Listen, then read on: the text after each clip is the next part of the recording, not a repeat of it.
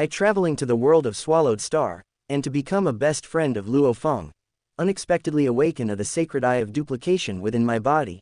Now see how I will conquer the universe, dominate the sea of the universe, and break through reincarnation. Chapter 1. Traveling through time and space. Late at night, the night was dark, and the wind was strong. A faint light flickered in the dark, boundless field, revealing a small thatched hut upon closer inspection.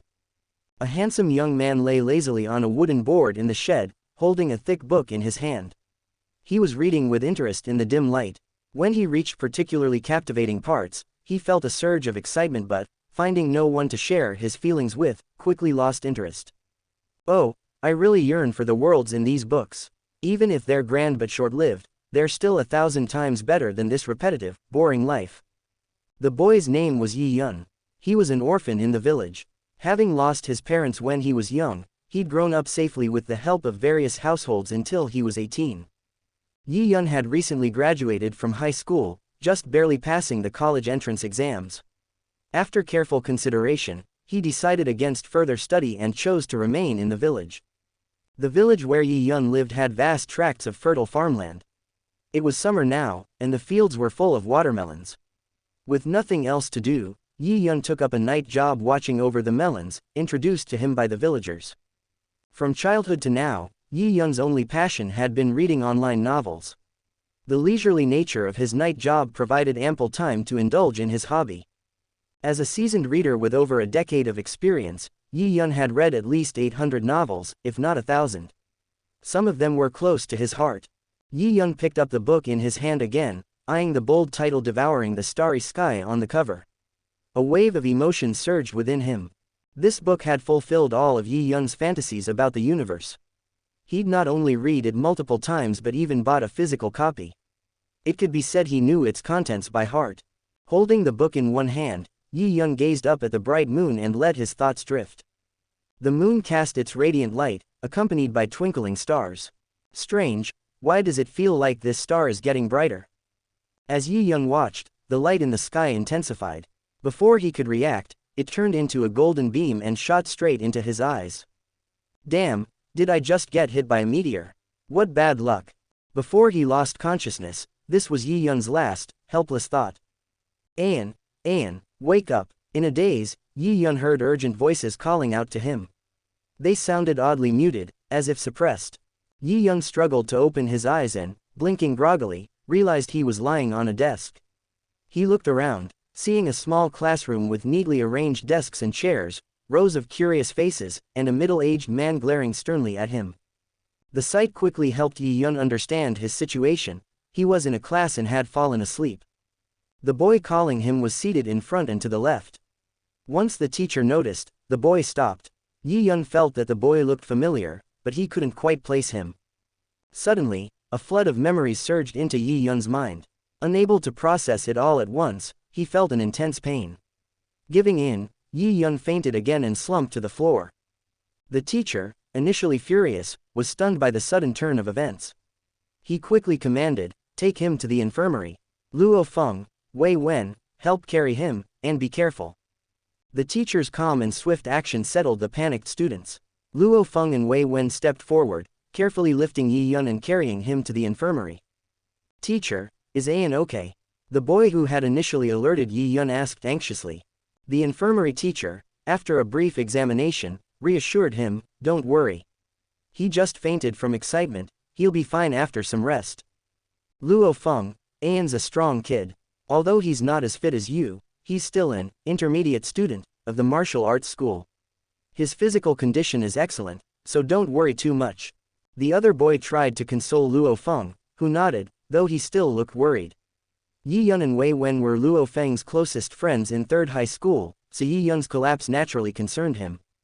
Lying quietly on the infirmary bed, Yi Yun processed the flood of new memories from his current body. As the memories merged, his own thoughts gradually resurfaced. Although the process wasn't over, it didn't hinder Yi Yun's thinking. Through the merged memories, Yi Yun realized that he'd been struck by a golden light and transported to the world of devouring the stars, a world he'd always longed for. The person he now inhabited was also named Yi Yun, a close friend of Luo Fong. However, this Yi Yun had no direct counterpart in the original book. Recalling the earlier classroom scene, Yi Yun inferred that the plot hadn't yet started, and Luo Feng had yet to reveal his potential. After about half an hour, Yi Yun finally absorbed the last fragments of his host's memories and opened his eyes. Luo Feng, who'd been observing him, immediately noticed. He stepped forward, helping Yi Yun up with a concerned look. "An, are you okay?" Looking at the young boy before him, Yi Yun couldn't quite reconcile this fragile figure with the future Lord of the Galaxy. He smiled and replied, "Luo Feng, I'm fine. Sorry for making you worry." By the time school ended in the afternoon, Yi Yun and Luo Feng had thanked the infirmary teacher and left the campus with Wei Wen. As they walked home together, chatting about school, Luo Feng glanced at Yi Yun and spoke softly. "An, I hope you don't mind, but I need to say this. In a few months, we have the college entrance exams. You know how crucial it is for families like ours. If you can get into the first military academy, you'll have a great future in the army. You're doing well, An. If you work hard now, you still have a shot. Just don't slack off." Yi Yun understood Luo Feng's meaning. Luo Feng must have seen him dozing in class and thought Yi Yun was slacking off before the exams. Yi Yun, Luo Feng, and Wei Wen had been close friends since childhood, all from modest backgrounds. Among them, Luo Feng was undoubtedly the most talented, excelling academically and physically.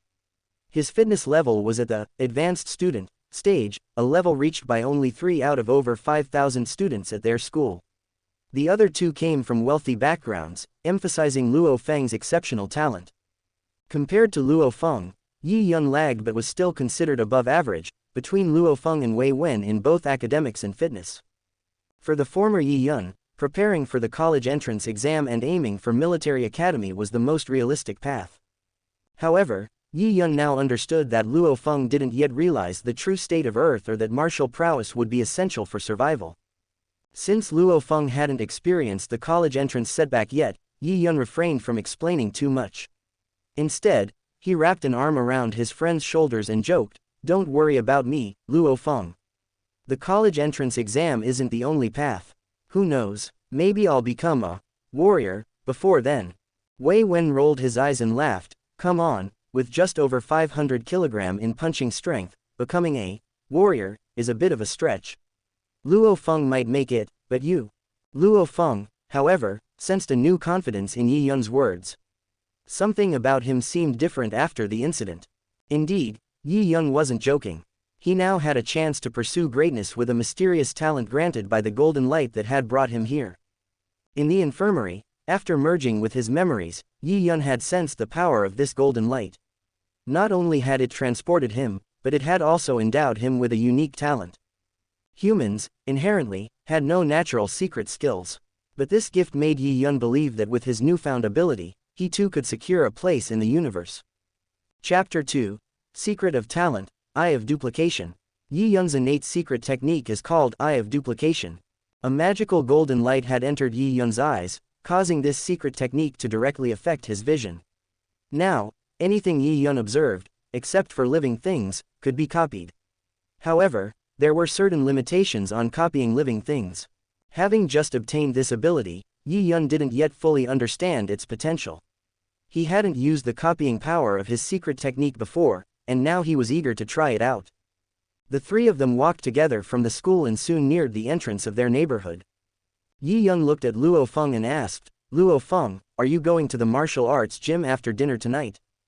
Luo Feng thought for a moment before smiling, "I have a tutoring session tonight, but I should still make it to the martial arts gym later. You and Awen can head there first, don't wait up for me."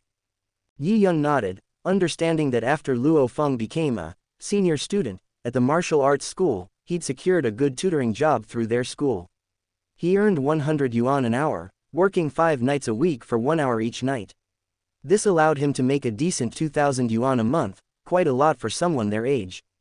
After parting ways, the three of them headed toward the tube-shaped buildings where their homes were located.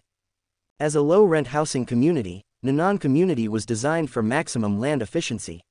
Each residential building resembled a giant, square concrete pillar, with almost no space left for sunlight between the buildings. In such a community, each tube-shaped building had more than 30 floors. Yi Yun's home was on the 34th floor of a 38-floor building. Due to resident preferences, Communities like Nanan didn't install elevators, saving on rent costs. However, for most people these days, even climbing dozens of flights of stairs wasn't a big deal. Yi Yun wanted to complain about the floors he had to climb but had no choice. He braced himself and started up the stairs. As he climbed, Yi Yun noticed something new. Though he'd integrated the memories of the original Yi Yun, this was his first time fully in control of his current body. After climbing more than 10 floors, he felt no fatigue and found that he could control his strength with increasing precision. Before long, he reached the 34th floor, took out his key, and entered his familiar yet strange home. Unlike Luo Feng's family, Yi Yun didn't need to pay rent for his place. It was the house his parents left him when he was too young to remember. Yi Yun's parents had died when a massive beast tide attacked their train as they traveled to another base city. Yi Yun, just 8 years old at the time, lost both parents in the tragedy. As a result, Yi Yun had grown up alone, with only Luo Feng and Wei Wen as friends. After showering, Yi Yun felt refreshed. He sat on the sofa to prepare dinner, instant noodles. Only one pack left. I forgot about this. Should I go downstairs to buy some more? The inconvenience of living in a high-rise was clear. The floors were too high, making trips up and down a hassle. Just as Yi Yun was deciding, he remembered his secret talent. According to my innate secret technique, this Eye of Duplication can replicate anything except living things. It's a good chance to test it out with this instant noodle pack. Excited, Yi Yun picked up the instant noodles, stared at it without blinking, and concentrated on using the Eye of Duplication. As he focused, his eyes suddenly turned golden, and a progress bar appeared in his mind. Duplicating 10%, 50%, 70%, 100%. Duplication successful. Once complete, Yi Yun visualized a model of the instant noodles in his mind. He tried touching it mentally, and invisible cosmic energy gathered above his right hand.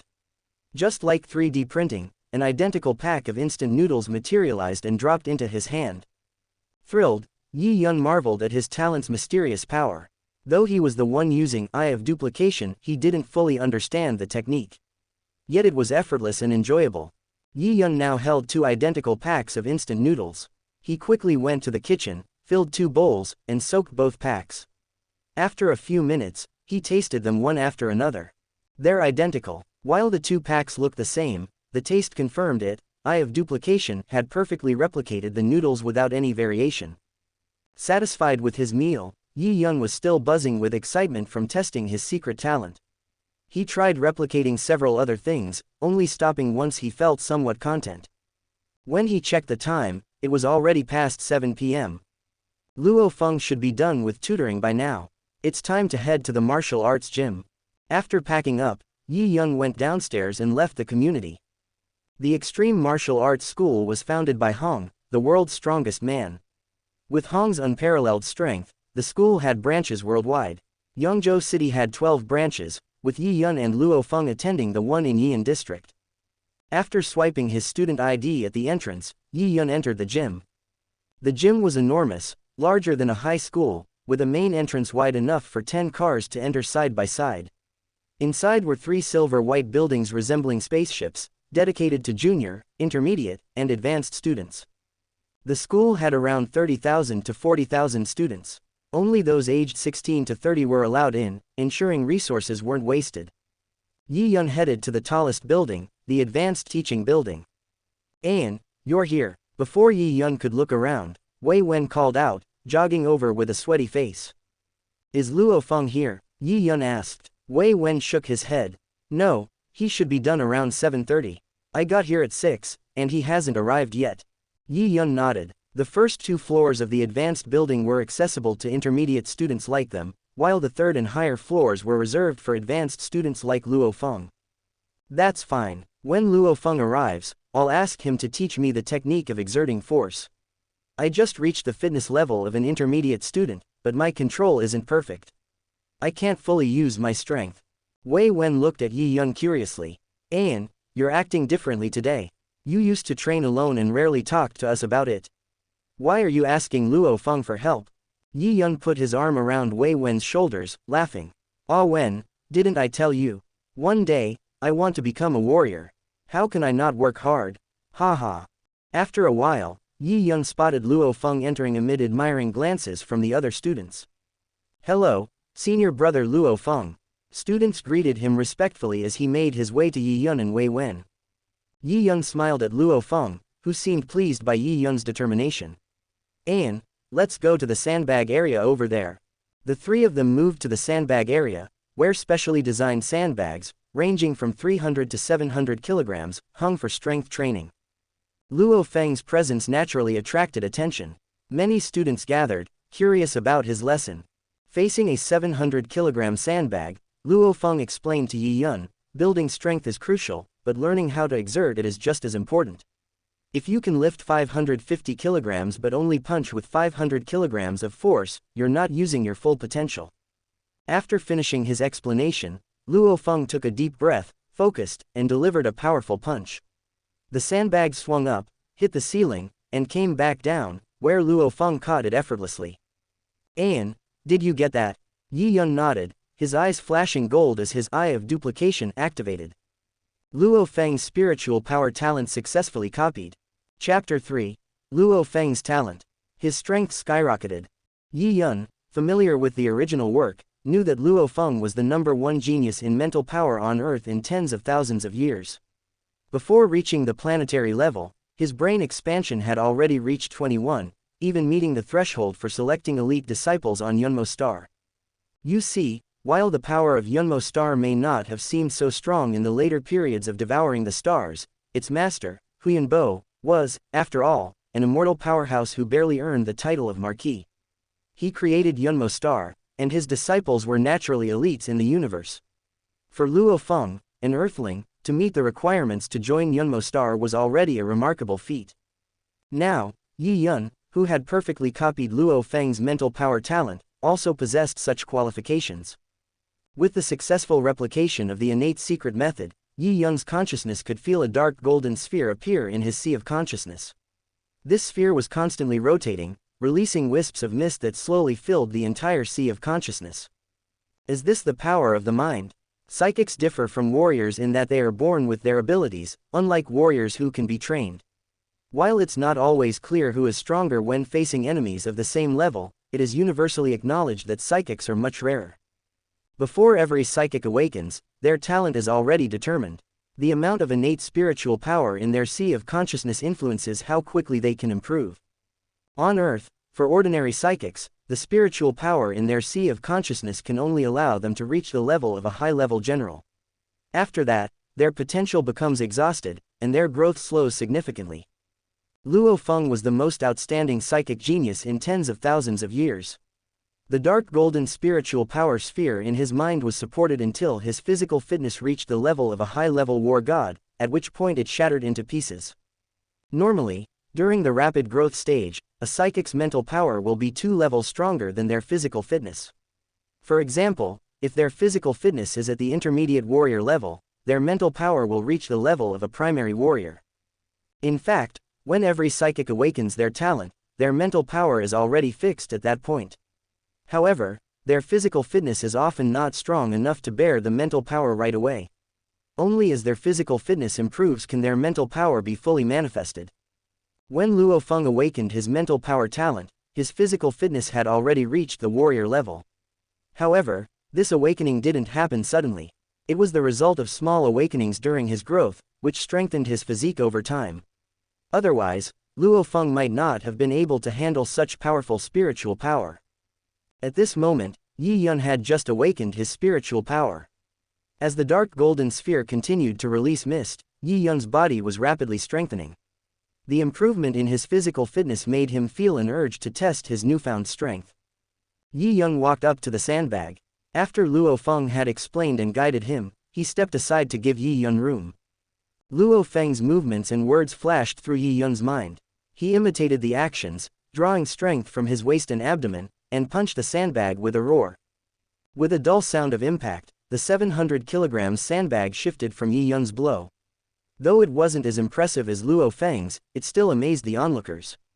Wei Wen couldn't believe his eyes. He knew Yi Yun's strength and had just crossed the physical fitness threshold of an intermediate student, with 500 kilograms strength. For him to hit a 700 kilogram sandbag was unthinkable. No way, Is Luo Feng's teaching really that effective? With such a simple demonstration, he can actually reach this level.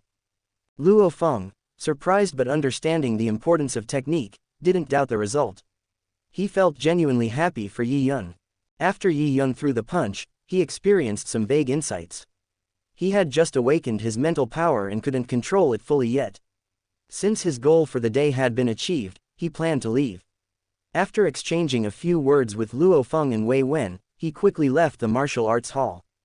Yi Yun's miraculous transformation did not go unnoticed by the crowd. Their eyes lit up, and they immediately surrounded Luo Feng, eager to ask for advice about their own training. To them, Luo Feng now seemed far more powerful and miraculous than any average teacher. On his way home, Yi Yun felt a dull pain in his head. The pain gradually intensified. He gritted his teeth and climbed the stairs. As he closed the door, he could no longer bear it and collapsed onto the sofa. After a night's rest, Yi Yun woke up slowly and opened his eyes. The sunlight was blinding, making him close his eyes again. After adjusting, Yi Yun shook his slightly dizzy head and became more alert. Recalling the events of the previous night, Yi Yun understood that although his physical fitness was far stronger than Luo Feng's as a child, he had not yet reached the level of a formal warrior. It was normal for him to lose consciousness after his mental power was suddenly awakened and his body couldn't handle it. This kind of coma was a form of protection, allowing him to gain stronger physical fitness to withstand his mental power. After this period of coma and adaptation, my physical fitness should have reached the level of a warrior, right? Yi Yun could sense that his physical fitness had improved during this coma, but he wasn't sure of the exact extent until a test. Glancing at his phone, he saw that it was already 10 o'clock in the morning. It wasn't Sunday, so he had obviously slept in. Just then, his phone rang. Yi Yun picked it up to see that it was Luo Feng calling. "Yeah, I'm up. I slept late last night. Yeah, I'm fine. Don't worry about me. Please inform my teacher. We'll talk tomorrow when we meet." After hanging up, Yi Yun felt more awake. He sat on the sofa, contemplating his future path. Today is December 10th. There are still 6 months until the college entrance exam. After that, it will be time for Luo Feng to begin his rise. How should I go about my journey?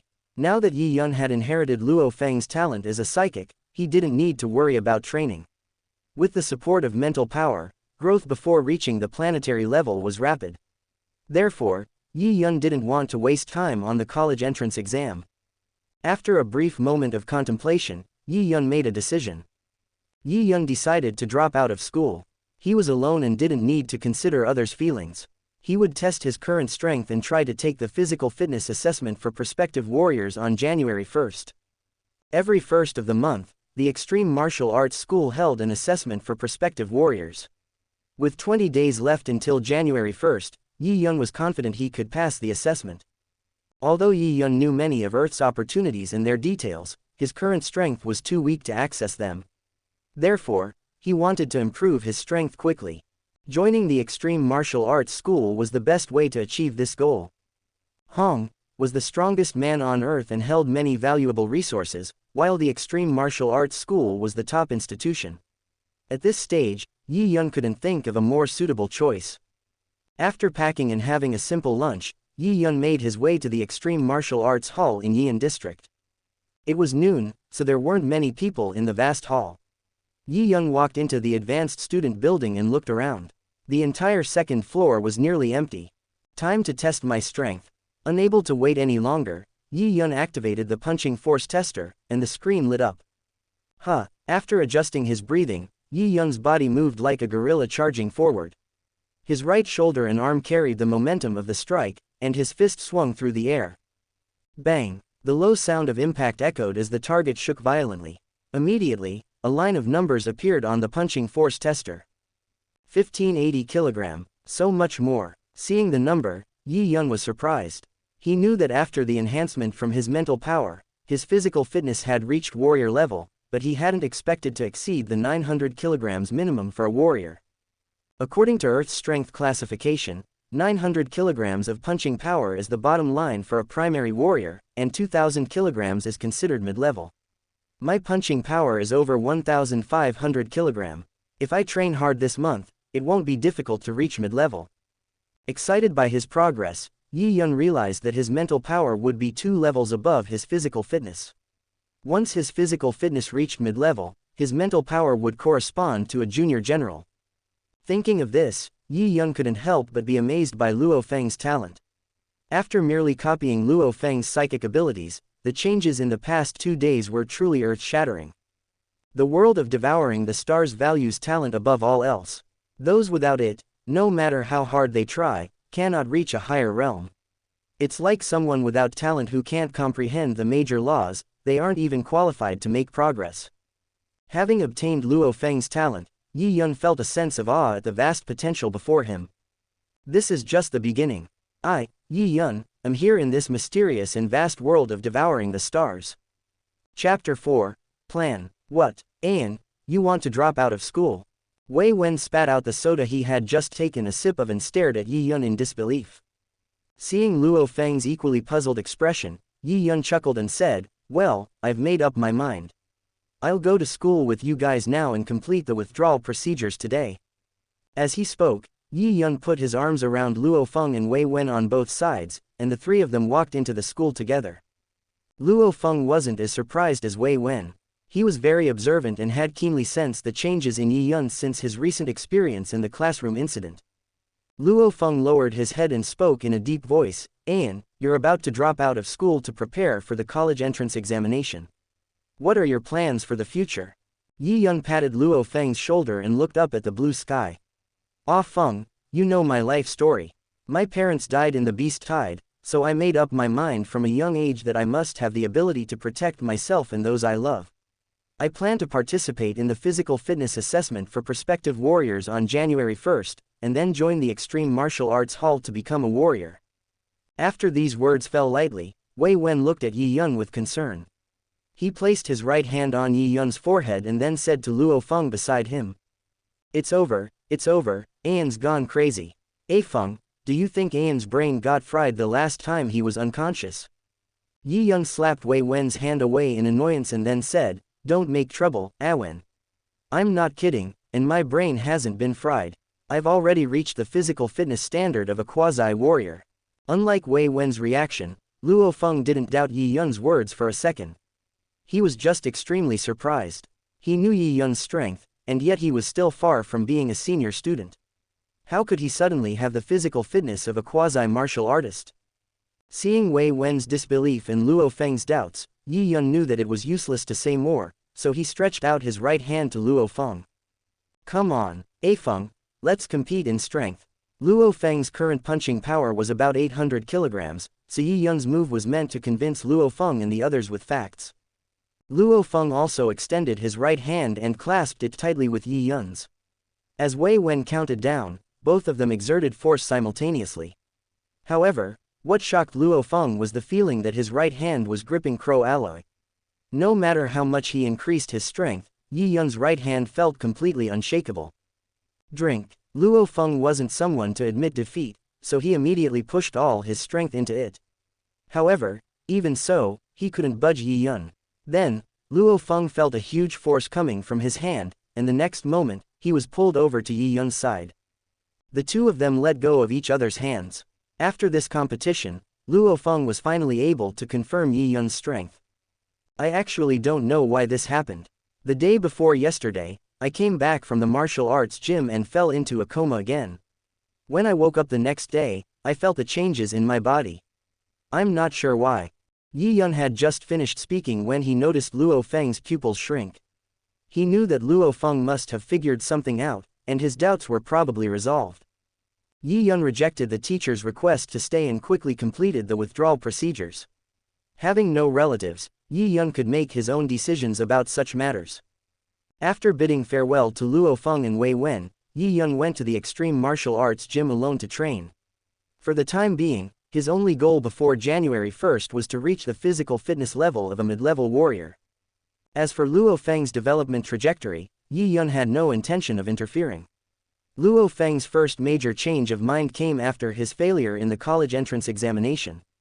This had positively influenced Luo Feng's path and increased his desire for strength, so Yi Yun would not try to persuade him to give up the college entrance examination. In the following 20 days or so, Aside from occasionally meeting with Wei Wen and Luo Feng, Yi Yun spent most of his time in the extreme martial arts school, training relentlessly. During this period, he also became a senior student at the school, drawing some attention from the staff. His physical fitness steadily improved over this short time. On December 30th, Yi Yun privately tested his full strength and finally reached the threshold of 2,000 kg. For the 3 items that the prospective warriors had to assess, besides the fist strength test, Yi Yun was confident in the other 2 tests. His physical fitness had also improved simultaneously, and his speed was stable at over 40 meters per second. As a spiritualist, his nerve reaction speed was one of his strengths, reaching the perfection level for intermediate warriors and excellence for advanced warriors. According to Yi Yun's plan, when the prospective warriors were assessed for their strength, he intended to only show enough physical fitness to pass the assessment, holding back his full strength. Once he passed and obtained the genetic energy cultivation method, he would then show his true power. In this way, he would inevitably be recognized as a genius by the martial arts hall, gaining higher attention and better training. January 1, 2056. Early in the morning, Yi Yun left the Nanan community and took Metro Line 11 to Zhong'an Road Station. He then transferred to Line 1 and arrived at the center of Yangzhou City. After exiting the subway station, he walked for another 10 minutes before arriving at the Extreme Martial Arts Hall, the headquarters of Yangzhou City. It was just past 6 o'clock when Yi Yun left home, and by the time he arrived at his destination, it was nearly 8 o'clock in the morning. This tiring journey made Yi Yun reflect on his desire for strength. If he had planetary-level strength or an intelligent fighter, he wouldn't have to go through so much trouble. Is this the Mingyu community? At this point, Yi Yun stood outside the gate of a quiet community. The community was named Mingyu Community, and the Extreme Martial Arts Hall was located inside it. "Sir, this is Mingyu Community, please step back." At the entrance of the community, 6 soldiers in uniforms, armed with real guns, stood in a row. From their uniforms, it was clear that they weren't from the police system but from the military. One of the soldiers shouted at Yi Yun, "Sir, please step back. If you cross the yellow line, we have the right to shoot." Yi Yun was not at all surprised by the situation.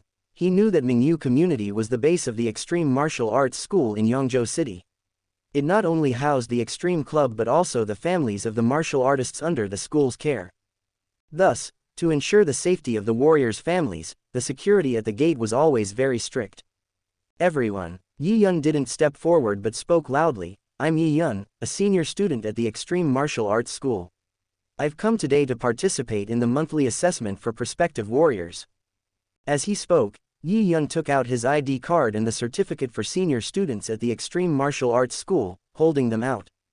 Oh, a gray-haired old man walked out of the guard lounge next to the community, holding a handheld computer in his hand, his face showing surprise. "Young man, you're here before 8 o'clock. That's pretty early." The old man took the certificate Yi Yun handed over. Beep. The ID card and senior student card were swiped across the handheld computer, and several pieces of information appeared. Under 18. Although the old man had already guessed that Yi Yun must be very young based on his appearance, he was still a little surprised when he saw Yi Yun's actual age. He smiled and said, "At the age of 17, you're daring to take the quasi-warrior assessment. Not bad, I hope you pass today." The old man waved to several soldiers and said, "Let him in." Yi Yun saluted respectfully to the old man, and then, led by a soldier holding an assault rifle, walked toward the center of the community. After Yi Yun walked away, the old man operated something on the PDA. After a while, a middle-aged man in black appeared on the screen. "Uncle Wang, why are you looking for me suddenly? Is there something important?" The man in black smiled, but there was a hint of doubt in his voice. "Zhang Nian, you've been managing the Yian district branch for the past few years. Have you been living too comfortably? You haven't paid any attention to your work at all." The person who was talking to the old man at this time was Zhang Nian, the owner of the Extreme Martial Arts School in Yian District, Yangzhou City, and also the owner of the martial arts school where Yi Yun was. Zhang Nian was stunned by Wang Lao's question. He obviously didn't realize what was wrong. He grinned and said, "Uncle Wang, please stop playing dumb with me.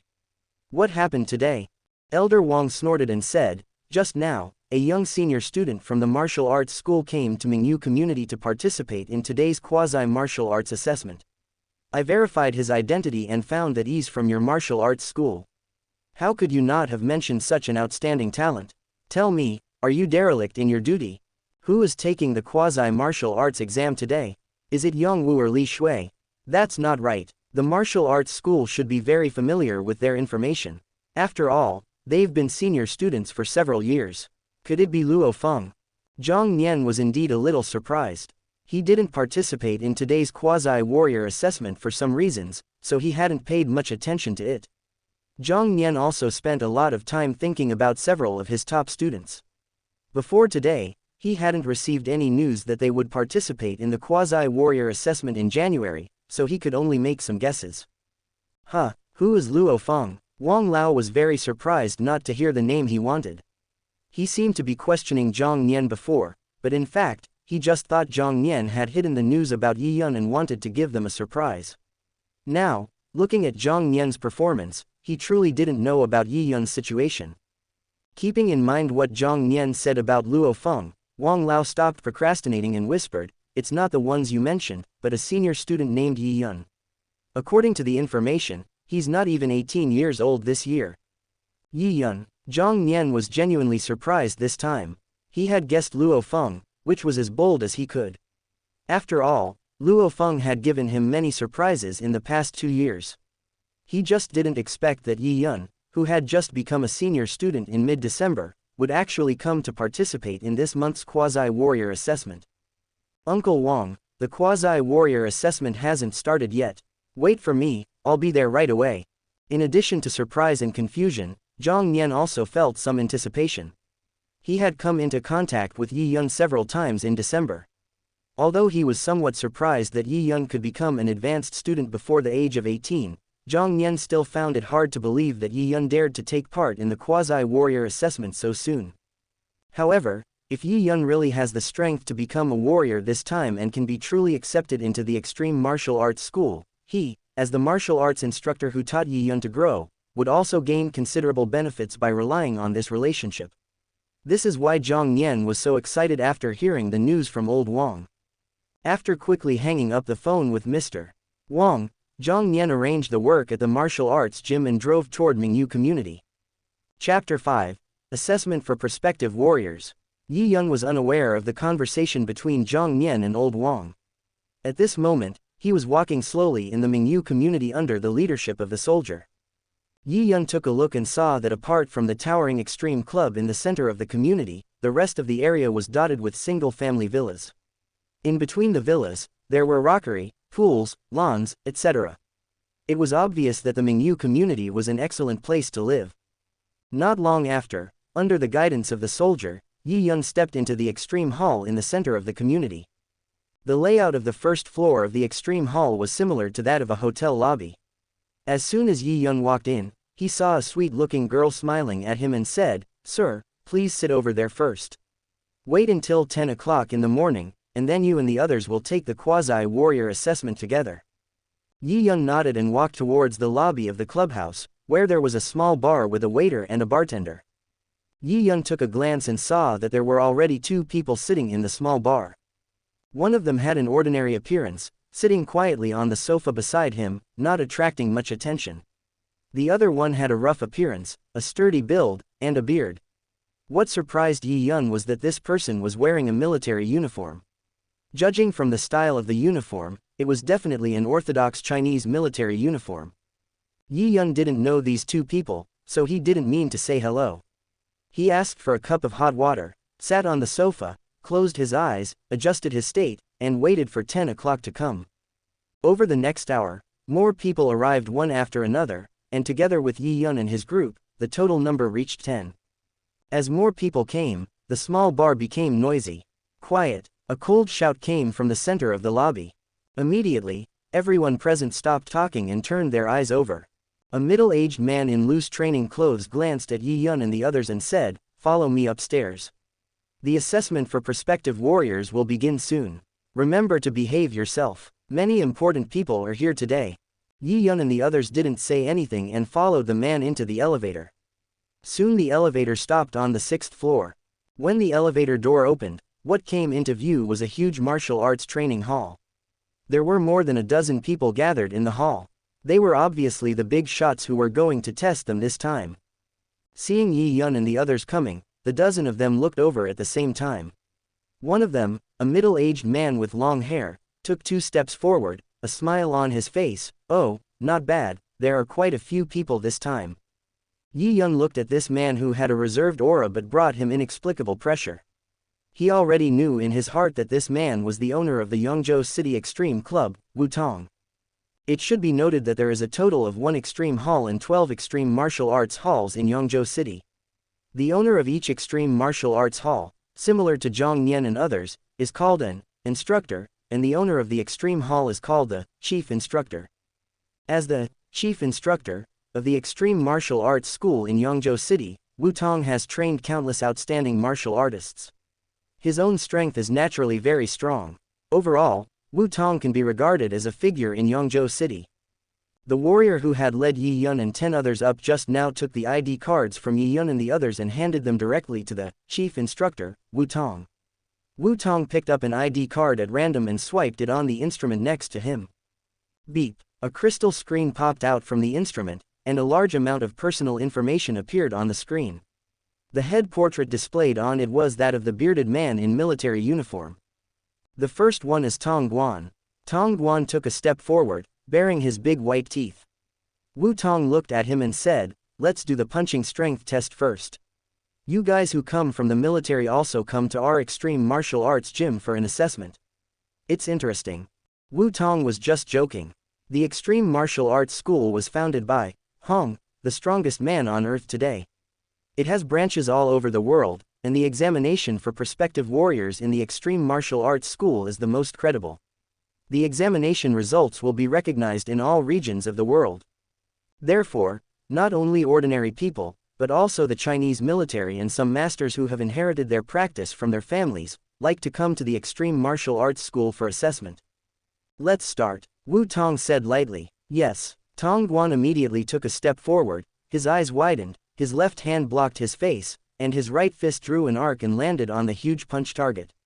The punch target just trembled slightly, and a number immediately appeared on the screen of the punch force tester. 956 kg. Pass. Next one, Yi Yun. Wu Tong was not interested in the 900 kg punch. He took out another ID card and swiped it across the instrument. He looked at the information on the screen and exclaimed, 17 years old. Such a young senior student from the Yian district branch. Why haven't I heard Zhang Nian mention him before? Wu Tong looked behind him and saw 7 or 8 people among them, all of whom were instructors from various extreme martial arts gyms in Yangzhou City. They looked at Wu Tong and shook their heads, indicating that they had never heard of Yi Yun. At this moment, a ding sound attracted the attention of everyone present. The elevator door opened again, and the gray-haired Mr. Wang and Zhang Nian walked into the martial arts training hall together. After taking a look at the situation on the field, Zhang Nian noticed Yi Yun's information on the instrument, laughed, and came to Wu Tong's side. "Chief Instructor, am I not late?" The assessment for prospective warriors was going on at this time. Wu Tong had no intention of chatting with Zhang Nian. After old Wang and Zhang Nian stood still, he signaled to Yi Yun with his eyes that the assessment could begin. Yi Yun didn't expect Zhang Nian to appear here, but he was not very surprised. He nodded and stood in front of the punching strength testing machine. Taking a deep breath and exhaling slowly, Yi Yun shouted softly, swung his right hand in an arc, and slammed heavily on the target. 998 kg. Looking at such results, Yi Yun secretly breathed a sigh of relief. He didn't want to expose his true strength, so although the punch just now seemed to be thrown with all his strength, he was actually holding back. Fortunately, the result is very good now, and Yi Yun is quite satisfied. Wu Tong touched his chin, nodded, and said with a hint of approval, "Good, remember to stabilize your center of gravity when punching. Although the force of the punch is reduced, it ensures the stability of subsequent punches. This is a very important basic in the fight with monsters." Yi Yun scratched his head uncomfortably. He was just hiding his strength, but Wu Tong misunderstood him. Yi Yun didn't want to explain anything. This was more in line with his meaning. Unlike Wu Tong's praise, Zhang Nian was filled with shock at this time.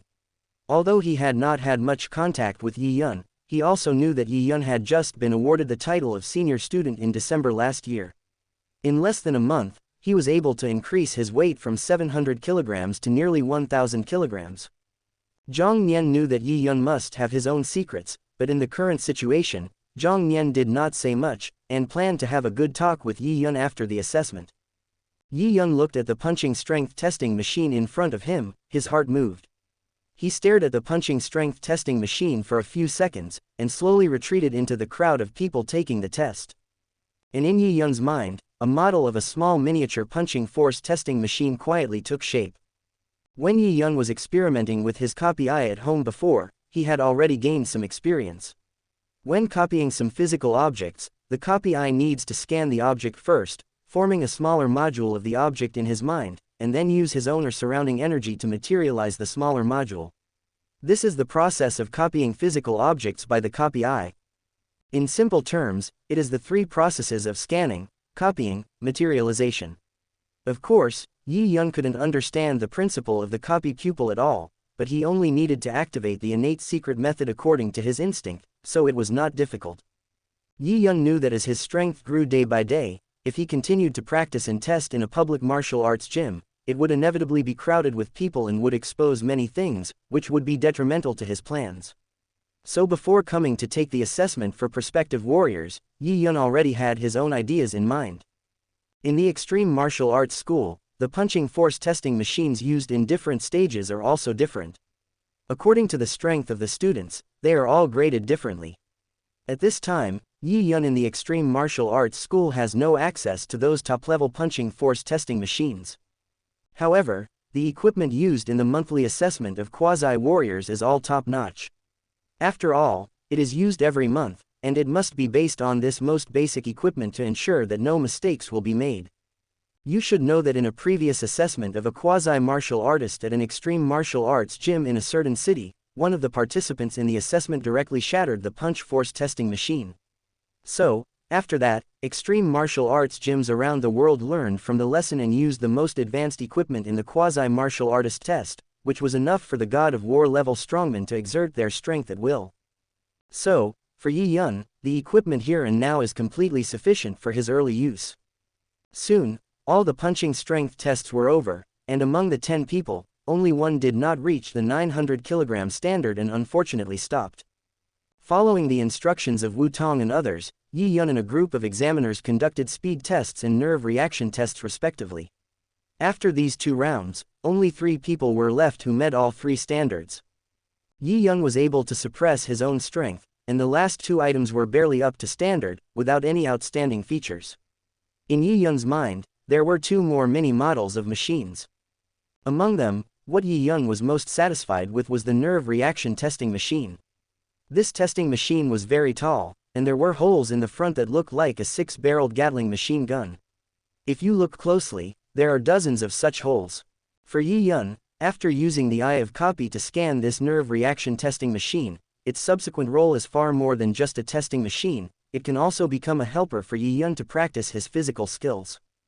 Yi Yun, congratulations! The combat assessment for warriors will be held on February 1st. Gather at the Extreme Martial Arts Hall at that time. Under the guidance of the instructor, you and other prospective warriors will go to hunt monsters outside the urban area of the human base. Once you pass the combat assessment, you will be a real warrior. Yi Yun came back to his senses from his thoughts and saw instructor Zhang Nian walking towards him with a smile on his face. Thank you, instructor. I will definitely pass the warrior practical test on February 1st. Zhang Nian nodded without saying anything more. He turned his head slightly and motioned Yi Yun to follow. Chapter 6. HR Alliance.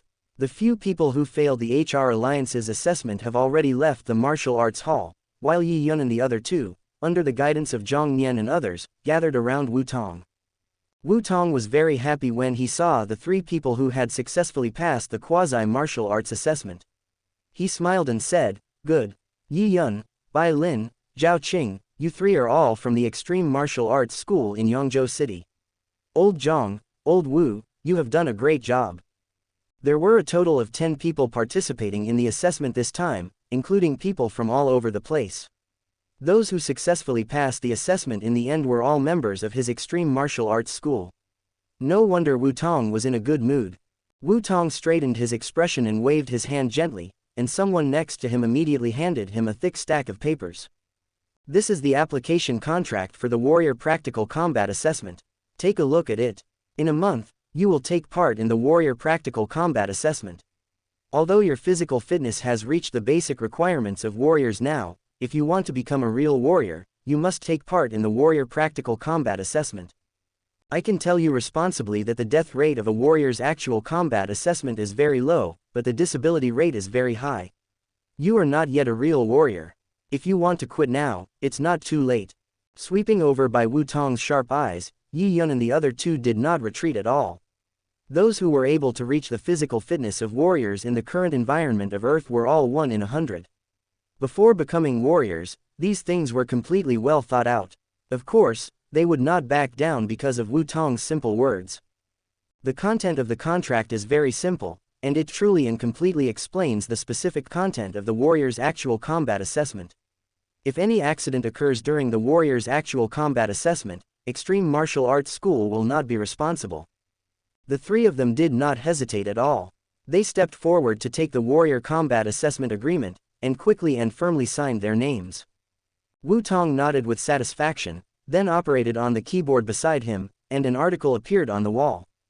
Yi Yun didn't need Wu Tong's introduction, he knew that this article would be distributed after passing the quasi-warrior assessment. Now there is only one genetic energy cultivation method in the entire Earth, 5 Hearts Towards Heaven cultivation method. Originally, Yi Yun only knew that there was such a cultivation method, but he didn't know the principles behind it. After reading it carefully, Yi Yun finally understood. The reason why warriors are powerful is that they rely on the cultivation of genetic energy.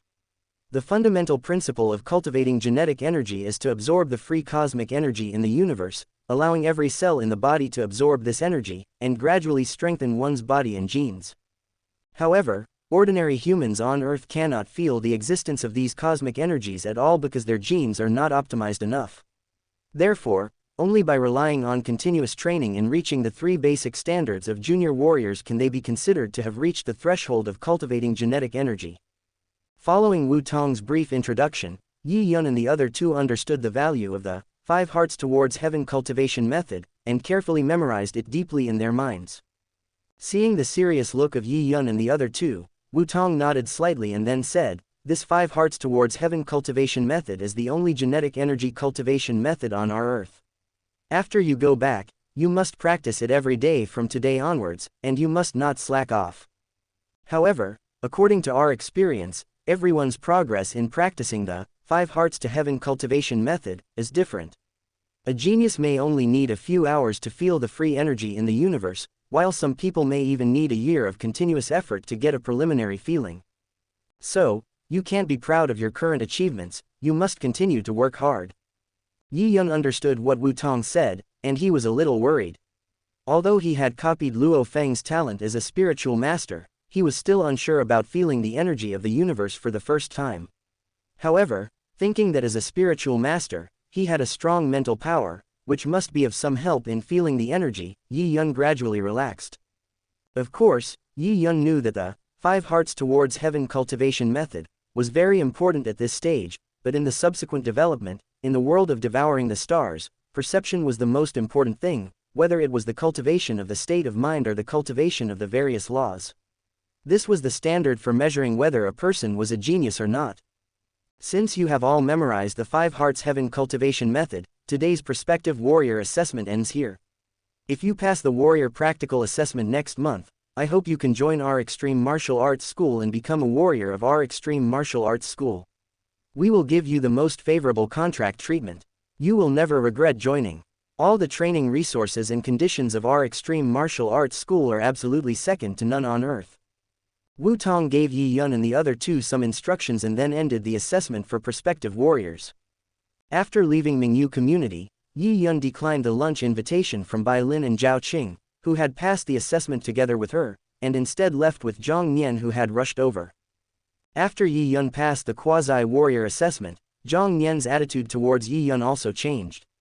No matter what secrets Yi Yun had, he now had the physical fitness of a genuine junior warrior, so he naturally could not be treated the same way as previous students.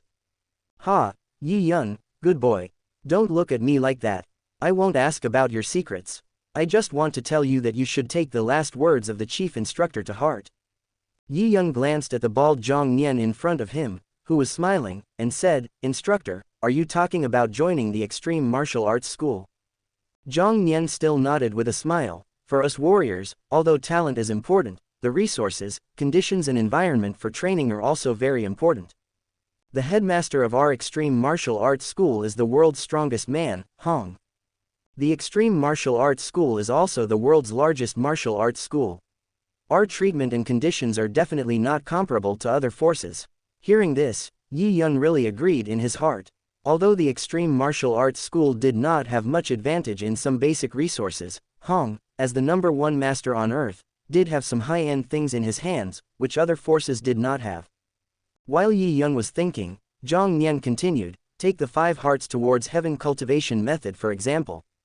It is indeed something that every warrior can practice, but there are also different guiding techniques. These guiding techniques are the key to determining the progress of practice.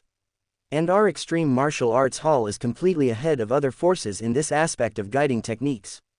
The head of the hall even created 9 first-class guiding techniques himself. As long as you are talented enough, you will have the opportunity to practice them.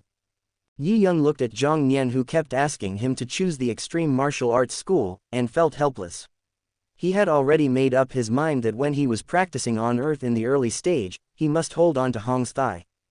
As for the guiding technique that Zhang Nian mentioned, Yi Yun had already known it a long time ago. The purpose of practicing the guiding technique is to increase the limit of the cosmic energy that one's own cells can absorb every day. In other words, a normal person practices the 5 hearts towards heaven cultivation method for maybe 20 minutes a day, and every cell in the body will be saturated with absorption. But after practicing the guiding technique, they can absorb for 1 or 2 hours. In this way, the speed of practice over a long period of time is completely incomparable. Yi Yun said helplessly, Instructor, I have been training in our martial arts gym and have been a member of the gym for a long time. When I really pass the assessment and become a warrior, I will definitely choose our extreme martial arts gym. Instructor, you can rest assured. After saying this, Yi Yun moved closer to Zhang Nian and lowered his voice unconsciously. Coach, you said that we will both be members of the extreme martial arts school in the future. Can I trouble you with a favor today? Zhang Nian asked with some confusion. Today? What do you want? Yi Yun smiled and said, Hey, instructor, I finally came to the city center of Yangzhou City. Can you take me to visit the HR Alliance branch here? Zhang Nian raised his eyebrows when he heard this. Oh, Yi Yun, I didn't realize you knew about the HR Alliance. However, you haven't officially become a warrior yet, and you have nothing on you. What are you doing going to the HR Alliance branch? The HR Alliance, or the Human Rights Alliance, was established by many ancient Western Chaebol families after the Great Cataclysm. It is also called the Underground Alliance. Its purpose is to protect their interests. After so many years of development, it has become the force with the most warriors in the world. It is said to control half of the Earth's economy and its strength is amazing. Of course, Yi Yun knew that the HR Alliance was now known as the world's #1 force, only because Hong ignored them. At this time, Hong and Thor's strength was completely not on the same level as other people on Earth. If they really wanted to, Hong and Thor had the ability to rule the Earth. Yi Yun did not sense any rejection from Zhang Nian's words, and immediately said, Instructor, I'm just curious. I heard that the HR Alliance is the organization with the most transactions between warriors, and it claims to have everything you want. Now that I have this opportunity, I want to see it for myself. Instructor, I'll treat you to a meal later. Just take me with you. Zhang Nian estimated in his heart that there was nothing to do at the moment, and he also wanted to make friends with Yi Yun, so after a little thought, he agreed to Yi Yun's request. After stopping a car on the side of the road and reporting a location, the two arrived at a landmark high-rise building in the city center of Yangzhou in just over 10 minutes. Although the HR Alliance is called an underground alliance, they are still a powerful chamber of commerce in public. Whether it is ordinary people or warriors, they can provide perfect service. Looking at the 100-meter commercial building in front of him, Yi Yun couldn't help but sigh that the HR Alliance was really too rich. Yangzhou City was just an acropolis of the Zhongnan base city, but it had such an exaggerated branch. Its strength was definitely unfathomable.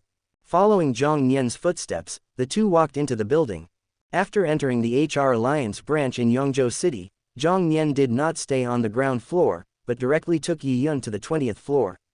Above this floor, there are areas that only receive warriors. After getting out of the elevator, the area on the 20th floor was very spacious. What appeared in front of Yi Yun was a large exhibition hall. A large number of transparent glass counters were distributed in the hall, and different items were placed in these counters. Yi Yun followed Zhang Nian into the hall.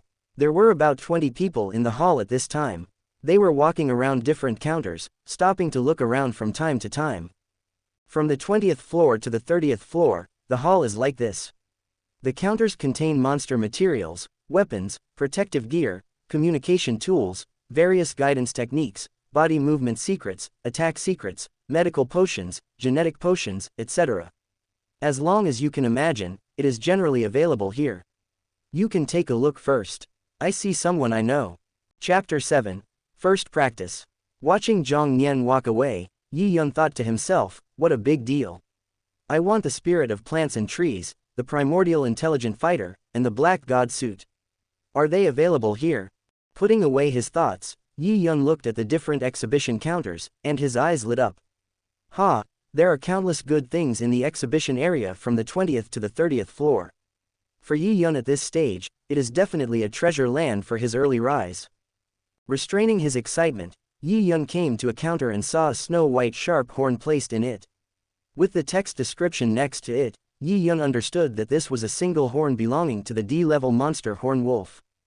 The Earth monsters in the Devouring Star are divided into Beast Soldier level, Beast General level and Lord level, Primary Beast Soldier level H, Intermediate Beast Soldier level G, Advanced Beast Soldier level F, Primary Beast General level E, Intermediate Beast General level D, Advanced Beast General level C, Primary Lord level B, Intermediate Lord level A, and Advanced Lord level S. There are 9 levels in total, corresponding to humans from primary warriors to advanced war gods. Ordinary Beast Soldier level monsters can be killed by thermal weapons, which means that some of the materials on them are not particularly valuable. The most expensive F-level Advanced Beast Soldier material is only tens of thousands of dollars at most. Therefore, in the exhibition hall of the Our Alliance, there is no trace of these Beast Soldier level materials. However, the value of the horn of a mid-level Beast General Wolf is completely different. The price tag on the side is 20 million Chinese yuan. Seeing this, Yi Yun secretly clicked his tongue. It was too expensive for Yi Yun at this moment. However, although Yi Yun sighed in his heart, it did not affect the movement of his eyes. Through the glass counter, his eyes were focused, and the innate secret method, pupil of copy, was activated. After a while, a small model of a horned wolf horn appeared in Yi Yun's mind. With this model, he only needed to materialize it after returning, and then Yi Yun would have an identical horn worth 20 million Chinese yuan. This is why Yi Yun asked Zhang Nian to bring him to the HR Alliance branch in Yongzhou City. These valuable materials are still secondary. The main purpose is to copy some secret books. After all, although he has passed the actual combat assessment of warriors, he is confident that he will be valued by the Extreme Martial Arts Hall and receive sufficient training, but Yi Yun does not want to waste this month. He first gets some superficial secret books to learn, which can also lay the foundation for future practice. Ha! The HR Alliance claims that there is nothing that cannot be bought. Bring them all to me. And those precious monster materials, protective gear, weapons, etc. are not just incidental. When Yi Yun participates in monster hunting later, they are all things that can be used. It can be said that in the days to come, Yi Yun's monster hunting journey is just to train himself. Money, Yi Yun will definitely not be short of it. After the experiment was successful, Yi Yun walked around the hall, checking out different items. From time to time, he activated the Eye of Copy to scan and record some of the things he could appreciate. Yi Yun paid attention to Zhang Nian and found that he was chatting with 2 middle-aged men in a corner of the hall. He did not disturb them and went to the 21st floor from the stairs on the side. According to Zhang Nian, the 20th to 30th floors of this building are all displaying various items, all of which can be traded as long as the price can be paid. However, it does not mean that the higher the floor, the better the items. Yi Yun plans to go around these floors. In his opinion, he will not come here again. About an hour later, Yi Yun was walking around the 26th floor when Zhang Nian came to him. Yi Yun, Is that enough? You have gained a lot of experience after such a long time. After you pass the assessment and join our extreme martial arts school as a formal warrior, you will definitely have a lot of experience outside. When the time comes, you will go to the HR Alliance branch in Jiangnan Base City. The things there are incomparable to those in our Yangzhou City. Yi Yun nodded, knowing that Zhang Nian had handled the matter, and then followed Zhang Nian away. After having lunch with Zhang Nian, he returned to Yian district of Yangzhou City along the same route. After informing Luo Feng and Wei Wen that he had successfully passed the quasi-warrior assessment, Yi Yun returned to his home and prepared to try out the 5 Hearts Towards Heaven cultivation method he had just obtained. After the assessment, Wu Tong and his team did not give each of them a copy of the 5 Hearts Facing Heaven cultivation method, because the principle of this cultivation method is actually very simple. The most important thing is to pose the 5 hearts facing heaven and then sense the energy in the universe. Yi Yun followed the instructions in the article, crossed his legs with the other 2 soles facing upwards, placed his hands on his legs with his palms facing upwards, and kept his back straight. Inhale, inhale, inhale, inhale.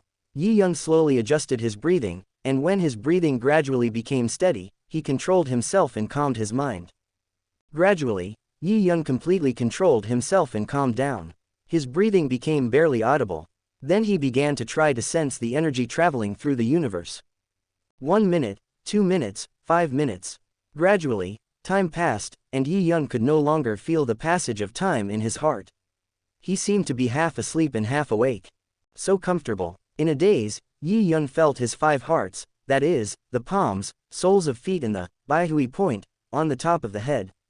There was a trace of breath in these 5 positions, which was gradually flowing into his body at an extremely slow speed. Yi Yun woke up instantly at this moment. He was very sure that the breath slowly flowing into his body at this moment was the cosmic energy mentioned in the cultivation method. According to the article, once you reach the physical limit of a quasi-warrior, you can start practicing genetic energy. Even if you don't sense it, the energy of the universe will be slowly absorbed by the warrior's body unconsciously.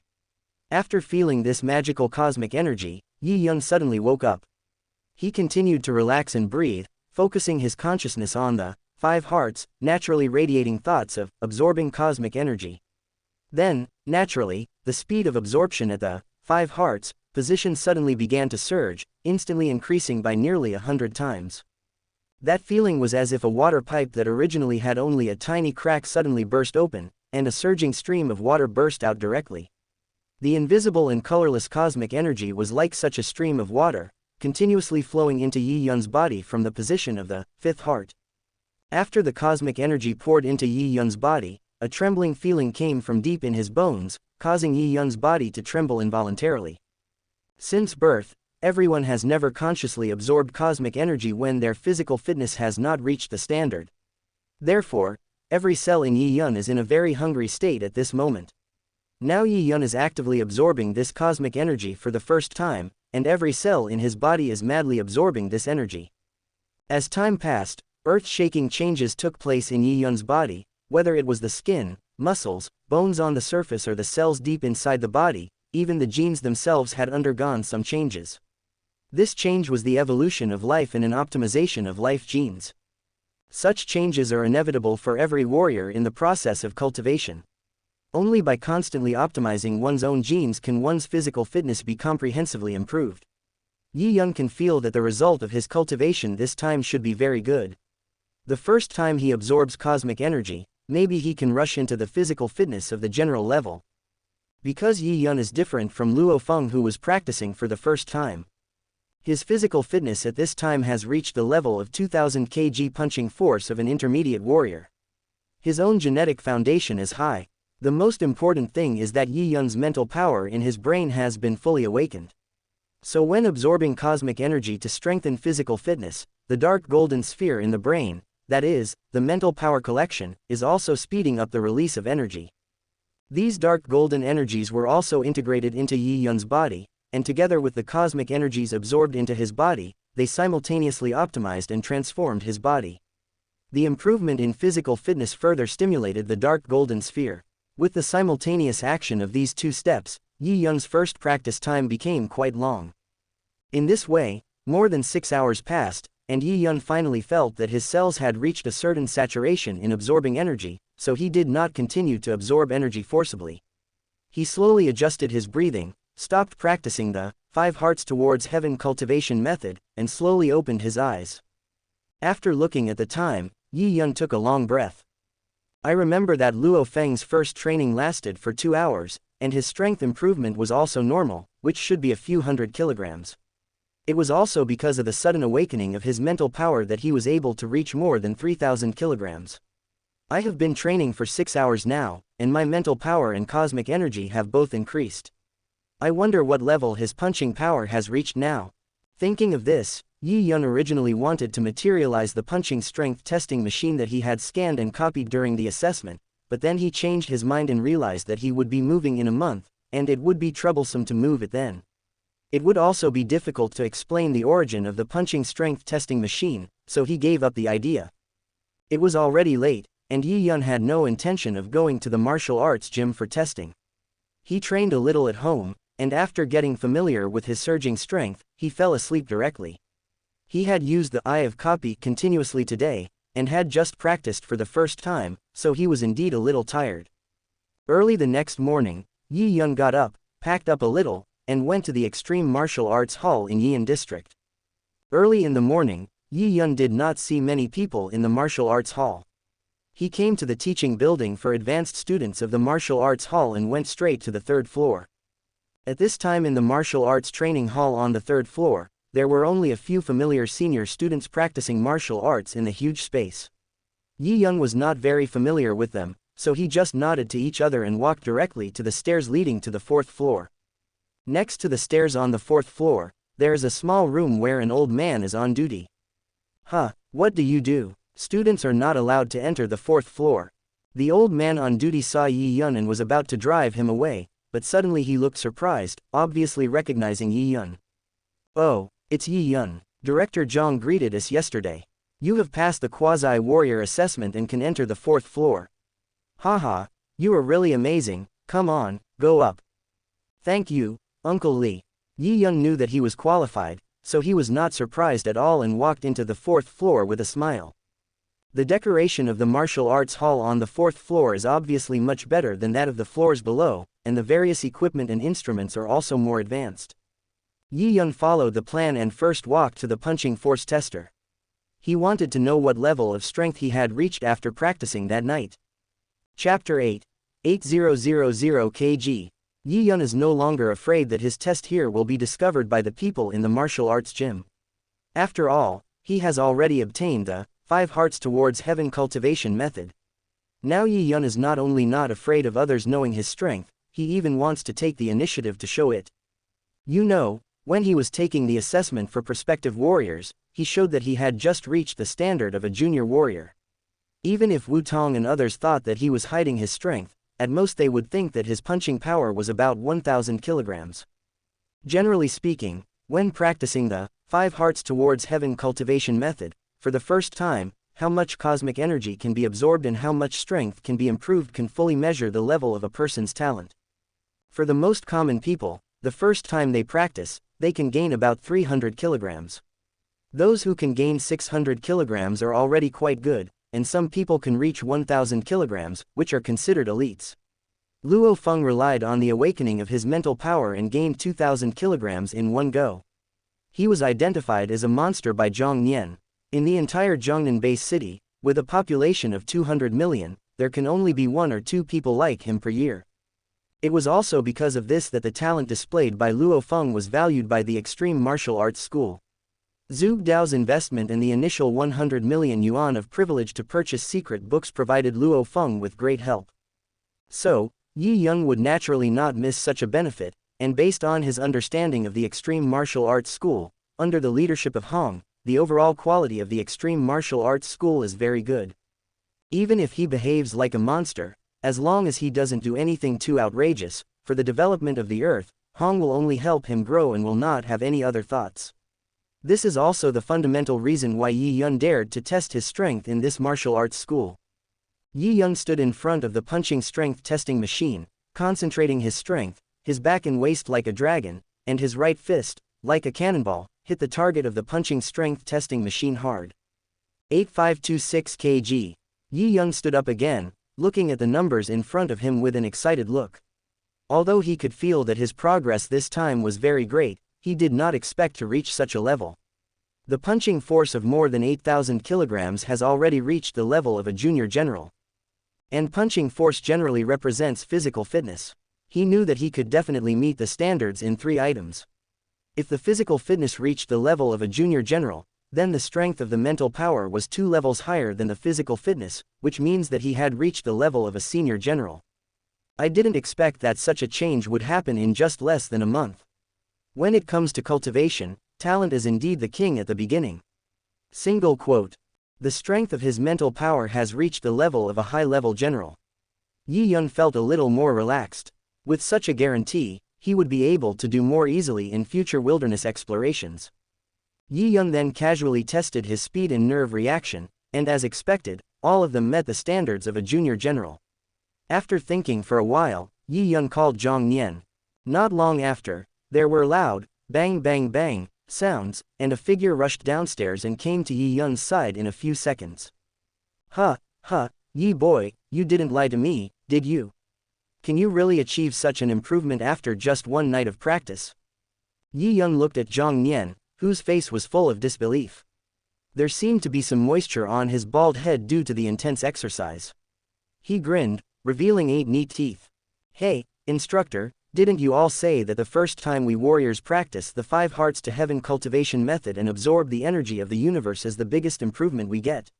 Last night, I followed the instructions of the cultivation method and felt the energy of the universe. I felt that my strength must have improved a lot, so I came to the martial arts hall early in the morning to test it. I just didn't expect the improvement to be so great. Zhang Nian was experienced and could see through Yi Yun's Versailles behavior. He was indeed surprised that Yi Yun had the talent to absorb the energy of the universe on the first night, but he couldn't believe that he could improve his strength so much in his first practice. Even if it was 1,000 kilograms, Yi Yun now said that it had increased by more than 7,000 kilograms. Zhang Nian really couldn't accept it. Zhang Nian didn't say anything. He quietly came to the punching force tester and carefully adjusted it. After confirming that there was no problem, he said in a deep voice. Yi Yun, come on, punch with all your strength again. I want to see it with my own eyes. Yi Yun still kept smiling, and slammed his right fist heavily on the target. 8537 kg. Looking at the numbers displayed by the punching force tester in front of him, Zhang Nian was shocked, but he had to accept that what Yi Yun said was true. He was silent for a while, and pulled Yi Yun to test his speed and nerve reaction speed one by one. After these 2 items were also fine, Zhang Nian pulled Yi Yun to a corner and sat down. Instructor, are you okay? Yi Yun asked tentatively, breaking the somewhat dull atmosphere. Zhang Nian took a deep look at Yi Yun, then smiled bitterly and shook his head. It's okay now. I just can't accept it, but now that it's confirmed, I'm actually happier. You can achieve your current results, and our extreme branch in Yian district will definitely benefit from you. You may not know the importance of this matter. As far as I know, being able to directly feel the energy of the universe and complete autonomous absorption in the first practice of the 5 hearts to heaven cultivation method, itself represents a warrior's cultivation talent, which is absolutely outstanding. And I have never heard of anyone who can increase more than 7,000 kilograms after absorbing the energy of the universe for the first time. Really, it has never happened. After saying this, Zhang Nian seemed to express his feelings. He paused for a while and then continued. But don't worry, ever since you started training at our extreme martial arts club in Yian district, we have gotten to know you, especially after you became an advanced student. So we are very confident in you, and I hope you have full confidence in our extreme martial arts club. I don't know what kind of experience you have had that led to the current situation, but the facts are here, and everyone must acknowledge them. According to your current performance, you are definitely an unprecedented and peerless monster level that our extreme martial arts club has never encountered. Yi Yun looked at Zhang Nian's red eyes and felt a little embarrassed after listening to these words. However, at this time, Yi Yun did not forget his plan. He smiled and asked, "Then instructor, with the talent I have shown, how will the martial arts school treat me?" Zhang Nian looked at Yi Yun deeply, and then he realized that he was the only one who was so excited. The boy in front of him seemed very calm. I don't know the specific treatment, but it will definitely not be bad. Under normal circumstances, if you pass the martial artist practical assessment and join our Extreme Martial Arts Hall, you will be allocated a villa and a startup fund of 1 million Chinese yuan. The most talented person in my hands, in addition to a villa, will also have a startup fund of 20 million, plus a consumption limit of 50 million, which can be used to deduct when purchasing guiding techniques and secret books. Yi Yun understood what Zhang Nian said very well. He also knew that the final contract with a total of 70 million was the best treatment that Extreme Martial Arts School gave to monster-level geniuses. Luo Feng was able to get a contract with a quota of 100 million because he was appreciated by Zhu Dao. The reason why Yi Yun wanted to show his full strength was not for these treatments and contracts. His goal was the elite training camp at the global headquarters of the Extreme Martial Arts School, which was commonly known as the God of War Preparatory Camp. Only by fully demonstrating his talent could he be fully trained by the Extreme Martial Arts School. In addition to wanting to be trained by the Extreme Martial Arts School, the most important thing for Yi Yun was that he wanted to get in touch with the first person on Earth, Hong, as soon as possible. As the number one person on Earth today, Hong's own cultivation is secondary. The most important thing is that Hong has a state of mind that surpasses everyone else. This also leads to his extremely consistent understanding of the laws. He is only at the planetary level and has the realm of light with him. It can be said that he is invincible at the planetary level. What Yi Yun wanted most was Hong's abnormal state of mind. He understood that this was an important foundation that could support him to move forward. It would be of great help to his subsequent comprehension of the laws in the cultivation process. Naturally, the sooner he got it, the better. Zhang Nian was talking to Yi Yun when he suddenly thought of something and said hurriedly, "Yi Yun, I remember. According to your performance right now, you might be selected to join the elite training camp at our Extreme Martial Arts School headquarters. You must not have heard of this, and I just thought of it. In our Yangzhou city, there may not be one person who can join this training camp in a year, but Yi Yun, you definitely have a chance." Elite training camp, Zhang Nian nodded. Well, our Extreme Martial Arts School headquarters has two major training camps, the elite training camp and the basic training camp. The elite training camp is also known as the War God Preparatory Camp. This means that if you enter this elite training camp, it means that you have the potential to become a war god. And as far as I know, a large number of people who come out of this training camp eventually succeed in becoming war gods. If you can enter this elite training camp, then you will be able to get the best training environment, training resources and the best teachers in the world today. Even our headmaster Hong and the Thunder God of the Thunder Martial Arts School will give you some pointers when they have time. As long as you are talented enough, you will definitely get the best training and the fastest growth in this elite training camp. Yi Yun nodded. He knew that his physical fitness had only improved a little too much at this time. This alone would not attract much attention. The reason why Luo Feng was selected to enter the elite training camp was that he entered the third level by practicing the 9-layer Thunder Blade. He could exert 2.8 times the strength of his own physical fitness. This was a talent that could be valued. Therefore, even if Yi Yun's current performance was known by the top management of Extreme Martial Arts School, at most he would be treated the same as Luo Feng was in the past. They will continue to observe him and decide on his treatment based on his future development. Yi Yun's plan is to practice with peace of mind in the month before the warrior practical assessment, and then join the Extreme Martial Arts School step by step. According to the arrangement of the Extreme Martial Arts School, he will enter a team to start training. When he comes into contact with more warriors, Yi Yun believes that his body skills and strength level will definitely not be bad. There are definitely many hidden dragons and crouching tigers in the circle of warriors. With Yi Yun's talent, he will definitely have the opportunity to meet even a war god level strongman. At that time, the training results of these warriors, whether it is body skills or physical strength, hey, take them all. Chapter 9. Zhu Dao's Investment.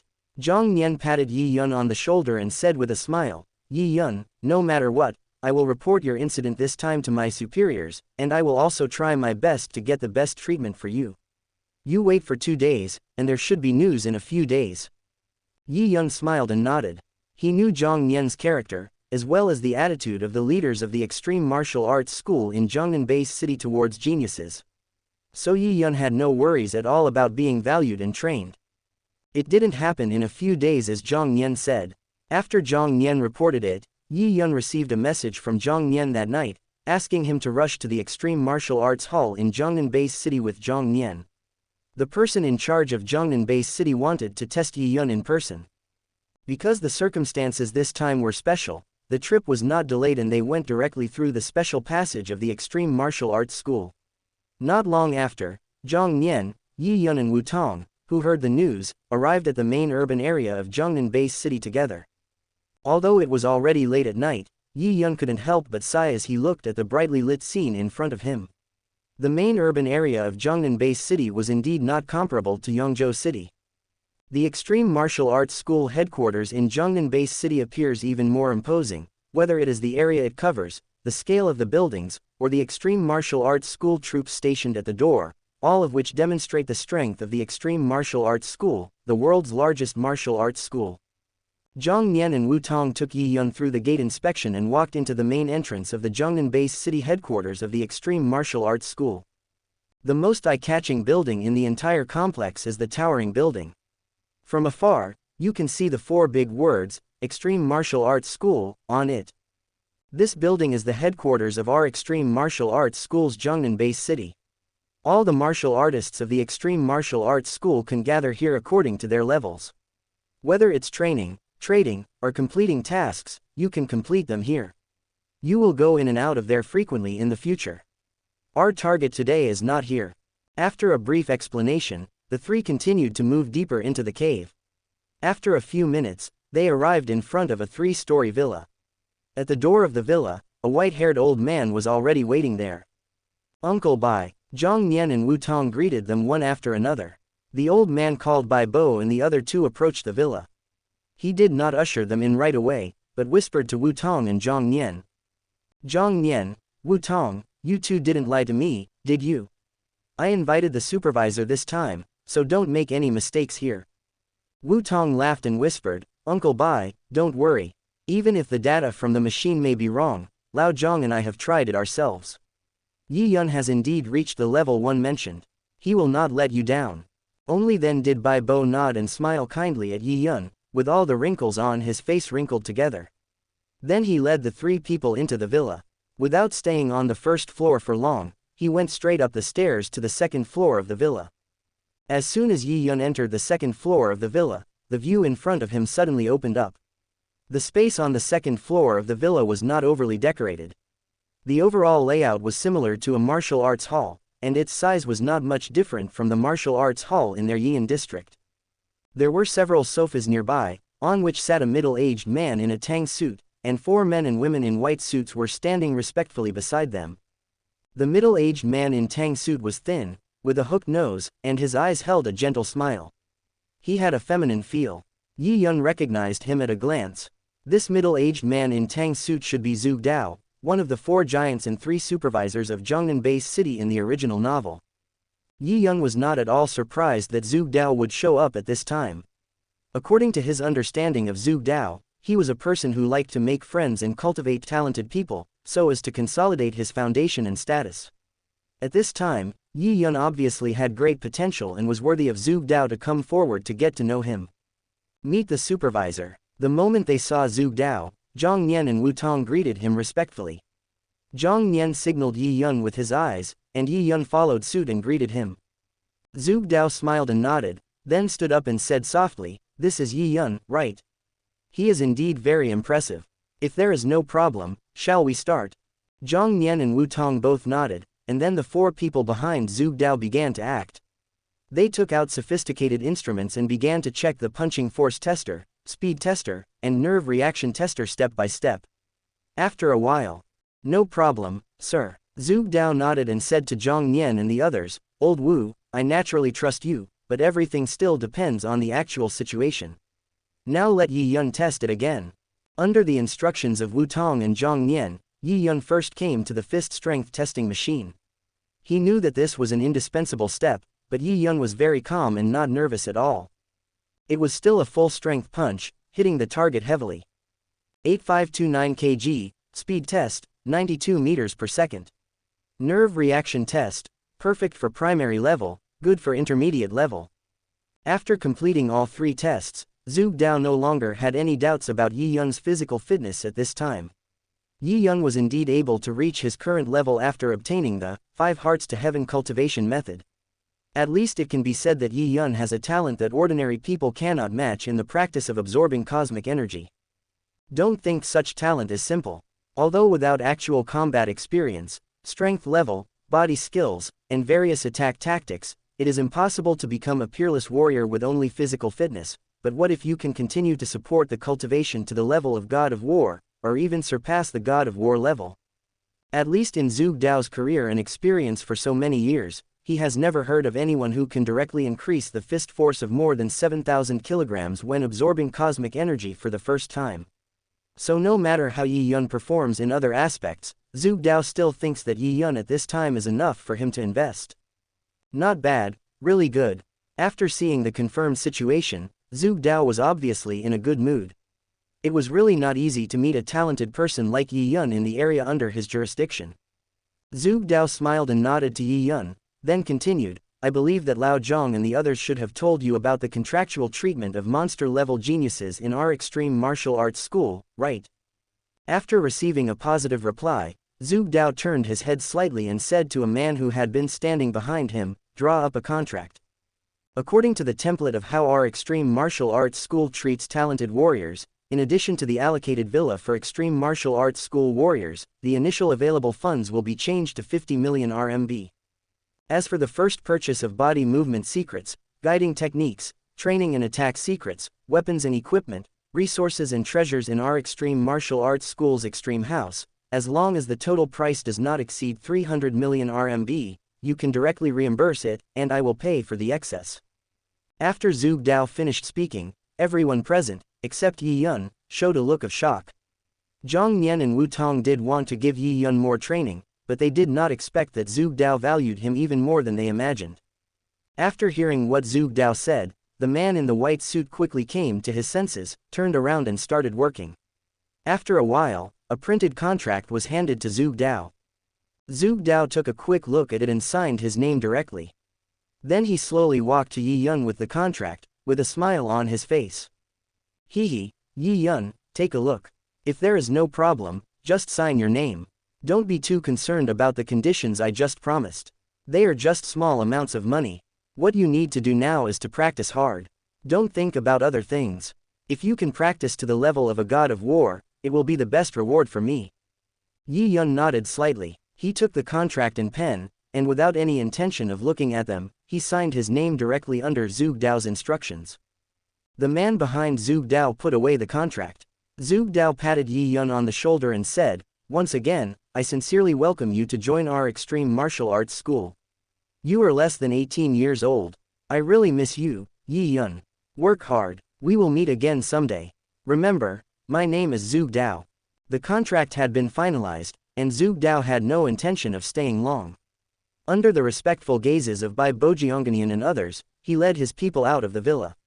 Only Yi Yunjiangnian and others were left on the empty second floor of the villa.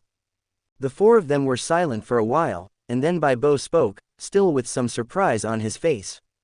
I didn't expect the supervisor to think so highly of you. He even told you his name. Yi Yun, you are now in the supervisor's sight. Just as the supervisor said, you must work harder in the future. If you can perform well in the future, the supervisor may strive for a better training environment for you. In fact, Yi Yun had already guessed what was going on beforehand and was mentally prepared for the current situation, so he was not very excited. He responded to the encouragement of Bai Bo and the other 2, and listened to their introduction of Zhu Dao's identity, strength, and status, nodding his head continuously. After they said goodbye to Bai Bo and boarded the train back to Yongzhou City's Yian district, Zhang Nian asked, Yi Yun, according to the regulations, you have signed a contract and officially become a warrior of our extreme martial arts school, so now you can move into the warrior community of our extreme martial arts school. Do you want to stay in the main city of Jiangnan Base City, or return to Yongzhou City? Hearing this, Yi Yun chuckled without thinking and replied, of course I'm going back to our Yongzhou City. That's where I grew up. My friends and teachers are all there. I don't have any plans to go anywhere else for the time being. Zhang Nian nodded as expected, and then said, well, okay. We will choose a good house for you in Mingyu community. With your current strength, there is no problem in passing the warrior practical test, but the rules are the rules.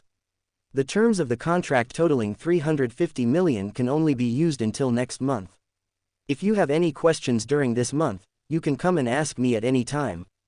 Yi Yun naturally had no problem with this, and the next day he and Zhang Nian selected a villa in Mingyu community. The villa Yi Yun chose was located relatively inland, with few people living around it, and the environment was very quiet, which was exactly in line with Yi Yun's ideas. After moving, Yi Yun sat comfortably on the soft sofa, thinking about his future improvement plans.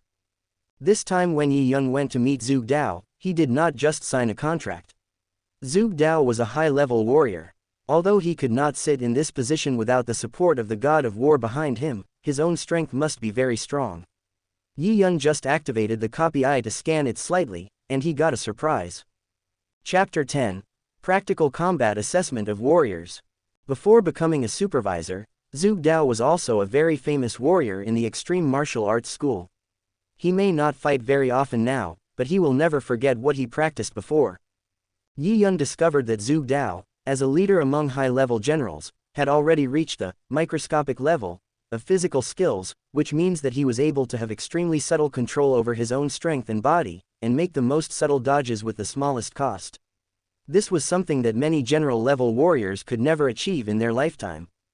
After being scanned by Yi Yun's Eye of Replication, it was found that Yi Yun did not directly reach the same level of physical skills as Zhu Dao, but rather he possessed Zhu Dao's experience of gradually cultivating his physical skills step by step from being immature to his current level. This experience was extremely clear and comprehensive, and he also had detailed solutions to the difficulties, obstacles and doubts in cultivation. When Yi Yun was practicing on his own, he was able to refer to Zhu Dao's experience to a great extent. Although he could not master it immediately, it was able to greatly shorten the time it took Yi Yun to improve his own physical skills. Similarly, Zhu Dao's own power level is not low, reaching 3.6, which means he can burst out 3.6 times his own strength. For example, if his punch originally had a force of 8,000 kilograms, after the burst, it could reach a power of nearly 30,000 kilograms. This is a surge from a junior general to a strength comparable to that of a senior general. Yi Yun is in a very good mood now. He has come into contact with too few warriors now, and Zhu Dao is already the most powerful among them. Moreover, Zhu Dao's own strength is also very good among high-level generals. So for now, Zhu Dao's experience and insights are completely enough for Yi Yun to practice. During this month, I will focus on practicing my body skills and physical strength. During the actual combat assessment of the warriors, I will definitely give everyone another surprise. In the practice room of the villa, feeling the quiet environment around him, Yi Yun calmed down and used his consciousness to feel the neural response tester model that he had previously scanned and copied in his mind. As soon as Yi Yun's consciousness touched the model, his right hand opened in front of him, and invisible cosmic energy gathered. After a while, a sophisticated nerve reaction tester appeared in front of Yi Yun. Dozens of gun barrels in front of the instrument were very conspicuous. Following the example of the previous prospective warrior assessment, Yi Yun calculated the distance and drew a circle with a diameter of 3.6 meters not far in front of the machine. Then he adjusted it and started the machine. As the machine started up and the countdown set by Yi Yun ended, dozens of gun barrels flashed red at the same time, and tiny red bullets were fired from these gun barrels. The speeds and trajectories of these bullets were different, but they had one thing in common: they would all be fired into the circle. Yi Yun's nerve reaction speed is very good now. During the previous tests, he has always been at a good level of a mid-level warrior. So when training himself, Yi Yun did not activate the test mode of the nerve reaction tester, but the endless mode of the mid-level warrior strength. As long as the machine is not turned off, there will be a steady stream of red bullets fired. Being inside the circle, watching the red bullets constantly coming at him, Yi Yun's nerves were always in a tense state, calculating the trajectories of bullets in different directions in his mind, like a nimble and agile cat, dodging bullets within the specified range. All that flashed through his mind were Zhu Dao's own experience and insights in body movements. About half an hour later, Yi Yun took a step back and exited the circle. He took a deep breath, wiped the sweat from his forehead, and turned off the instrument. Although Yi Yun only activated the strength of an intermediate general, the half-hour of non-stop attacks still made Yi Yun's nerves a little exhausted. After all, he had to constantly calculate the trajectory of the attack, which consumed a lot of physical strength. He was hit many times by those red bullets. Although they were all soft rubber heads, the pain was still not weak as the number of times increased. So Yi Yun stopped practicing his body skills this time. However, after turning off the instrument, Yi Yun did not stop his insights. He sat cross-legged on the ground, recalling the process of half an hour. He constantly combined his insights of Zhuge Dao's body movements in his mind, slowly thinking about his own shortcomings and where he could do better. This kind of insights lasted for another hour. When Yi Yun opened his eyes, there was a gleam in his eyes, and it was obvious that he had gained a lot. After this attempt at cultivation, Yi Yun truly felt how powerful the experience and insights he had copied were.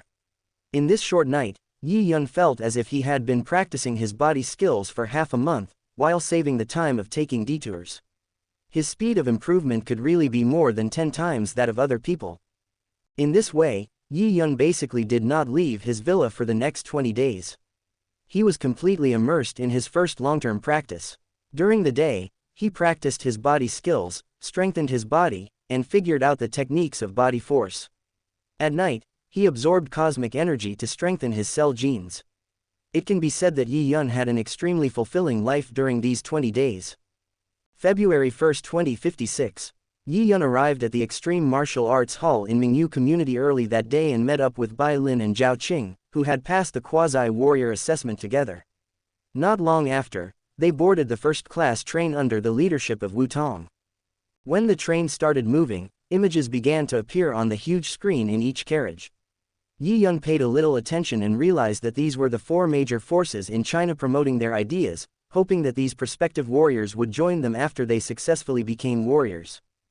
The 4 major forces are the Chinese military, the HR Alliance, the Extreme Martial Arts School and the Thunder Martial Arts School. In China, the Chinese military is undoubtedly the largest force, but if you join them, your freedom will be greatly restricted. The HR Alliance is powerful and is known as the world's largest martial arts exchange platform. It is also a very good choice. The last Extreme Martial Arts School and Thunder Martial Arts School are weaker, but if you join, you will have a lot more freedom. How to make a choice depends on each martial artist. Yi Yun had already made his choice in his heart, so he naturally had no more entanglements at this time. He calmed down, closed his eyes slightly, adjusted his state, and waited for the train to arrive. After the 4 forces were introduced, it didn't take long for Yi Yun to hear the sound of the loudspeaker in the carriage, knowing that they had arrived at the station. The train then slowly slowed down and finally stopped. After getting off the train, they followed the crowd of warriors and entered a large military camp under the leadership of some soldiers. The military camp covers a very large area, and around the camp are densely distributed various large-scale thermal weapons. The thick muzzles are pointed outside the camp, and rows of soldiers are lined up with guns in their hands, which gives Yi Yun an extremely solemn feeling. This is the northern military district of China in Jiangnan City, which is considered the isolation zone between the base city and the wilderness. At this time, around the military camp, in the areas outside the cordon, one can clearly see some monsters, and there are also flying monsters flying in the sky from time to time, but these monsters dare not approach the military camp at all. Although Yi Yun was mentally prepared and had done some advanced research, this was indeed his first time to get so close to a wilderness area. It was indeed different from the protected base city and was full of primitive and wild atmosphere. And this is just the area near the military camp. The deep wilderness far away from human habitation is a paradise for monsters and is full of dangers. Only warriors can venture into the wilderness and hunt monsters to improve themselves. Everyone, a loud voice reached the ears of Yi Yun and others. Welcome everyone to the northern military district of Jiangnan City. This time, you, the No 1575 prospective warriors, will take the actual combat test in our northern military district. I hope that most of you can pass it smoothly, and I also hope that all of you can pass the test alive. After entering the military camp, all prospective warriors who were going to take part in this actual combat assessment were properly arranged in batches and provided with a sumptuous lunch, which was also the last meal before the assessment. By the afternoon, 1,575 prospective warriors had arrived at an empty square. Standing in the front of the square were some high-ranking officials from the northern military district of Jiangnan City, as well as the high-ranking officials from the Thunder and Lightning Martial Arts School and the Extreme Martial Arts School in Zhongnan Base City. Now is the time to collect weapons. One by one, the prospective warriors reported their names and went forward to collect the weapons and equipment that they had been informed of in advance. When it was Yi Yun's turn, he also received a blood shadow sword, which weighed 98 kilograms. Yi Yun took it and waved it in his hand. He felt that it was much lighter than the sword he had been using these days. However, this was already the heaviest sword in the barracks, so Yi Yun just took it. He also received a communication watch. After receiving everything, Yi Yun returned to the team. In the 20 days before the warrior combat assessment, Yi Yun also practiced swordsmanship. However, Yi Yun knew that it was his first time to touch a sword, and if he practiced some advanced swordsmanship moves, there would definitely not be any good effect. So during these 20 days, Yi Yun had been repeatedly practicing a few basic movements, swinging, chopping, cutting, and lifting, etc., all of which were the most basic. After such a short period of practice, Yi Yun's swordsmanship is naturally not very good, but the three basic qualities of fast, accurate, and ruthless are already something Yi Yun has mastered. It is unknown what the reason is this time, but Zhu Dao was not among the senior management of Extreme Martial Arts School. Yi Yun thought that there must be other things going on, otherwise, as the director of the Zhongnan district of Extreme Martial Arts School, Zhu Dao should not be absent from this grand event of practical assessment for prospective warriors in the Zhongnan area. Ignoring all this, Yi Yun cleared his mind and walked with many students from the Extreme Martial Arts School, following the crowd and led by soldiers from the military district.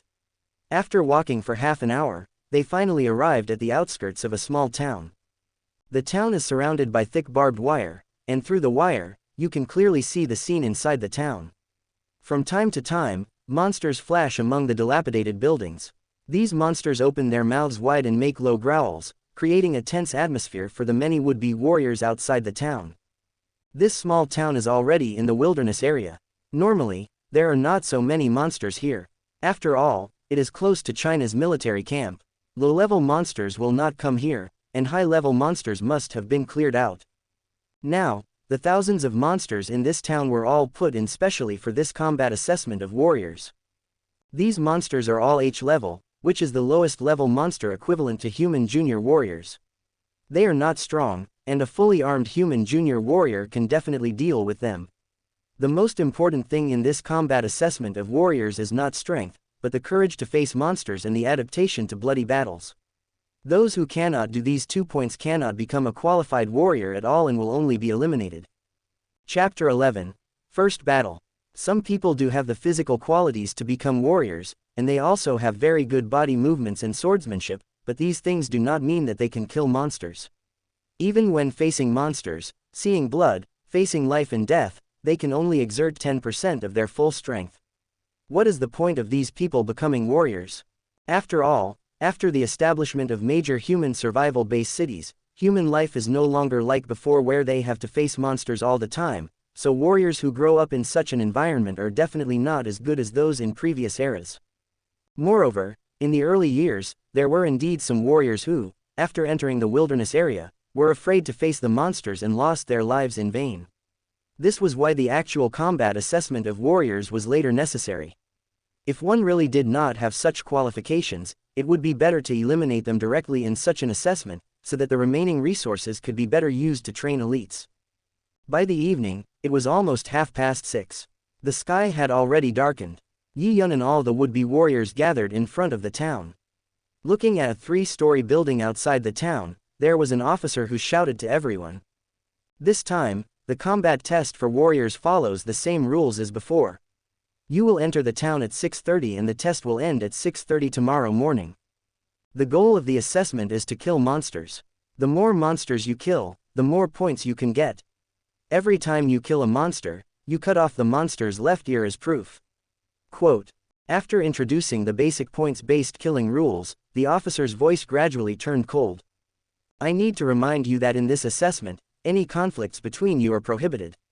All your actions are under our surveillance, and violators will be executed directly. Of the 1,575 would-be warriors, those who rank in the top 60% in terms of points will be eligible to become warriors, while the bottom 40% will be eliminated. In other words, only 945 people will be able to successfully obtain the qualifications of warriors this time, and the rest will have to wait for the next actual combat assessment. At this point, the officer raised his right hand, holding a communication watch, and continued. If you encounter any problems during the assessment period, whether you are in danger or in a special situation, you can press the emergency button on this watch and someone will rush to the scene to deal with it immediately, but this also means that your warrior combat assessment is over. So, once you have almost completed the assessment goal, hurry up and leave the town. You don't have to wait until the time is up.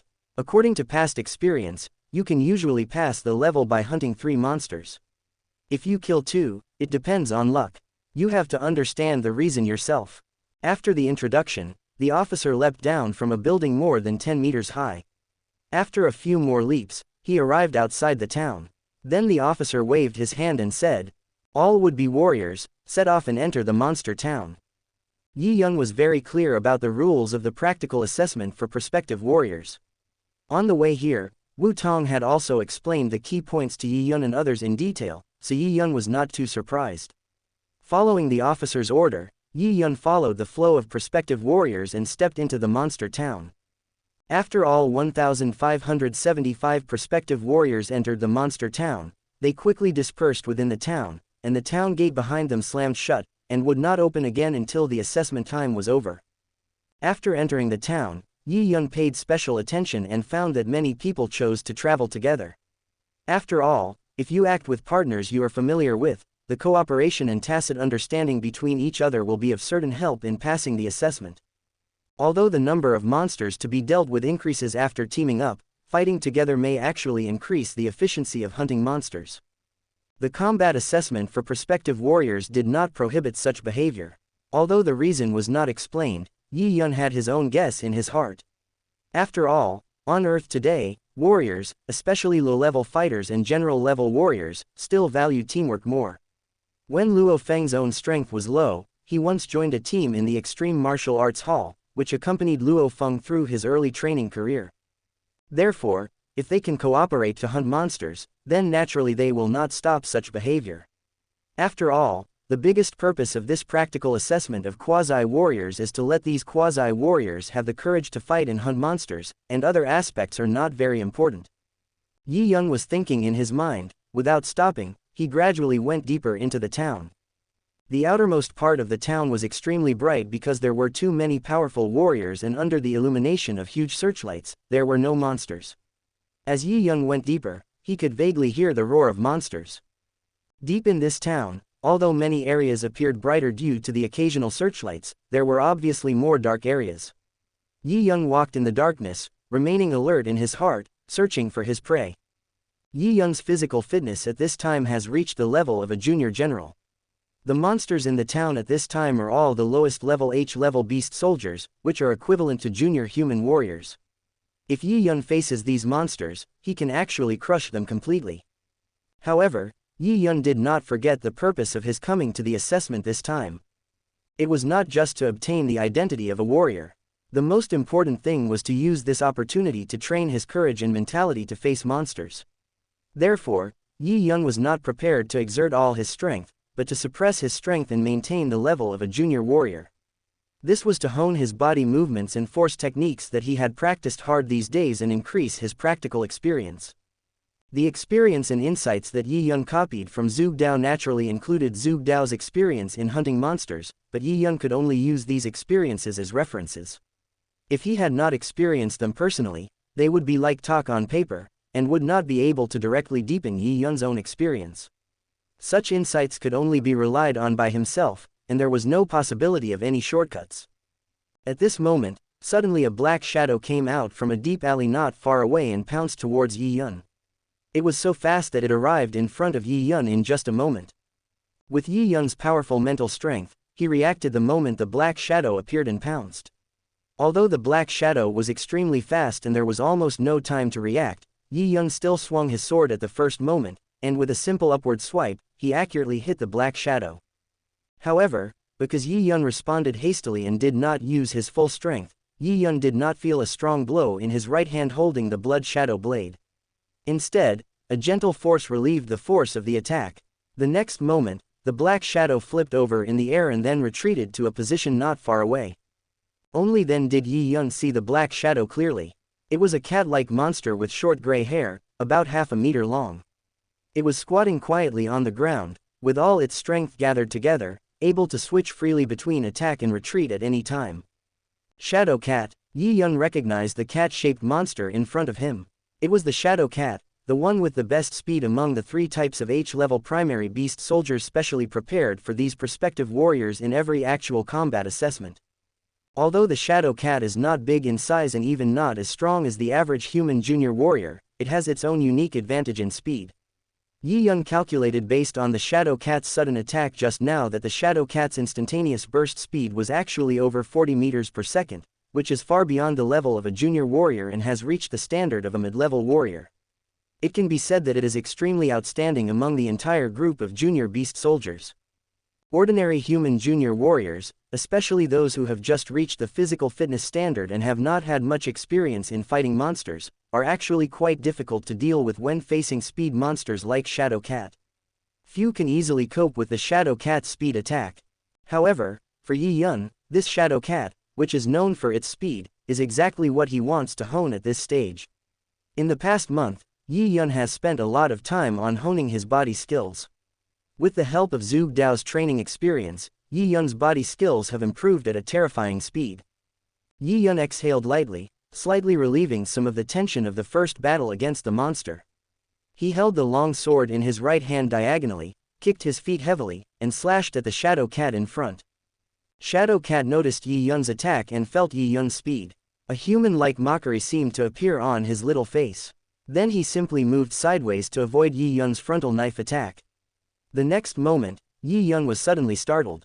Without thinking, he turned around quickly, raised the knife across his body, and blocked Shadow Cat's claws. When Yi Yun was about to counterattack, he had lost sight of the Shadow Cat and could only see its rapidly retreating afterimage surrounding him.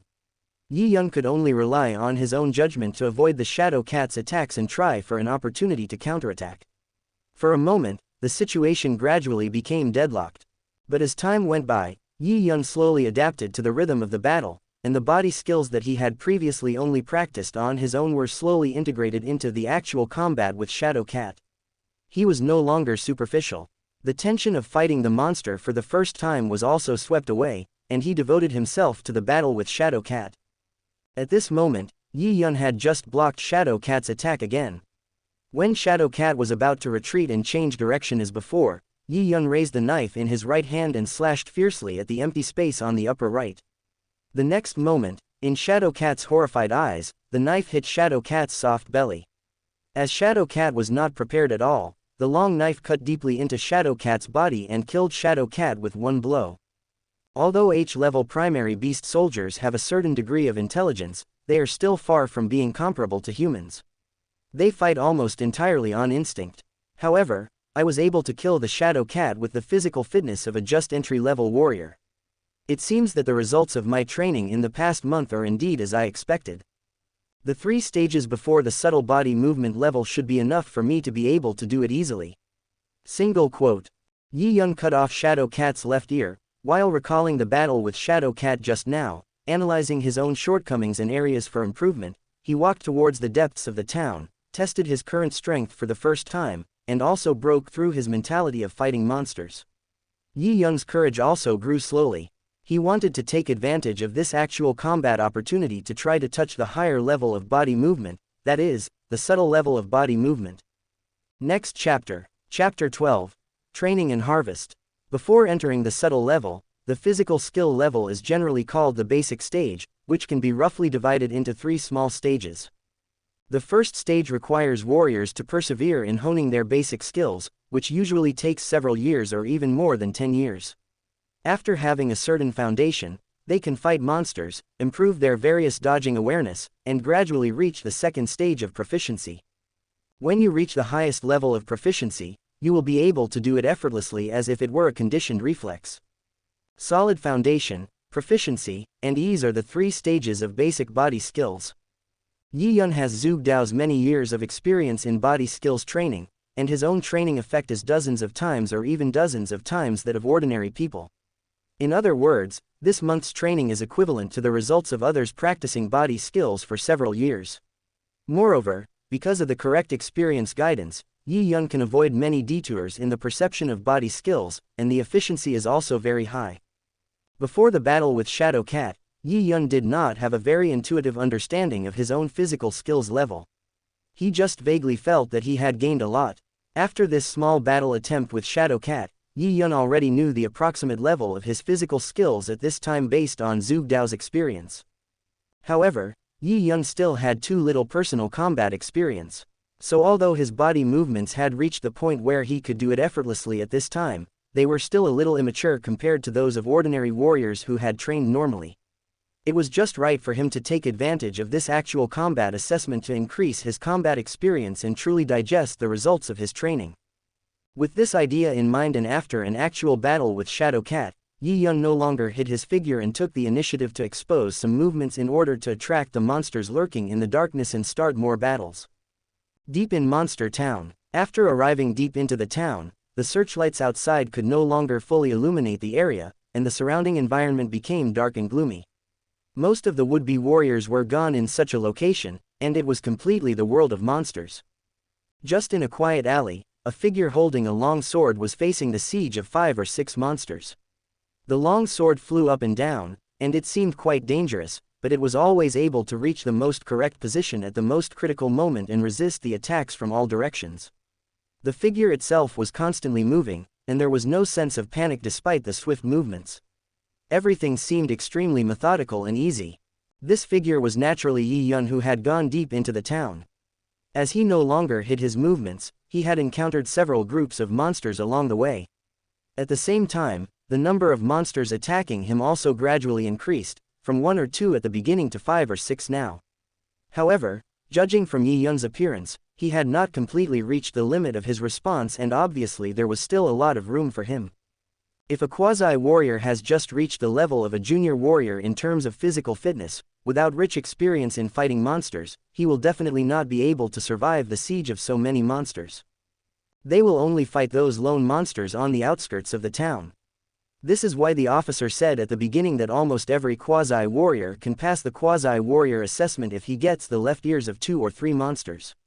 At this stage, there are too few people who can easily kill monsters. In other words, Yi Yun is a man of great skill and courage. Although Yi Yun at this time has greatly suppressed his own strength level and only maintained the physical fitness of a beginner warrior, he has a body movement that is about to enter the subtle level, as well as the solid basic knife skills he has acquired in the past month. The siege of only 6 monsters cannot threaten Yi Yun with death at all. And the most crucial thing is that Yi Yun's powerful mental power has not yet been brought into play. With such a layer of protection, his movements in honing his body and swordsmanship have become more unscrupulous. At this time, he is entangled with the monster around him, but has no intention of resolving it quickly. Yi Yun knew deep down that if he wanted to truly reach the subtle level in his physical skills, he would have to undergo the most rigorous training. With his current level of strength, these 6 monsters were far from being able to push him to his limits. In this case, the effect of honing his physical skills was not very significant. After all the experiments along the way, Yi Yun felt that he should challenge himself to a higher level of difficulty. As the sounds of the battle between Yi Yun and the monster continued to be heard, after a while, 5 more tiger mastiffs with spots and streamlined bodies approached the battlefield. As soon as they arrived, they let out a few low growls, their eyes revealing bloodthirsty and crazy looks, and they joined the battle without any hesitation. This time, the combat assessment for prospective warriors used 3 types of H-level primary beast soldiers, namely the Shadow Cat, which excels in speed, the iron-haired wild boar, which has thick skin and huge body, and the tiger mastiff, a canine monster with relatively good speed and strength. The overall strength of these H-level primary beast soldiers is not much different from that of primary human warriors. They may even be weaker due to their low intelligence. However, they are naturally bloodthirsty and crazy, full of aggression and murderousness. They are indeed very suitable for these prospective warriors to gain their first experience in training. Originally there were 6 monsters besieging Yi Yun, including 4 shadow cats and 2 iron-haired wild boars. Now 5 tiger mastiffs joined the group. Yi Yun suddenly felt a lot of pressure. Not only because the frequency of defense increased greatly, but more importantly, the space for dodging became even smaller. There were monsters on all sides, and every step and every swing of the sword had to be calculated with the most precision. Otherwise, he would be attacked if he was not careful, and would be in danger of defeat. However, this was exactly what Yi Yun expected. The subtle level of body skills required the tiniest movements and the least consumption to perform precise dodges. His current state just met the requirements for practicing body skills. Yi Yun finally straightened his expression and concentrated on dealing with the attacks from all around him, calculating the trajectories of attack and avoidance. He completely put this assessment behind him and focused on improving and honing his physical skills. In various places in the town, there were scenes of killing, showing all kinds of situations. There were not many people as relaxed as Yi Yun. Most of the would-be warriors were fighting hard with one or two monsters. Some of them were able to calm down, give full play to their strength, and slowly gain the upper hand. Some were intimidated by the crazy breath of the monsters, and their own strength could not be exerted to 10%, and they could only resist with difficulty while pressing the emergency button of the communication watch in their hands. Some people just saw the appearance of the monsters, and they couldn't suppress their inner fear, and they couldn't even fight. Some people were disrupted by the crazy attack of the monsters in the battle with the monsters, and they didn't have time to press the help button, and died under the claws of the monsters. Time passed quickly, and soon, the sky was getting light. From outside the town, a piercing sound of woo-woo, woo-woo, woo-woo was heard. At the same time, a familiar loud voice resounded throughout the town. Time is up, all would-be warriors, go to the town exit immediately. Yi Yun also heard the signal to call for help. The corners of his mouth rose slightly, and a bright knife light flashed.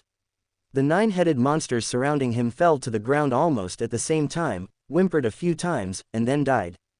During this night, the group of monsters that Yi Yun used to hone his skills had been replaced one after another. The later it was, the more difficult it was to gather the monsters. This 9-headed monster had been attracted from a very deep location. Unexpectedly, the assessment was over not long after, and Yi Yun directly ended their mission.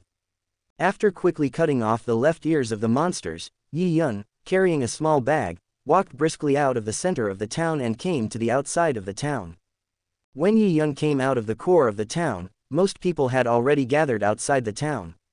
Yi Yun looked around and found that almost all the would-be warriors had blood on their bodies, some of which were his own, and most of which were from monsters. Everyone looked tired. After a night of tense fighting, the most urgent thing at this moment was to rest. These prospective warriors did not have any other problems except that their conditions were a little poor. Yi Yun also saw many of them being supported by others or carried on stretchers. With just a cursory glance, he could find that these people had more or less physical defects.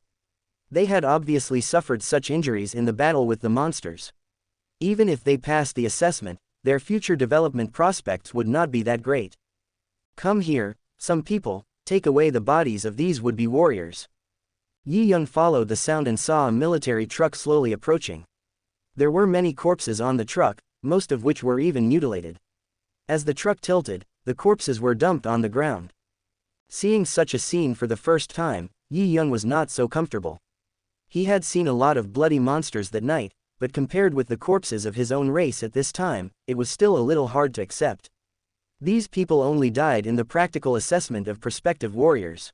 In the vast wilderness area, how many human warriors died in order to protect the earth? With a long breath, Yi Yun calmed down and came to the area to check the number of monsters killed. After queuing for a while, it was finally Yi Yun's turn. There was a long table with several large iron pots on it. 3 officers were sitting behind the table. 2 of them were using laptops. The last officer looked at the backpack behind Yi Yun and said with a smile. Yi Yun, right, take out the left ear of the monster you hunted. Chapter 13. Reunion and Accident. Yi Yun nodded slightly, opened his backpack directly, and poured all the monster's left ears inside into the iron pot in front of him. The pouring action lasted for a long time, and the iron pot was almost half filled. It seemed that the number was quite extraordinary. 1, 2, 365. The officer who was counting had a hint of surprise in his eyes. He did not expect that Yi Yun looked young and handsome, but was so powerful. He was able to take down so many monster left ears in one night. His physical fitness was definitely not that of a simple junior warrior. Even if he did not reach the standard of a mid-level warrior, he should be not far off. After turning around and exchanging a few words with the other two officers, the officer immediately showed a look of understanding, patted Yi Yun on the shoulder, and laughed loudly. Good boy, to be specially recruited by the Extreme Martial Arts School, you are indeed quite capable. I hope you can practice well in the future and strive to kill more monsters. Yi Yun was a little absent-minded at this time. The impact of seeing so many corpses just now was only one aspect. He found that in this practical test for prospective warriors, Zhu Dao from the Extreme Martial Arts School and the top leaders of the Thunder and Lightning Martial Arts School did not show up, and even there were not many senior military officers. It was very abnormal. Yi Yun could see the goodwill shown to him by the military in front of him, and immediately asked about his doubts in a low voice. The officer already knew Yi Yun's identity and potential. After a little thought, he whispered. A beast tide suddenly broke out in City 006, not far from Yongzhou City. It has lasted for 3 days and is still in the high outbreak stage. It is estimated that it will take about 10 days to completely eliminate it. In addition to our Chinese officials, most of the warriors from the Extreme Martial Arts School and the Thunder Martial Arts School in Jiangnan Base City have gone to City 006 to resist the beast tide. Naturally, they don't have much extra time to come here. After listening to the officer's description, Yi Yun understood clearly and realized the special circumstances of this time. He looked into the depths of the wilderness in the distance, and felt a sense of emotion in his heart. The people living in the major base cities now seemed to no longer feel the tragic scenes of many years ago, and it seemed that life had become completely peaceful. However, in the depths of the unknown wilderness, there are still countless monsters living. They occupy larger areas and compress the space for human survival. Countless warriors are fighting for human survival, guarding the tranquility of the pure land where humans live, and continuing the fire of race reproduction. This is also the reason why warriors have special rights and status on Earth today. The efforts behind them are completely worthy of such treatment. As Yi Yun's mind was churning, the joy of having just passed the quasi-warrior combat assessment gradually cooled down. Now that he had truly become a warrior and had fought monsters personally, Yi Yun realized that his current strength was still too weak, and that the plans he had made before were a bit too slow in exploring his potential and improving his strength. At this moment, Yi Yun already had new plans in his heart. After boarding the departing train, Yi Yun took out his cell phone and dialed a number. The call was connected as soon as it rang. A familiar voice came from the other end of the line. Ayan, did the prospective warrior practical test go well? Ha, Luo Feng, don't you know my level of strength? Now I am already a formal warrior. Invite Awaken tonight, and the 3 of us will celebrate.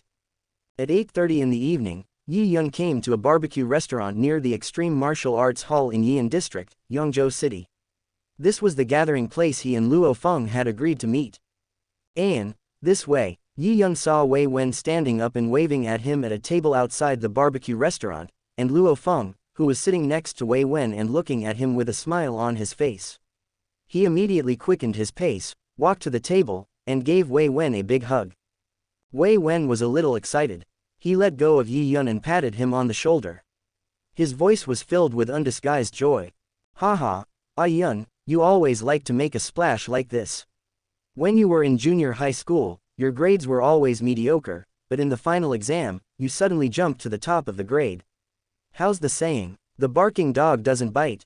I didn't expect that my brother Wei Wen would become a powerful warrior. Yun, I'm going to slaughter you tonight. Luo Feng didn't say anything, he just bumped fists with Yi Yun, but like Wei Wen, he was genuinely happy for Yi Yun to become a formal warrior. Yi Yun glanced at Wei Wen unhappily, then said with a smile. Awen, look at your ability. Not to mention tonight, even if I cover your barbecue for life, what's the problem? Yi Yun knew that Luo Feng and Wei Wen had already ordered food in advance, so after sitting down, he straightened his expression slightly, and then said to Wei Wen in a deep voice. Awen, I have become a warrior now. You can also see that Fengji's strength has improved. It won't be long before he will be able to reach the standard of a warrior. You should also pay more attention to this and don't always be so careless.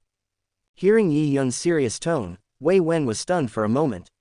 He had never thought about this problem. He grew up with Luo Feng and Wei Wen almost together, and started training at basically the same time. But let alone compared with Luo Feng, even Yi Yun's progress was much higher than his. Up to now, Wei Wen has not reached the standard of an intermediate student in the martial arts hall. For him, becoming a martial artist is an extremely distant goal. Wei Wen scratched his head and said with some annoyance, "Ayan, I understand what you said. If I could become a warrior, I would definitely be willing to do so. But you know my situation. My physical fitness is improving very slowly. According to the current situation, it is estimated that it will be difficult for me to become a warrior in this lifetime. Alas, I'd better see if there is any other way." What Wei Wen said was not entirely about giving up on oneself. The Earth has now embarked on the road of evolution due to an unexpected virus outbreak, but it is still in the early stages of development. The average quality of the people on Earth cannot reach the entry level of a warrior after adulthood. In the entire universe, they are at the 9th or 10th level of the human bloodline, which is completely inferior. Although there are outstanding talents like Luo Feng, most ordinary people are indeed unable to reach the threshold of a warrior. Therefore, in Wei Wen's previous plans, he never dared to think that he could become a warrior one day. Yi Yun completely understood Wei Wen's thoughts. He chuckled and said, "Awen, things are different now. Our vision was too narrow before, and we didn't know how big the world is. I just hope you can maintain a positive attitude. I will help you with other conditions." After this, Yi Yun did not say anything more. After all, he had just become a warrior, and Wei Wen and the others had never been exposed to the world of warriors before, and they could not understand many things. He just hoped that Wei Wen could pay attention to what he said. As for the improvement of physical fitness, is it still a big problem for him? Luo Feng listened to Yi Yun's words and thought a lot in his heart. However, Luo Feng's first goal now is still to get into the first military academy and let his family live a good life. He has no other ambitions, and he does not feel as deeply as Wei Wen. At this time, the first batch of barbecue had been served. Yi Yun invited Wei Wen and Luo Feng to eat. The three of them ate and drank while chatting about some past events. Before they knew it, more than 2 hours had passed. After the gathering, Yi Yun returned home, took a comfortable bath, sat in front of the computer, and waved his hand gently. A cup of hot tea appeared on the table. Yi Yun turned on the computer while drinking the tea. Having officially passed the combat assessment for prospective warriors, Yi Yun has fully activated his authority as a warrior and become a true member of the Extreme Martial Arts School. He has also unlocked the functions of the Extreme House. After entering the website address of Extreme House and verifying his fingerprint, Yi Yun successfully logged into Extreme House. Accompanied by the beautiful music that sounded like the gurgling of water, Yi Yun entered the main page of the Extreme Home. There was a personal information section on the homepage with a young photo of Yi Yun. Below the photo was his simple information. Name: Yi Yun. Gender: male. Address: Jiangnan Base City, China. Warrior certificate number: 426,123,205,602,010,001. Level: Warrior level primary. Contribution value: 0 points. Currency balance: 50 million Wuxia currency. The level of the warriors in the House of Extreme requires subsequent hunting of monsters for certification and upgrading. The warriors who have just activated the House of Extreme are all at the level of primary warriors. Looking at the 50 million Chinese yuan in the currency balance column, Yi Yun knew that the support promised by Zhu Dao had arrived. In addition to these 50 million Chinese yuan, the additional 300 million purchase quota should also be available for use. Chapter 14. Self-Made Dragon Blood. After clicking on the email video introducing the functions of the Extreme House, Yi Yun had a general understanding of the entire Extreme House. The House of Extremes is a communication platform for all warriors from the extreme martial arts schools. It has a rich set of functional modules, with the two largest sections being the Warrior Forum and the Online Mall. In addition, there are task sections, chat sections, donation systems, etc. It can be said that the House of Extremes can basically meet all the needs of warriors. The 350 million in startup capital gave Yi Yun some room for choice at this time. After a little thought, Yi Yun had already decided where to spend the money.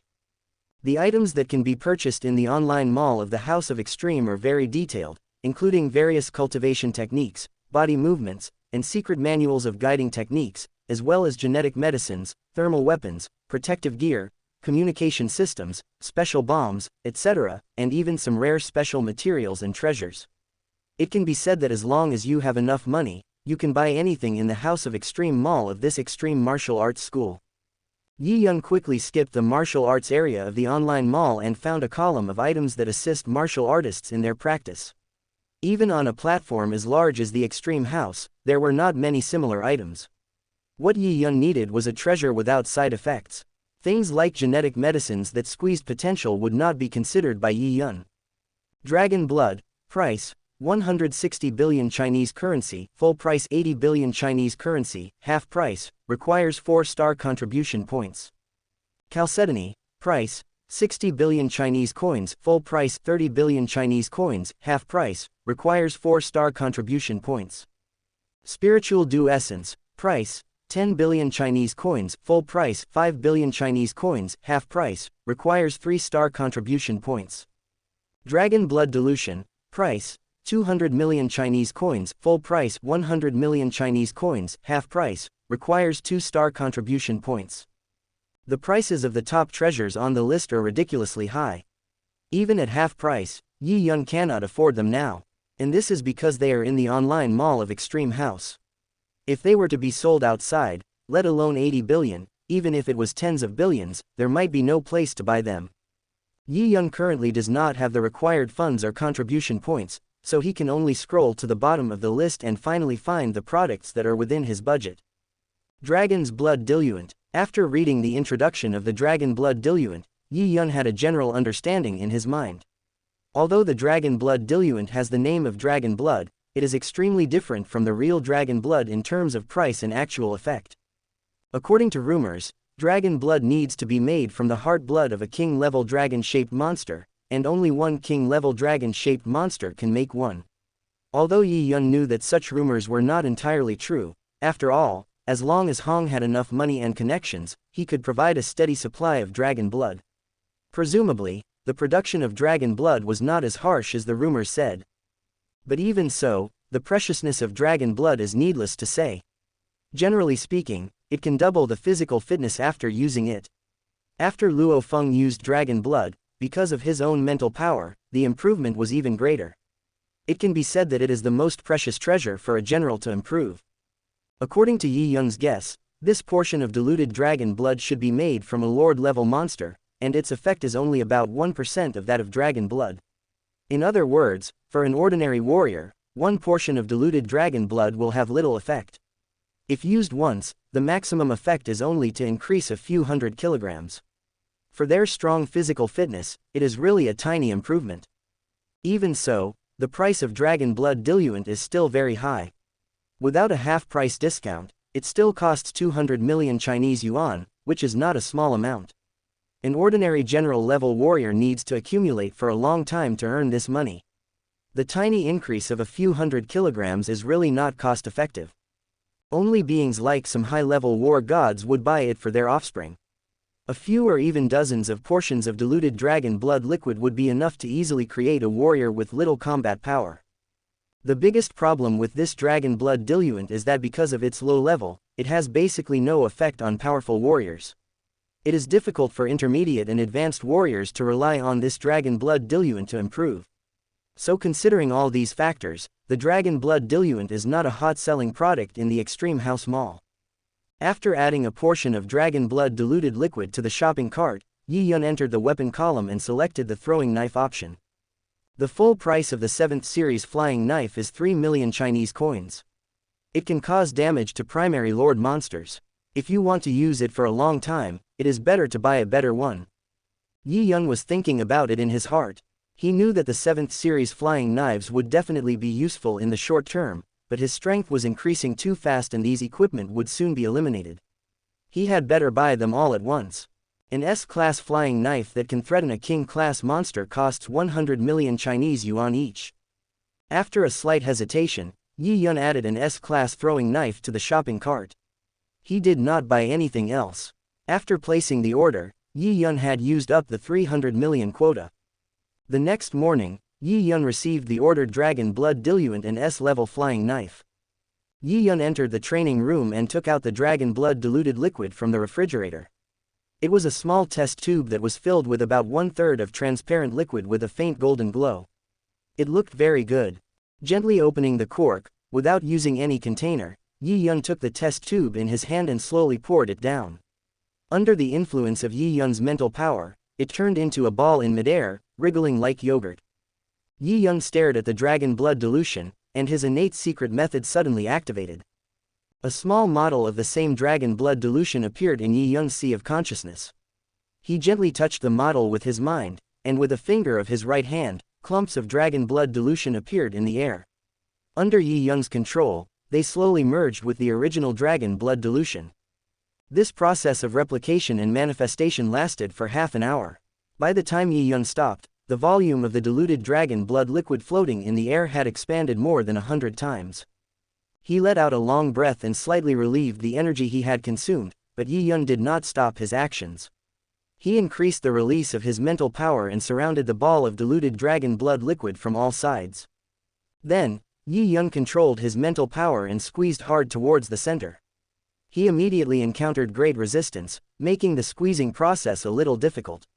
However, it was still obvious that the volume of this ball of dragon blood diluted liquid was slowly decreasing under Yi Yun's operation. Although the speed of shrinkage was very slow, it was moving forward unswervingly. Until the end, only a tiny bit of the huge amount of dragon blood diluted liquid was left. Under Yi Yun's guidance, it was put back into the test tube, occupying about 2/3 of the capacity. Yi Yun's mental energy was consumed greatly. He gently pinched his eyebrows and looked at the golden solution in his hand, which had become much darker in color. Yi Yun couldn't help but smile. After compressing the dragon blood diluted more than 100 times, it should have the same effect as one bottle of dragon blood, right? Yi Yun put the test tube back into the box, ready to take a break and try out the effect of his newly acquired self-made dragon blood, when suddenly the communication watch in his hand rang. Chapter 15. The Snake Squad. The image of Zhang Nian, who was bald, appeared on the communication watch. He smiled at Yi Yun and said, "Yi Yun, have you browsed our extreme house? How do you feel about it? I heard that you have already bought something." After going through the warrior's physical fitness assessment, Yi Yun and Zhang Nian became completely familiar with each other. He nodded, chuckled and said, "Well, Manager Zug gave me such a large quota, so of course I have to spend it well. I spent all the 300 million quota last night. I have to say that there are a lot of good things in the mall, but the prices are too expensive." Zhang Nian agreed with that. The resources of Extreme Martial Arts School were very rich, but without sufficient funds, it would be like guarding a treasure but having no way to enter. It was very uncomfortable. After a while, Zhang Nian asked in a low voice, "Yi Yun, I wonder what you bought." "Of course, I'm just asking out of curiosity. It's okay if it's inconvenient."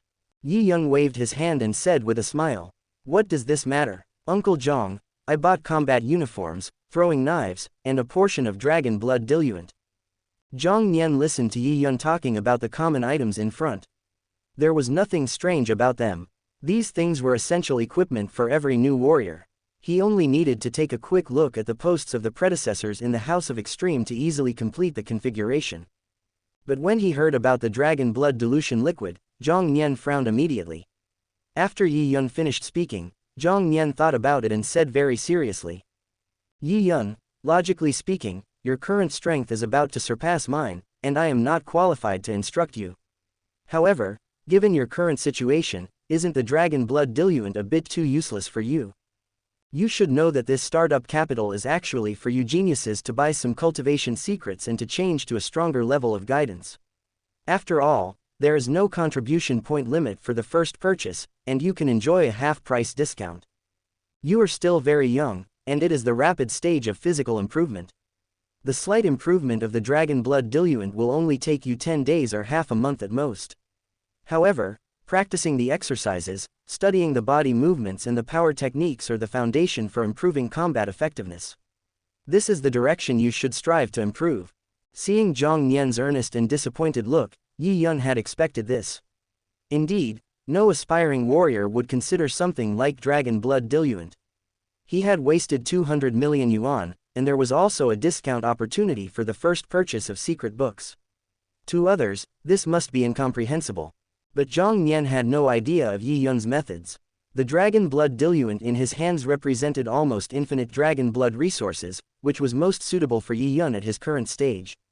It could help him quickly pass the apprentice stage and move rapidly towards the planetary level.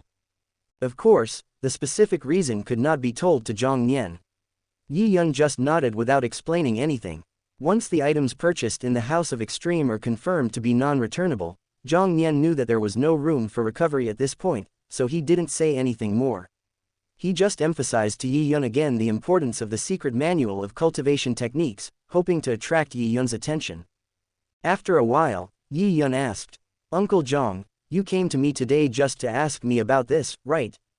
Zhang Nian patted Ji's bald head and said suddenly, "I almost forgot something. After you successfully passed the warrior combat assessment yesterday, we arranged a training team for you, hoping that you can quickly adapt to fighting monsters and undergo the training that every warrior must go through. Today their team will be heading to the wilderness area, and I came here specifically to inform you." Yi Yun showed a look of understanding. Judging from his physical fitness alone, he was already a strong junior warrior, but he had no experience in fighting monsters. The Extreme Martial Arts School also took this into consideration and assigned him a team a long time ago. According to his strength analysis, the overall quality of this team must be good, but he didn't know the specific details. When Yi Yun arrived at the gate of Mingyu community, Zhang Nian was already waiting for him. The two got in a car and headed towards the main urban area of Zhongnan Base City. Zhongnan Base City is one of the 6 major base cities in China. The main urban area is extremely prosperous. When Yi Yun and Zhang Nian arrived at their destination, they saw an 88-story skyscraper in front of them. There were 2 very dazzling English letters, "Our," on the wall. It was surrounded by a huge square with many fountains. There were more than 1,000 soldiers with real guns patrolling, and no outsiders were allowed to step inside. This is the HR Alliance headquarters in Zhongnan Base City. Zhang Nian led Yi Yun inside and started introducing things. After verifying their identities, the two easily entered the skyscraper. Walking into the lobby on the first floor, all you see is extremely luxurious decorations. The spacious hall exudes brilliance, which makes Yi Yun sigh in his heart that the rich people of the Our Alliance, just the headquarters of a Zhongnan base city, is built so magnificently, they are really too rich. Under Zhang Nian's guidance, the two came to a sofa by the window, where 3 powerful warriors were already sitting. Sitting in the middle of the sofa was a tall and thin man with a very ordinary appearance, the kind that you would not be able to find in a crowd. However, his eyes were full of spirit, which added a bit of temperament to his ordinary face. Sitting on the right of the tall and thin man was a sturdy man who was cleaning his gun with his head down. The man was not tall, but his 2 exposed arms were very dark and strong, and he looked very imposing. On the right-hand side of the tall and thin man was a hot woman. Even at such a cold time, the woman was only wearing a single layer of shorts, with very little fabric on her body. A rolled-up whip was hung around her waist. At this moment, she was looking at Yi Yun with interest, her eyes were fiery and full of aggression. Zhang Nian and the tall and thin man nodded, and then sat down with Yi Yun opposite the 3 people. The hot girl spoke first, with a lazy and magnetic voice. "Little brother, are you the talented Yi Yun? Join our Spirit Snake team, and I will take special care of you in the future." The tall and thin man gave the fiery woman a helpless look, smiled gently, stretched out his right hand to Yi Yun, and said softly, "Yi Yun, welcome to join the Spirit Snake team. I am Sun Qi, the captain of the Spirit Snake team. You can call me captain or brother Sun. This is our team's firepower and deputy attacker, Steel Snake, Lu Jiyu, and this is our team's containment, Fire Snake, Zhou Yun. They are all easy to get along with, and you will get used to them slowly." Yi Yun nodded slightly and shook hands with Sun Qi. He could feel the goodwill released by Sun Qi and Zhou Yun. As for Lu Jiyu, who had not spoken the whole time, he should be the taciturn type, and Yi Yun had no intention of greeting him actively. After chatting for a while, Yi Yun had a general understanding of the Spirit Snake team. The team leader Sun Qi's nickname was Spirit Snake. He was good at using a spear and got this nickname because of his weird and flexible spear skills. His strength had just entered the level of a high-level general, and he was the absolute core and main attacker of the team. The sturdy man Lu Jiyu is the team's firepower man. His main weapon is a modified heavy sniper rifle. His role in the team is mainly to seriously injure powerful targets before the battle to reduce the difficulty of subsequent battles. He also has good swordsmanship and the strength of a mid-level general. The last, Fire Snake, Zhou Yun is also a mid-level warrior, and the weapon he uses is an extremely unpopular long whip. Under Zhou Yun's control, the long whip has a very powerful effect of restraining the battlefield, which is also Zhou Yun's position in the team. The entire Spirit Snake team only has Sun Qi and 3 others, but with the cooperation of the 3 of them, they have become an extremely outstanding group among the general-level teams. Their targets are usually mid to high-level beast general monsters, and they have a very good reputation among the teams in the extreme martial arts school. Sun Qi noticed the long sword that Yi Yun carried with him, and thought that Yi Yun was also good at using a long sword, so he said softly, "Yi Yun, you can communicate more with Lu Jiyu in the future. Although his swordsmanship is not unique, his years of experience are also very powerful. You will definitely gain a lot if you learn from him." Yi Yun nodded slightly, not rejecting Sun Qi's kindness. He actually had not decided to practice with a long sword in the future, he just wanted to use it temporarily because it was convenient for him.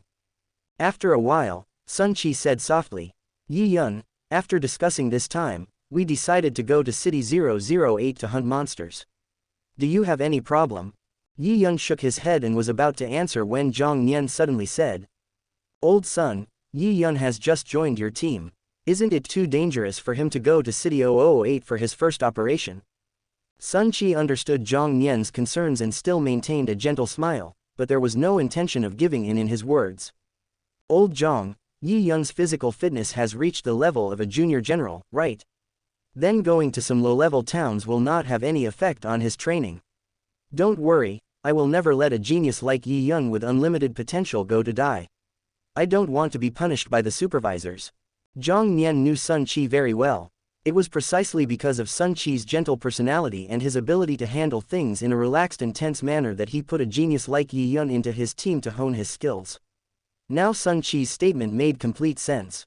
Coupled with his trust in Sun Qi, no matter how worried Zhang Nian was, he had to agree with Sun Qi's decision. Zhang Nian sighed helplessly, stood up and said in a deep voice, "Old son, it's good that you have a plan in mind. Our Yangzhou city has finally produced such a talented seedling, you must take good care of him." After saying that, Zhang Nian gave Yi Yun an encouraging look and left. Sun Qi looked at Yi Yun and asked softly, "Yi Yun, you don't have anything to prepare, right? If not, we will set off soon." Chapter 16, City 008. An elite team of 4 people took a train to the wilderness area and entered a large military garrison. Yi Yun knew that there was such a military garrison in the wilderness area near every base city. It could not only monitor the movements of monsters in the wilderness area, but also provide a place for warriors entering the wilderness area to rest and replenish supplies. It was very necessary in terms of its function. City 008 is not close to Zhongnan Base City. It takes at least 2 days to get there from the military base there. Sun Qi did not decide to stay at the military base. After receiving the key to a room, he led Yi Yun and others on the road. Walking on the abandoned road in the wilderness area, Sun Qi whispered, "Yi Yun, although I am also amazed at your strong talent, I will also have a strict assessment of you this time.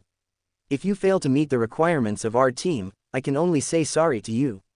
I hope you can effectively exert your strength. I believe that as long as you work hard, with your warrior-level physical fitness, it will not be difficult to deal with monsters." "Okay, we finally have more people in our team, why are you so long-winded? Yi Yun, don't listen to him, just follow us and we'll see who dares to kick you out." Zhou Yun came over, patted Yi Yun on the shoulder, and said to Sun Qi with an impatient look on his face. Yi Yun looked at Sun Qi's serious expression and did not pay too much attention to Zhou Yun's words. He understood what Sun Qi meant. A mature and stable team like the Spirit Snake team was generally reluctant to bring in a newcomer like him. Once a newcomer started to drag the team down, it would be a huge threat to the entire team. Even though Yi Yun didn't think he would stay in the Spirit Snake team for a long time, he still nodded heavily and said in a deep voice, "Don't worry, Captain, I will take this seriously." Sun Qi smiled and nodded, then introduced the information of City 008. This City 008 was an extremely prosperous city before the Great Nirvana. Because it is close to the ocean, the deeper you go into the city, the higher the level of monsters you will encounter. This time we are mainly training you. We will only wander around the periphery of City 008, and the monsters we usually deal with will not exceed the general level. We will train you appropriately while ensuring your safety to the greatest extent. Following the Spirit Snake team, the four of them gradually moved away from the military base. At this time, Yi Yun could clearly feel that the expressions of Sun Qi and the other two had become focused, and they were full of vigilance. Whether it was Sun Qi's spear, Lu Gu's broadsword, or Zhou Yun's whip, they were all in their hands, ready to go into combat at any time. The four of them avoided the beast soldier level monsters along the way and moved quickly towards the direction of City 008. As an elite warrior team, their team usually chose warrior level monsters as their targets. Unless they were particularly rare monsters, they would not attack beast soldier level monsters because the benefits were too low. Sun Qi was very familiar with the route. They only rested for a few hours in between. After spending several days, the team finally arrived at the edge of City 008. Yi Yun originally thought that Sun Qi and the others would let him practice fighting other monsters on the way, but he did not expect that after 2 days of hard work he would directly enter the outskirts of City 008.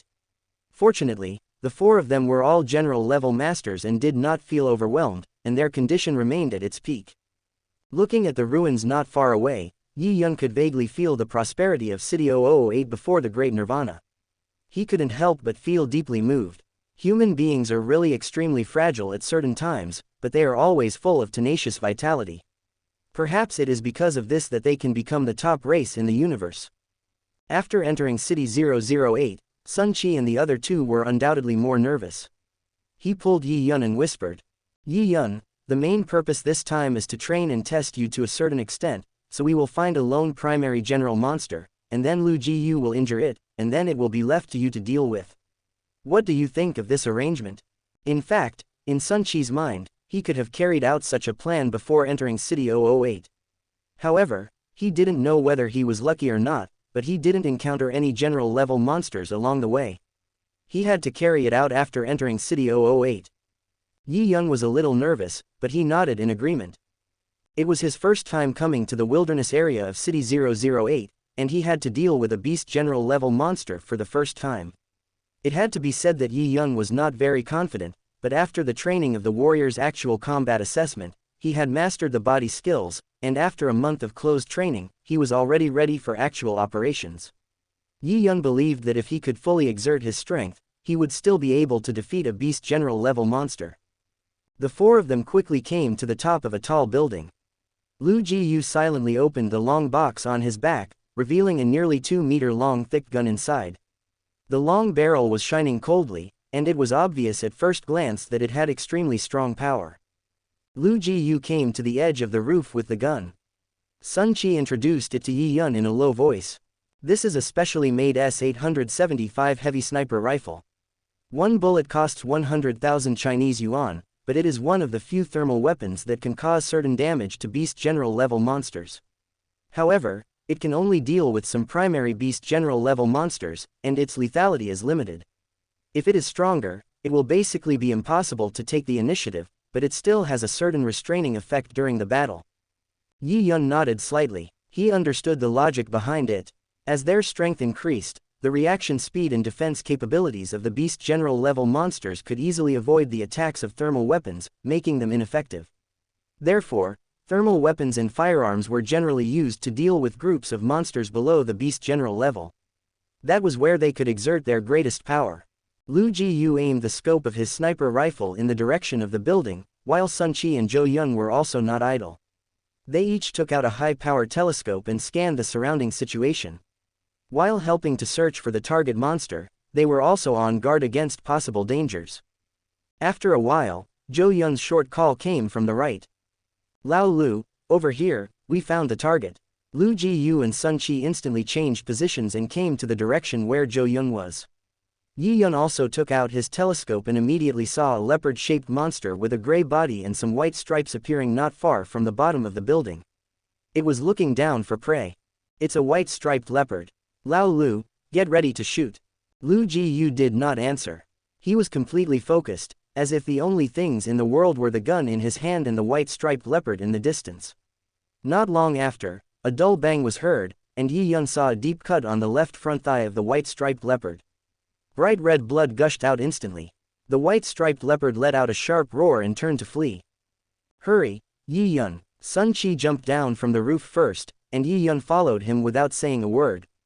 He rolled forward, and then at Sun Chi's signal, he ran straight towards the white-striped leopard.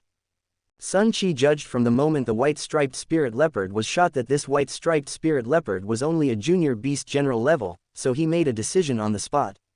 This white-striped spirit leopard would be the first opponent Yi Yun would face after joining their team. As a primary beast general level monster, the white-striped leopard already has considerable intelligence. The moment it was shot, it realized that it had been ambushed and wanted to retreat directly, but it did not expect Yi Yun to come so quickly and almost instantly appeared in front of it. It had to endure the injury on its left front thigh and fight with Yi Yun, who pounced on it. Yi Yun held the long sword tightly in his hand and used all his strength to display his body skills. While dodging the attack of the white-striped spirit leopard, he was also looking for the right time to attack. However, the white-striped spirit leopard was obviously very experienced in combat. After just a few attempts, it roughly understood Yi Yun's level and immediately launched a more fierce attack. It was seriously injured and blood was still pouring out. It was not suitable for a long battle. The white-striped spirit leopard naturally wanted to end the battle as soon as possible. Seeing Yi Yun being suppressed, Sun Chi and Zhou Yun, who jumped down later, showed a trace of worry on their faces, but neither of them meant to help. Although Yi Yun was very precious, he absolutely could not lack the necessary training, otherwise he would just be a show-off and could not become a real strong man. However, Sun Chi and Zhou Yun were both experienced fighters. After a while, they looked at each other and saw the surprise in each other's eyes. Zhou Yun said uncertainly, "Captain, is Yi Yun's body movement at the subtle level?" Sun Chi was also a little uncertain. Such a subtle dodge, although lacking in experience, is indeed in line with the characteristics of subtle body movements. And look at Yi Yun's swordsmanship, although it is immature, his foundation is undoubtedly extremely solid. To be able to achieve this at the age of 17, Yi Yun is not just a gifted man. At this time, Yi Yun had eliminated the tension he had at the beginning of the battle and finally got into the state completely, exerting all his strength. In particular, the injured white-striped leopard had its own agility greatly reduced, and the threat to Yi Yun was reduced to a higher level again. As the battle progressed, Yi Yun felt extremely refreshed. In the previous warrior combat assessment, he had been facing primary beast soldier level monsters. As he had suppressed his strength, the battle was actually a bit uncomfortable. However, the primary beast general level white-striped spirit leopard in front of him allowed him to exert his strength freely. Every sword strike and every dodge made Yi Yun feel his own progress. This feeling made Yi Yun unable to help but immerse himself in it. Chapter 17. Beast Tide and Impact. Sun Chi and Zhou Yun, who were not far away, kept nodding their heads. Zhou Yun swung the long whip in his hand and said with a smile, "Captain, you have nothing to say this time, right? After a few more training sessions, he will be able to take charge on his own. And judging by the speed at which his physical fitness is improving, he will soon be the second best player in our team. We have really found a treasure." Sun Chi also smiled and was about to answer when he heard Lu Gu's call. "Captain, urgent news has come from the military garrison. A huge beast tide has erupted from within City 008 and is sweeping in all directions. Our location will be hit in less than an hour.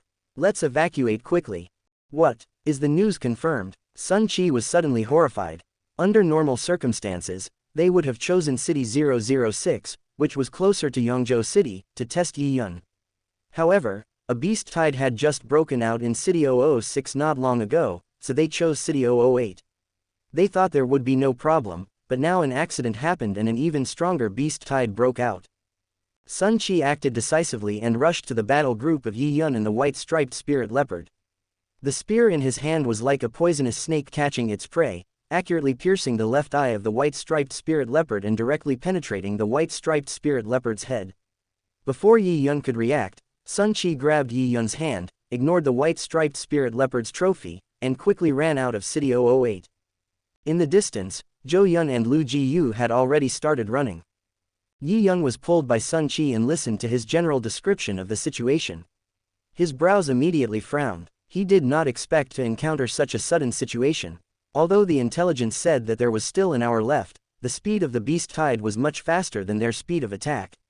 And it was at least more than a day's journey to the nearest military garrison. The probability of being able to outrun the beast tide was extremely small. The four of them gathered together, chose a diagonal direction and ran at full speed without looking back. After running for more than 20 minutes, the four of them felt the vibration under their feet at the same time. Sun Qi's heart sank suddenly. Although it was a super large beast tide, there were still some limitations in the lateral direction when the beast tide came. As long as they were lucky enough and chose the right direction, they could avoid the beast tide's route and then dodge this beast tide. However, the current situation showed that they were obviously unlucky and they happened to hit the direction of the beast tide. Lu Jiyu gritted his teeth and whispered, "Captain, take Yi Yun and go first. Without the two of us, your speed should be much faster. Maybe you can catch up with the military's attack when the beast tide completely erupts around you." Zhou Yun obviously had no objection to Lu Gu's words. She kept a faint smile and whispered to Yi Yun, "Little brother Yi Yun, you have to live well for me." Sun Qi looked at Lu Jiyu and Zhou Yun, two old teammates with whom he had worked for 10 years, and then looked at Yi Yun beside him. He began to feel a conflict between his conscience and his desires. Zhang Nian and Wu Tong had handed Yi Yun over to him, and he didn't want Yi Yun to die in the beast tide like this. However, giving up the two old teammates was also not something Sun Qi wanted to see. After a while, Sun Qi yelled at Lu Jiyu, "Old Lu, the situation isn't hopeless yet. Stop talking nonsense. Hurry up and run. Let's run sideways. I don't believe we can't escape the beast tide." Sun Qi's countermeasure was very simple. As long as he could run horizontally out of the range of the beast tide before it arrived, it would mean he was out of danger. Although the hope was slim, he still had the hope of fighting with all his strength. Sun Qi roared and started running sideways with Yi Yun and the other two. The vibrations coming from their feet became stronger and stronger. Every vibration made Sun Qi and the other two feel a little depressed. After running for more than 20 minutes, Sun Qi suddenly stopped. There was smoke and dust floating in the direction ahead, and they could vaguely see the figures of a group of beasts rushing over. Despair welled up in Sun Qi's heart, but the next moment he made up his mind, clenched the spear in his hand, and said loudly, "Brothers, kill them. Even if you die, take a few people with you." Lu Jiyu and Zhou Yun also picked up their weapons. At this moment, Sun Qi and the other two felt a strong upward force on their combat boots and combat uniforms. Then the three of them floated into the air involuntarily. Then they saw countless groups of beasts passing under their feet below. However, because of the sudden rise, they avoided this fatal attack. In a moment of surprise, Sun Qi and the other two immediately turned their eyes to Yi Yun's position, only to see Yi Yun looking at them with a smile and whispering, "Captain, it's okay, let's go back quickly. Yi Yun, you are actually a spiritualist. Apart from the legendary strong men who surpassed the level of God of War, only rare psychics could do this." Sun Qi, Zhou Yun and the other two did not blame Yi Yun for concealing the news. Instead, they were grateful for Yi Yun's identity as a psychic, otherwise they would have to stay here forever. Yi Yun chuckled and didn't say much. He manipulated his mental power to act on the combat uniforms of Sun Qi and the other two, and quickly rushed towards the direction of the nearest military garrison. After flying for a few hours, Yi Yun saw the army in the distance. These troops were carrying powerful weapons and were stationed from their base to pick up the warriors in the wilderness. Yi Yun put Sun Qi and the other two down and remained in the air. He said softly, "Captain, you are safe now. I will go back and see if I can save as many of our surviving compatriots as possible." Without waiting for Sun Qi and Zhou Yun to say anything more, Yi Yun flew back in the direction he came from. Sun Qi looked at Yi Yun's disappearing figure, opened his mouth, and finally uttered a low blessing. "Be sure to pay attention to safety." Yi Yun flew back, searching for survivors who might be fighting desperately against the beast tide. However, Yi Yun was not arrogant. He knew himself well and only wanted to do his part. He would not sacrifice himself completely here. If it was really impossible, he would withdraw decisively. After flying for more than 20 minutes, Yi Yun felt a strong battle wave, and he immediately became alert and rushed to the place where the wave broke out. After arriving, he found that there were many people here. Among them, a tall and strong man holding two hammers was the most conspicuous. From his momentum, it can be vaguely judged that he was a strong man at the level of God of War. However, in this boundless beast tide, this god of war had to protect the others around him, so his actions were greatly restricted and he could not fully exert his strength. He was completely deadlocked with the entire beast tide. If no one comes to reinforce, judging by the scale of this beast tide, this god of war will eventually be exhausted and die here. The military team is still far away from here, and it is completely too late for them to rush over while clearing the beast tide. As soon as Yi Yun appeared, he was spotted by the god of war. He waved his sledgehammer and shouted, "Brother, take them away quickly, don't worry about me, I'm fine." Yi Yun took a closer look and found that the people being protected by the burly man seemed to be a group of young warriors. There were 6 of them in total. Although they all looked a little dusty now, one could still vaguely feel that their identities were not simple. Each of them had reached the standard of a general, and compared to their age, they were definitely outstanding. This group of people obviously noticed Yi Yun in the air. One of the men with green hair shouted at Yi Yun, "That person, why are you still standing there? Take me away from here." Hearing this, Yi Yun's brows frowned instantly. Such an arrogant tone made Yi Yun's good impression of the strong man disappear for the most part, and he even had the idea of turning around and leaving. However, Yi Yun still resisted the urge, and his mental power instantly emerged and acted on the combat uniforms of the 6 young warriors, causing them to slowly rise from the herd of beasts and float into the air. Seeing this scene, the burly god of war also breathed a sigh of relief. He did not know this group of young warriors and just happened to meet them and came to their rescue. He was really afraid that Yi Yun would turn around and leave because of the green-haired man's words.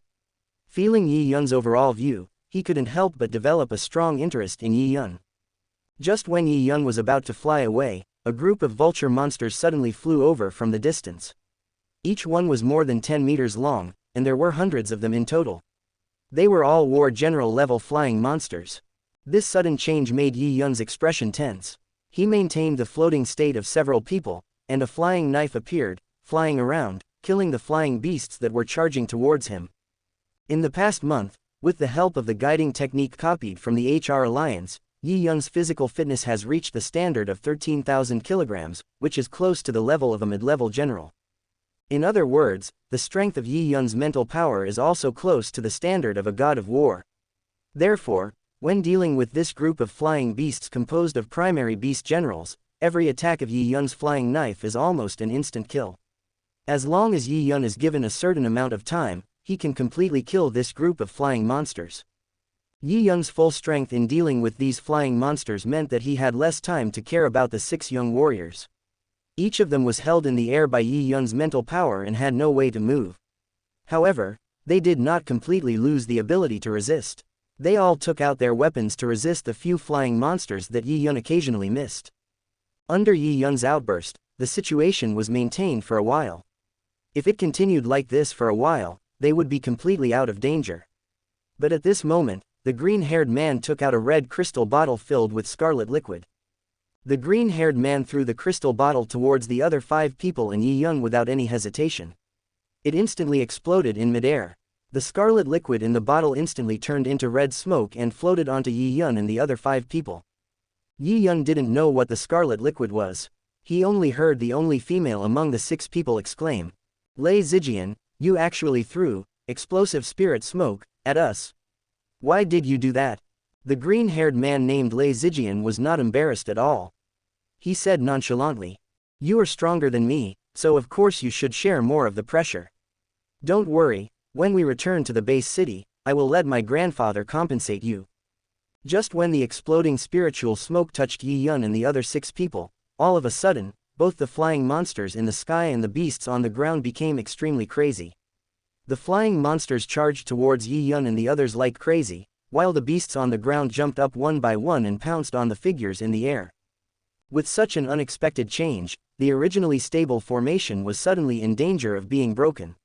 Yi Yun's position was still okay, but the remaining 5 young warriors found it difficult to maintain.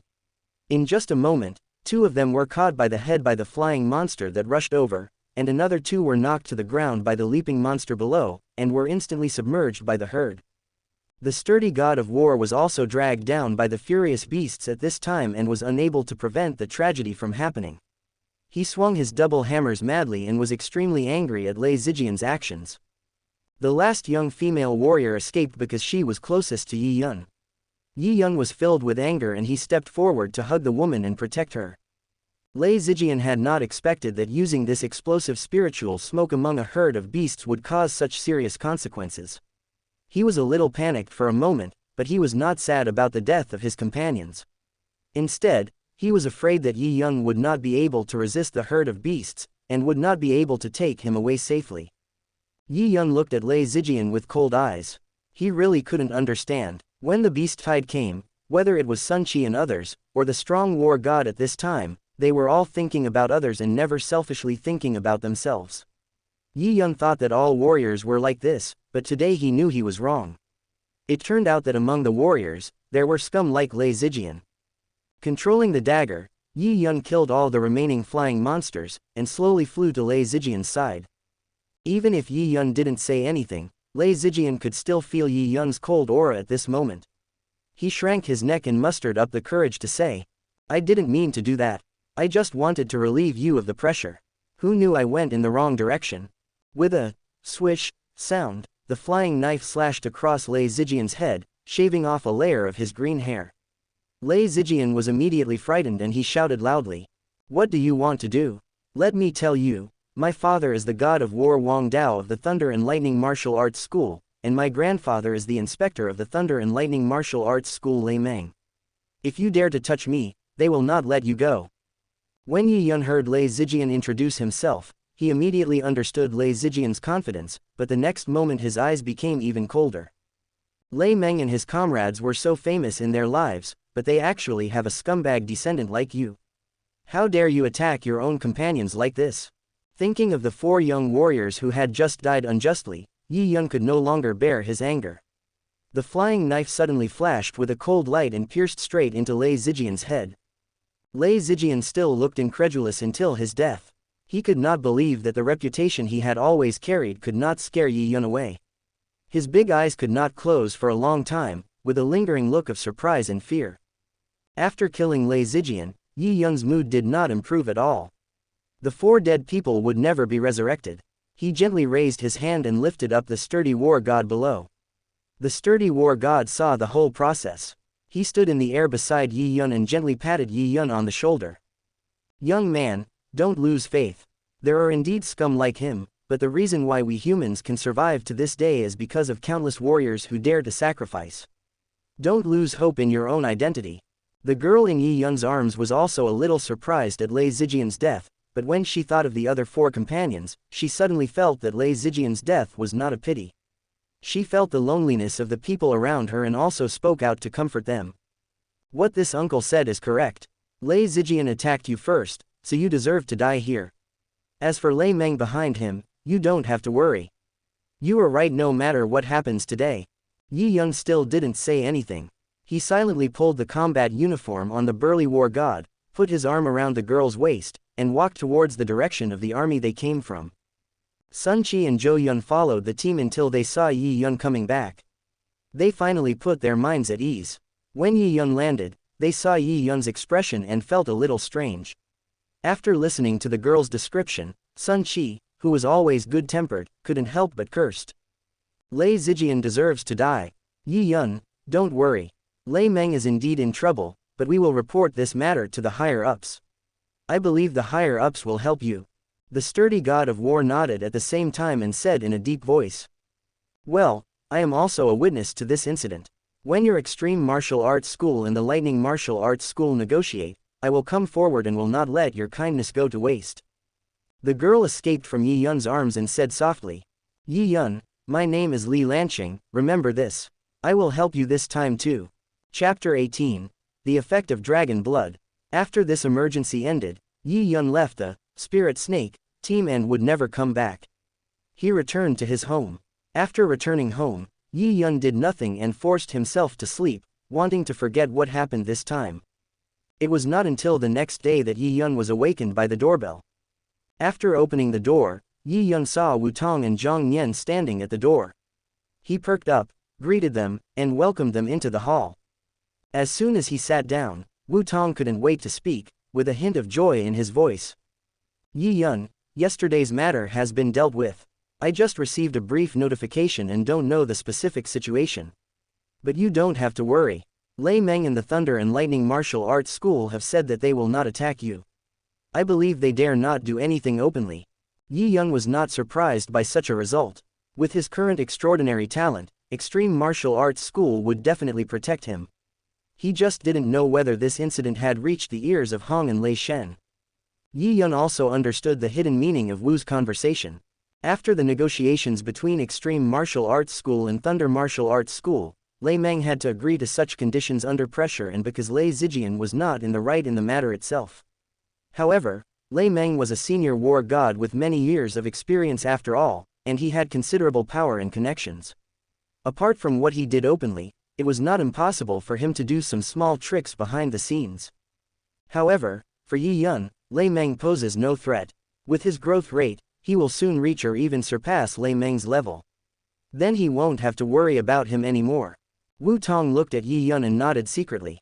His concerns about Yi Yun also dissipated a lot. He then said, "The president and the 3 supervisors are very concerned about your situation, but now they are all in City 008, leading the team to resist the beast tide. It will take a few days for them to come back. It's just the right time to report to the headquarters. After the president and the others are done, the headquarters should also send someone to verify it. Once the situation is confirmed, it will be a foregone conclusion that you, Yi Yun, will enter the elite training camp." After hearing good news one after another, Yi Yun's mood finally recovered a little. Being able to enter the elite training camp at this stage is also very important for his plan. Of course, the shock brought to him by this incident could not be completely eliminated and would eventually be buried in Yi Yun's heart. However, Yi Yun was still an optimistic person. After a night, he also understood that people like Lei Zijian were still a minority after all, and they really did not represent anything compared to the entire group of warriors who silently contributed. After seeing off Wu Tong and Zhang Nian, Yi Yun rested for a while, adjusted his state, and then entered the training room. He wanted to test the effect of the dragon blood he made by himself. After experiencing this incident, Yi Yun was more eager for strength. Imagine if he was already a war god level spiritualist, then those 4 young warriors would not have to die. Yi Yun knew that it was not his problem, but it still had a certain impact on some of his subsequent actions. Dragon blood is not to be swallowed directly, as that would likely result in death by explosion. The correct way to use it is to apply it on the skin. It is not necessary to apply it all over the skin. After the dragon blood is absorbed into the body, it will strengthen and improve the body in all aspects. Yi Yun lay flat on the ground, took off his shirt, carefully poured the dragon blood on his chest, and then gently smeared it with his hands. His chest, stomach and arms were all covered with golden dragon blood. Not long after applying it, Yi Yun felt the dragon blood on his skin slowly disappearing and gradually being absorbed into his body. A strong heat burst out in Yi Yun's body, and the effect of the dragon blood began to show. Soon, this heat started from the place where the dragon blood was applied and quickly rushed to every part of the body. Whether it was the hands, legs, back, head, or internal organs, they were all filled with scorching heat, and the temperature was still rising, exceeding the limit that ordinary people could endure. Along with the high temperature, there is also a constant feeling of soreness and numbness, as if being gnawed by millions of ants at the same time, which spreads to every corner of the body. The pain from the high temperature and the numbness from absorbing dragon blood made Yi Yun extremely painful. His expression was a little distorted and he tried hard not to make any sound. He knew that absorbing dragon blood was not a simple process, but he did not expect it to be so uncomfortable. Sweat drops fell like heavy rain, muscles twitched all over, and heartbeat got faster and faster. Yi Yun could even hear the sound of his heartbeat clearly. The boom boom boom sound of his heartbeat became louder and louder in Yi Yun's ears, until he suddenly lost consciousness and fell into a coma. What Yi Yun didn't know was that because he wanted to ensure the effectiveness of the dragon blood, the amount of dragon blood diluent he used was a bit too large, so the dragon blood he finally produced was more powerful than the original dragon blood. While the medicinal effect was stronger, it also meant that one had to endure greater pain when absorbing the dragon blood. Even though he fell into a coma, Yi Yun's brows were still furrowed, his whole body was tense, and his exposed upper body looked like a cooked shrimp, all red. One could see the meridians on his skin, which were also glowing red. Of course, along with the external pain, Yi Yun's body was also undergoing rapid transformation under the effect of dragon blood. Every cell was greedily absorbing energy, and under the effect of this energy, it was constantly removing impurities and optimizing genes.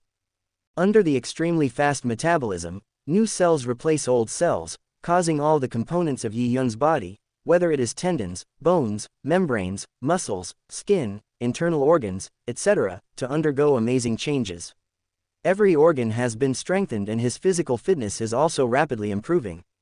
The improvement in physical fitness meant that Yi Yun no longer needed to suppress the mental power in his mind, and at the same time he began to release golden mist. A stronger body meant that he could carry more powerful mental power. Mist was continuously released from the golden sphere, and later, the mist turned into water droplets, falling drop by drop. Yi Yun's golden sea of consciousness had already become a state where mist and water droplets coexisted. This time the use of dragon blood lasted for more than 3 hours. When Yi Yun woke up slowly, he realized that he had fainted. Yi Yun had some expectations about the effect of dragon blood. After cleaning the dirt on his body, he walked in front of the fist strength testing machine. Yi Yun's upper body was still naked, and his originally fair skin now had a little bronze color. This was the enhancement brought by the dragon blood. His muscles did not appear to be explosive, but were generally streamlined. Under the quietness, there was explosive power hidden. Yi Yun took a punching stance, gathering all his strength. His right fist was like a cannonball, hitting the target heavily with a sonic boom. Bang! The target shook violently, making a muffled and low sound. A line of clear numbers was displayed on the punch force tester. 40,215 kilogram. Huh! It actually reached over 40,000 kilograms. Yi Yun was a little surprised. The effect of dragon blood was said to be able to double the strength, but in fact it was just a vague concept. The lower the strength, the greater the improvement. His original full strength was about 13,000 kilograms, which was increased by more than 2 times at once, which made Yi Yun feel a little excited. After testing his own punching power, Yi Yun did not stop. The flying knife he had just bought floated up, with the handle facing the fist target. Yi Yun controlled the flying knife and hit the fist target fiercely. As the knife handle hit the target, the punch target shook violently, and the numbers on the screen of the punch force tester were updated accordingly. 151452 kg. Seeing this number, Yi Yun nodded gently. His physical fitness had finally reached the level of a high-level warrior after being strengthened by the dragon blood. At the same time, his mental power had been released, and he naturally entered the level of an intermediate war god at the level of a mentalist. Moreover, at the apprentice level, a mentalist is more powerful than a warrior. If he uses a powerful flying knife weapon, he can completely threaten a warrior at the high-level war god. In this way, I am not far from the planetary level. Single quote. With the dragon blood in hand, Yi Yun is no longer worried about the improvement in his physical fitness in the short term. Next, what he needs to work hard to improve is his level of strength and his body movements to comprehensively improve his actual combat effectiveness. After spending a few days quietly, Yi Yun finally got news from Wutong again. This time the beast tide in City 008 had been resolved, but it was said that the scale of the beast tide was quite large, and many warriors were lost in the siege of the monsters.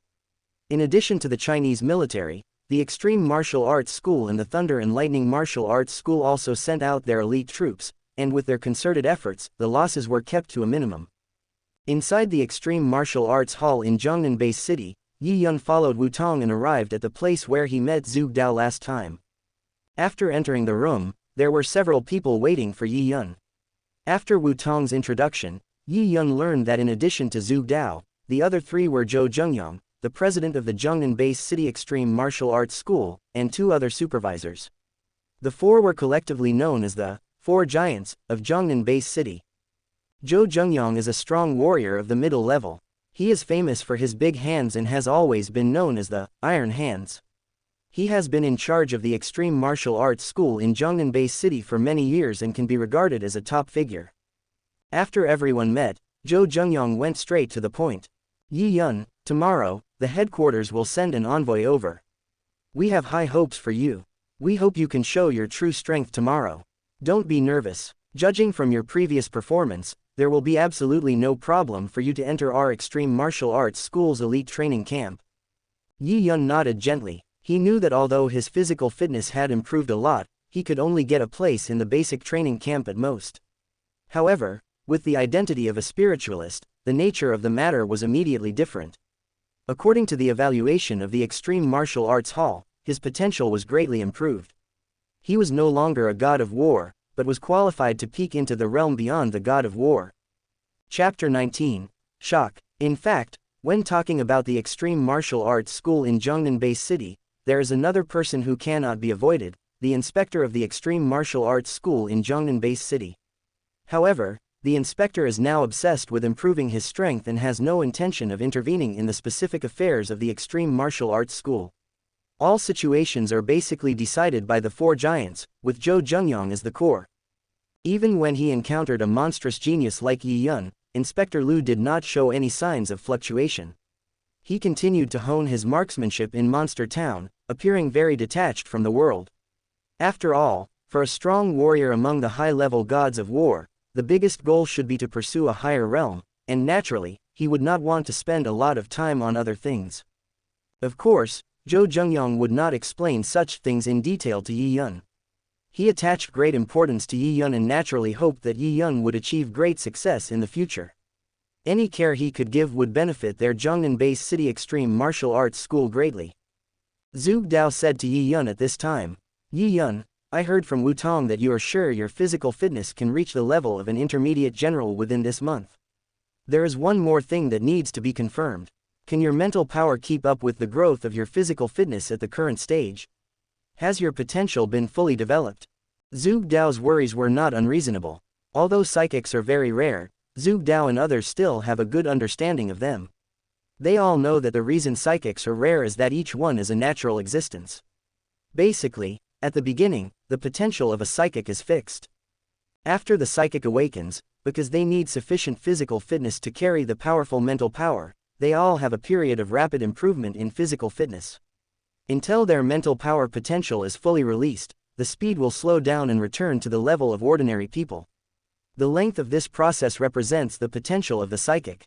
For example, a psychic whose mental power can only support them to the level of a high-level general will show leap-forward improvement in physical fitness until it stays at the level of a primary general. At this time, the potential of their mental power is fully released, and their physical fitness improvement will slow down and no longer grow rapidly.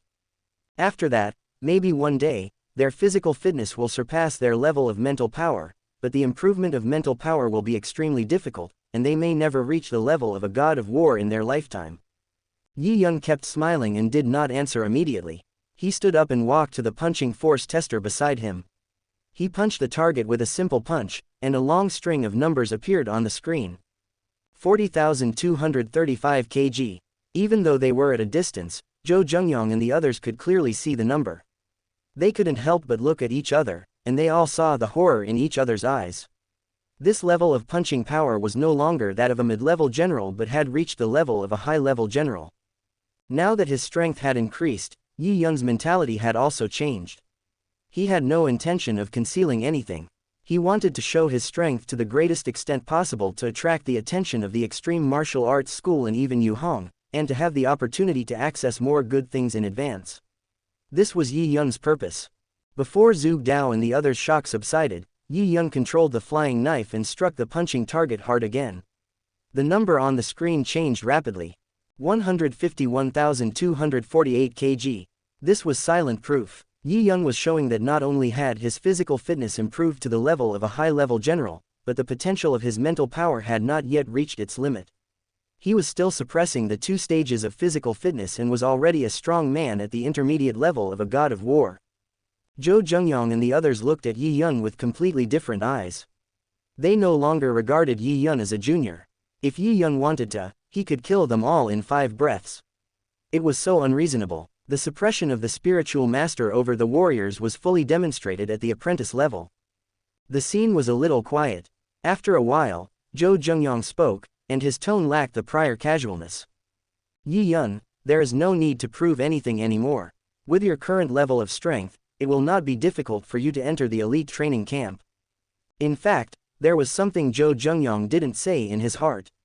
If he had to, Yi Yun wouldn't even need to join the elite training camp at this time. He could directly join the Extreme Martial Arts School and become a more core member.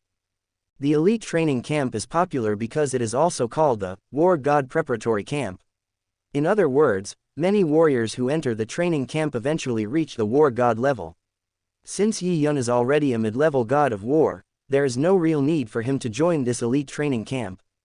Zhou Zhengyang pondered for a while, then said to Yi Yun. Yi Yun, we are fully aware of your situation. We will report it as soon as possible. Please go back and wait for our news. I promise that the result will not disappoint you. Yi Yun nodded slightly and left the room with Wu Tong. After Yi Yun left, there was silence for a while. Zhu Dao was the first to break it. With Yi Yun's current situation, I'm afraid that Special Envoy Lin, who will come from the headquarters tomorrow, may not be able to make all the decisions. President, what do you think we should do next?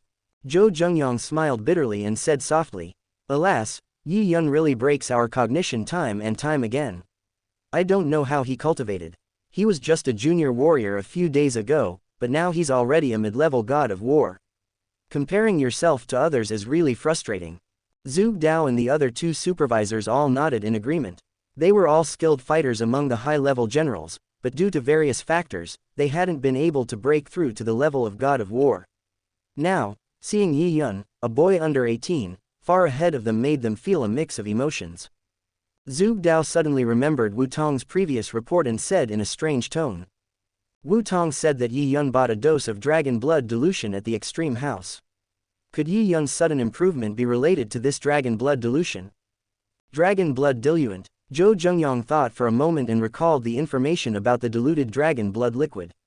He found it hard to believe that Yi Yun's sudden improvement could be brought about solely by a single dose of the dragon blood dilution. Zhu Dao continued, President, do you still remember the previous, Green Bull, team? Their team's average level was only that of junior generals. Later, they got lucky and killed a group of severely injured high-level beast generals. Each team member received 500 million Chinese yuan as a reward, which caused quite a stir back then. The mention of the Green Bull team refreshed Zhou Zhengyang's memory. Zhu Dao added. One of the members of the Green Bull team used his earnings to buy 3 doses of dragon blood diluent at half price.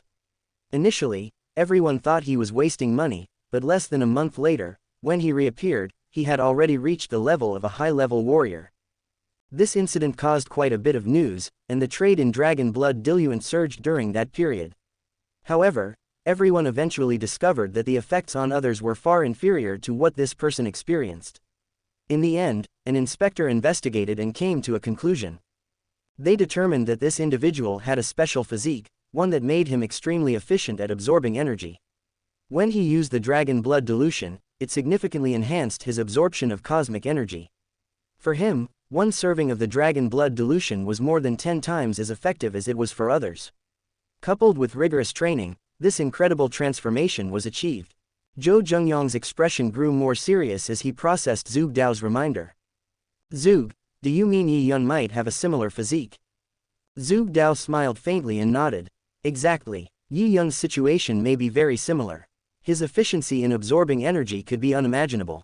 In fact, his initial use of the 5 hearts to heaven cultivation method already showed exaggerated results. Combined with his identity as a psychic, it's not unreasonable for him to achieve such rapid improvement this time. After discussing Yi Yun's abnormal progress further, the group realized there was no point in overanalyzing it. Yi Yun's strength was real, and their task now was to solidify their relationship with him. Zhou Zhengyang finally made a decision, his tone resolute. I will contact the headquarters again. We must make them realize Yi Yun's extraordinary potential and development. A monstrous genius like this appearing in Zhongnan Base City is rare. We cannot let him slip through our fingers. Zhu Dao smiled, clearly satisfied with the decision. His earlier investment in Yi Yun was beginning to pay off. In fact, the 300 million Chinese yuan Yi Yun had used to purchase the dragon blood dilution had been secretly provided by Zhu Dao himself. As Zhu Dao thought about Yi Yun's future potential, his anticipation only grew. As long as Yi Yun remembered his goodwill, the benefits it could bring to him would be immeasurable. Chapter 20. 2 Contracts. Zhu Dao felt somewhat fortunate in his heart that he had made some changes to the contract he gave Yi Yun. Originally, the 300 million yuan limit was intended solely for purchasing cultivation secrets, guiding techniques, and the like. However, Zhuge Dao deliberately relaxed the restrictions, allowing Yi Yun to successfully purchase the dragon blood diluent. In Zhuge Dao's mind, if it weren't for him, Yi Yun might not have been able to discover his special physique. Yi Yun and Wu Tong were walking along a quiet path in the community.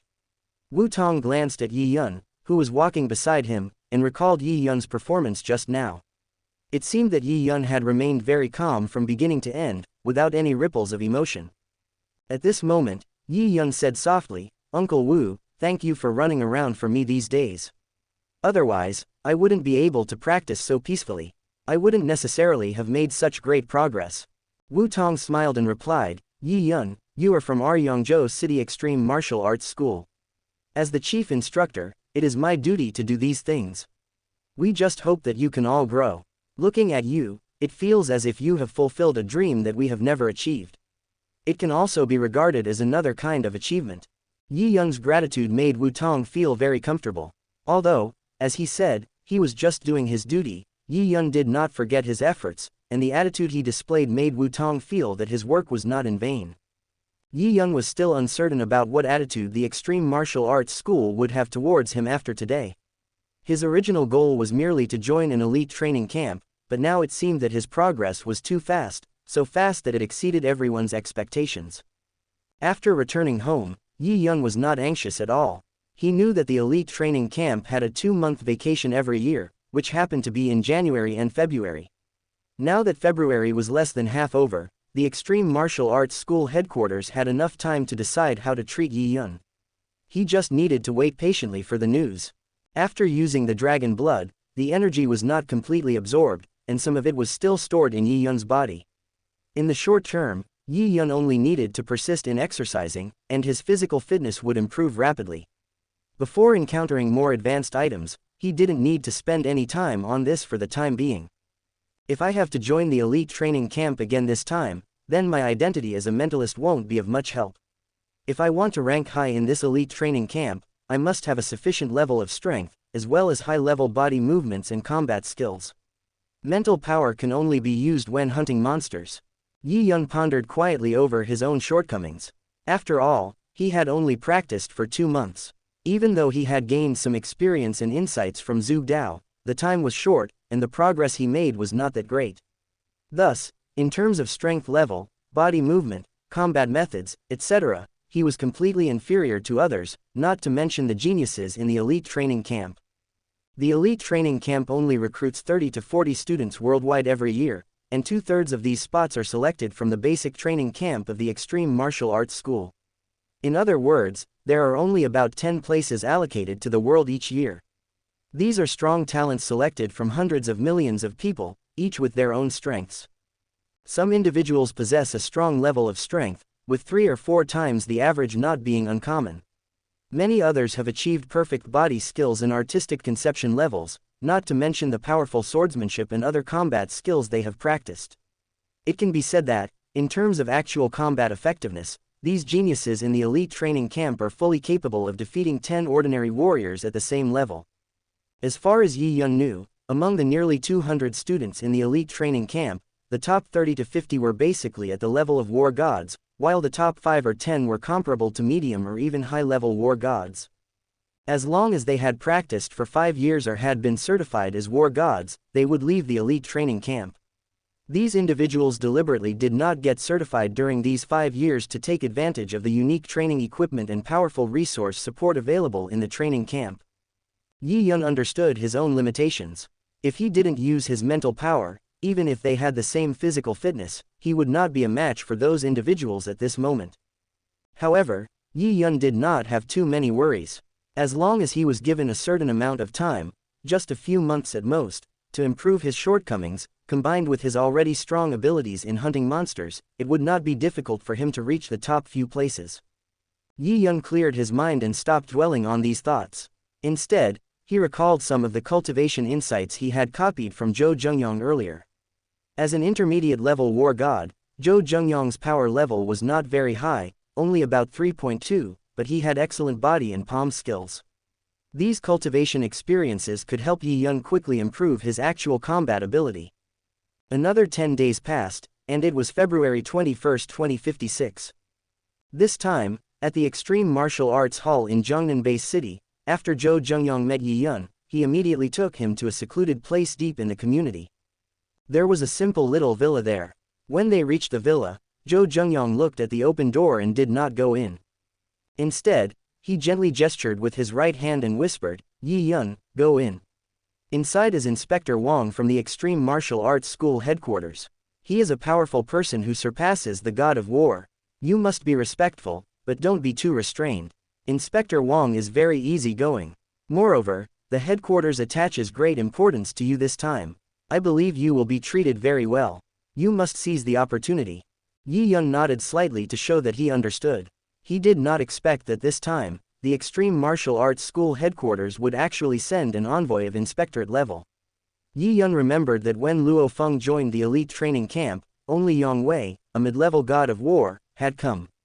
It seemed that the Extreme Martial Arts School headquarters still placed much more importance on him now. With steady steps, Yi Yun entered the hall. Upon entering, he found that the interior of the villa was very empty, with basically no furnishings.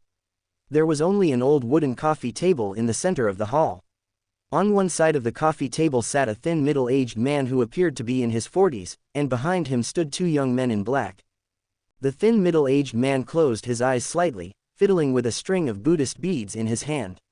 There were 2 cups of green tea on the coffee table. When he noticed Yi Yun entering, he did not open his eyes but said in a hoarse voice, "Sit down." Yi Yun sat down lightly opposite the coffee table, inhaling the faint fragrance of the tea. As he looked at the thin middle-aged man, who was still fiddling with the Buddhist beads, he suddenly felt that he was being affected, as if he had integrated into the middle-aged man's own world. Some of his impetuousness faded away, and he calmed down. After a while, the middle-aged man opened his eyes. A barely visible smile appeared at the corner of his mouth as he looked at Yi Yun deeply and then said, "Yi Yun, right? Not bad. My surname is Wang, and I am one of the 5 inspectors of the Extreme Martial Arts School.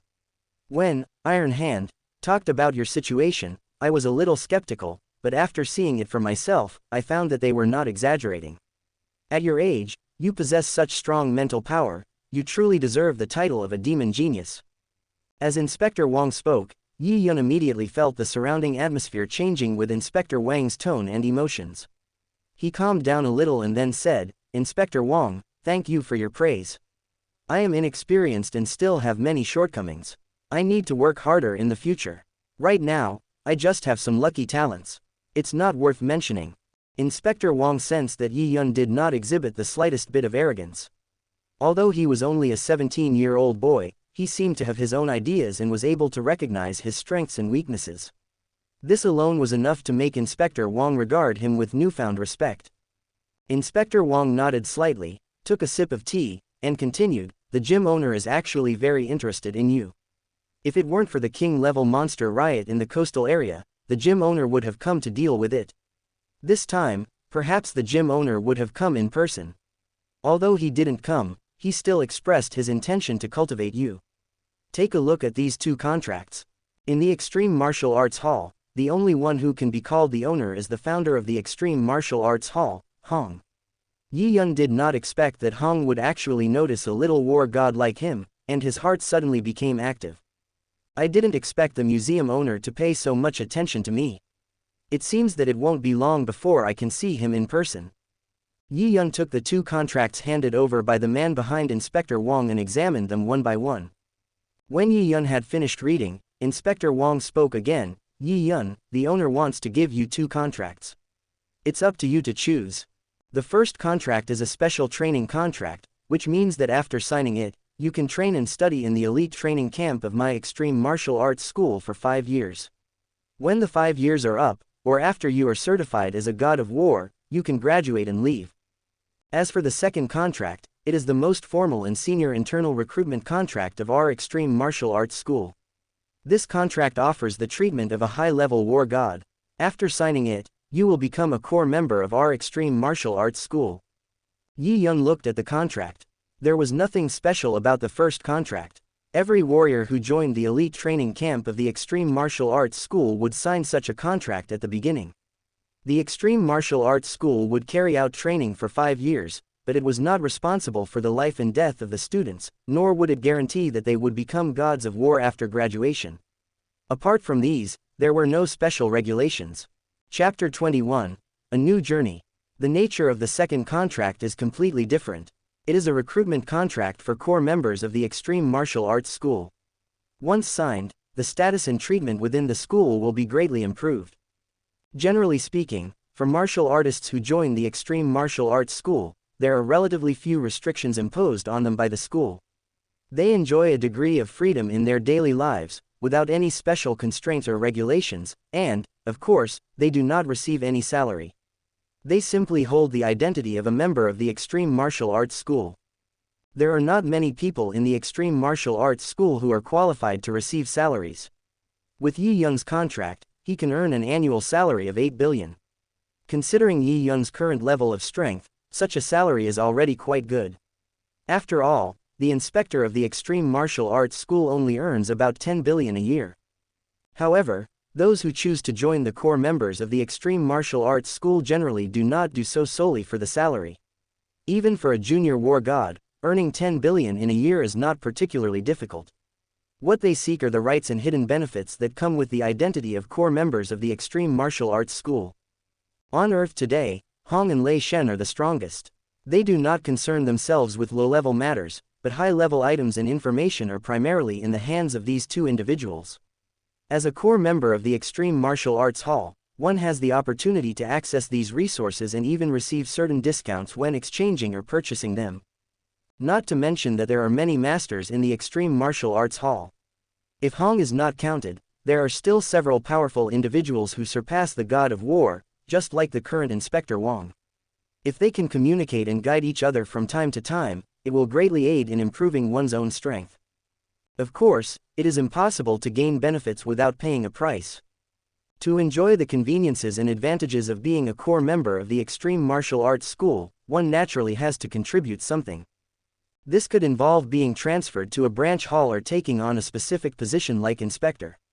There are usually assigned tasks to complete, as well as dealing with beast-tide outbreaks and monster chaos in various locations, all of which require effort. Joining the core of the Extreme Martial Arts School does not mean that everything will be easy. Yi Yun had no objections to these terms. You have to pay for what you receive, which is fair.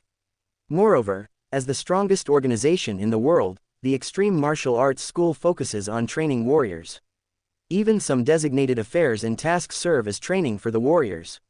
Overall, there will definitely be greater benefits.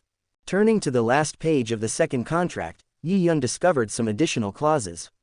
As he read on, his eyes gradually brightened. If Party B reaches a combat power amplitude of 12 before July 1, 2056, he will be awarded a full set of S-class combat uniforms and weapons, a full set of any 3 secret manuals, and a King-class intelligent fighter worth 180 billion. If Party B reaches a combat power amplitude of 12 before January 1, 2057, he will be able to obtain a full set of 9 series combat uniforms and weapons, and a full set of any secret manual, worth 80 billion dragon blood each. If Party B reaches a combat power amplitude of 12 before August 1, 2057, he will receive a full set of 9 series combat uniforms and weapons, worth 30 billion chalcedony drops.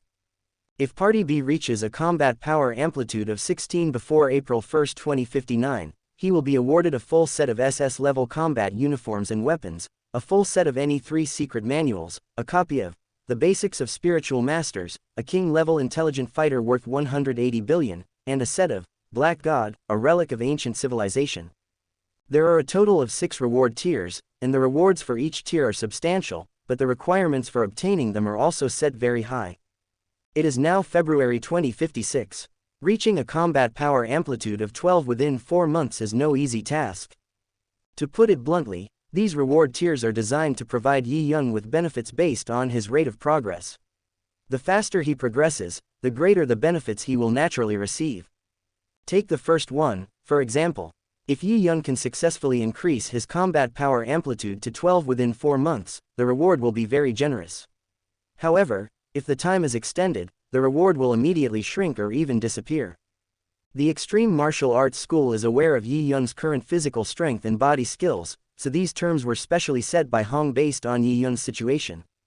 Apart from his identity as a psychic, Yi Yun is not particularly outstanding at the moment.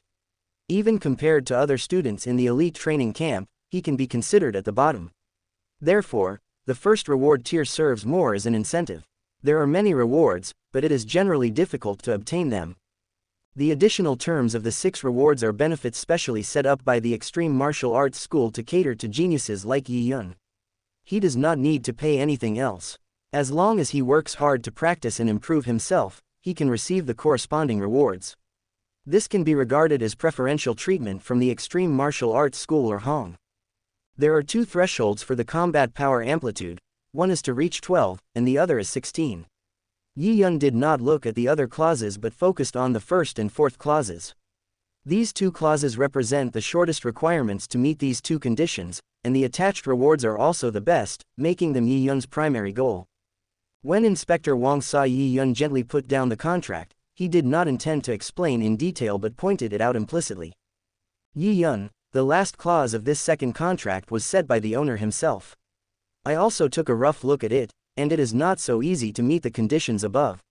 I didn't expect the owner to think so highly of you, you must not disappoint the owner's expectations. You can sign these 2 contracts at the same time, or you can choose to sign one. It depends on your decision. No matter what you decide, we will respect your choice. If it had been the Yi Yun of the past, the Extreme Martial Arts School would not have taken out a recruitment contract so quickly. Now, with Yi Yun's strength improved to the level of a mid-level god of war, and as a rare spiritual master, he receives such special treatment. Even if Yi Yun chooses not to enter the elite training camp, it doesn't matter. Inspector Wang and Yi Yun both automatically ignored the possibility that the second contract would not be signed. The only suspense was whether Yi Yun was still willing to enter the elite training camp. Without much hesitation, Yi Yun displayed a bright smile, picked up the pen on the coffee table, and quickly signed his name on both contracts. Riding in Inspector Wang's intelligent fighter jet, Yi Yun set out on the road to the elite training camp. The elite training camp of the Extreme Martial Arts School is located in the headquarters of the Extreme Martial Arts School, Hongning Base City. After an hour's flight, the intelligent fighter jet slowly landed. Yi Yun followed Inspector Wang off the plane, and only then did he realize that he had entered the elite training camp. After Yi Yun signed the contract and consulted with him, Inspector Wang took Yi Yun back to Hongning Base City. With only a few days left before school started, Yi Yun didn't have to travel far. Walking inside the training camp, Yi Yun discovered that although it was called a training camp, all the buildings were beautifully constructed, making one feel as if they had entered an ancient architectural complex. Pavilions and towers could be seen everywhere, small bridges and flowing water were abundant, and there were all kinds of precious flowers, plants, and trees, creating a tranquil and gentle atmosphere. The most eye-catching feature is a huge tower-shaped building in the center of the training camp.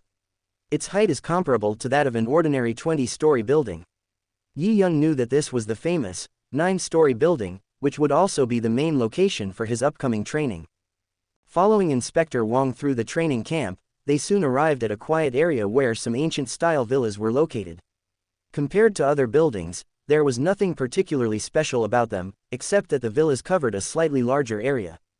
After entering the villa, Inspector Wang pointed to a nearby room and whispered, "You should stay here for the next few days. Now is the training camp's holiday period. I will have someone arrange for you to officially join the training camp on March 1st.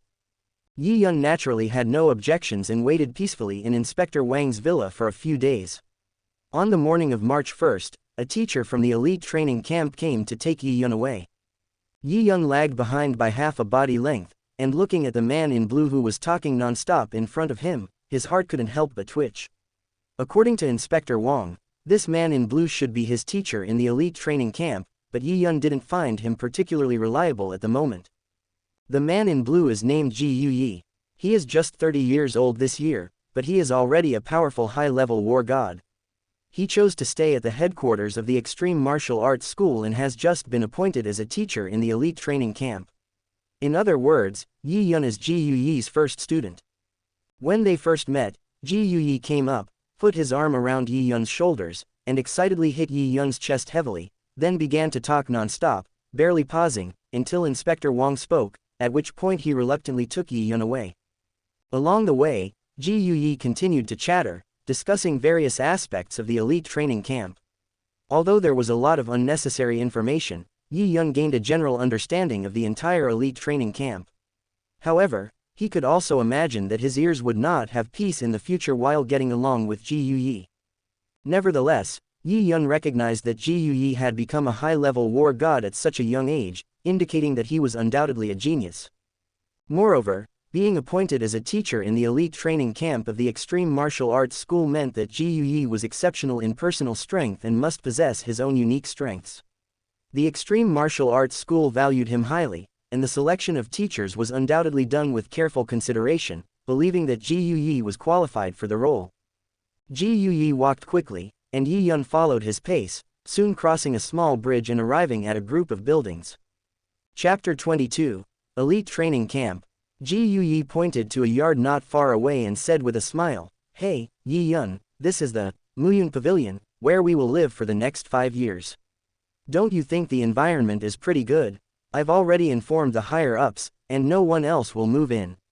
You should just stay here and practice well."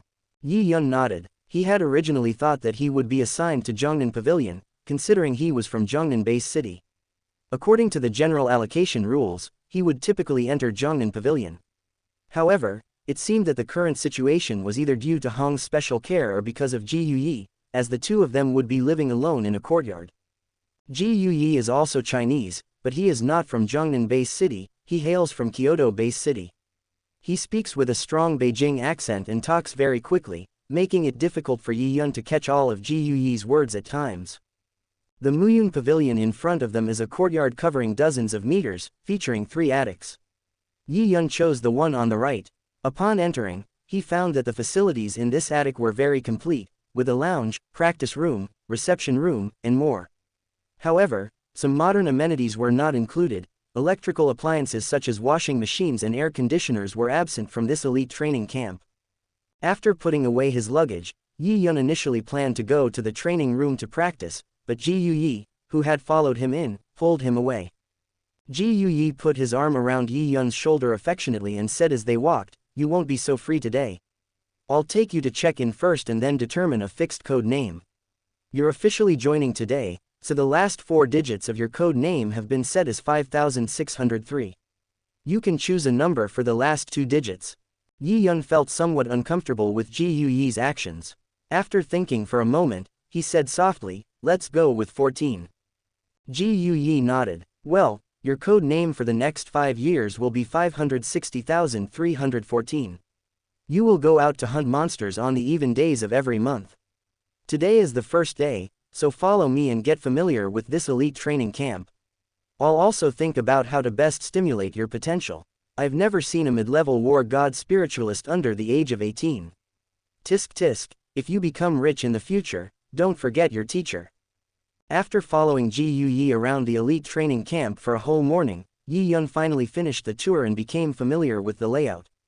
However, Ji Yuyi did not take him into the 9-story building in the center. He explained that Yi Yun was a new student and had no ranking from the previous month, so he had little time to practice in the 9-story building this month. Since it was only the beginning of the month, there was no need to waste it. As Yi Yun officially confirmed his code name and joined the elite training camp, a line of words appeared at the bottom of the scales of the black dragon statue at the entrance of the camp. Number 186 Yi Yun, 560,314. Once Yi Yun's name appeared, it was almost instantly heard by all the major forces in the outside world. Whether it was the 5 major countries, major base cities, or the 9 major families of the Our Alliance, all received Yi Yun's information. However, what surprised them was a crucial point in Yi Yun's information: he was already a core member of the Extreme Martial Arts School. This immediately put an end to any other thoughts in their minds. The Extreme Martial Arts School had already taken action, and they could no longer win over such a new talent. They all felt very regretful. The information indicated that Yi Yun was only a 17-year-old Chinese boy, yet he already possessed the strength of a mid-level god of war and was also a rare spiritual master. Everyone couldn't help but sigh that the Extreme Martial Arts School had truly found a treasure this time. With such a promising newcomer, who knows how broad his future could be? At the same time, some of the little thoughts in their hearts faded away. Since the Extreme Martial Arts Hall dared to disclose Yi Yun's information without hiding anything, they must value him highly.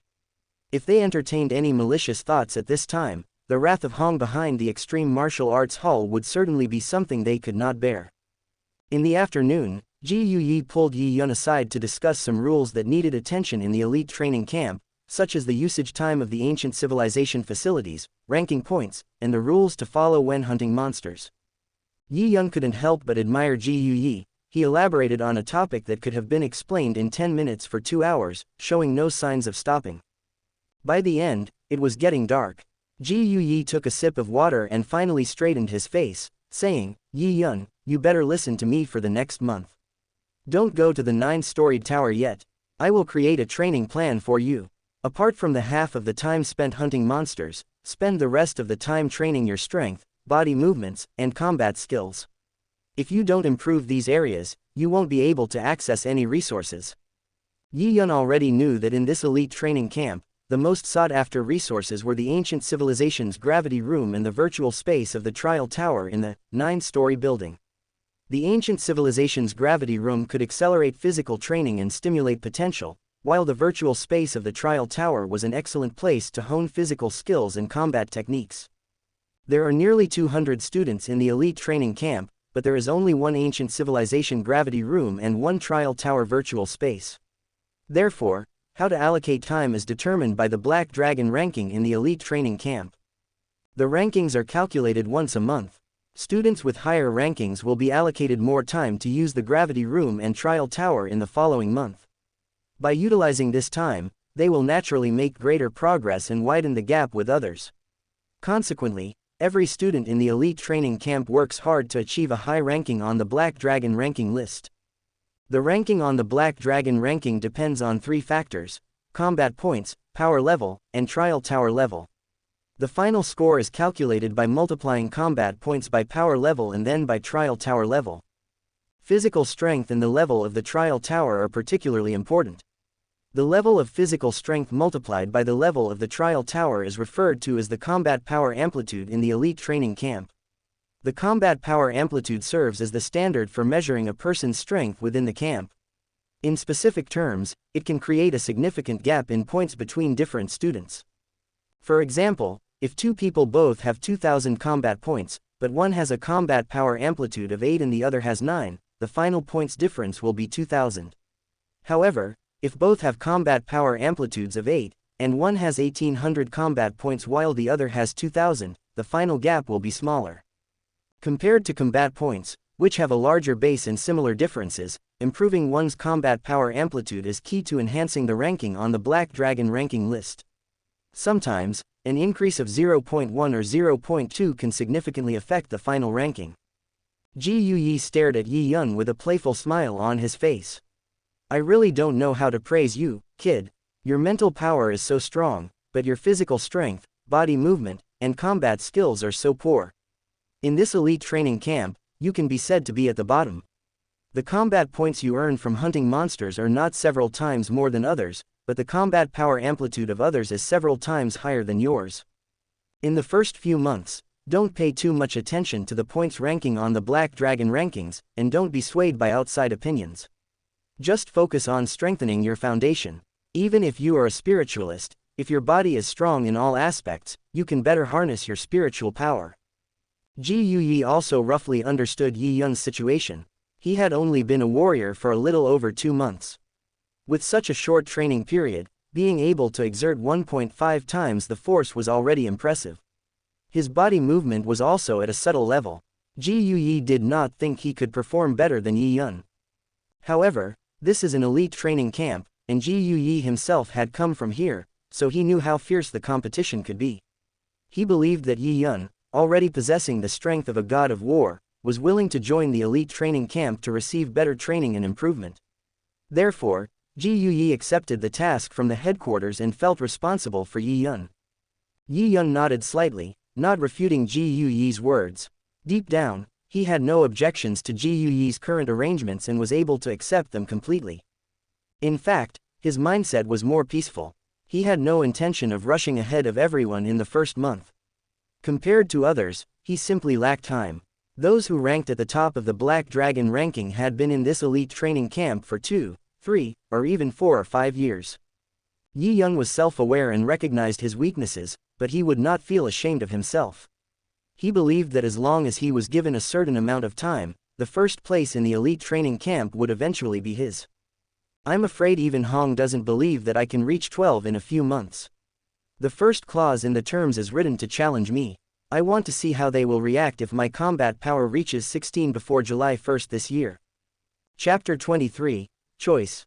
When it was night, Yi Yun finally got some quiet time alone. He entered the underground training room in his attic and began his daily genetic energy training. Yi Yun took a long breath and felt very good as his cells absorbed enough energy. The homemade dragon blood he used last time still had some energy left in his body, which enabled him to make great progress in his daily practice and improve his physical fitness rapidly. As for the physical strength and body movement realm, you just need to keep practicing. With a wealth of practice experience as a reference, I believe it won't be too difficult. But if you want to practice a combat skill, what should you choose? Single quote. After meeting Inspector Wang, Yi Yun also gained a stronger understanding of cultivation. As a planetary level strong man, Inspector Wang's physical strength has reached the level of 4.5, and his body movement realm is at the artistic conception level, which is enough for Yi Yun to refer to and learn at the current stage. Yi Yun also copied the high-level war god Ji Yuyi whom he met today and found that Ji Yuyi's physical strength was also 4.0, and his body movement level was also at the artistic conception level, which could be considered very outstanding among the group of high-level war gods. After these several times of copying, Yi Yun suddenly discovered that his copying pupil actually had a certain function of scanning information and could know the general situation of the target. However, the highest target scanned now was only planetary level. He didn't know what different changes would happen when he encountered high-level strong people in the future. From Zhou Zhengyang, to Inspector Wang, and today's Ji Yuyi, these three are the three strongest people Yi Yun has ever met. However, what makes Yi Yun a little entangled is that these three people practice different combat skills and have achieved good results in their respective directions. Yi Yun didn't know how to choose for a while. Zhou Zhengyang is known as the Iron Hands. His most powerful feature is his pair of bare palms, which he has been practicing several palm techniques. Ji Yuyi practices dual swords, and Inspector Wang is an expert in spearmanship. For Yi Yun, let alone these three people, even high-level generals like Zhu Dao or Wu Tong, their experience in practicing their respective combat skills can bring him great help. It can be said that he can choose any path, and even if he is greedy, he can take several paths at the same time. After thinking carefully for 10 minutes, Yi Yun already had the answer in his heart. He decided to specialize in one path and practice his gun skills. Yi Yun can copy other people's cultivation talents. At this time, the two most talented warriors on Earth are Hong and Lei Shen. Hong is a master of spearmanship, and Lei Shen is good at swordsmanship. However, Yi Yun prefers the spear, so after a little hesitation, he has determined the path of combat skills cultivation in the future, the spear. As Hong's absolute direct descendant, Wang Zunche's cultivation secret book is Hong's self-created, destroying the world, and he has received Hong's guidance in cultivation. Therefore, Wang Zunche's spearmanship is from the same lineage as Hong, and he has received Hong Sancheng's true teachings. The next step is to walk his own path. Hong's marksmanship, just like his name, is full of violence and momentum. When he has practiced it to a deep level, a single shot from him is like a disaster, with a strong aura of doom. Therefore, the first step in practicing this spear technique is to realize this kind of momentum.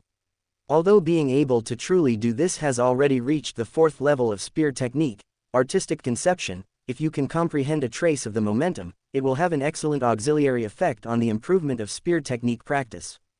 Yi Yun also understood that in order to truly comprehend the true meaning of destruction of the world, he would need to come into contact with Hong himself.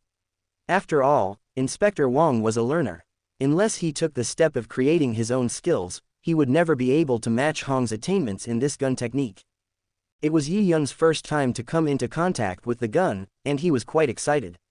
He experienced the insights of Inspector Wang in practicing the gun. Unknowingly, a night had passed.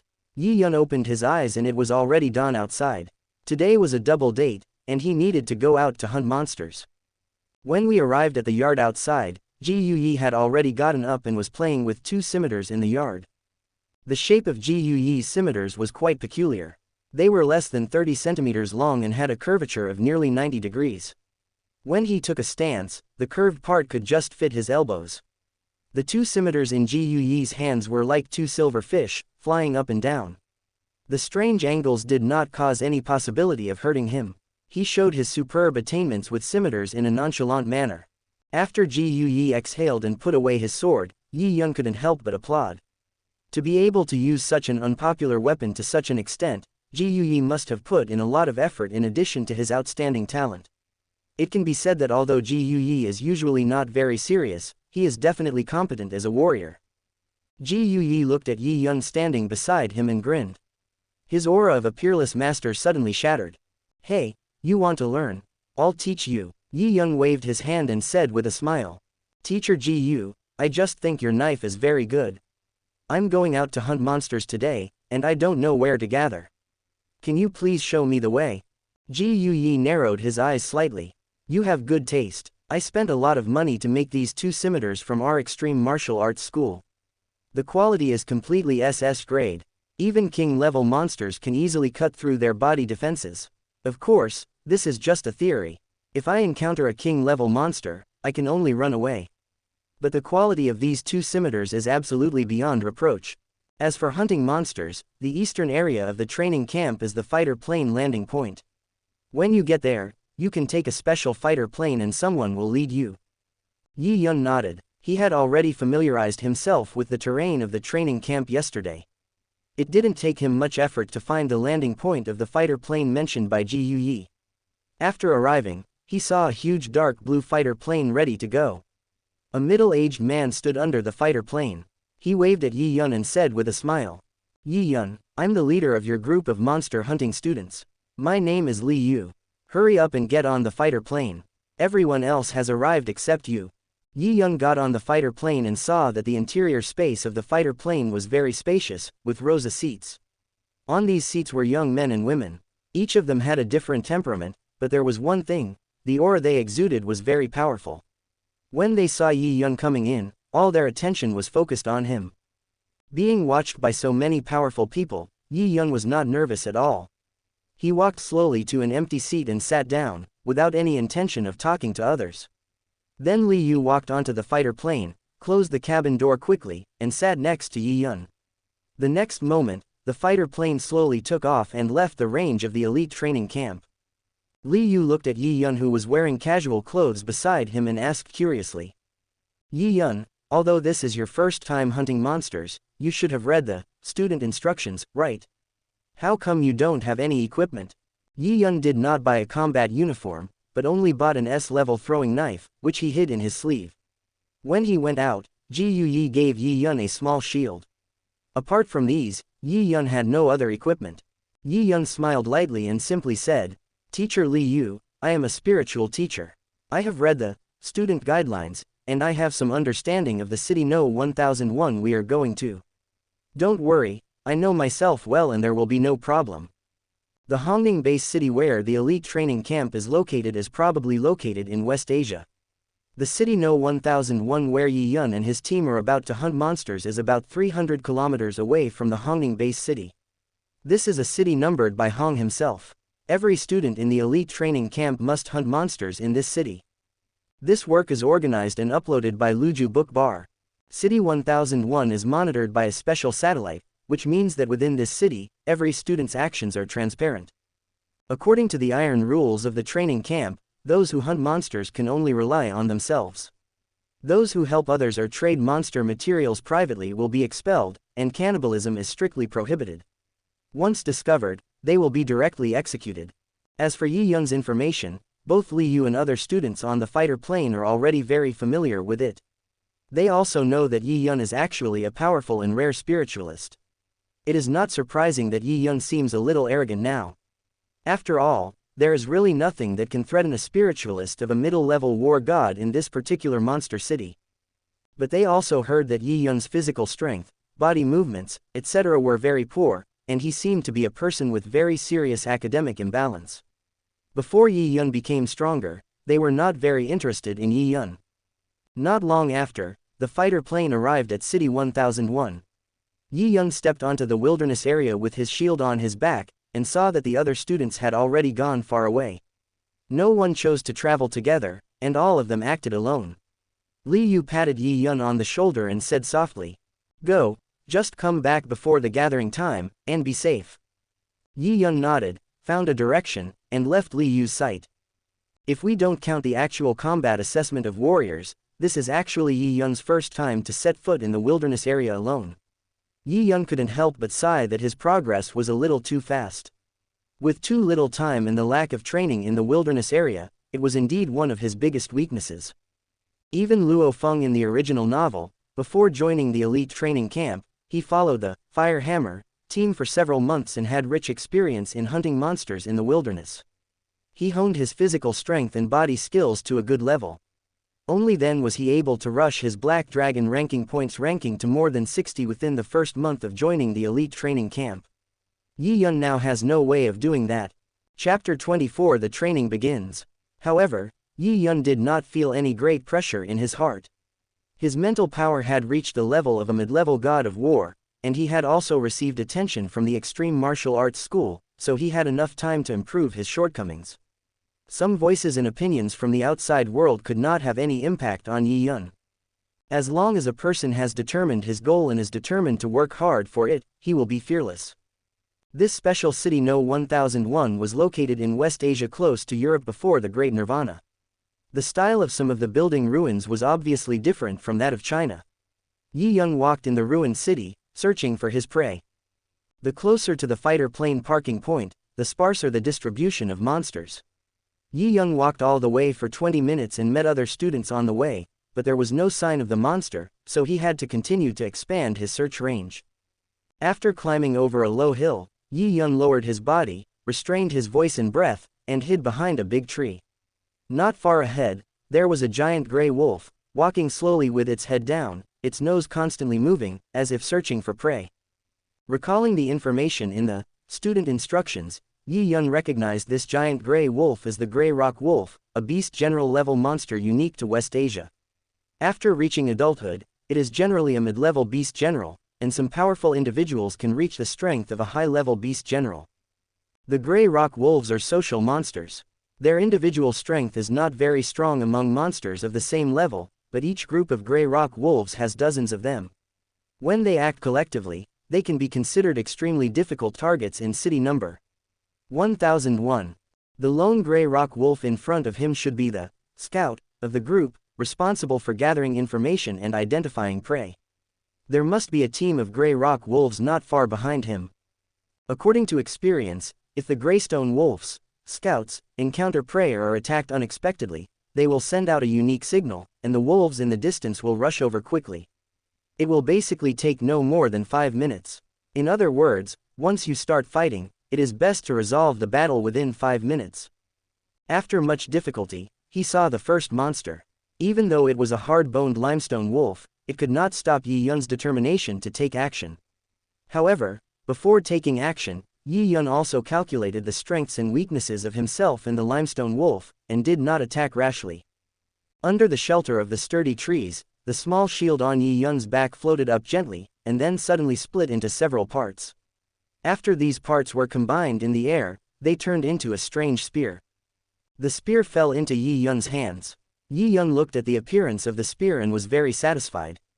The connections between the several parts were almost invisible, as if they were one body. The tip of the spear was not particularly sharp, and the overall weight was a full 200 kilograms, making it very easy to wield. This special shield was handed to him by Ji Yi when he went out. He said it was specially prepared for him. It is made of detachable parts. It is not just a spear and a shield, but also has several other combinations. It can be combined into a long sword, a giant axe, a big stick, etc. It has very rich functions. A weapon with comprehensive functions usually means that no one aspect is particularly outstanding. This shield is exactly the same. Moreover, ordinary warriors cannot use so many combinations at all. Therefore, after it was developed by the Weapons Research Department of the Extreme Martial Arts School, it has not been favored by many warriors. Even though the material of the shield has reached the powerful SS level, no one is interested in it and it has stayed in the warehouse for a long time.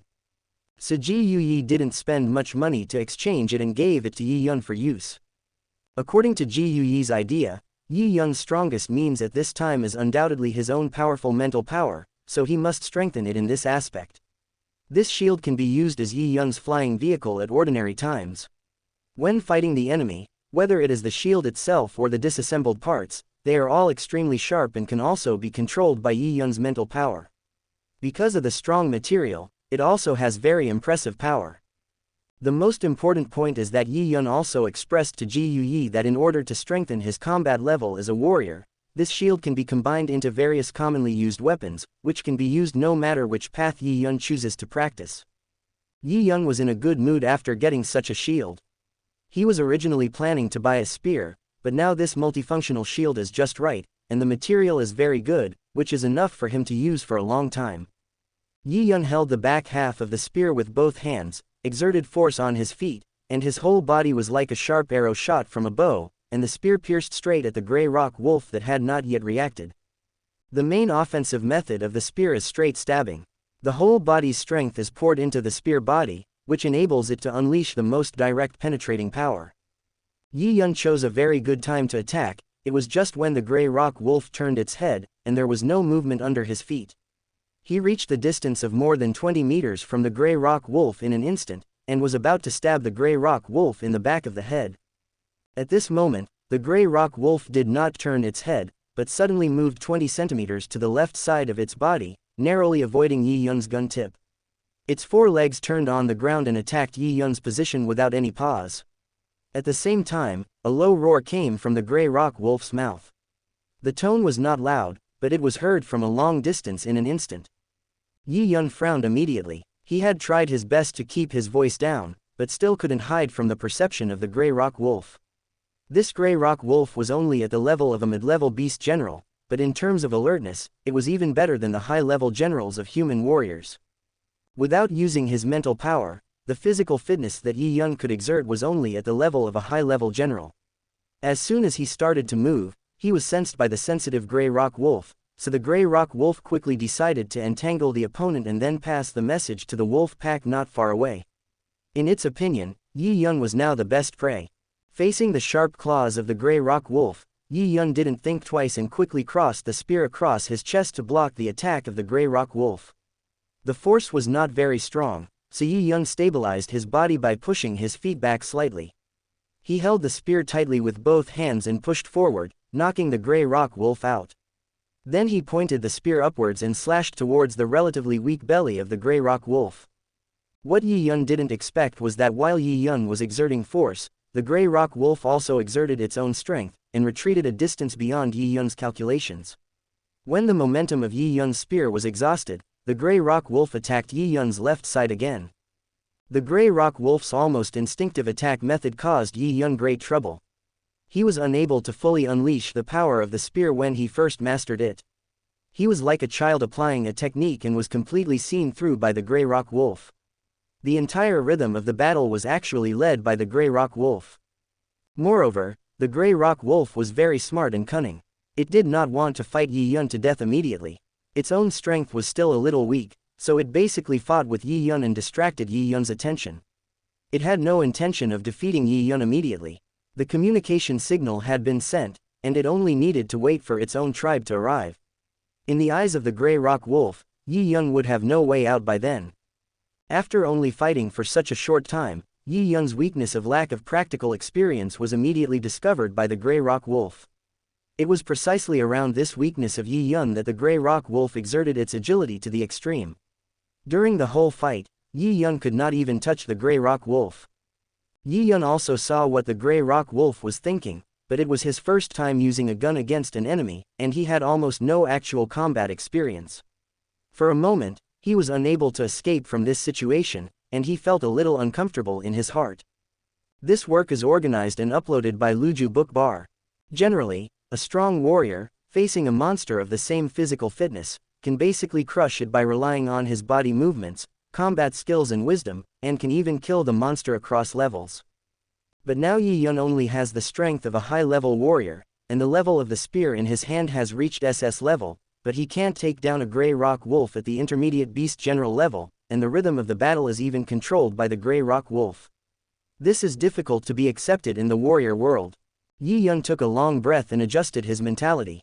He thought about the purpose of coming to this wilderness area. Wasn't it to practice his spear skills and body skills and accumulate experience in fighting monsters? So there were some minor setbacks in this first battle, but Yi Yun didn't take it to heart. He quickly wiped away the anxiety in his heart and patiently fought with the Grey Rock Wolf to deepen his familiarity with the spear. Wang Xuan's experience in killing enemies with a spear emerged one by one, and various techniques were also tried. Slowly, he gradually turned from a declining situation to a balanced situation. Just when Yi Yun was immersed in his marksmanship, suddenly one wolf howl after another came from not far away. The howls were full of excitement. The Grey Rock wolves in front of him pulled back at the same time, letting out an even louder howl. After a while, more than 30 Grey Rock wolves gathered around Yi Yun and surrounded him. Most of these 30-odd Grey Rock wolves are the same as the previous one, at the level of intermediate beast generals. The 5 in the center are larger and are obviously more powerful high-level beast general Grey Rock wolves. Yi Yun felt a little unsatisfied at this time. The attack of the Grey Rock wolves just now was not fierce, and the battle was not passionate, which gave him a good opportunity to familiarize himself with the shooting. He finally got into the state, but he didn't expect that after a few minutes, the Grey Rock wolf pack arrived. Seeing the wolf pack appear, Yi Yun lost interest instead. These 30-odd Grey Rock wolves besieged him, which was beyond the control of his current marksmanship. So he simply put away his spear and put it behind his back. A flying knife with a cold glow shot out from Yi Yun's sleeve. Chapter 25, Progress. Yi Yun showed a brilliant smile to the Grey Rock wolves in front of him. The delicate S-class flying knife floated up, and his powerful mental power unfolded. His aura was completely different from the previous Yi Yun. In the keen perception of the Grey Rock wolves, the human in front of them, who was originally under their control, was full of extremely dangerous aura. However, the entire Grey Rock wolf pack had no chance to regret. Yi Yun put his right fingers together and pointed lightly forward. The S-level flying knife instantly cut into the Grey Rock wolf pack. In less than a second, more than 30 Grey Rock wolves fell to the ground, blood gushed out of their throats crazily, and soon they all lost their breath. Yi Yun controlled the flying knife to wipe the wolf's hair, and took a while to cut off the wolf's skin. These wolf skins were the materials for the beast general from the Grey Rock wolf. Returning to the training camp, counting these materials was equivalent to selling them to the extreme martial arts school. There would be money of corresponding value, and the contribution points in the extreme martial arts school would be increased. At the same time, the combat points would be calculated according to the material level. After stacking and tying up dozens of wolf skins, Yi Yun continued to look for traces of the monster. The battle with the Grey Rock wolf just now made Yi Yun feel tempered.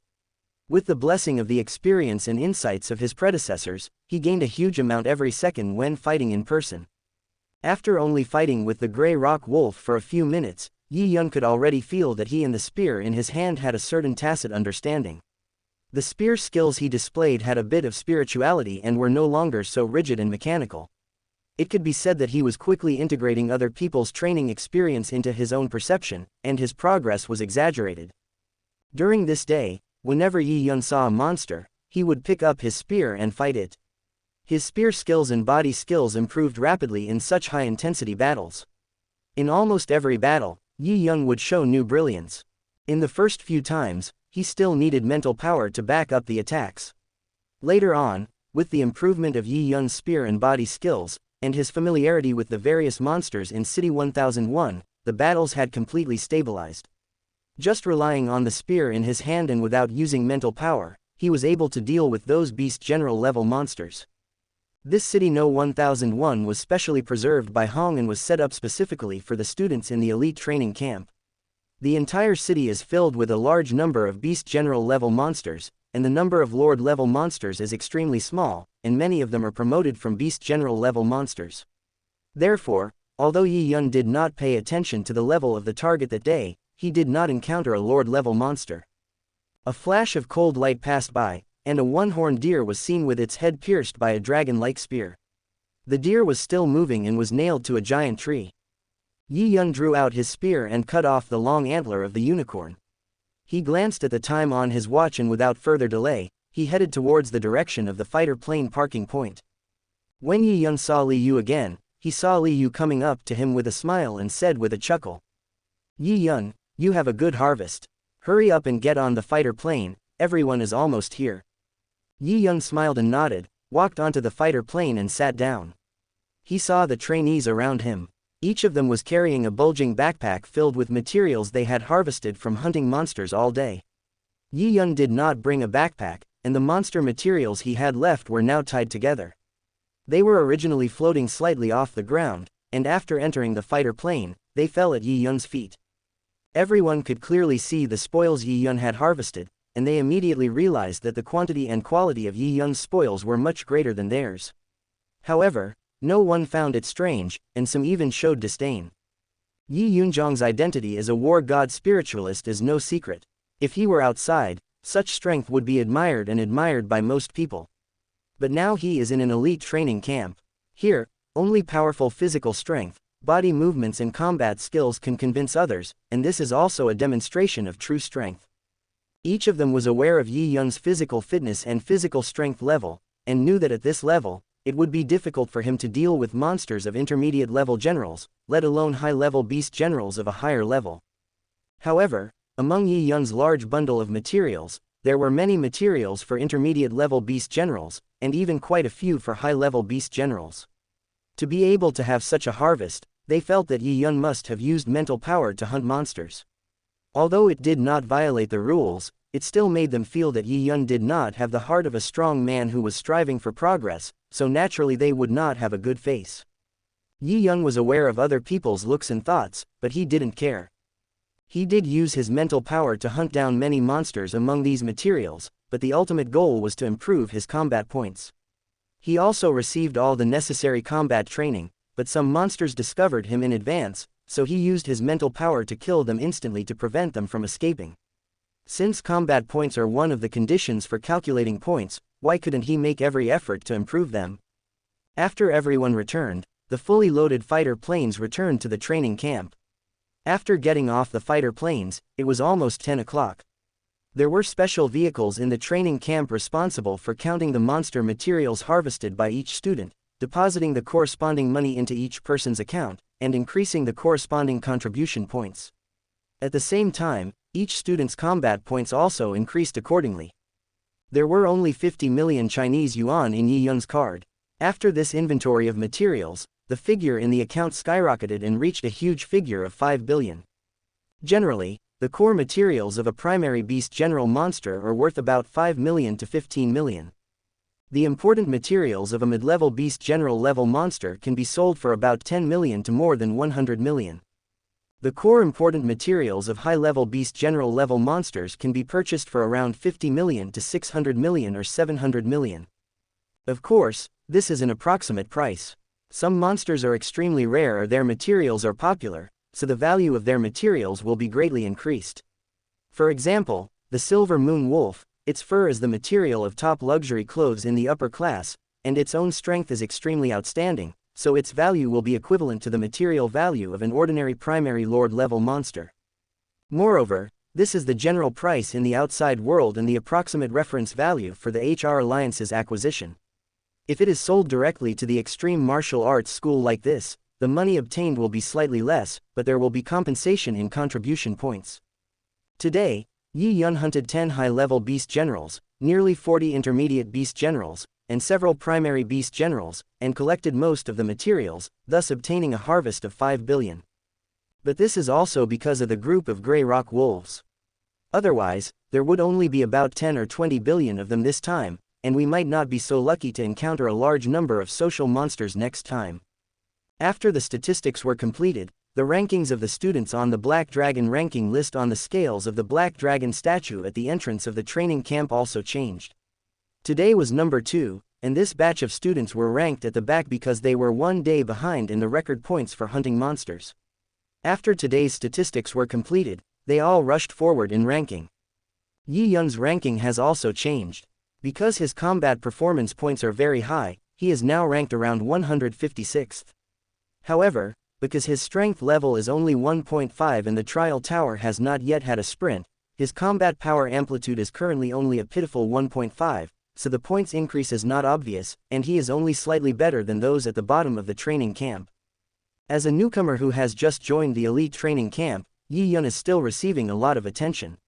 When everyone saw that Yi Yun was ranked only 156th, they all thought it was very normal. No matter how powerful you are as a psychic, without the help of high combat power amplitude, your points will never rise to the front. Yi Yun was not surprised by this result. He returned to Muyun Pavilion and found that Ji Yuyi had not rested yet, but was sitting quietly in the yard. When he sensed Yi Yun's return, Ji Yuyi stood up and showed his signature playful smile. "How do you feel today? I smell the smell of blood and monsters on you. It seems that you really want to strengthen yourself and are not obsessed with your identity as a psychic." This work is organized and uploaded by Luju Book Bar. Yi Yun was slightly surprised by Ji Yuyi's sharpness. He saw that Ji Yuyi had not rested yet. Thinking back to the spear skills he had been practicing in the battle today, wasn't the powerful Ji Yuyi a good opponent to verify his understanding? Suddenly, he felt a little itchy, took the spear behind him in his hand, and bowed slightly. "Teacher Ji Yuyi, please teach me." Ji Yuyi was very satisfied with Yi Yun's attitude. He stretched out his right hand forward, put his left hand behind his back, and his whole demeanor changed. He said in a deep voice, "Come on, let me see what you've gained today." 10 minutes later, Yi Yun looked at the palm resting on his throat, feeling the blood and energy surging in his body. He put away his spear and showed a wry smile on his face. He could see that Ji Yuyi had already given him a lot by using his hand as a sword. Moreover, in the process of fighting, Ji Yuyi let Yi Yun show his spear attack more and was in a guiding position. Yi Yun could feel that he had fully displayed his spear comprehension today, but it was still easily resolved by Ji Yuyi. The gap of several realms is not so easy to make up. Compared to Yi Yun, Ji Yuyi was even more shocked in his heart. According to his understanding, Yi Yun decided to practice spearmanship these 2 days ago. The weapon in his hand that turned into a spear was given to him by himself. He had only been out hunting monsters for 1 day, but not only did his foundation in spearmanship become very solid, he even showed some sharp momentum in his spearmanship. The speed of his progress made Ji Yuyi dumbfounded and unbelievable. Could it be that this guy is a rare gun genius? It's just that he has never been exposed before, so he has been buried. Chapter 26, Terrifying Growth. It's not that Ji Yuyi has never seen geniuses. When he entered the elite training camp for training, there were also several powerful perverts. However, those people were all trained by major forces since childhood. Although they were all young, they had been practicing for a long time.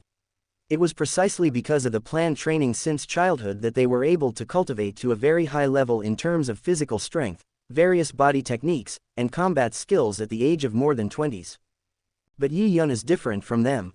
He was born in a low-rent housing area in China. His parents died when he was young, and he had never received any formal training before becoming a student at the extreme martial arts school. It is precisely because of this that Yi Yun appears to be even more of a genius. Ji Yuyi suppressed his surprise and didn't show it too much. He pretended to say, "Well, it's not so bad. It's getting late today, you should go to bed early, get up at 6 tomorrow, and prepare to accept my strict training." Holding the spear in both hands, Yi Yun bowed slightly and returned to his room. Yi Yun practiced his genetic energy exercises regularly every day, and soon he calmed down his restless mood and slowly fell asleep. In the attic next door, the bright lights were on until late at night. Ji Yuyi sat at the desk, typing on the keyboard of his laptop, pressing the backspace key from time to time. Yi Yun's changes that day made Ji Yuyi have to adjust his training plan. In Ji Yuyi's opinion at this time, Yi Yun's talent had exceeded his expectations. If he followed the previous plan, it might delay Yi Yun's training, which would also be an irresponsible act towards Yi Yun. So Ji Yuyi had to stay up late to adjust the plan and sacrifice his sleep time. Closing the notebook, Ji Yuyi breathed a sigh of relief. That should be enough. Yi Yun's current conditions are all at a relatively elementary stage, and we will make adjustments based on his progress later. It seems that the inspectors can also make mistakes sometimes. I wonder what surprises Yi Yun can bring me. The next morning, Yi Yun came to the yard. Ji Yuyi was already standing there. However, Yi Yun saw that Ji Yuyi seemed a little tired. Just when he wanted to show some concern, he heard Ji Yuyi speak. Yi Yun, since you have chosen to practice spearmanship, I will not stop you. You also have some talent for practicing spearmanship, so just continue. If there are any problems later, they can be corrected in time.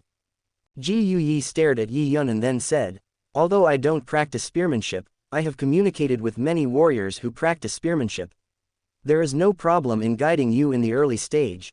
Just let go of your hands and feet and practice without any big concerns. After you reach a higher level, there will be many people who can guide you. Hong, the owner of the Extreme Martial Arts School, as the founder of the Extreme Martial Arts School and the strongest person on earth today, has extremely strong personal charm. Especially among the martial artists of the Extreme Martial Arts School, Hong has a very strong popularity. This has also led to a phenomenon that many martial artists who joined the Extreme Martial Arts School chose to practice the martial arts passed down by Hong, destroying the world. Hong's destroying the world gun method is rated as ultimate and is extremely difficult to practice. It contains force techniques, gun techniques, body techniques, guiding techniques, etc. It is an extremely comprehensive martial arts method. However, among 100 people who choose to practice destroying the world, there may be only a dozen people who can really practice it successfully. Most of them have not been able to practice to a high level and are just getting started. However, no matter how difficult it is, it cannot stop the enthusiasm of the warriors, and there are many people who choose to practice world destruction, so in the end, quite a number of people have good attainments. Ji Yuyi, as a core member of the current Extreme Martial Arts School, although he does not practice gunmanship, he has communicated with many people and is very familiar with gunmanship. Yi Yun agreed with Ji Yuyi's words. He was still in the stage of laying the foundation. Inspector Wang's cultivation experience was enough for him. Those cultivation experiences were the result of Inspector Wang's hard work from the beginning to where he is today. Now they were clearly displayed in front of Yi Yun. Coupled with the copied Inspector Wang's talent for marksmanship, Yi Yun was confident that he would be able to get started quickly. On the following day, Yi Yun carried out various exercises in an orderly manner under Ji Yuyi's arrangement. Ji Yuyi also included himself in Yi Yun's training plan, personally guided Yi Yun's body training, patiently explained the force techniques, and conducted actual combat with Yi Yun to improve Yi Yun's digestion of these insights. Yi Yun felt extremely fulfilled the whole day and couldn't help but be very satisfied with Ji Yuyi's arrangements. In the past few months, he had been exploring on his own. Although it did not waste time, there was still a certain difference in efficiency. Ji Yuyi is the teacher specially assigned to Yi Yun by the Extreme Martial Arts School. In the elite training camp, Ji Yuyi will not have any other students and will only be responsible for Yi Yun. Therefore, the training plan arranged by Ji Yuyi allows him to focus fully on the training and development of Yi Yun, and the effect is naturally different. As time passed, Yi Yun had completely stabilized in the elite training camp. The odd numbers stayed in the training camp to train with Ji Yuyi, while the even numbers went to City 1001 to hunt monsters. After understanding Yi Yun's strength, Ji Yuyi also made specific arrangements for Yi Yun's hunting monsters, focusing on honing Yi Yun's physical and shooting skills. So when Yi Yun went hunting monsters later, he did not pursue hunting more monsters to increase his combat points, but chose suitable monsters to hone according to his own training results, and the effect was also very significant. It is precisely because of this that although Yi Yun's combat points are much more than many other students in the training camp, it is not exaggerated. In addition, his physical strength level and the level of the trial tower have not been updated, which resulted in his points ranking on the Black Dragon ranking being lower than the next day, falling to the level of more than 160. Among all the students in the elite training camp, he is at the bottom. Yi Yun joined the elite training camp as a 17-year-old mid-level war god spiritualist, which originally caused quite a stir. However, nearly a month has passed, and apart from his powerful spiritual power, Yi Yun has not shown any outstanding qualities in other aspects, so the attention he receives is getting smaller and smaller. Although people do not despise a mid-level war god like Yi Yun, there is no room for respect for him. The morning of March 27, 2056.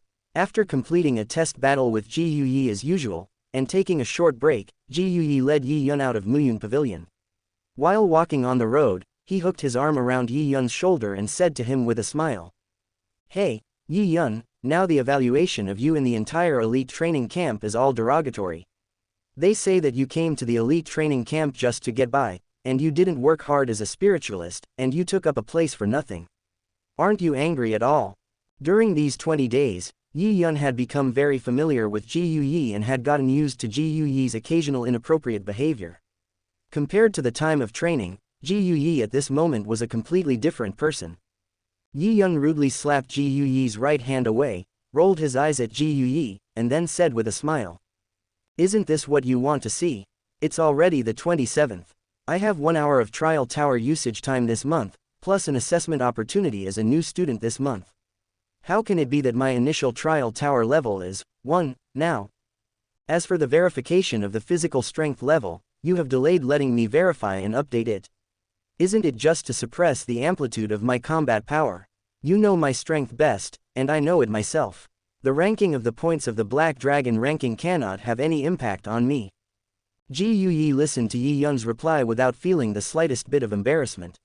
He could tell from Yi Yun's tone that although he saw through his thoughts and plans, he did not hold any resentment and was very calm about the current situation.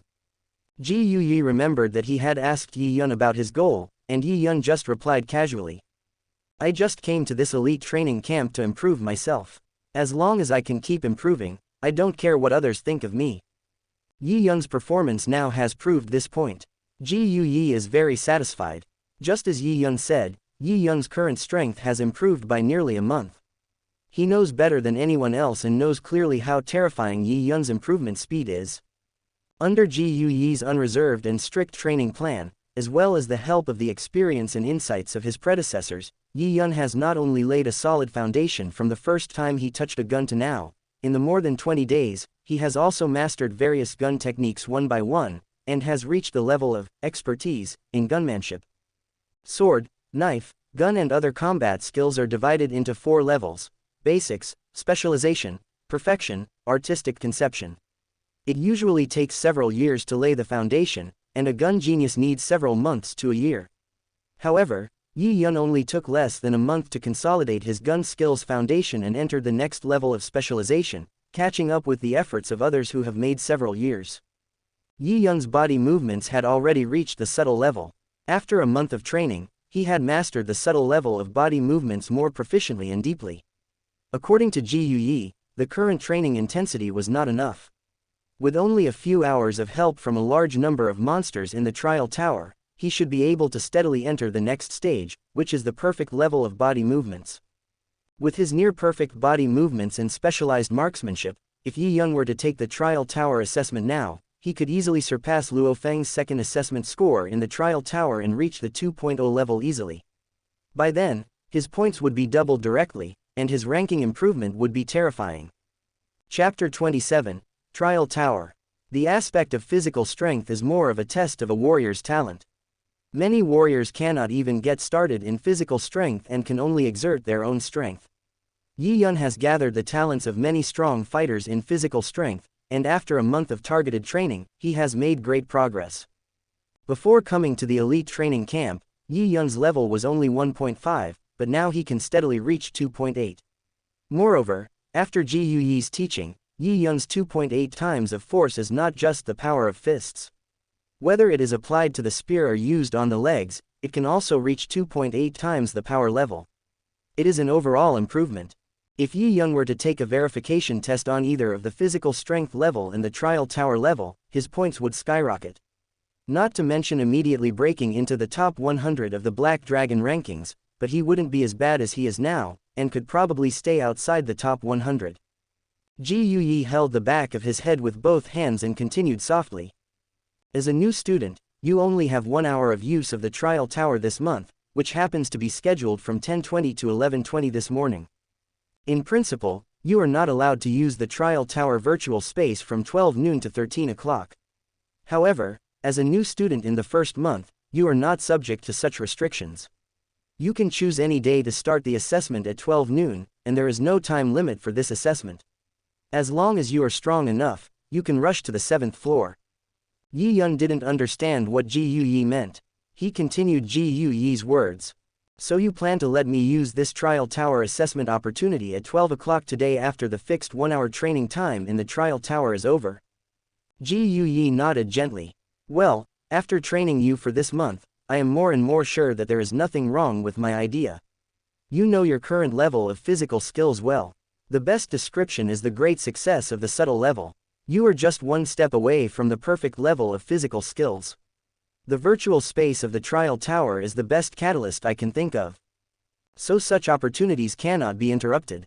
After you come out on November 20th, take a rest and use the new student assessment opportunity at 12 o'clock to continue this understanding.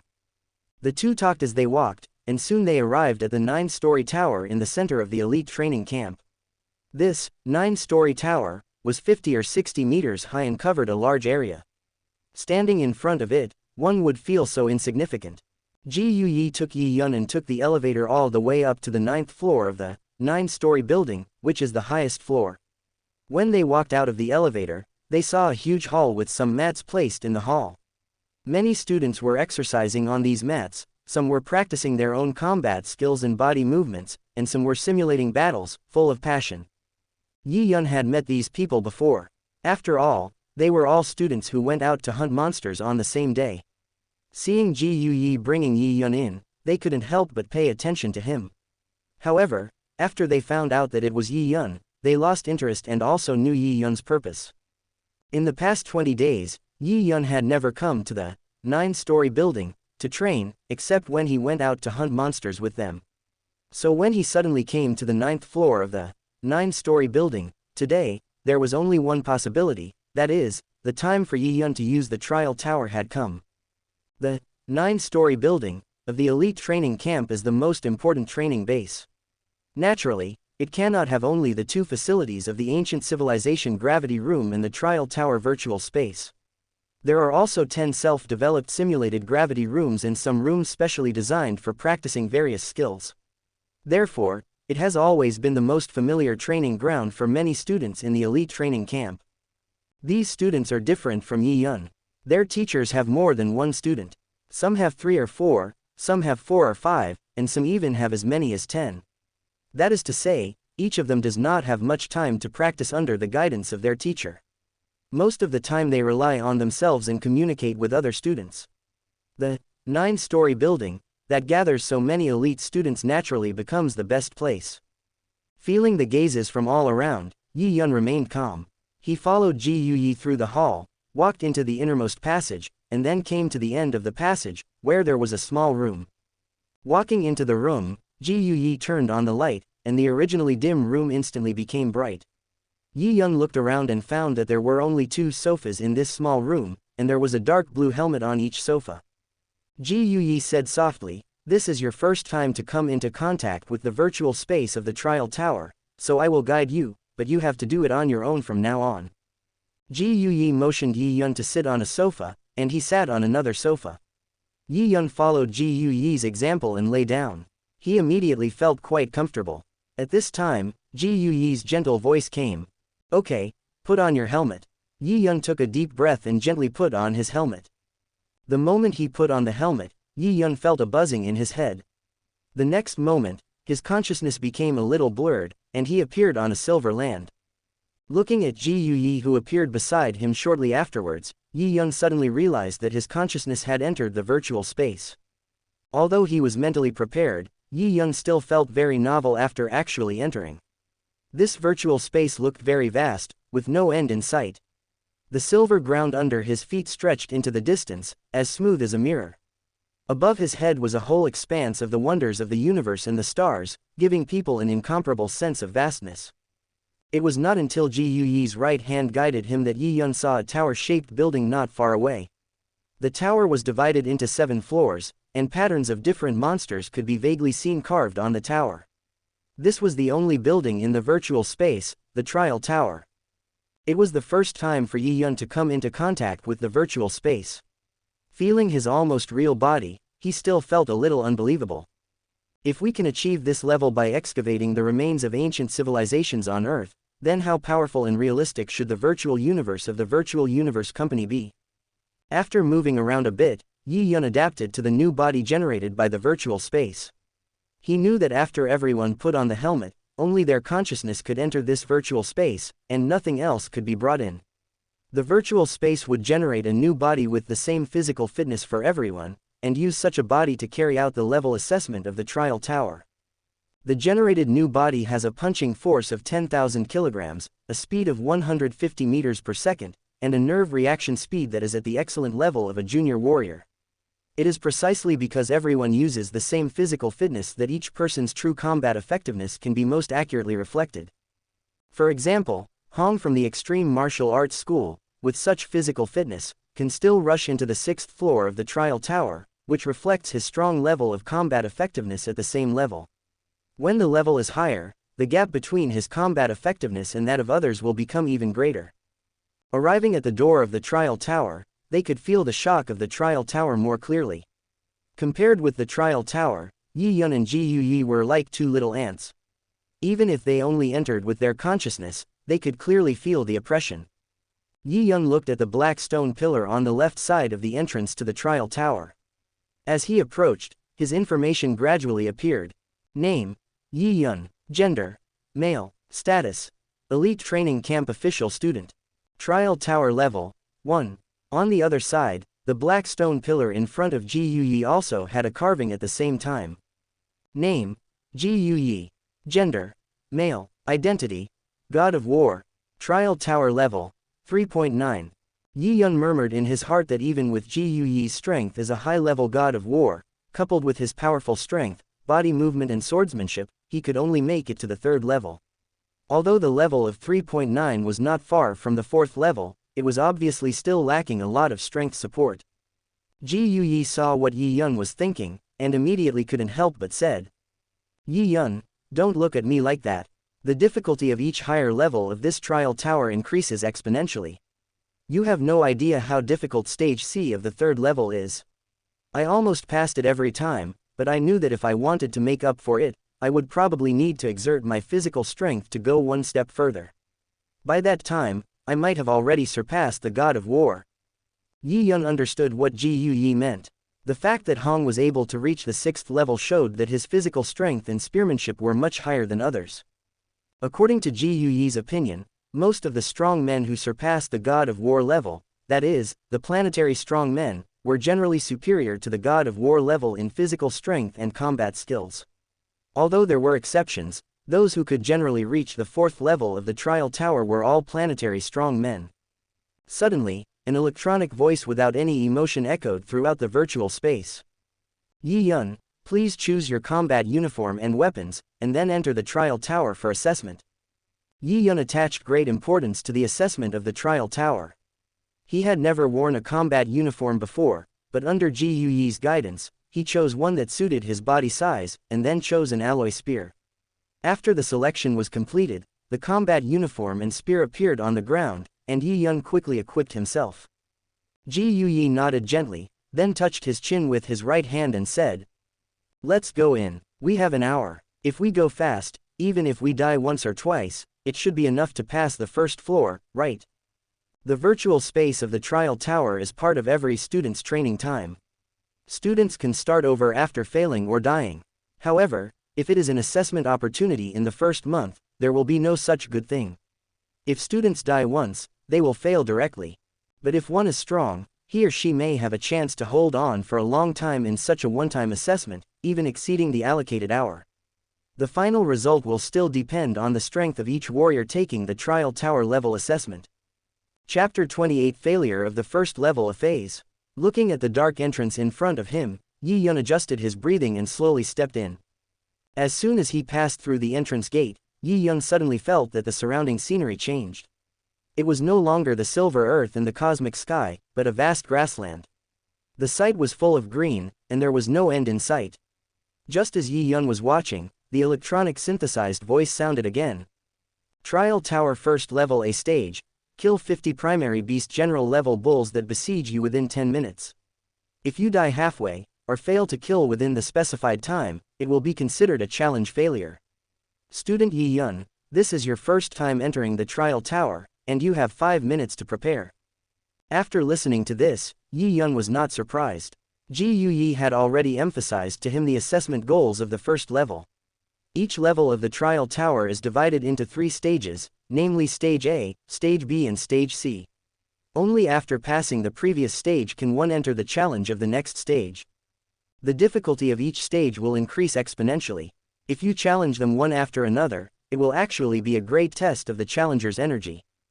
According to the regulations of the trial tower level assessment, if you pass the A stage of the first level, the trial tower level will become 1.3, and if you pass the B stage of the first level, it will be 1.6. If you pass all 3 stages of the first level and enter the next level, it will be updated to 2.0. The 5-minute preparation time for the first entry is for each challenger to adapt to the newly generated body. Yi Yun held the spear and played with it simply for a while, and he had already fully adapted to it, and there was no problem at all in fighting.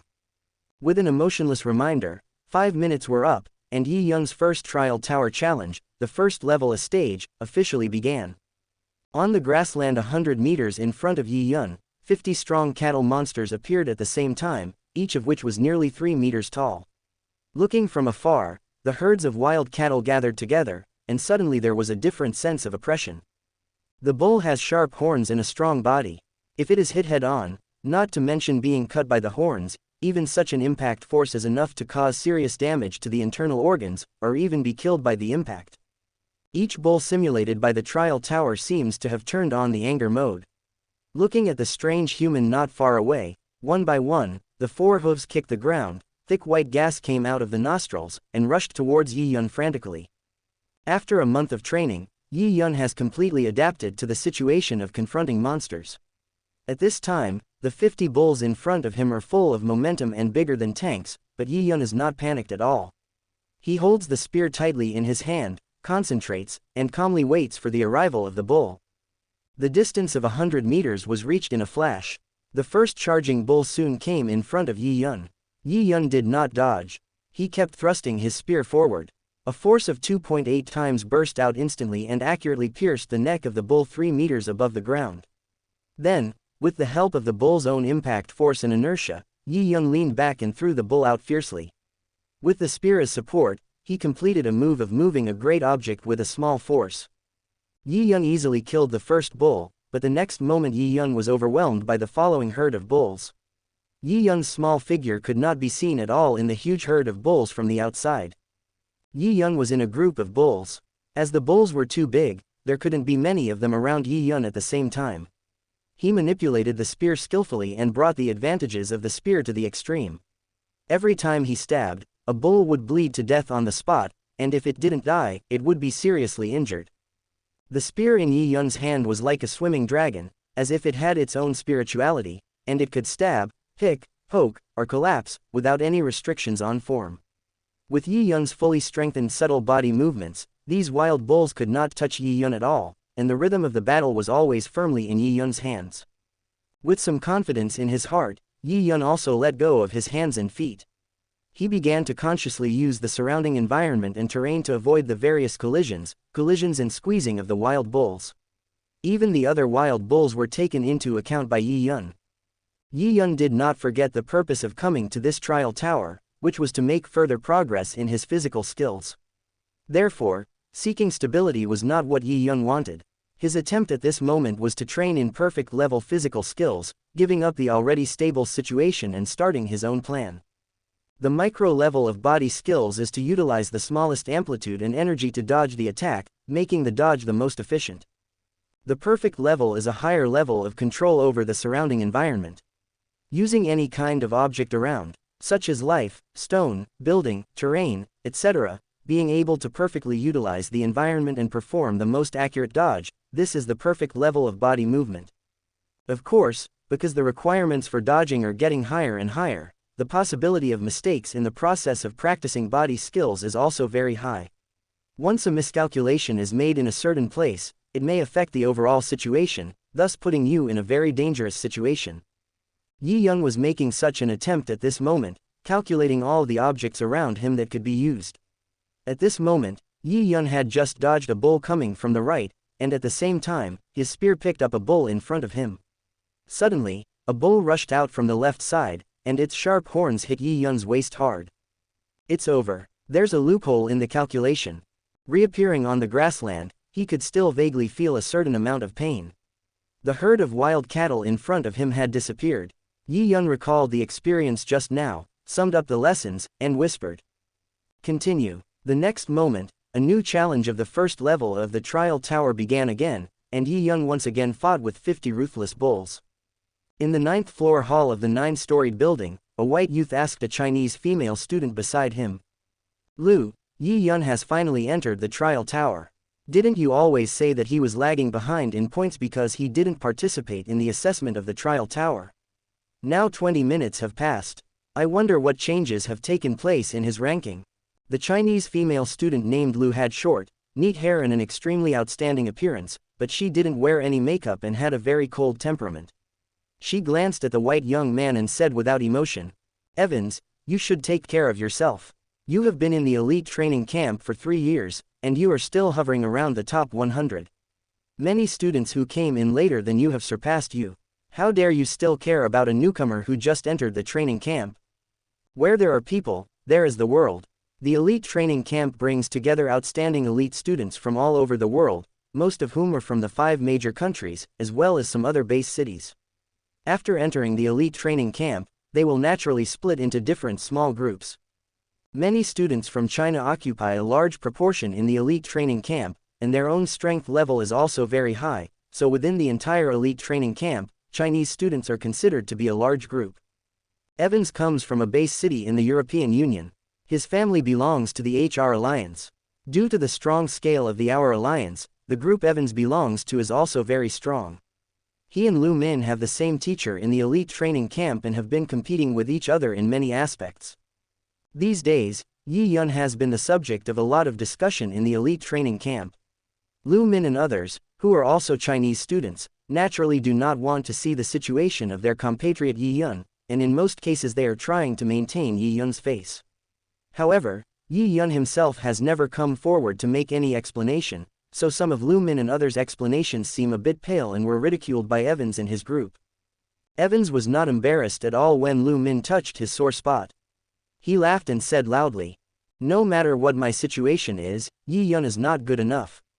The quality of your new batch of students from China is far inferior to that of our HR Alliance."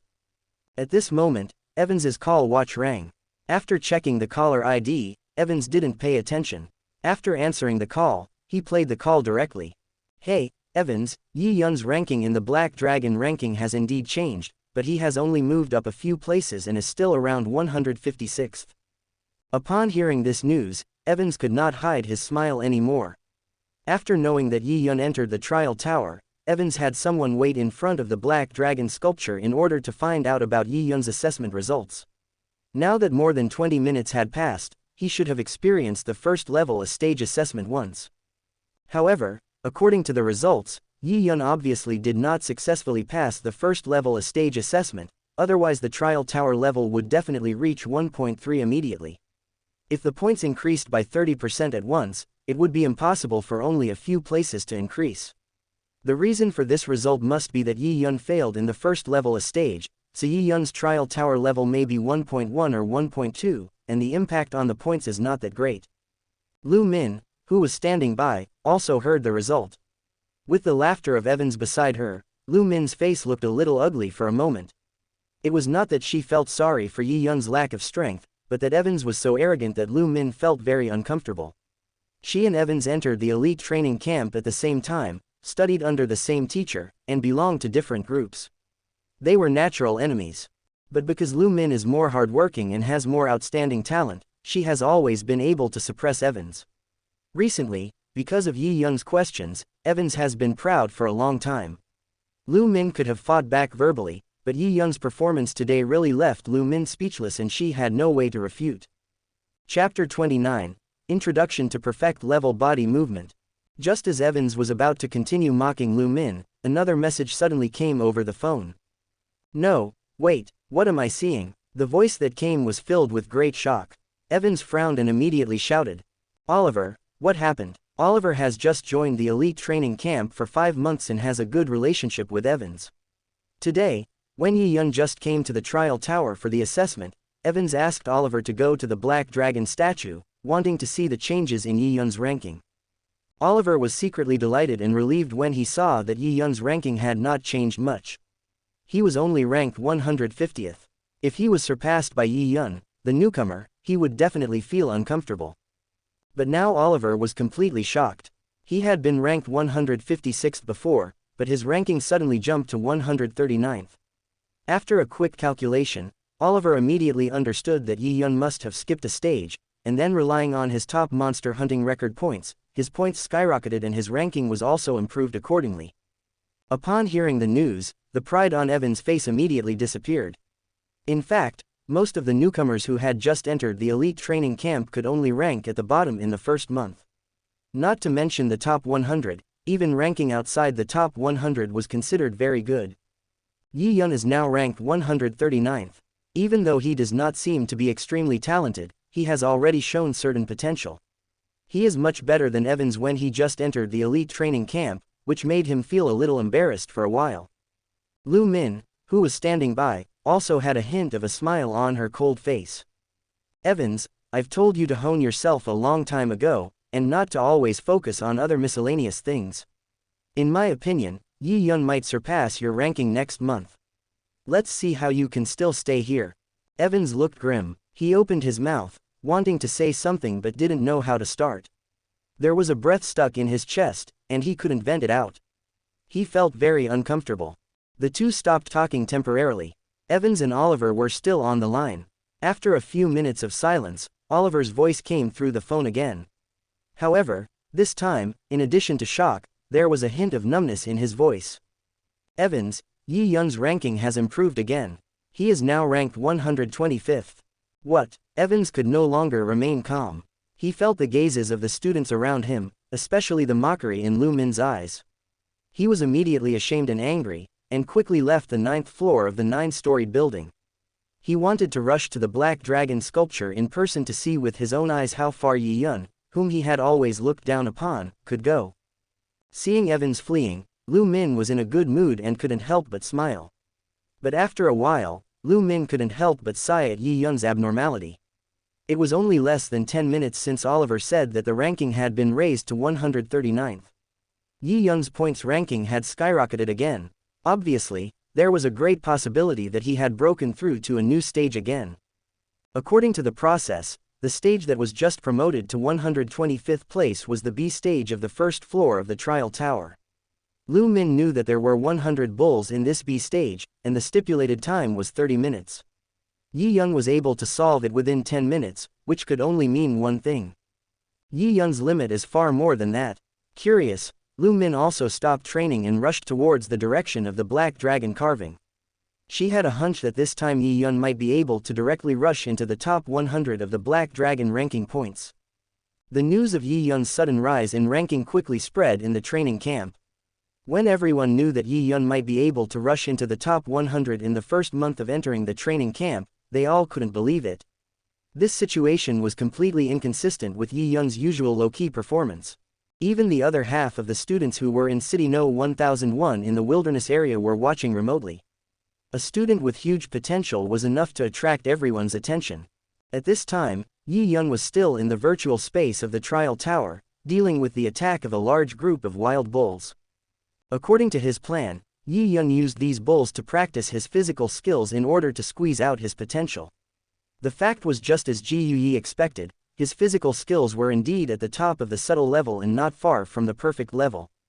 So after dying several times, he became familiar with the offensive rhythm of the bulls, his mistakes gradually decreased, and he successfully passed the first level assessment, which was when his points ranking was raised to 139. In the next first level B stage, Yi Yun didn't feel it was that difficult. There were only 50 more bulls. However, because the bulls were too large, the number of bulls that could besiege Yi Yun at the same time did not increase. It's just that the number of bulls doubled, which would put a greater burden on his endurance and energy. Yi Yun has entered the state of comprehending perfect body skills. The groups of wild bulls around him can no longer pose a threat to him. In less than 10 minutes, he killed all 100 wild bulls without suffering any damage himself. His ranking directly reached 125th. What Yi Yun is currently doing is the C stage of the first level, which is also the final stage. It requires killing 200 wild bulls within 50 minutes. Except for 190 of them which are of the fixed primary beast general level, the other 10 are elite monsters, which are at the intermediate beast general level. Yi Yun understood the difficulty of the first level C stage assessment. The key point was on the 10 intermediate beast generals, the bulls. Not only were they stronger, but more importantly, with the participation of the intermediate beast generals, all the bulls were organized. Under the command of the 10 intermediate beast generals, they launched planned attacks time and time again, making them more difficult to deal with. Stage C of this first level is actually not that simple. Many students who have just come to the elite training camp in the first year will be stuck here. If you want to pass this stage, you must meet 2 points, that is, strong enough body skills and at least twice the level of strength. After everyone comes in, their physical fitness is the same as that of a junior general. If their strength level is not enough, it will be difficult to break through the defense of the middle-level beast general bull. After the battle is prolonged, 10 middle-level beast general bulls can definitely tear and smash people. In the C stage of this first level, Yi Yun also lost his previous ease and felt a great deal of pressure again. He was tense and kept calculating the surrounding environment and familiarizing himself with the rhythm of the organized attack of the bull. For a while, he felt a little dangerous. Yi Yun moved around among the herd of wild bulls, busy but not panicking, and very calm in his heart. Every time he swung his gun, it would definitely land at the most suitable location, providing active support for his next step of landing and dodging. Slowly he began to master the perfect level body movement rhythm that he was gradually becoming familiar with. Yi Yun stabbed a gun into the head of the last medium-sized beast general, a bull. Looking around, he saw tall bull corpses everywhere, spread out one after another. The gushing blood dyed the green grass red. Yi Yun was also covered in blood, his face was a little pale, and he had greatly depleted his physical strength. It took 28 minutes and 42 seconds to kill 190 primary beast generals and 10 intermediate beast generals. Past stage C, past the first level of the trial tower. Congratulations, student Yi Yun. As the electronic voice broadcasted, Yi Yun saw that all the wild cattle around him disappeared, and the originally endless grassland also changed, and was replaced by a vast desert. Yi Yun, congratulations on completing the first level of the trial. Next, it is the second level of the trial tower, stage a trial. Your goal is to kill 50 primary beast general level armored scorpions within 10 minutes. I wish you good luck. There was a rustling sound in the surrounding desert, and scorpions with dark red leather armor emerged one by one. They were not big, but their long pointed tails and 2 iron pincers showed their threat. Yi Yun was just about to raise his gun to fight when his consciousness suddenly became blurry. The next moment, he saw a familiar room and heard Ji Yu Yi's voice. Okay, take a break. Yi Yun, how do you feel? Yi Yun sat up, slowly took off his helmet, shook his head gently, and then said with a smile. Well, it feels great. This virtual space is more real than I thought, and it is not too stressful for the mind. The training effect is very good. Now it seems that this trial tower is really a good place. No wonder everyone is scrambling for time to practice. Ji Yu Yi nodded gently and said with a smile. What have you achieved in 1 hour? Have you felt any enlightenment about the perfect level of body skills? Yi Yun actually still felt a little regretful. He had finally entered the stage of comprehending the perfect level of body skills, and was just about to practice with those armored scorpions to maintain his condition, but he didn't expect that the time was up and he was kicked out of the virtual space of the trial tower. In the first 20 minutes or so, Yi Yun familiarized himself with the battle with the resounding bull and tried to practice perfect level body skills. It took him a long time to pass the first level A stage, and then he cleared the first level B stage in less than 10 minutes. Finally, it took him a little more than 28 minutes to pass the first level C stage. However, there was very little time left and he had no chance to experience the second level of the iron-armored scorpion. Yi Yun said softly, I just passed the first level, and I have gained a lot of insights into the perfect level of body skills. Just as you said, Teacher Ji Yu, I will take a break. If I take the test in the trial tower at 12 o'clock, I should be able to strengthen my understanding and initially master the perfect level of body skills. Ji Yu Yi was overjoyed when he heard this. He had only roughly estimated Yi Yun's progress and came up with some plans and goals. Now Yi Yun's performance was obviously better, which made it worth his worry for the past month. Chapter 30, 62.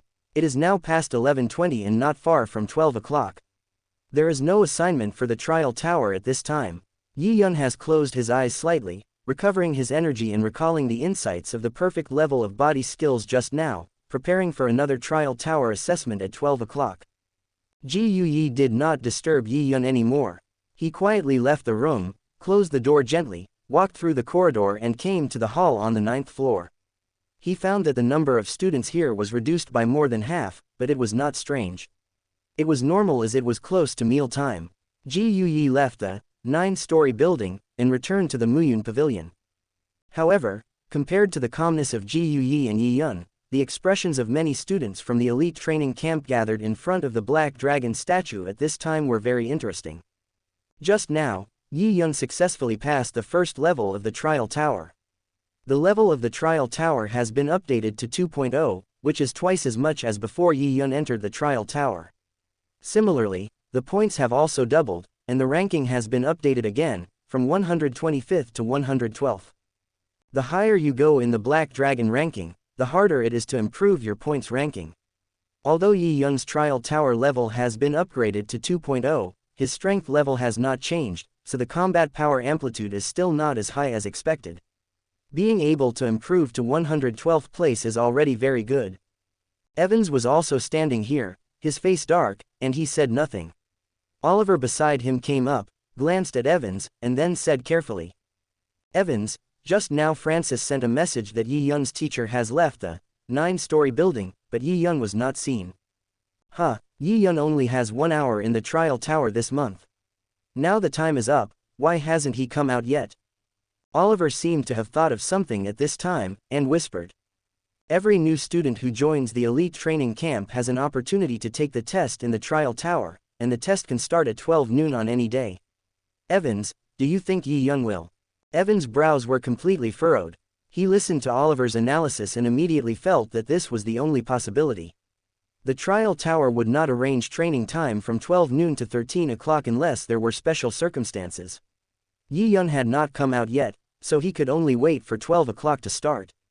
Such a conclusion made Evans feel even worse. When each of them joined the elite training camp, they basically used up this opportunity at the beginning. It was not only for experience but also to verify their own strength. They all thought that Yi Yun was the same, but they did not expect that Yi Yun had not yet taken the assessment of the trial tower. In other words, Yi Yun is likely to refresh his trial tower level again in the next assessment. In that case, wouldn't his ranking increase further? Evans has been in the elite training camp for 3 years, but his ranking in the Black Dragon ranking has never been above 100 so far, and he is one of the lagging ones. Seeing that Yi Yun's ranking is likely to surpass him in the first month, Evans can't accept it at all. There are some people who, when they lack the ability, do not know how to work hard to make progress, but instead set their sights on people who are not as good as them. When they are surpassed by others, they feel extremely unbalanced, like a clown. Yi Yun didn't know about Evans' existence and thoughts, but even if he knew, he would just ignore him. People of this level were too much for Yi Yun to even look at. 12 noon, inside the trial room. After resting, Yi Yun lay down again, put on his helmet, and entered the virtual space again. Entering the trial tower with familiarity, the challenge of the second level, Stage A, began immediately. Like the phase of the first layer, the phase of the second layer also consists of 50 primary beast general monsters. The difference is that the flexibility of the armored scorpion is far beyond the reach of the bull. According to experience, there can be more than 20 armored scorpions attacking at the same time. Their small size is their biggest advantage, and they place a greater test on a warrior's body movement and combat skills.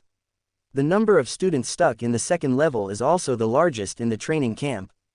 To deal with a monster like the armored scorpion, Yi Yun also changed his fighting style in time. He no longer pursued a large-scale attack. He waved his spear in a way that could be said to be airtight, and his feet kept running on the desert, dodging the attacks of the armored scorpion while looking for opportunities to counterattack. This time it was a special opportunity to take the trial tower assessment. Once one died, he would be teleported out, so at the beginning, Yi Yun was very cautious. He had no intention of wasting time. He used all his strength to display the perfect level body skills he had realized. After becoming familiar with the fighting style of the armored scorpions, Yi Yun did not delay any longer. He fully displayed his specialized level marksmanship, and large groups of armored scorpions fell one after another. It took 4 minutes and 26 seconds to kill 50 primary beast general level armored scorpions. You have passed the second level a stage. Congratulations, student Yi Yun. After passing the stage of the second level, Yi Yun has been completely sure that he has completely mastered the perfect level of body skills and can enter the state of perfect level of body skills at any time. Although it consumes a lot of energy, the power it unleashes cannot be ignored. After confirming this, Yi Yun no longer had too much worries about the next second level stages B and Circa. According to other people's experience in passing the levels, with his perfect body movements and his gun skills at the second level, he could definitely pass the second level. What Yi Yun didn't know was that as he passed the 3 stages of the second level step by step, his ranking on the scales carved by the Black Dragon jumped 3 times again, and he had already stepped into the top 100, ranking 92nd. In the elite training camp, it has been many years since a new student who came in the first month was able to break into the top 100. Although Yi Yun's current ranking is only 92nd, it is enough to prove Yi Yun's talent. Everyone can see that if he continues to develop in this way, it will only take 2 or 3 years for Yi Yun to have a place in the top 5 of the elite training camp. However, before everyone's amazement lasted for a while, they saw Yi Yun's ranking soar again, from 92nd to 62nd, a full 30 places higher. The concept of 62nd is completely different from 92nd. It represents Yi Yun's true strength, which has already ranked at the top of the elite training camp, and it is not dependent on Yi Yun's identity as a spiritualist. This is only the first month. No one can predict what kind of progress Yi Yun will make if he is given a little more time. At this moment, Yi Yun's name instantly reached the ears of all major forces again, and the momentum was completely different from the first time. That time, Yi Yun attracted much attention because he was specially recruited as a core member of the extreme martial arts school, but this time it was Yi Yun's own monstrous performance that shocked everyone. Yi Yun himself returned to Muyun Pavilion quietly. As soon as he entered the yard, Yi Yun saw Ji Yuyi coming up to him with a smile. He gave Yi Yun a hug, patted Yi Yun's chest, and said loudly, "Ha, I knew you could do it. In just 1 month, you have improved your skills from the subtle level to the perfect level. Those old men must have been scared by you." Although Ji Yuyi came back early, he also learned about Yi Yun's rising ranking. With his experience, he naturally understood that Yi Yun must have relied on the perfect level body skills he had mastered to successively pass the 3 stages of the second level of the Trial Tower. The level of the Trial Tower entered 3.0, which led to a step-by-step improvement in his ranking. Yi Yun secretly complained that Ji Yuyi really didn't know the seriousness of the matter.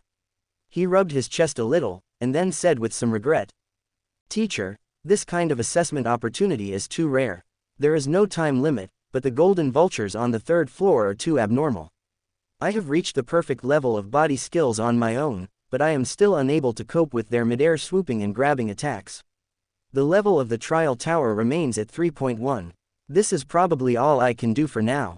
Ji Yuyi nodded. This result was pretty much what he expected. With his perfect body movements and the second level of spear skills, he had no problem sweeping the second level, but he was not good enough to deal with the 3rd level. The monster on the 3rd level is the golden vulture, a flying bird of prey. Its strong huge wings and claws make it a much greater threat to warriors than the monsters on the ground. Although they are both at the primary beast general level, once caught by the golden vulture's giant claws, the damage is secondary. The more serious thing is that after entering the air, the body movements can no longer be displayed and can only be torn apart. Yi Yun knew the information in advance and was already cautious enough, but it was still not enough for now. He was accidentally caught by a golden vulture and hung up. His feet were off the ground and he could not use his strength. Yi Yun, who was unable to use his body skills, was instantly torn into pieces by many golden vultures.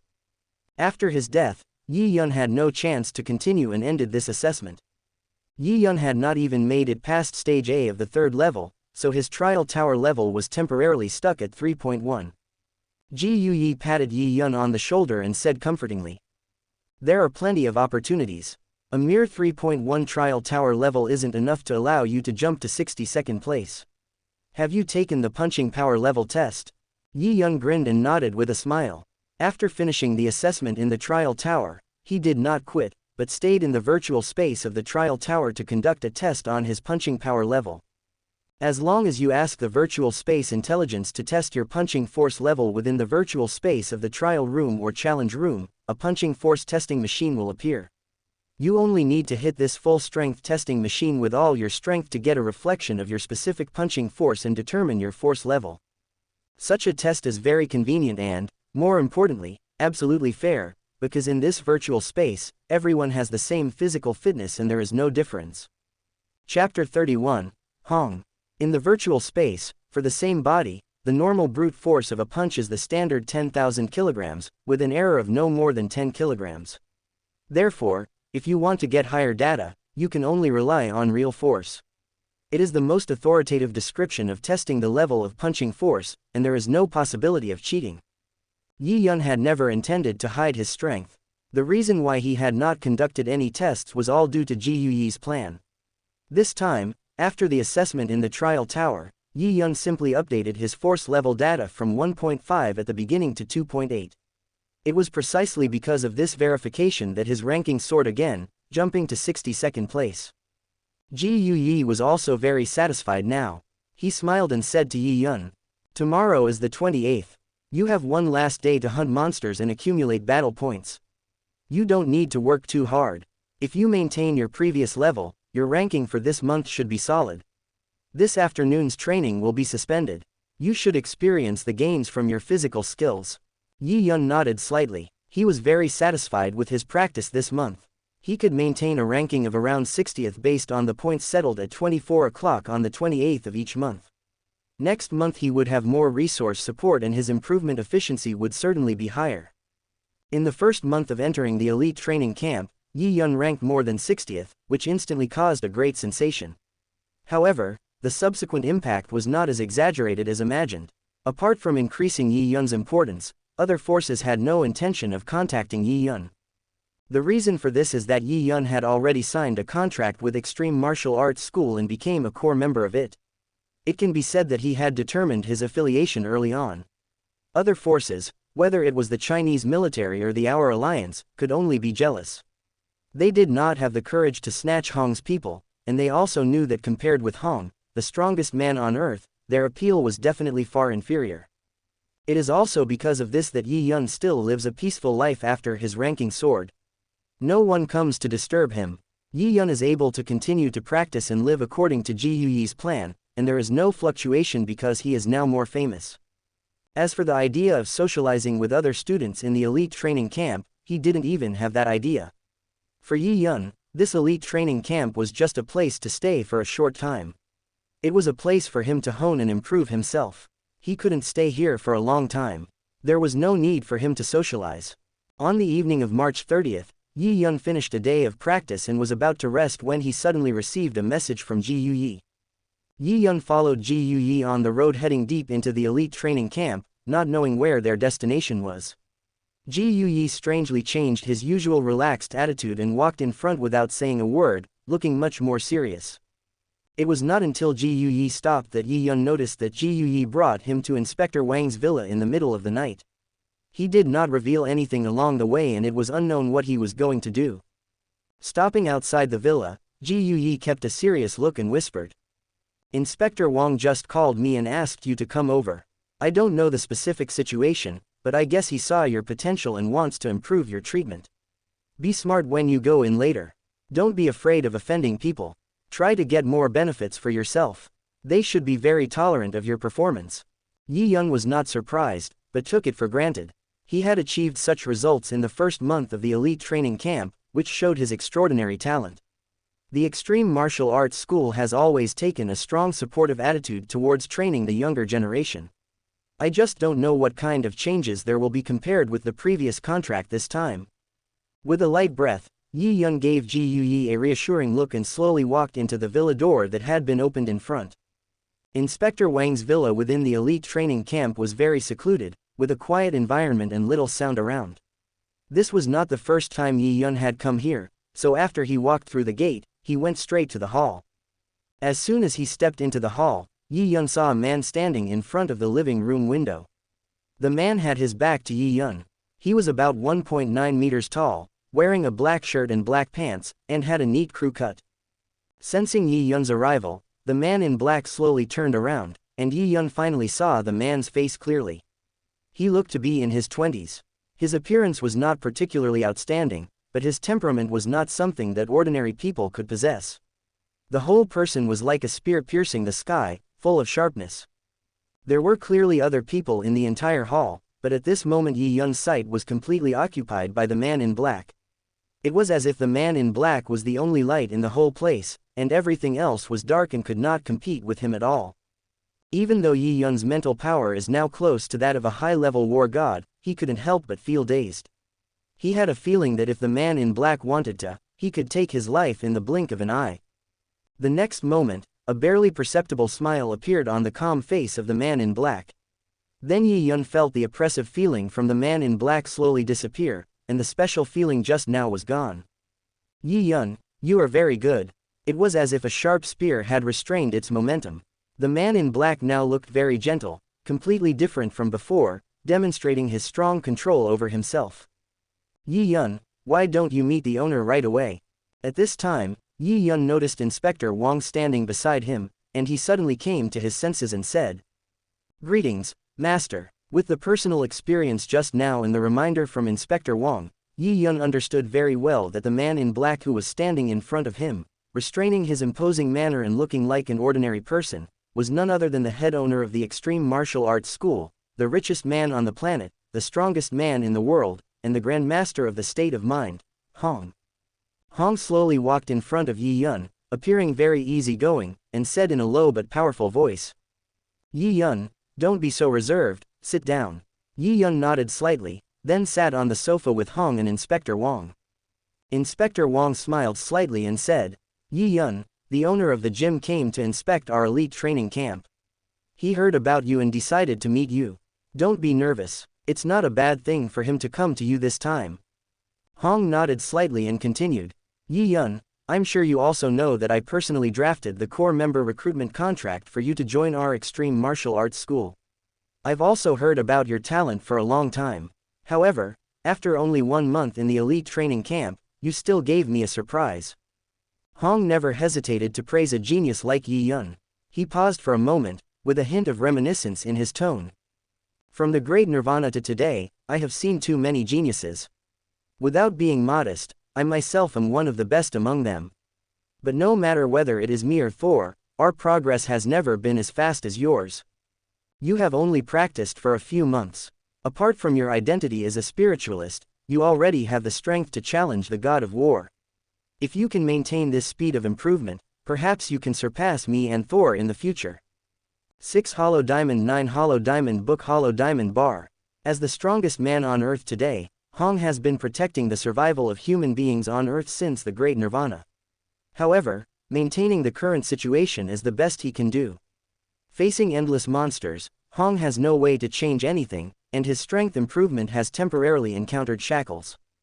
Therefore, Hong has always been committed to the development of the entire Earth, whether it is the establishment of the Extreme Martial Arts Gym or the later elite training camp. It is all to cultivate more outstanding successors who can help him solve the current situation on Earth. However, so far, the 2 strongest people on Earth are still him and Thor. The potential of others is inferior to theirs. After years of training, there are only a few more people who have just entered the planetary level. As for Yi Yun, Hong didn't think that he could definitely surpass him and Thor and reach a higher level. It was just that Yi Yun's performance in recent days gave Hong a little hope. If he could really continue to improve like this, it would not be impossible. Even if there is only a slight possibility, Hong will not give up, so he plans to increase the training of Yi Yun so that Yi Yun can fully display his talents without any interference and sprint with all his strength. For Hong, such training will not be difficult at all. Yi Yun looked into Hong's deep eyes, and he probably understood what Hong meant. Just as he was about to speak, he heard Hong's voice again. "I don't want you to waste your talent, so I'll give you a goal agreement. Within 1 year, if you can break through to a level beyond the god of war, whether you are a spiritualist or a warrior, as long as you surpass the god of war level, I will let you pick 3 items from my treasure house at will. Regardless of their level and value, you can choose whatever you want." Hong stretched out his right hand, and Inspector Wang beside him gently handed a black spear to Hong. Hong stroked the spear and said with a slight sigh, "I know you also practice spearmanship. This spear is called Black Light, and has been with me for 20 years. Now I will give it to you. I will also give you a complete set of world destruction, spearmanship with my insights and annotations later. During this year, if you have any questions, you can come to GUE. I will try my best to satisfy you with some resources. I just hope you remember our agreement and use this year to become an existence that surpasses the god of war. Chapter 32, Agreement. After Hong finished speaking, he gently stood up, patted Yi Yun on the shoulder, and left the villa directly. In the huge living room, only Yi Yun and Inspector Wong were left. Inspector Wong looked at Yi Yun, who was still a little dazed, chuckled, and then said, "I didn't expect the owner to think so highly of you. This, black light, was also the owner's favorite companion in the past few years. I asked for it for a long time, but he was reluctant to give it to me. Today, he gave it to you. Yi Yun, don't let the owner down." Yi Yun has regained his composure. Regardless of whether Hong comes to find him today or not, he will not change his goal. Reaching the level beyond the god of war level, that is, the planetary level, as soon as possible is the most important one in his plan, and he has already decided to go all out. Seeing that Yi Yun did not reply, Inspector Wong continued. "But Yi Yun, don't feel too much pressure. Just do your best. No matter what the result is, we won't blame you. Over the years, I have followed the owner to build the extreme martial arts school, and have seen many geniuses. The owner has high hopes for them, but there are not many talents who can surpass the level of god of war. As a senior, I know the difficulty of this road. You don't have to worry too much, just do your best." Quote. Because of Yi Yun's talent and Hong's appreciation, Inspector Wang's attitude towards Yi Yun has also changed a little. He not only treats Yi Yun as a talented junior, he also expects Yi Yun to be able to fulfill the agreement with Hong and reach a new level. Yi Yun held the black light, feeling its smooth body, and smiled confidently. "Inspector Wong, I won't say anything big. The owner thinks so highly of me, and I don't want to disappoint him. In the next year, I will work harder." Inspector Wong smiled and nodded, and said softly, "I will keep an eye on you. If there is any problem that GUE can't solve, you can come to me directly." Yi Yun left Inspector Wang's contact information and walked out of the villa. GUE squatted in a corner with his hands clasped together. Seeing Yi Yun coming out, he jumped to Yi Yun's side and asked hurriedly, "Yi Yun, what did the owner say to you when he met you?" GUE also saw Hong when he came out just now, so he understood that the call from Inspector Wong tonight was actually from Hong wanting to see Yi Yun, and he couldn't help but guess Hong's purpose. Yi Yun held the black light spear in his right hand and walked towards Muyun Pavilion while talking to GUE about Hong's agreement and support.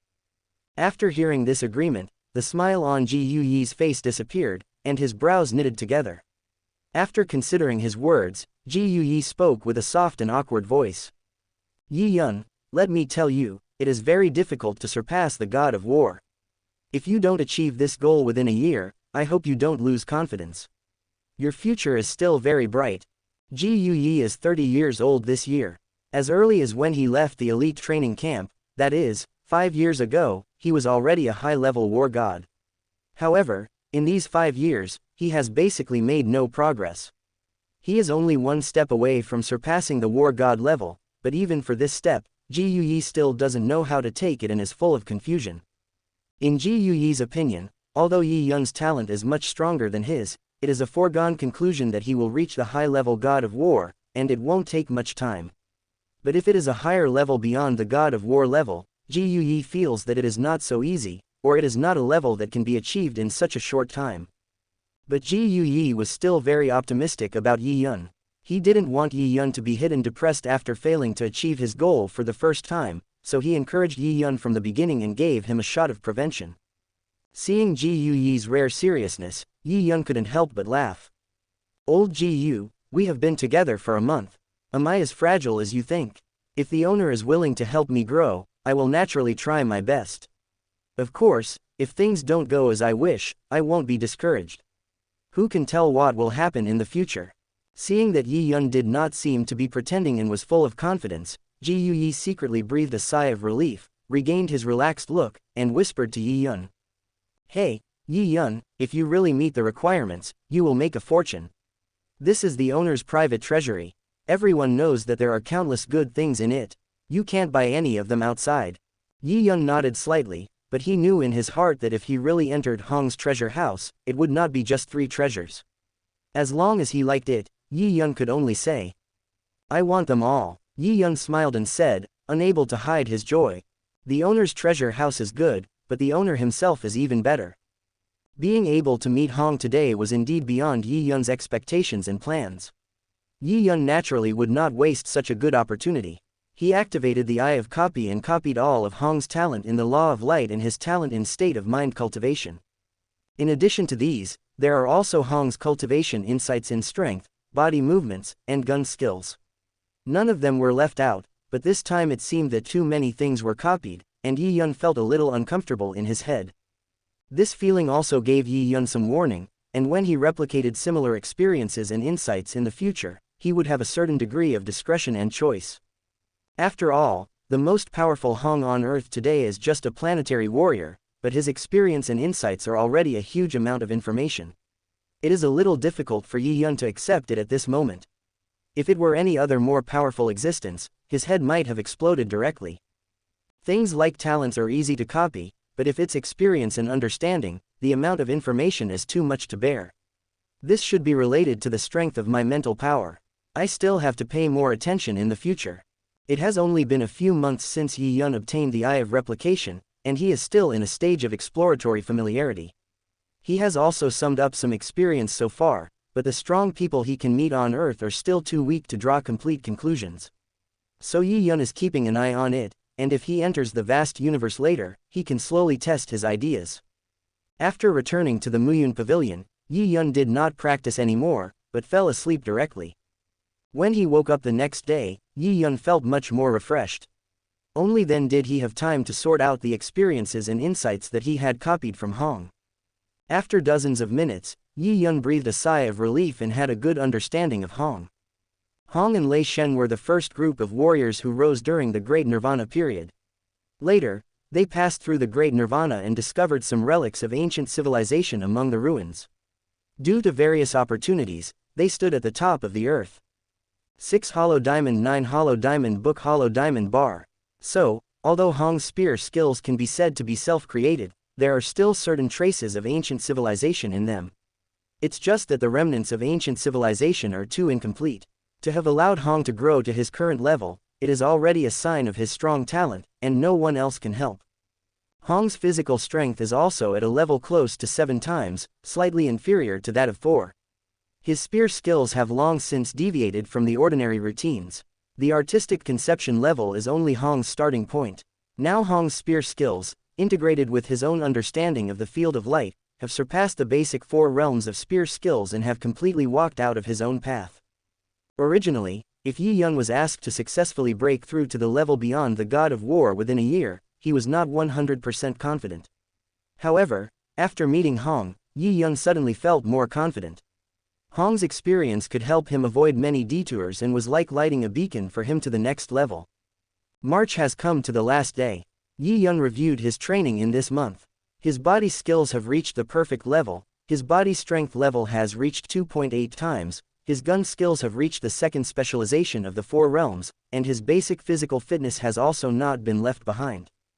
With the continuous help of dragon blood, within a month, the original punching force of more than 40,000 kilograms increased to nearly 60,000 kilograms, which is close to the bottom line of the punching force level of a junior war god. Similarly, the strength of his mental power is also close to that of a senior war god. Yi Yun could feel the dark golden sphere in his mind releasing mist at an increasingly faster speed. He estimated that it would shatter after he entered the advanced level of war god spiritualist, and the period of rapid improvement of his physical fitness would be over by then. However, Yi Yun was not worried at all. At the apprentice level, it was too easy to improve physical fitness. Hong must have a large number of various plant spirits in his hands. Just taking out a few of them could quickly improve physical fitness. Yi Yun is very clear about his current advantages.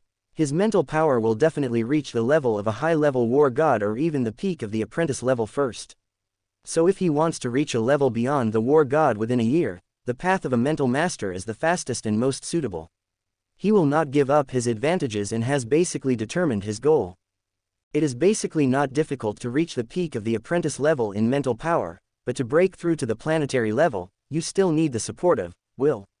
So from now on, I will start to train my will, and I will also get the book, Foundations of Mentalists, as soon as possible.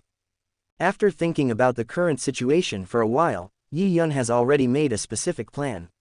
As long as the combat power amplitude can reach 16, he will be able to get a copy of the Fundamentals of Psychic Masters.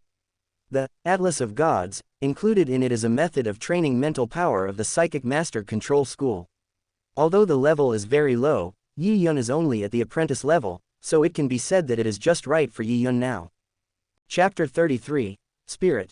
In the current number 9 ruins on Earth, if you pass the death mission of elite students, you can obtain the secret methods of stronger spiritualists and controllers, including the controllers, basic 312 styles, and the 99 forging spirits method, which can greatly speed up the path of breaking through to the planetary level.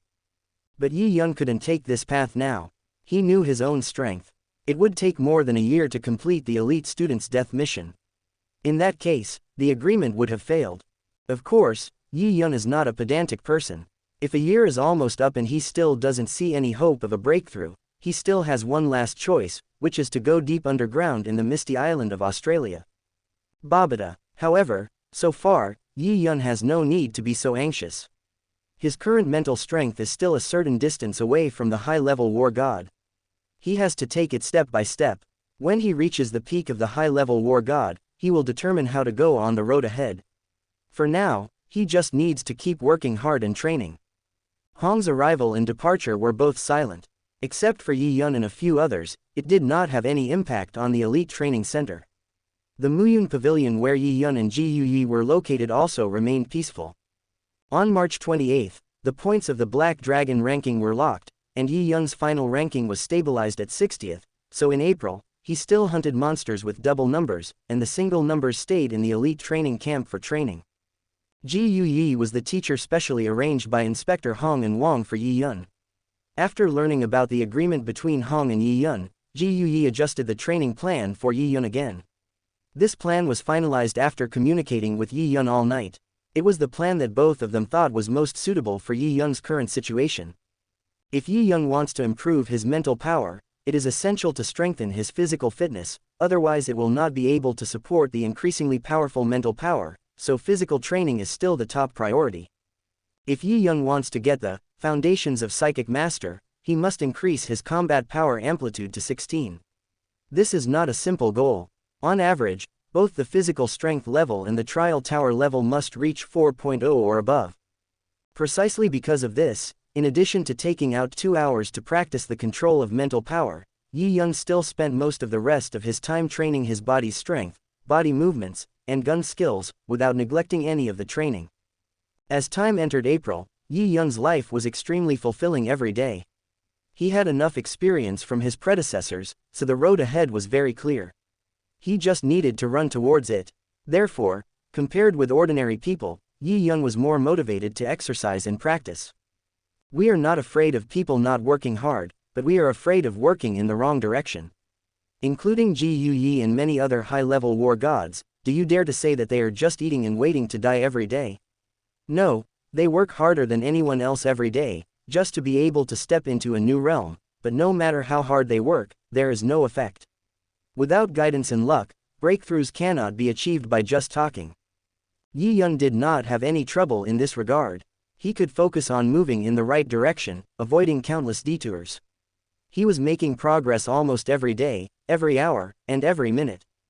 As the saying goes, there is no shortcut to success. Yi Yun is obviously on the shortcut. He has excellent talent, the right path, and unremitting efforts. Tell me, why can't he succeed? April 16, 1001 City Center Area, West Asia Wilderness Area.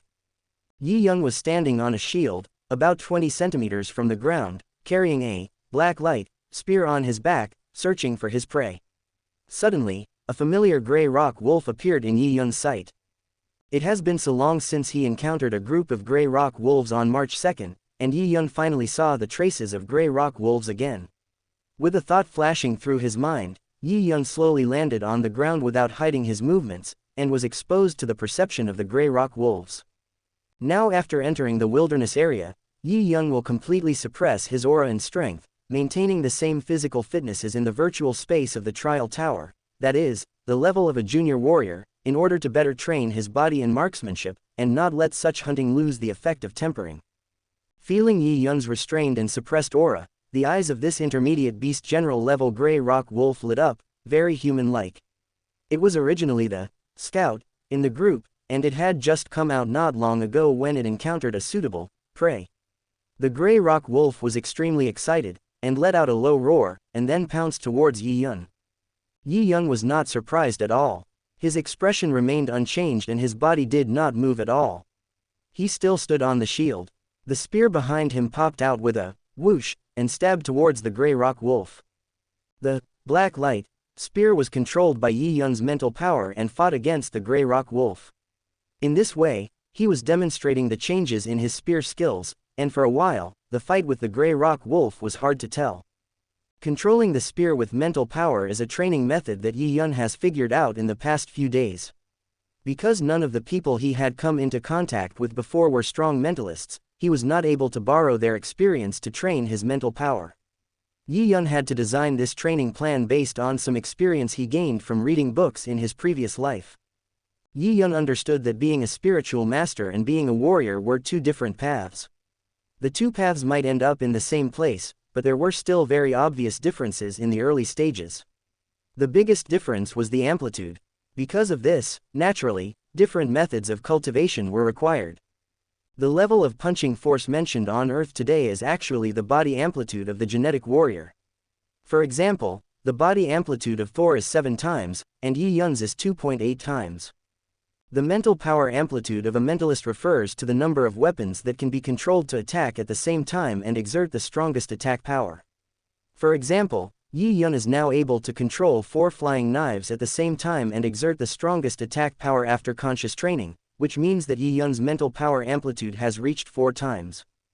The essence of a spiritualist lies in the word, spirit, and spirit is divided into mental power and the more mysterious, consciousness.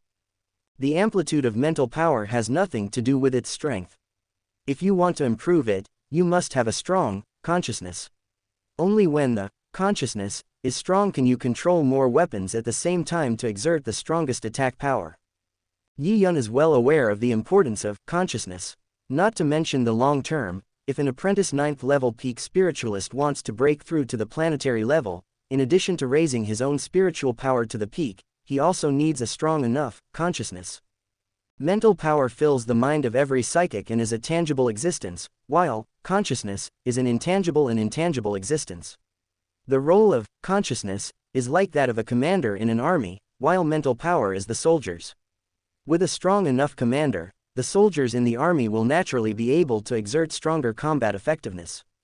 As consciousness becomes stronger, the amplitude of mental power can also be stronger.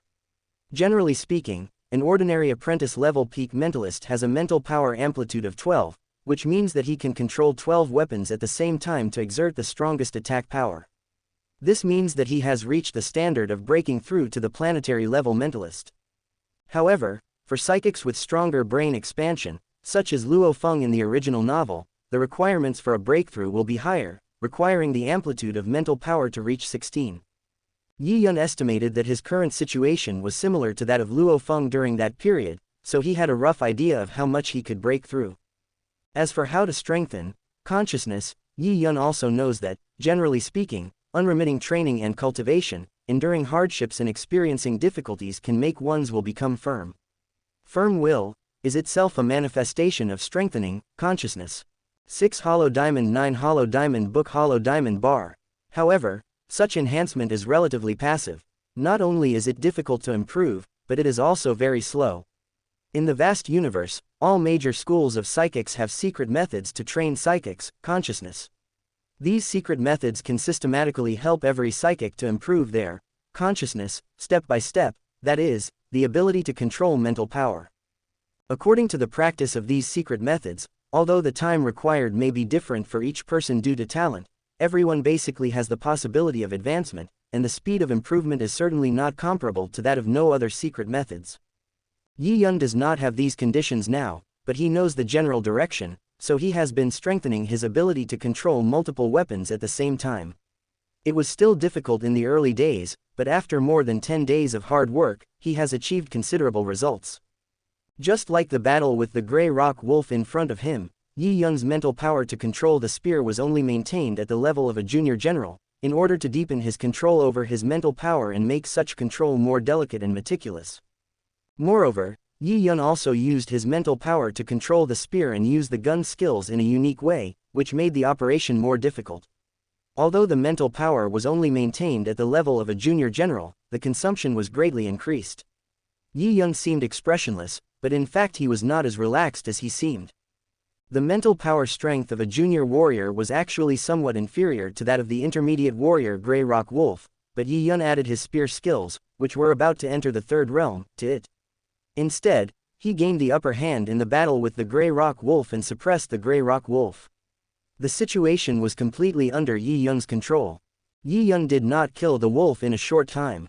The Grey Rock Wolf sent out a signal at the beginning. Yi Yun was waiting for the Grey Rock Wolf pack to arrive. Chapter 34 Extreme Training. Although the Grey Rock Wolf that was fighting Yi Yun had a certain degree of intelligence, it was not a Lord-level monster after all. It did not see Yi Yun's intentions. It was in danger under Yi Yun's hands and struggled to hold on. It knew that it was no match for Yi Yun, but it did not think that Yi Yun was just hanging it. In its heart, the Grey Rock Wolf was looking forward to the arrival of the wolf pack, so that it could kill the hateful human in front of it. After a few minutes, the howling of wolves could be heard all over the mountains. A hint of joy emerged in the hearts of Yi Yun and the Grey Rock Wolves at the same time. The Grey Rock Wolves responded with the same howl. After a while, more than 30 Grey Rock Wolves gathered and surrounded Yi Yun in the middle. The black light flew back and hovered above Yi Yun's head. Then Yi Yun walked down from the shield.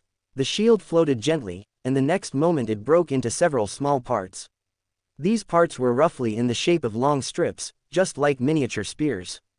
Yi Yun crossed his arms over his chest, looking at the many wolves flying towards him. His body shape did not change, the spear hovering above his head, and several small spears floating around him, scattered in all directions, blocking the attack of the Grey Rock Wolf pack. At this time, Yi Yun's face had lost its relaxed look and became very serious. It was not a difficult task to manipulate several spears at the same time, but it would be very difficult to resist a beast general level monster. Moreover, Yi Yun, this pervert, still maintained the strength of a primary warrior in mental power. The power of each attack was obviously insufficient. It would naturally become more difficult to deal with the monster if he could not kill it with one blow. However, Yi Yun just needed such a scene. For him, if he used all his strength, it would only take less than a second to kill all the Grey Rock Wolves. But that would not help him in training his mental power or marksmanship, it would only increase some combat points. Manipulating several spears and fighting the enemy with the mental power of a junior warrior is a challenge to oneself, and an extreme challenge. Although it is difficult to maintain the situation, if you can hold on, you will get great benefits. It is an effective exercise for the mentalist to manipulate mental power, and it can also better improve the strength of his consciousness.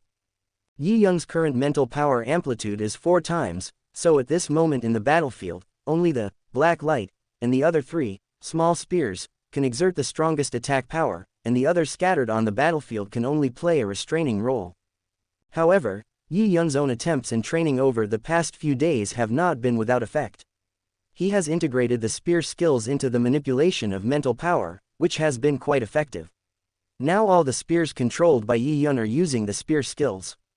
The power varies, but when the spear skills are fully deployed, they can still resist the attack of the Grey Rock Wolf pack. Among this group of Grey Rock Wolves, there were 3 extremely strong and sturdy individuals. They were the elite Grey Rock Wolves at the high-level beast general level.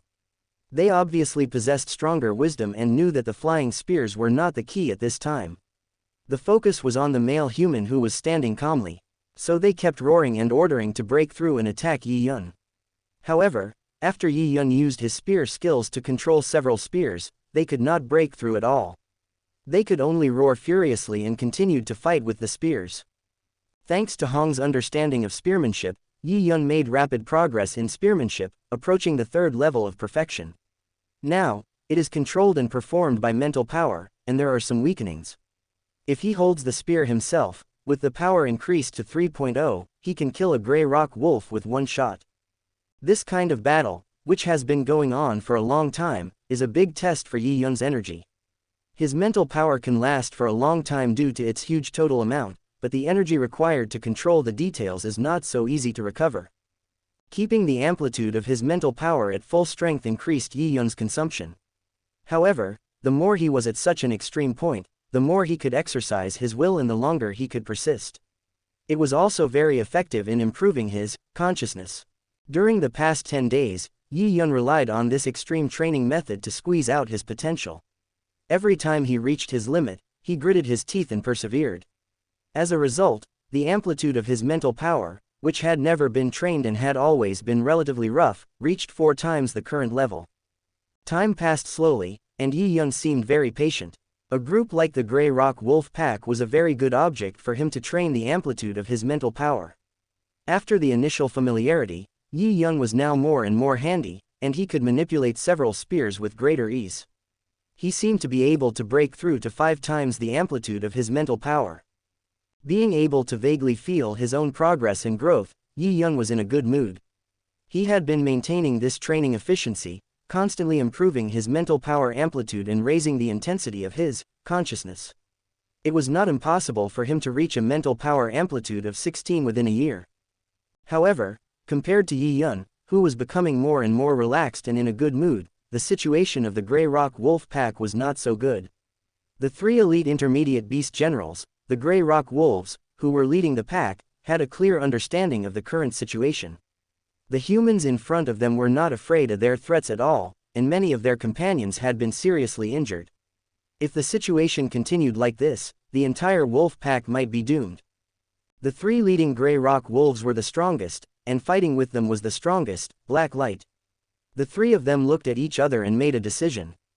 3 loud roars were heard at the same time, and then Yi Yun saw several Grey Rock Wolves suddenly jump up, facing the Black Light, and several other spears, letting them pierce their bodies. At the same time, the 3 leading Grey Rock Wolves and the rest of the Grey Rock Wolves retreated quickly. Because the Grey Rock Wolves in front were blocking the way with their lives, Yi Yun had no way to stop the Grey Rock Wolves from retreating at the first moment.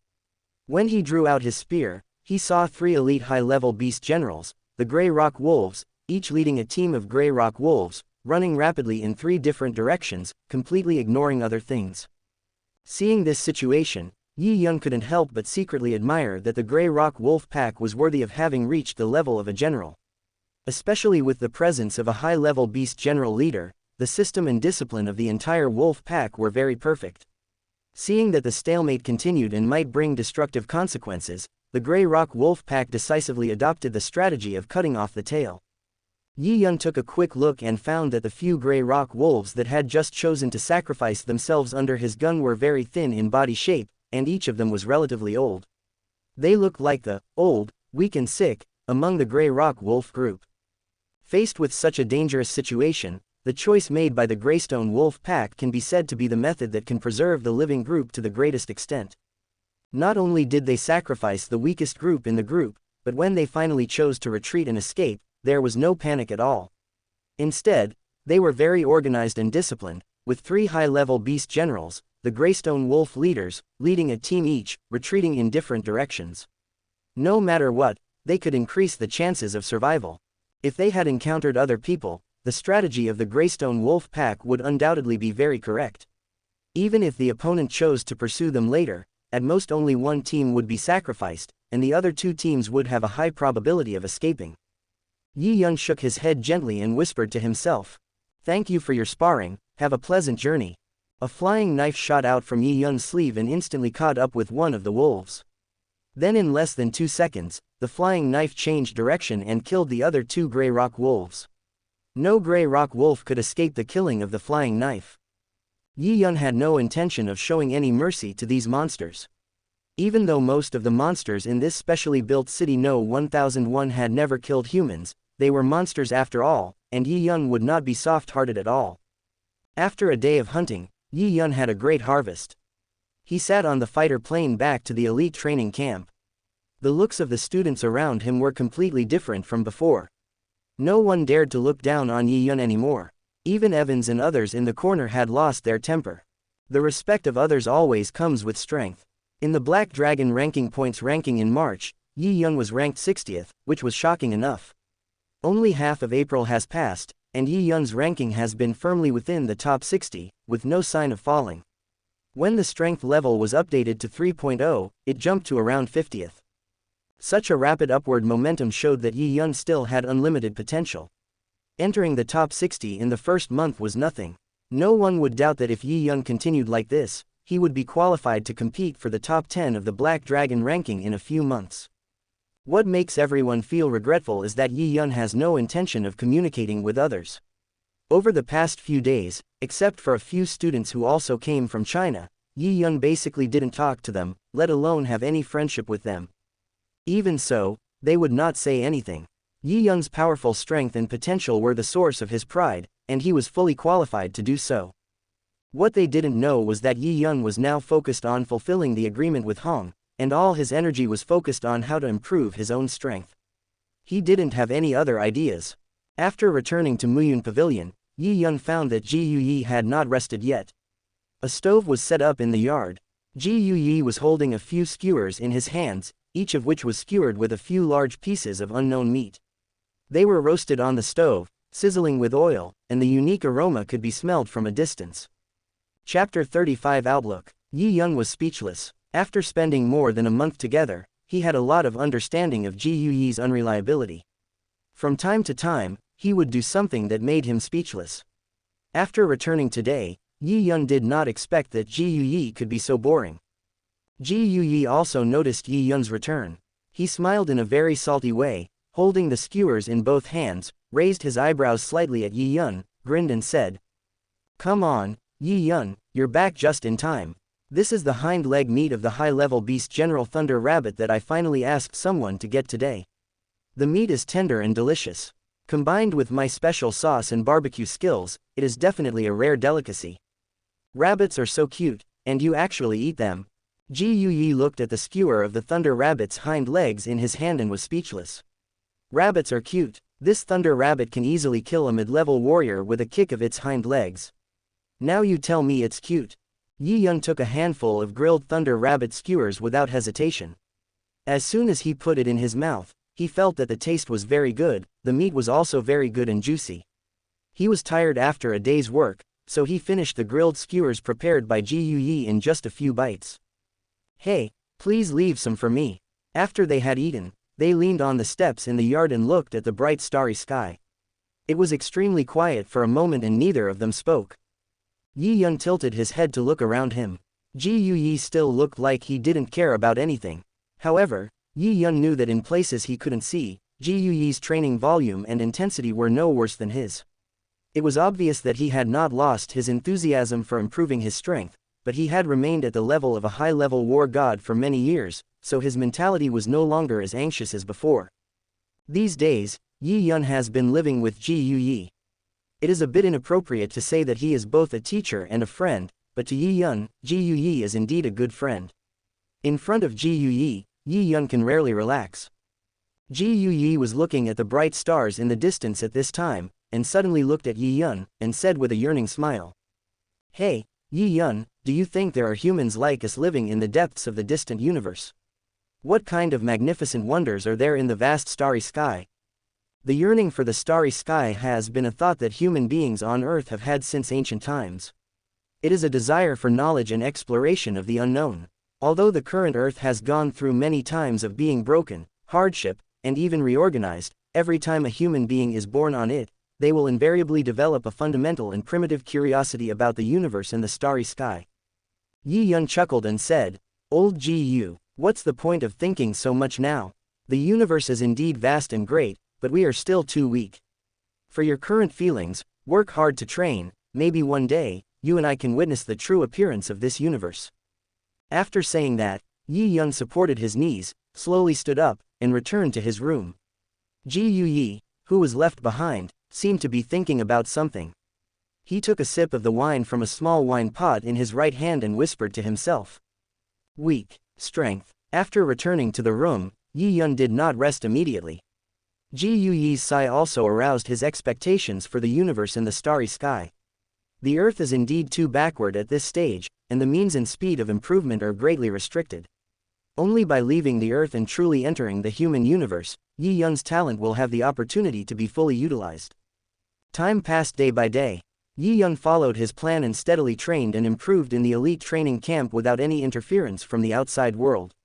The effect of the training was not much different from what he expected, and the speed of improvement in all aspects was very fast. Although he already had great talent and sufficient guidance from the experience of his predecessors, Yi Yun still maintained strict demands on himself, without any slacking off, and always trained according to the established plan. Every day's life seems monotonous, but Yi Yun does not feel bored at all. He can clearly feel his strength improving step by step, which is something many people envy. The evening of June 7th. Yi Yun finished a day of training and looked towards the east, feeling a sense of regret. The college entrance examination has begun. Since entering the elite training camp, Yi Yun has been in frequent contact with Luo Feng and Wei Wen in his spare time, but it is limited to chatting and strengthening their relationship. Yi Yun has no intention of interfering in Luo Feng's growth. Although Yi Yun knew that Luo Feng would still rise no matter what he did, and that being the destined protagonist was not just talk, Yi Yun still hoped to maintain a plot as close to the original as possible, so that his advantage of foresight could be maximized. Of course, Yi Yun understood that with his joining, as his strength gradually increased, it would inevitably have a greater and greater impact on the entire devouring star world. With the involvement of more major events, the entire world would inevitably not be able to maintain its original appearance, and his own experience would definitely undergo different changes. However, in this early stage, it could still provide a great help for him to grasp the direction. The college entrance examination is an important node in Luo Feng's early destiny, indicating that Luo Feng began to truly become a warrior and embarked on the road to becoming stronger. The Earth is the cradle of Luo Feng's early growth. Every experience has a great impact on Luo Feng's future path. It is precisely because of this that Yi Yun's mind is as clear as a mirror. He has a wider universe to explore, and with his innate secrets, the entire universe is his base for growth. The opportunities on Earth, except for a limited number, are not ranked in the universe, so they can be left to Luo Feng to explore slowly. More importantly, for Yi Yun, the opportunity that Luo Feng got was equivalent to what he got. One opportunity became two or even more. What a huge profit. This is the difference in perspective. Before Luo Feng entered Ruins number 9, he knew nothing about the information in the universe. In his eyes at that time, being able to break through and become an existence beyond the god of war was already a big goal. The universe and the starry sky were too far away in Luo Feng's eyes. Feeling a little excited, Yi Yun couldn't fall asleep for a while. He walked out of the room and came to the training room in the basement. Turning on the punching force testing machine, Yi Yun held his breath and concentrated. Then, the sound of bang bang bang bang kept coming. Yi Yun attacked with his left and right hands alternately, punching on the punching target of the punching force testing machine one by one. 162345 kg, 164587 kg, 163215 kg. The numbers on the screen of the punch tester kept changing, showing the strength of Yi Yun's punches. After throwing dozens of punches, Yi Yun gathered all his strength, growled, and swung his right hand like a cannonball, hitting the punch target heavily. 604563 kg. Looking at the numbers in front of him, Yi Yun let out a long sigh. He was quite satisfied with his punching power level. By the end of March, Yi Yun's physical fitness had reached a punching force of 60,000 kilograms. After another 2 months of persistent training, he finally entered the level of a god of war and reached the level of an intermediate god of war. His progress was very rapid. There is no wrong version in the 1619 book forum. It is precisely because of this that Yi Yun's mental power has long reached the peak of a high-level god of war. In terms of attack power alone, Yi Yun can be said to be a well-deserved invincible god of war, an invincible god of war in every sense below the planetary level. However, Yi Yun did not have the slightest intention of being complacent. He was not like Luo Feng, who was a kept man at that time. He knew that the so-called invincible god of war was just the peak apprentice level in the universe and was not at all in the mainstream. Many races could reach the planetary level or even the domain lord level when they reached adulthood without even practicing. He really had no reason to be proud of such an achievement. Therefore, Yi Yun has never been particularly concerned about things like physical fitness or mental power strength. Instead, he has worked hard on physical strength, that is, body amplitude, and mental power amplitude. He knows these things clearly, and only then can he be a combat power exploder that can fight until the later stages. After a long period of comprehension and exploration, Yi Yun's physical strength level has increased to 3.8, which enables him to punch out over 600,000 kilograms with his bare hands. At the end of April, Yi Yun's ranking in the Black Dragon ranking was confirmed to be 24th. In May, he was able to use the trial room for 6 hours. Relying on his gun skills that had stabilized at the 3rd level and his increasingly skilled body skills at the perfect level, Yi Yun finally passed the 3rd level and B stages of the trial tower, and the level of the trial tower stopped at 3.7. The trial tower level of 3.7, plus the physical strength level of 3.8, made Yi Yun's combat power amplitude exceed 12, and finally ranked 5th in the Black Dragon ranking in May.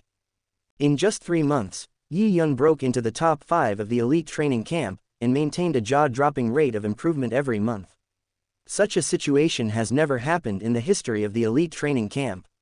Which one of the top 10 people on the list was not a veteran who had been in the elite training camp for more than 3 years?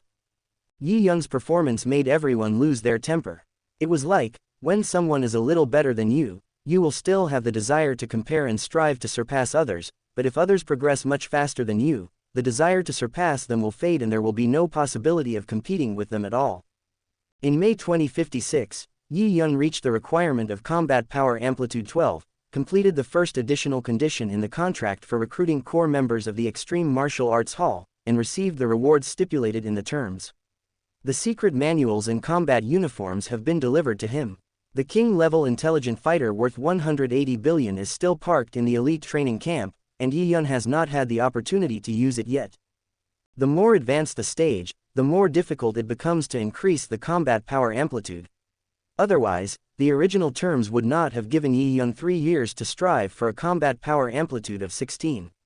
However, Yi Yun is confident that he can achieve this goal within June. Chapter 36, Skillfully Making People Distressed. Yi Yun's progress has been very steady.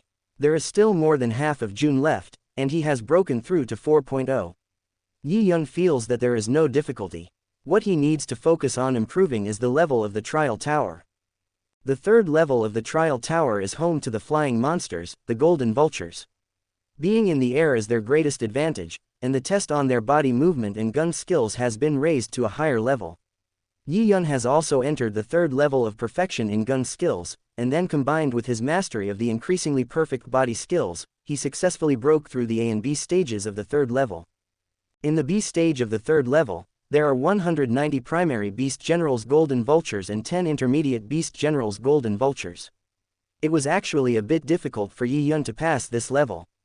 The attack of the group of Golden Vulture monsters, under the command of the intermediate Beast Generals, seemed very methodical, and the difficulty was far beyond that of a simple group of primary Beast Generals Golden Vultures.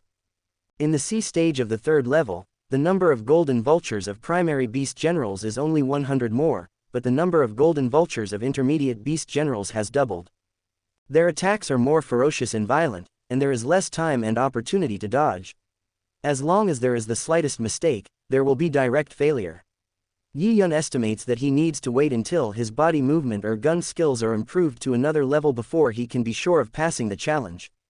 However, Yi Yun ranked 5th in the Black Dragon ranking points in May, so he will have plenty of time to use the trial room in June. In addition, he still has 20 days to hone his body and marksmanship, so there is still great hope that he can clear the 3rd level. Trial Tower Virtual Space, 3rd level stage circa. The sky is filled with black feathered birds of prey with their huge wings spread. If you look from above, there are almost no gaps. Hundreds of birds of prey occupy every direction, swooping down from all directions. If you look closely, you can feel that these birds of prey are very methodical. They do not swoop down at the same time, but are divided into multiple teams. The time interval between each team's swoops is very well timed and completely connected without any sense of pause. At the center of the siege and swooping of these birds of prey, Yi Yun held his spear tightly, resisting the grabbing of giant claws and the flapping of wings. Golden vultures were basically everywhere, and even the light was lost, and it seemed a little dark most of the time. Yi Yun's feet were moving all the time, because once he stopped, he would be attacked endlessly. He could only find the slightest chance to dodge in the gaps between the attacks of the Golden Vulture group. He kept waving the spear in his hand, displaying his marksmanship without reservation to increase his chances of dodging. His perfect level of physical skills were displayed to the fullest extent. Everything around him, whether it was the terrain, buildings, trees, and even the Golden Vulture itself, became something that Yi Yun could use. This was also the reason why Yi Yun was able to persist in the group attack of the Golden Vultures. However, the number of Golden Vultures is simply too large. Perfect level physical skills require the ability to control the surrounding environment and use everything around to dodge. This requires extremely high calculation ability and is very physically and mentally demanding. The difficulty lies in the fact that the actions of these Golden Vultures are actually very difficult to calculate. The existence of medium-level Beast General Golden Vultures makes their attacks full of variables and very prone to mistakes. Since June, Yi Yun has been training in the elite training camp for half of his time. Since there is plenty of time to use the trial room, he basically arranges training in the trial room every day. However, the C stage of the third level is really difficult. If you are not careful, you will be caught and killed by the Golden Vulture. The level of the trial tower has only increased a little bit, but it has never broken through to 4.0. Today is June 26th, and Yi Yun is still struggling in the C stage of the third level. Looking at these extremely familiar giant Golden Vultures in front of him, Yi Yun even feels that they have become somewhat handsome. At this moment, Yi Yun was struggling to resist the continuous attacks from all directions. Suddenly, from all angles in the sky, 10 Golden Vultures swooped down towards Yi Yun below at the same time, and the attack formed a big circle. As they swooped down further, the size of the circle shrank rapidly, and the speed was so fast that they arrived above Yi Yun's head in the blink of an eye. Yi Yun did not feel the slightest bit of fluctuation in his heart regarding such a change. He had experienced it many times in the past few days. Whenever the situation reached a stalemate, the intermediate beast generals, the Golden Vultures, who had been watching and directing the situation from the sky, would personally come down and form a certain formation. At this time, such a large circle was the most commonly used one. Yi Yun was facing such a situation for the first time and was caught off guard, so he was taken away in one wave. Later, after getting familiar with it, he found that this was the only fixed attack pattern of the Golden Vulture that he could summarize, so he paid special attention to it. After dying many times, he also figured out some ways to deal with it. The 10 intermediate Beast Generals Golden Vultures have a flying speed that far exceeds those of the primary Beast Generals Golden Vultures. The extreme speed brings extreme offensive power, which further enhances the power of their giant claws, which is equivalent to an explosion of force. In terms of power alone, they have already exceeded the level of intermediate Beast Generals. Yi Yun's body only has the physical fitness of a junior Beast General. He can only fight with so many Golden Vultures by relying on his powerful strength, body movement and gun skills. Once he faces an opponent who is much stronger than him and in large numbers, it will be extremely difficult to resist. Yi Yun let out a long breath and shouted loudly. Based on the flying speed of the Golden Vultures, he accurately calculated the time of their arrival. When the time was right, he held the back half of the spear with both hands and swung it hard in a big circle towards the sky. Yi Yun fired this shot with all his strength, a full burst of 4.0 force. The temporary power was enough to match the attack power bonus brought by the sprint of these medium-level Beast Generals, the Golden Vultures. Once hit by this shot, even these medium-level Beast Generals, the Golden Vultures, would suffer extremely serious internal injuries. However, the Golden Vultures were extremely intelligent and easily noticed Yi Yun's intention. They could also feel the powerful power of Yi Yun's spear. At the critical moment, the 10 medium-sized Golden Vultures all flapped their wings frantically at the same time. The huge black wings flapped in succession, bringing up gusts of wind. The strong wind brought by the flapping of the giant wings actually caused these Golden Vultures to stagnate in midair under such a strong dive. Although the stagnation time was short, it was enough to miss Yi Yun's sweeping spear and avoid Yi Yun's powerful attack. After the spear was swung past, the 10 Golden Vultures flapped their huge wings again and continued to grab Yi Yun below. At this time, Yi Yun retracted the spear he had just swung, held the spear across his chest with both hands, and burst out with all his strength with his feet, rushing straight forward. The obstruction of some golden vultures in front was directly repelled, and Yi Yun was able to leave his original position.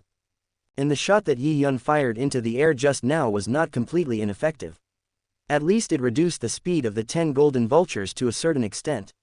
After a brief pause, they attacked again with greatly reduced power and speed, which led to Yi Yun's subsequent lateral movement and avoided their first round of pounce.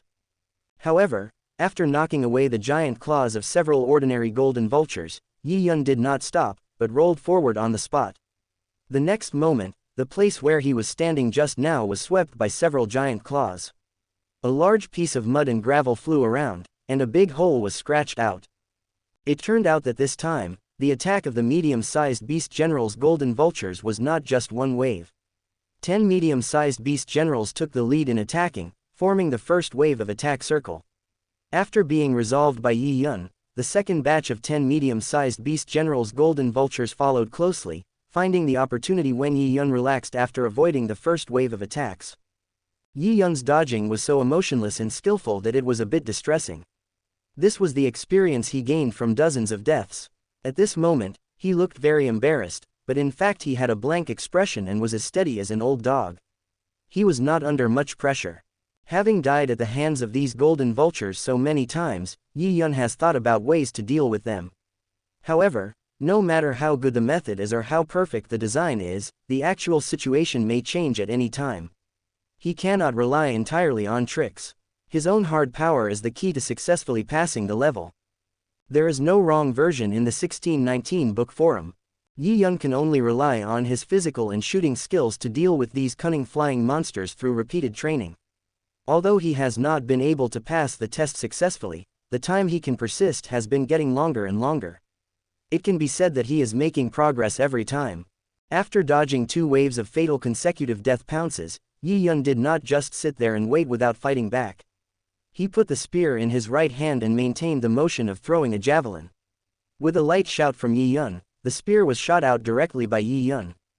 He continued to burst out with all his strength. After the spear was shot out, both the power and speed reached the peak that Yi Yun could currently grasp. It instantly hit a golden vulture in the direction of the spear. After hitting it, the spear did not slow down and penetrated through the body of the golden vulture. The spear was covered with the golden vulture's bright red blood. The golden vulture whimpered a few times and fell from midair, raising a huge amount of dust on the ground. What shocked all the golden vultures was that Yi Yun, who threw the spear, actually accurately arrived at the landing point of the spear and held the spear firmly in his hand again. The moment he chose to throw the spear, Yi Yun had already calculated the trajectory of the spear based on the power of his burst. The moment the spear was shot out, he was also running at the same time.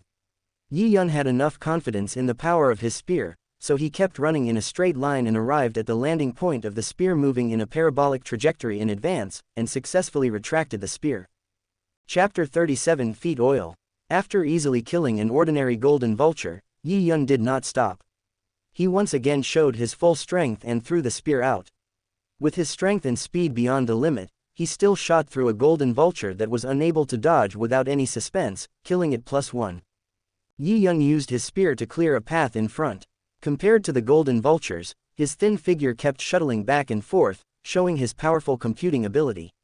Every time a shot was fired, at least 1 or 2 golden vultures lost their lives. In just a few tens of seconds, nearly 20 golden vultures died from Yi Yun's spear. Yi Yun's killing behavior immediately aroused the anger of 20 medium-sized beast generals, the golden vultures. They all made sharp cries. All the remaining golden vultures seemed to be given a layer of furious buff. Under the command of the leaders, they launched even more crazy attacks and impacts on Yi Yun. Yi Yun had anticipated such a situation and remained focused, not stopping his offensive behavior. Although the frequency of throwing the spear decreased under such offensive pressure, Yi Yun was still able to find opportunities to attack. As long as the spear was thrown, even the golden vulture, a middle-level beast general, did not dare to face the sharp tip of the spear and could only watch his subordinates die one after another. Looking at his tactics and results, Yi Yun was very satisfied. Facing these golden vultures, Yi Yun had been thinking about how to deal with them for a long time. The flying monsters had too great an air advantage. If he wanted to fight back, he must have means to deal with aerial enemies. These days, Yi Yun came up with a unique way of throwing spears. After several tests in the trial tower, it has been quite fruitful. The group of golden vultures in the air were slowly decreasing in number under Yi Yun's attack. Yi Yun maintained high-intensity actions and offensive movements. The experiences and insights of Hong and others kept emerging in his mind, as if he was immersed in them. It was not as difficult as before. No matter his running figure or every shot he fired, he performed just right. The group of golden vultures were about to hit Yi Yun, but they were always just a hair's breadth away from being avoided by Yi Yun, and were instead counterattacked by Yi Yun. Yi Yun entered into a wonderful experience. The entire world, whether it was the ground, trees, buildings, or the golden vultures all around, and even the surge of air, all seemed to be changing according to his will. Every step he took, or every time the spear was drawn, was completely integrated with this wonderful feeling at this moment. With this realization, Yi Yun's killing power against golden vultures rose to a new level. Almost every second, the corpses of golden vultures fell from the air. These falling corpses became a force that Yi Yun could use. Not only could they block the attacks of other golden vultures, but they could also conceal Yi Yun's actions, making Yi Yun's movements and footsteps faster and more unpredictable. After an unknown number of minutes, Yi Yun came to his senses. It was not that he could not continue, but he found that all the hundreds of golden vultures at the primary beast general level had been killed by him. Feathers, huge claws, wings and flesh were scattered all over the ground. The bodies of the golden vultures filled the land. There were only 20 medium-sized golden vultures left in the air. The 20 golden vulture leaders were filled with rage after seeing their tribe being slaughtered by Yi Yun. However, no matter how hard they tried, they could never catch up with Yi Yun. Every time they felt that they were about to touch the corner of Yi Yun's clothes, but they were just a little short of it. All they caught was an afterimage.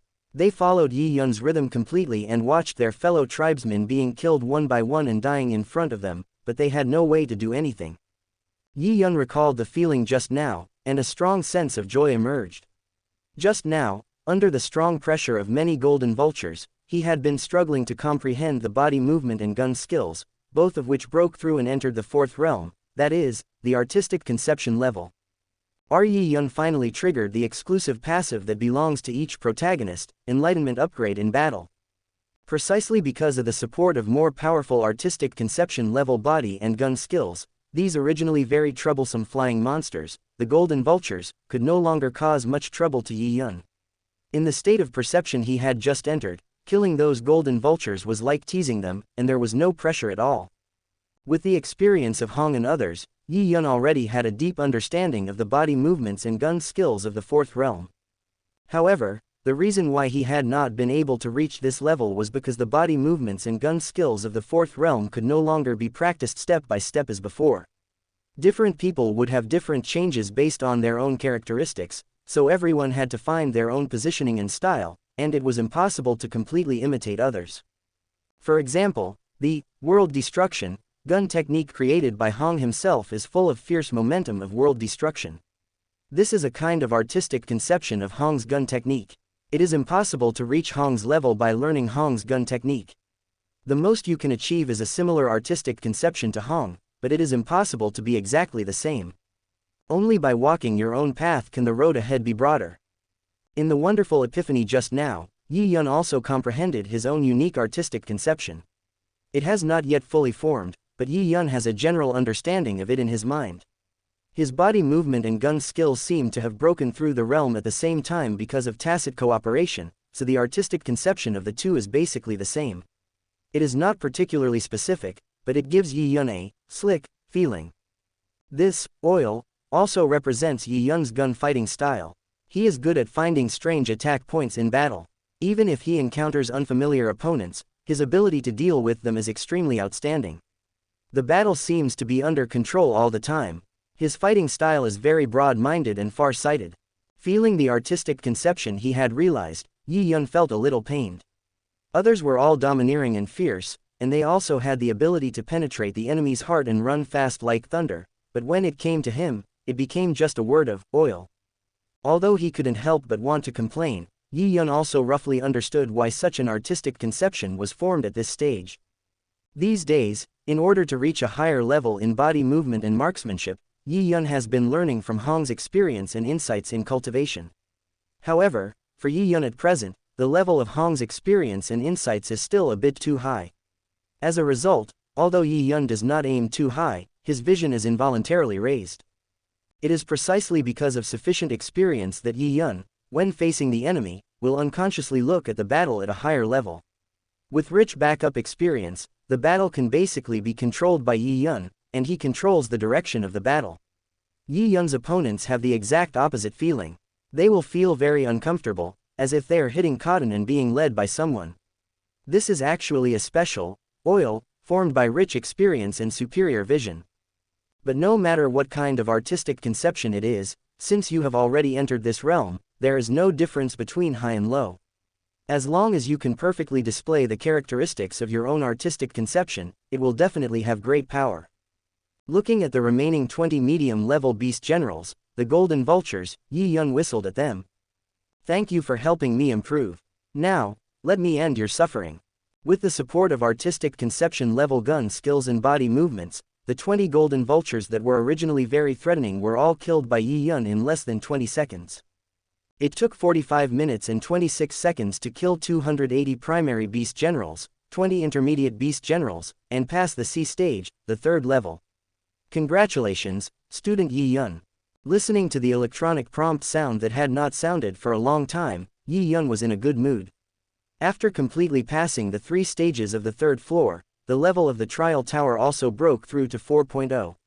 Combined with his own strength level of 4.0, that is to say, his combat power amplitude has finally crossed the threshold of 16.0. Seeing the short time left in the trial tower, Yi Yun did not immediately enter the 4th floor, but whispered, I want to take a punching power level test. As Yi Yun spoke, a fist strength testing machine appeared out of thin air and stood in front of Yi Yun. Student Yi Yun, please quickly conduct the punching force level test. The electronic voice reminded without emotion. Yi Yun's punching power level has been raised to 4.0, but he has not conducted any verification tests. Today, the level of the trial tower happened to have reached 4.0, so he simply verified and tested the power level as well. There is no wrong version in the 1619 book forum. He took a deep breath, tensed all the muscles in his body, and surged with strength. Yi Yun's right fist instantly tore through the air, and with a terrible whistling sound, it hit the target heavily. Bang! The punching target made a muffled sound and shook violently. The number, 40286 kg, was clearly displayed on the display screen of the punch strength tester. Seeing this result, Yi Yun was very satisfied. The initial punching force of this body was the same 10,000 kilograms. The punching force data of more than 40,000 clearly illustrated Yi Yun's punching force level. Punch force level 4.0, congratulations, student Yi Yun, your current combat power amplitude is 16.0. Even with such an outstanding result, the electronic voice did not show any emotion. The trial tower level and the strength level were updated almost at the same time. On the black dragon carving at the gate of the elite training camp, Yi Yun's name was written. Originally, he was in 3rd place in June, but after the update of the combat power amplitude, he instantly jumped to 1st place, leading the 2nd place by a large number of points. This position can be said to be stable. This time, Yi Yun's name was raised to the 1st place, but it did not cause any waves in the elite training camp.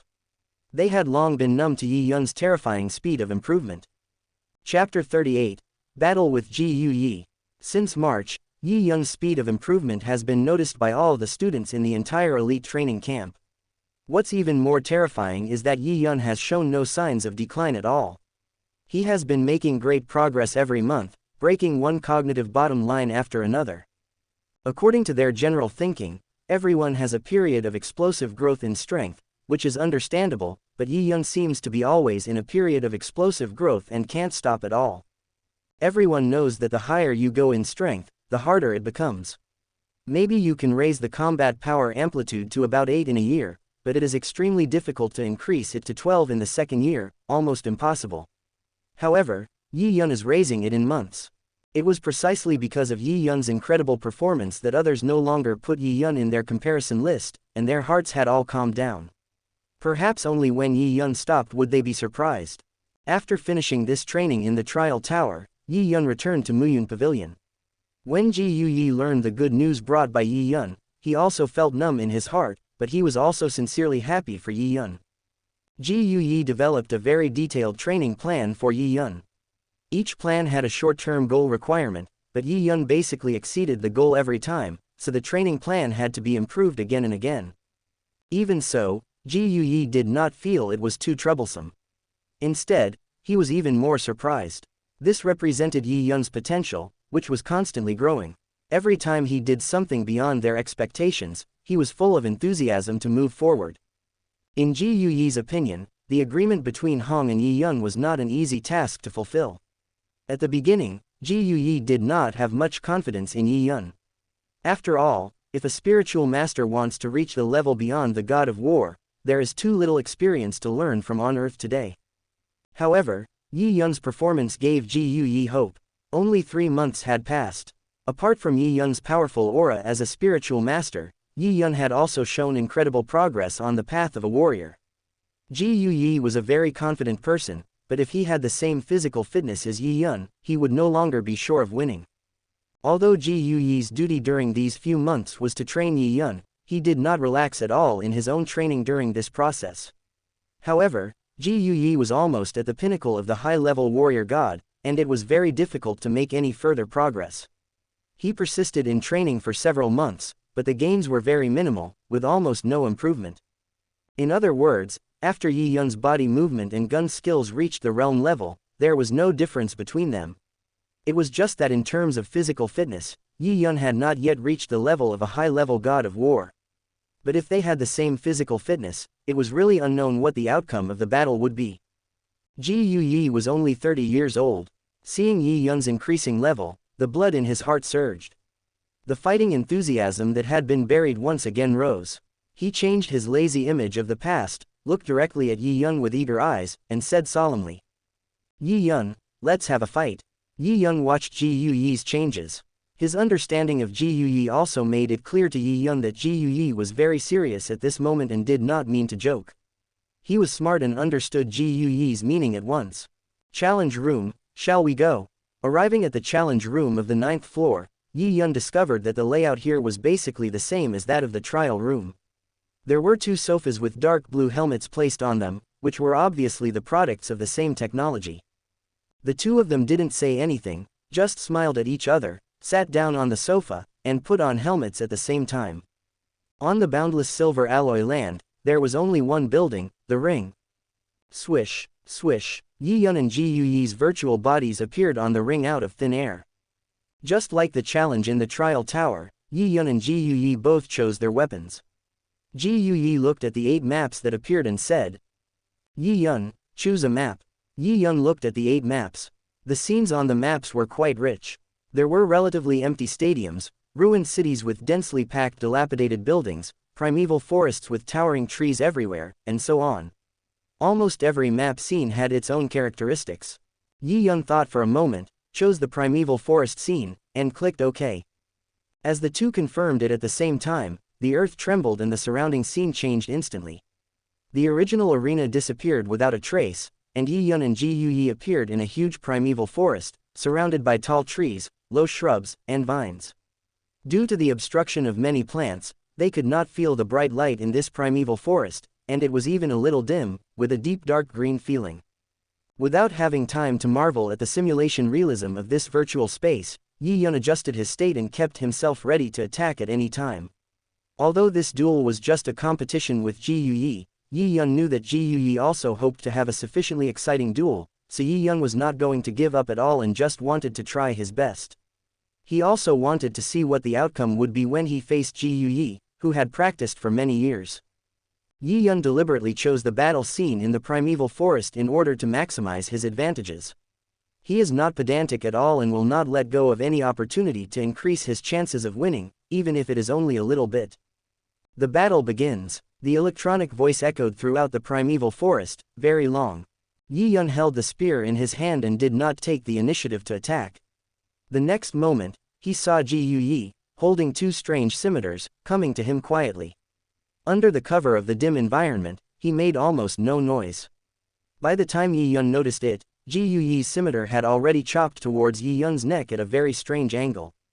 What a sharp knife. Ji Yuyi's two scimitars have an almost 90-degree corner that can fit Ji Yuyi's elbows perfectly. Whether attacking or defending, there is no worldly air to them, and there is silent murderous intent in the silence. However, Yi Yun's body movements were no decoration. He took a small step back and avoided the cut of the scimitar. The skin on his neck could even feel the coldness of the blade. Ignoring this, Yi Yun swung his spear to force away Ji Yuyi, who was close to him. At the same time, he exerted force with both hands and stabbed Ji Yuyi straight at him with the spear. Ji Yuyi crossed his two swords and pressed against Yi Yun's spear. While locking the spear's entrance, he moved from the side of the spear and instantly came to Yi Yun's side again. He used the scimitar in his right hand to swing the spear away, and used the scimitar in his left hand to cut across Yun's chest. Ji Yuyi, who entered into combat state, was completely different from what Yi Yun usually saw.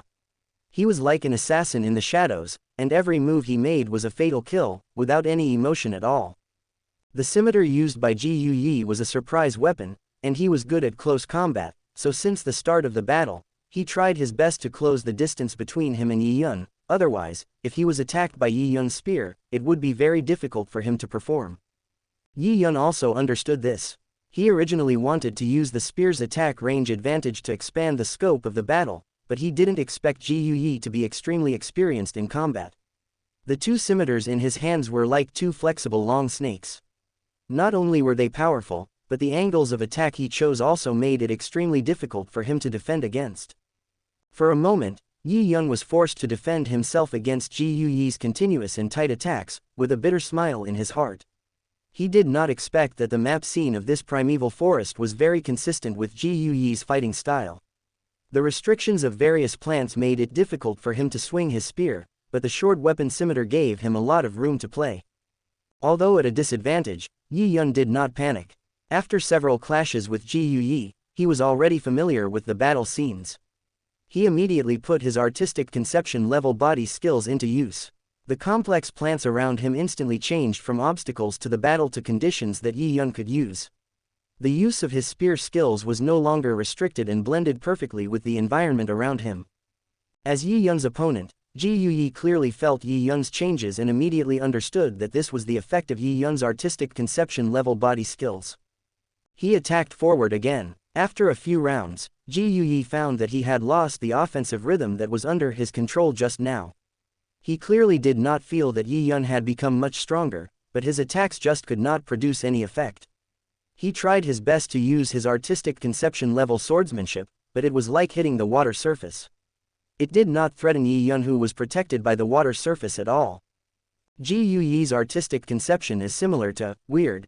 Combined with his peculiar swordsmanship, in the first battle, with his style, he can defeat more than 80% of opponents of the same level. After getting familiar with them, the winning rate will decrease, but it is still very strong. Yi Yun's familiarity with Ji Yuyi completely exceeded Ji Yuyi's own cognition. From Yi Yun's perspective, he felt that the artistic conception he had realized had a subtle effect of restraining Ji Yuyi's weirdness. No matter how changeable and weird you are, you still cannot escape the restrictions of the entire environment. As Yi Yun became more and more familiar with Ji Yuyi's style of play, Ji Yuyi basically had no chance of winning. The key to Yi Yun's state of mind is to be able to control the rhythm of the battle and lead the opponent with an unstoppable trend. With a higher perspective and stronger experience, there is a great chance to find a special and strange angle of attack, thus winning with one blow.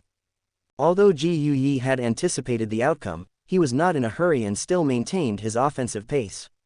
The next moment, he suddenly saw Yi Yun's spear fall from Yi Yun's hand and shoot towards his chest at an extremely fast speed. Ji Yuyi did not expect Yi Yun to make such an attack. He lagged behind in reaction and could no longer dodge. He had to cross his two swords at an angle and burst out with all his strength to block Yi Yun's spear throw. However, after Ji Yuyi blocked the spear, before he could even breathe a sigh of relief, he saw Yi Yun coming to his side almost at the same time, with his right hand in the shape of a knife, pressing against Ji Yuyi's throat. Lao Ji Yu, you lose. Chapter 39, Rewards. Ji Yuyi looked at Yi Yun with a smile on his face, and felt in his heart that he had never wanted to kill someone as much as he did now. However, his mood changed the next moment, and a feeling of frustration emerged, and the two knives in his hands fell to the ground. After his consciousness exited the virtual space, Ji Yuyi took off his helmet, held the hand that Yi Yun extended and stood up, his face looking a little bitter for a moment. As Yi Yun's teacher in the elite training camp, Ji Yuyi is the one who understands Yi Yun's progress best. He also knows that Yi Yun did not hide his strength when he first entered the elite training camp, and it was during these few months of training that he reached his current level. Thinking of his past experiences, Ji Yuyi couldn't help but sigh that it was really true that comparing yourself with others would make you feel dreadful. After a slight adjustment, Ji Yuyi regained his smile, and the loss and frustration in his heart slowly dissipated, leaving only a little relief. On the way back, Yi Yun and Ji Yuyi walked side by side. Yi Yun said softly with a hint of smile, "Old Ji Yu, you are not shocked, are you? To be honest, I took advantage of the situation today. The map I chose is favorable to me. In addition, you don't know my new breakthrough strength. In fact, I feel that at this stage, we are still evenly matched." Ji Yuyi rolled his eyes at Yi Yun in annoyance. "How did I get through the past few months? You've made me calm down a lot. Don't comfort me with such words, 50-50 at this stage. You need to understand the situation clearly, there is no such thing as a current stage. However, it seems that you have a very good state of mind. If I'm not mistaken, it is a very comprehensive state of mind, which is very helpful for controlling the battle. It will not have any defects due to the opponent. It's very good." Yi Yun nodded slightly, confirming Ji Yuyi's guess, and briefly introduced his own feelings about the artistic conception. As the two chatted, Ji Yuyi suddenly thought of something and said with a smile, "Oh, I almost forgot, your combat power amplitude has been confirmed and certified, right?"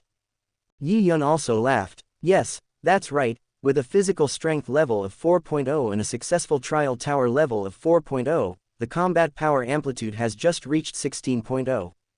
Ji Yuyi and Yi Yun both knew what it meant when the combat power amplitude reached 16.0.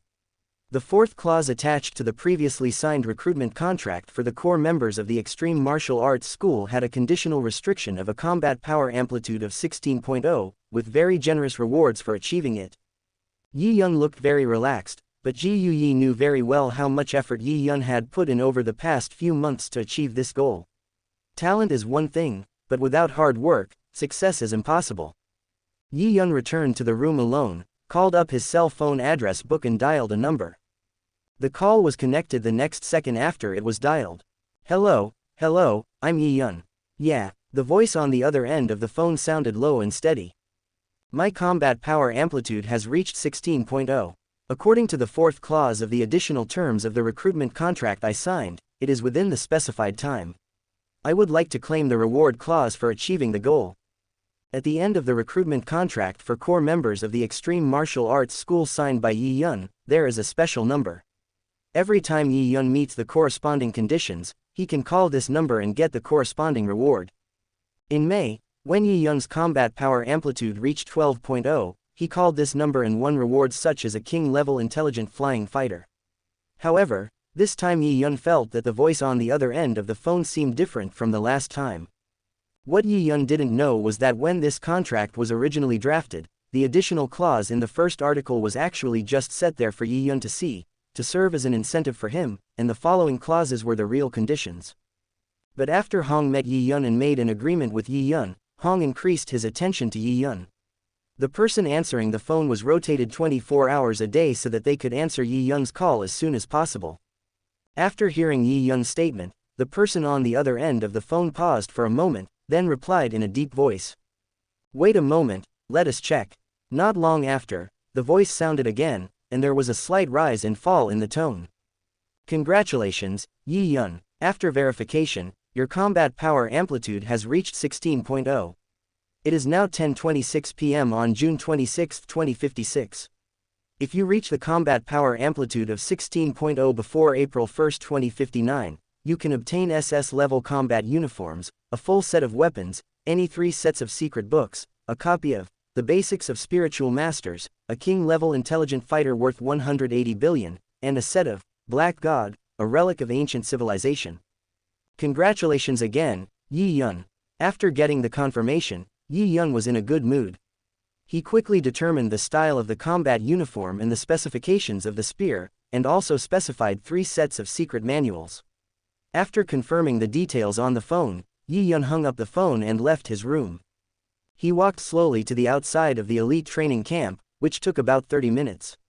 Standing at the main entrance of the training camp, Yi Yun looked into the distance.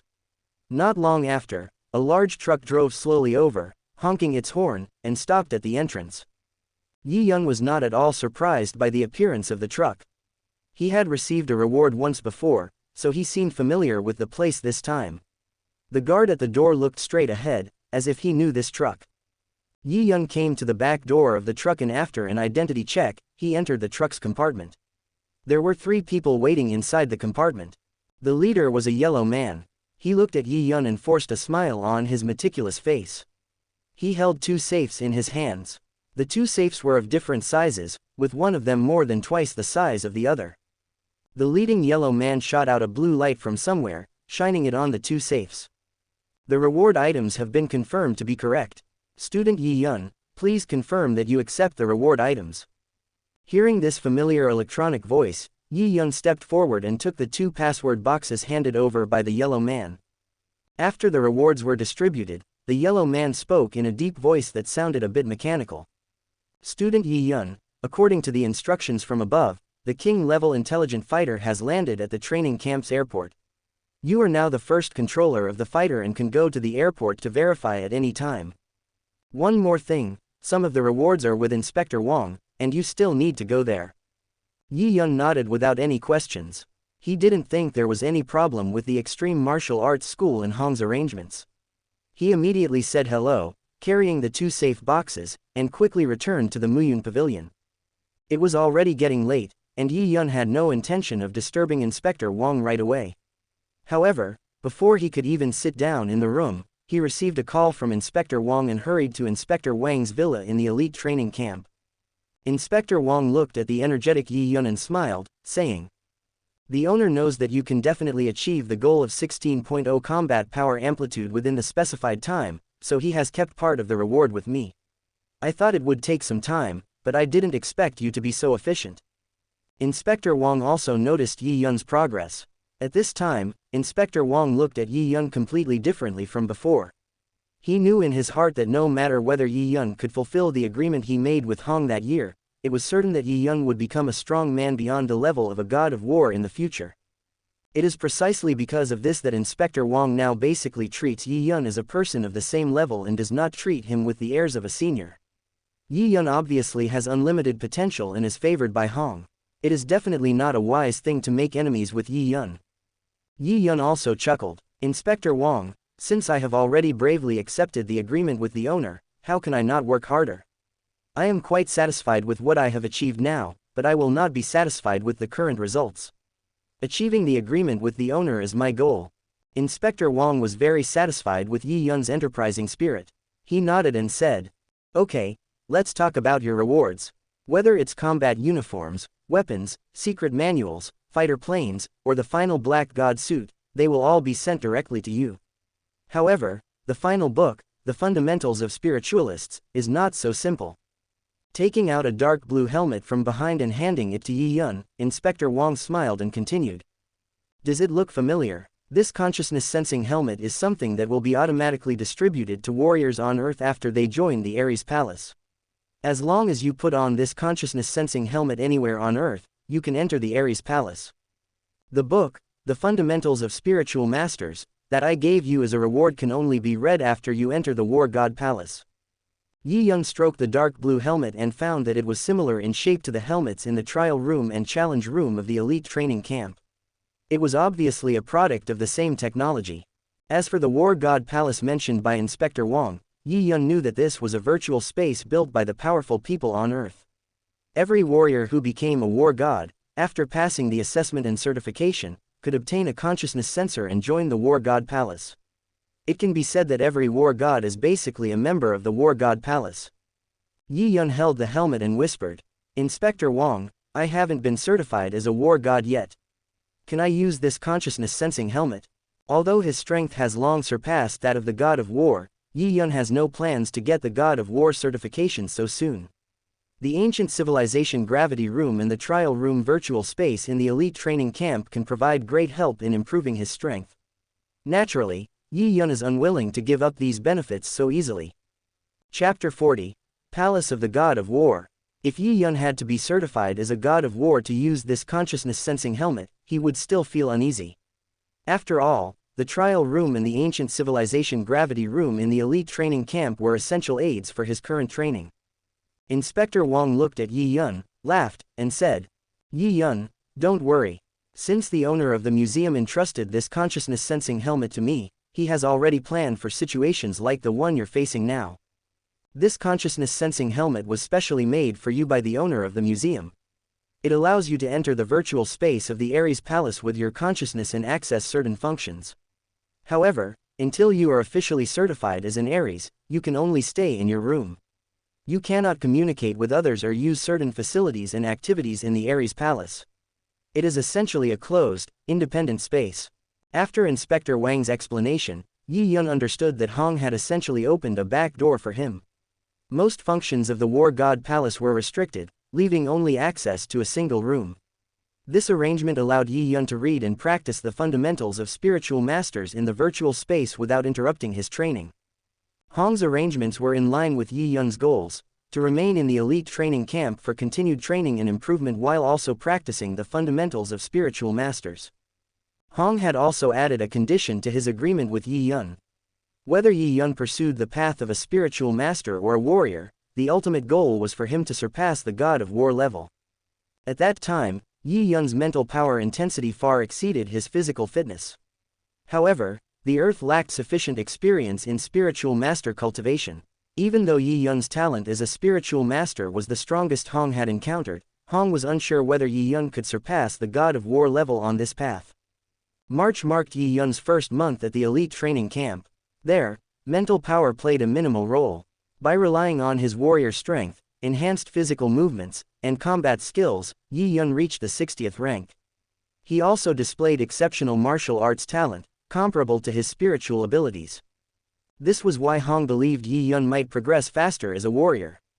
Yi Yun's rapid growth and the abundance of experienced genetic warriors on Earth gave him a greater chance of success as a warrior. Hong knew that the facilities at the elite training camp were valuable even for planetary-level warriors. For instance, Hong himself couldn't fully conquer the trial tower, stopping at the 6th floor. As long as Yi Yun had not yet achieved a breakthrough, he could continue benefiting from the camp's resources. After receiving Inspector Wang's assurance, Yi Yun had no more doubts. He resolved to pursue both the spiritualist and warrior paths and decided to stay in the elite training camp. With Hong's support, he could access the Ares Palace early. Even with limited functionality, Yi Yun was satisfied. Inspector Wang added, "Once you're officially certified as a god of war, the owner will lift all restrictions, granting you full rights. I believe that time isn't far off. But I think your next milestone won't just be certification as a war god. Yi Yun, you might become the next War God Palace Counselor of our Extreme Martial Arts Hall." The War God Palace Council, founded by Hong and Thunder God, was the governing body of the War God Palace. Only those who surpassed the God of War level could become members. Inspector Wang clearly believed that Yi Yun's certification and subsequent breakthrough were just a matter of time. After bidding farewell to Inspector Wang, Yi Yun returned to his room, locked the alloy door of his basement, and eagerly prepared to explore the Ares Palace. Yi Yun activated the consciousness-sensing helmet's security settings, establishing a 5-meter safety perimeter. He donned the helmet, and as his consciousness blurred, the surroundings transformed. Yi Yun found himself in an expansive room. The room measured over 50 meters long, 20 meters wide, and 5 meters high, with a total area exceeding 1,000 square meters. A 3-meter diameter bed occupied the center, while a 10 by 20 meter indoor swimming pool lay in front of it. Other areas included desks, chairs, a luxurious dining table, a reclining chair, and a practice space with yoga mats. The layout was orderly and functional. "Welcome, Yi Yun," the familiar electronic voice greeted him. Dressed in a white robe, Yi Yun lay on the large bed. The voice continued. "This is your private room in the Ares Palace. No one but you can enter. 2 books are on your desk: Regulations of the War God Palace and Basics of Spiritual Masters. Enjoy your stay in the War God Palace." Yi Yun approached the desk, facing a massive floor-to-ceiling window. Beyond it stretched a misty, cloud-filled expanse illuminated by refracted sunlight, creating a stunning scene. However, the view beyond remained obscured. The black-covered regulations of the War God Palace contained a single page outlining the palace's origin and membership. The section detailing its many functions, including the mall, auction hall, arena square, and trial tower, was currently locked. Yi Yun set the book aside and opened the starry-covered Basics of Spiritual Masters. After skimming through its content, Yi Yun gained an understanding of its basics. The book explained the characteristics of psychic power, the three main schools of spiritual mastery, and their unique traits. However, it heavily focused on the mainstream, control flow, school, with minimal details on consciousness invasion and animal taming. Despite its limitations, the book provided Yi Yun with critical foundational knowledge. It also introduced the Atlas of the Gods, a mental power training method consisting of 99 complex diagrams. Practicing these required controlling multiple blades along precise trajectories without collisions, improving both control and strength over time.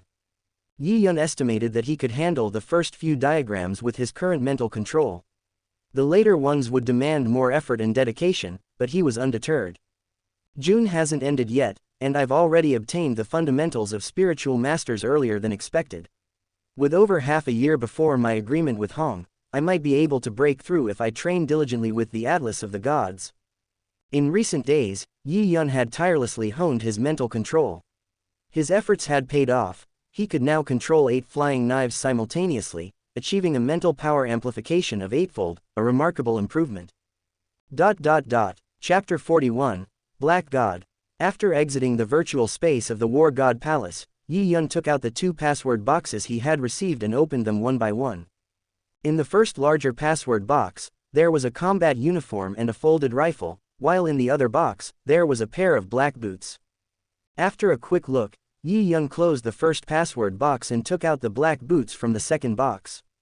This is the ancient civilization suit, Black God. Yi Yun knew that this Black God suit came in various forms. It could be gloves, clothes, hats, pants, shoes, or even rings. Once the Black God suit was put on, it would actively penetrate the skin and absorb blood. After absorbing some blood, the Black God suit would mutate, perfectly merging with the user's body, just like a second skin. After recognizing its owner, it could transform its shape at will according to the owner's wishes. Yi Yun put his bare right foot into the boot. About 30 seconds later, he felt a needle-like prick. The black boots on his right foot suddenly seemed to boil, with black water droplets trembling. At the same time, his right foot began to experience waves of pain where it was wrapped by the boots. Yi Yun exhaled lightly, his expression unchanged. The pain was not very intense. He looked down and saw strands of red flowing into the black water droplets. Countless droplets enveloped his right foot, absorbing the red strands as they slowly transformed. This process lasted about 15 minutes. When the changes subsided, the black droplets reformed into a boot, wrapping Yi Yun's right foot. However, this time it felt completely different. Though the boots were still there, they felt like part of his skin, allowing him to sense even the coldness of the ground. The first time Yi Yun came into contact with the Black God suit, he found it remarkable. With a thought, he saw a black light spread outward from the boot, rapidly covering his entire body. Within moments, his whole body was encased in a layer of black skin, leaving only his eyes, nose, and mouth exposed. The Black God suit was a planetary-level force suit. Its performance was exceptional on Earth, suitable even for short-term battles. With another thought, the suit automatically retracted. Yi Yun picked up a note from the box. The note briefly explained the uniqueness and rarity of the Black God suit, produced only in the ancient ruins of Civilization Number 9 on Earth. Everyone had only one chance to enter these ruins, making additional Black God suits incredibly scarce. The reward Yi Yun received was a suit collected by the Extreme Martial Arts School over the years, once belonging to a fallen warrior. Without such collections, no extras would exist, as each warrior retained their own suit. The Extreme Martial Arts School required those who earned a Black God suit as a reward to later obtain another from the ruins and sell it back to the school, which offered a high purchase price. Yi Yun understood these terms but had his own plans. He did intend to explore the ruins, but only after reaching the planetary level, reducing the risks involved. That night, Yi Yun slept soundly, satisfied with his progress.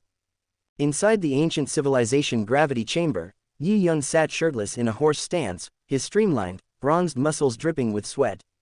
18 thin blades floated around him, tracing intricate patterns at varying speeds.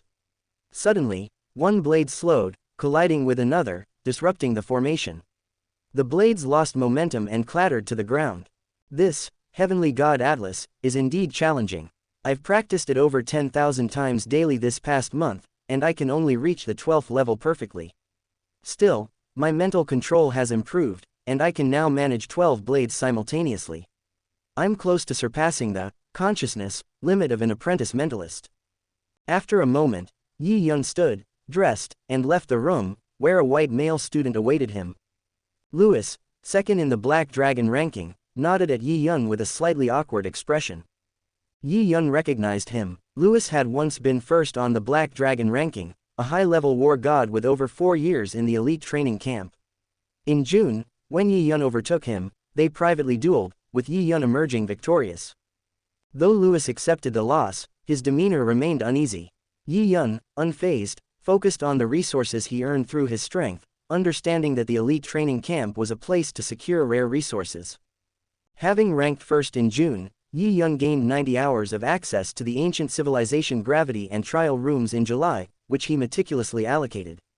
Splitting the hours across training days, he crafted a rigorous schedule to improve his physical fitness and mental power under the challenging conditions of the gravity room. The increased gravity not only added weight to the controlled blades but also hindered their trajectories, intensifying the training difficulty. Despite the challenge, Yi Yun's progress with the Atlas of the Gods was remarkable, reaching the 18th level within a month. July ended with Yi Yun still at the top of the rankings. Back at Muyun Pavilion, he relaxed on his bed and made a call. "Hello, Anne." Hearing the familiar voice, Yi Yun smiled. "Feng Ji, tomorrow is your prospective warrior test, right?" Confident. In Yangzhou, Jiangnan Base City, Luo Feng lay in bed. Yi Yun's concern warmed his heart.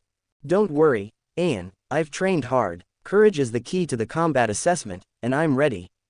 Yi Yun and Luo Feng chatted for over 20 minutes before ending the call. "Feng Ji, I trust you. When I'm back in January, we'll celebrate properly." For Yi Yun, Luo Feng was like a brother. While he refrained from interfering in Luo Feng's plans, he maintained contact, offering support while allowing Luo Feng to grow naturally. Yi Yun understood that early training was crucial and decided to let things progress as they should, ensuring Luo Feng's development stayed on track. Chapter 42, Life and Death Adventure.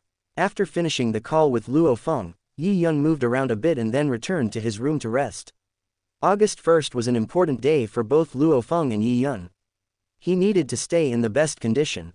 In the elite training camp, except for the 2 months of holidays in January and February, 9 of the remaining 10 months are spent on training, making it a very safe environment. However, in August of each year, there is a Life and Death Adventure challenge.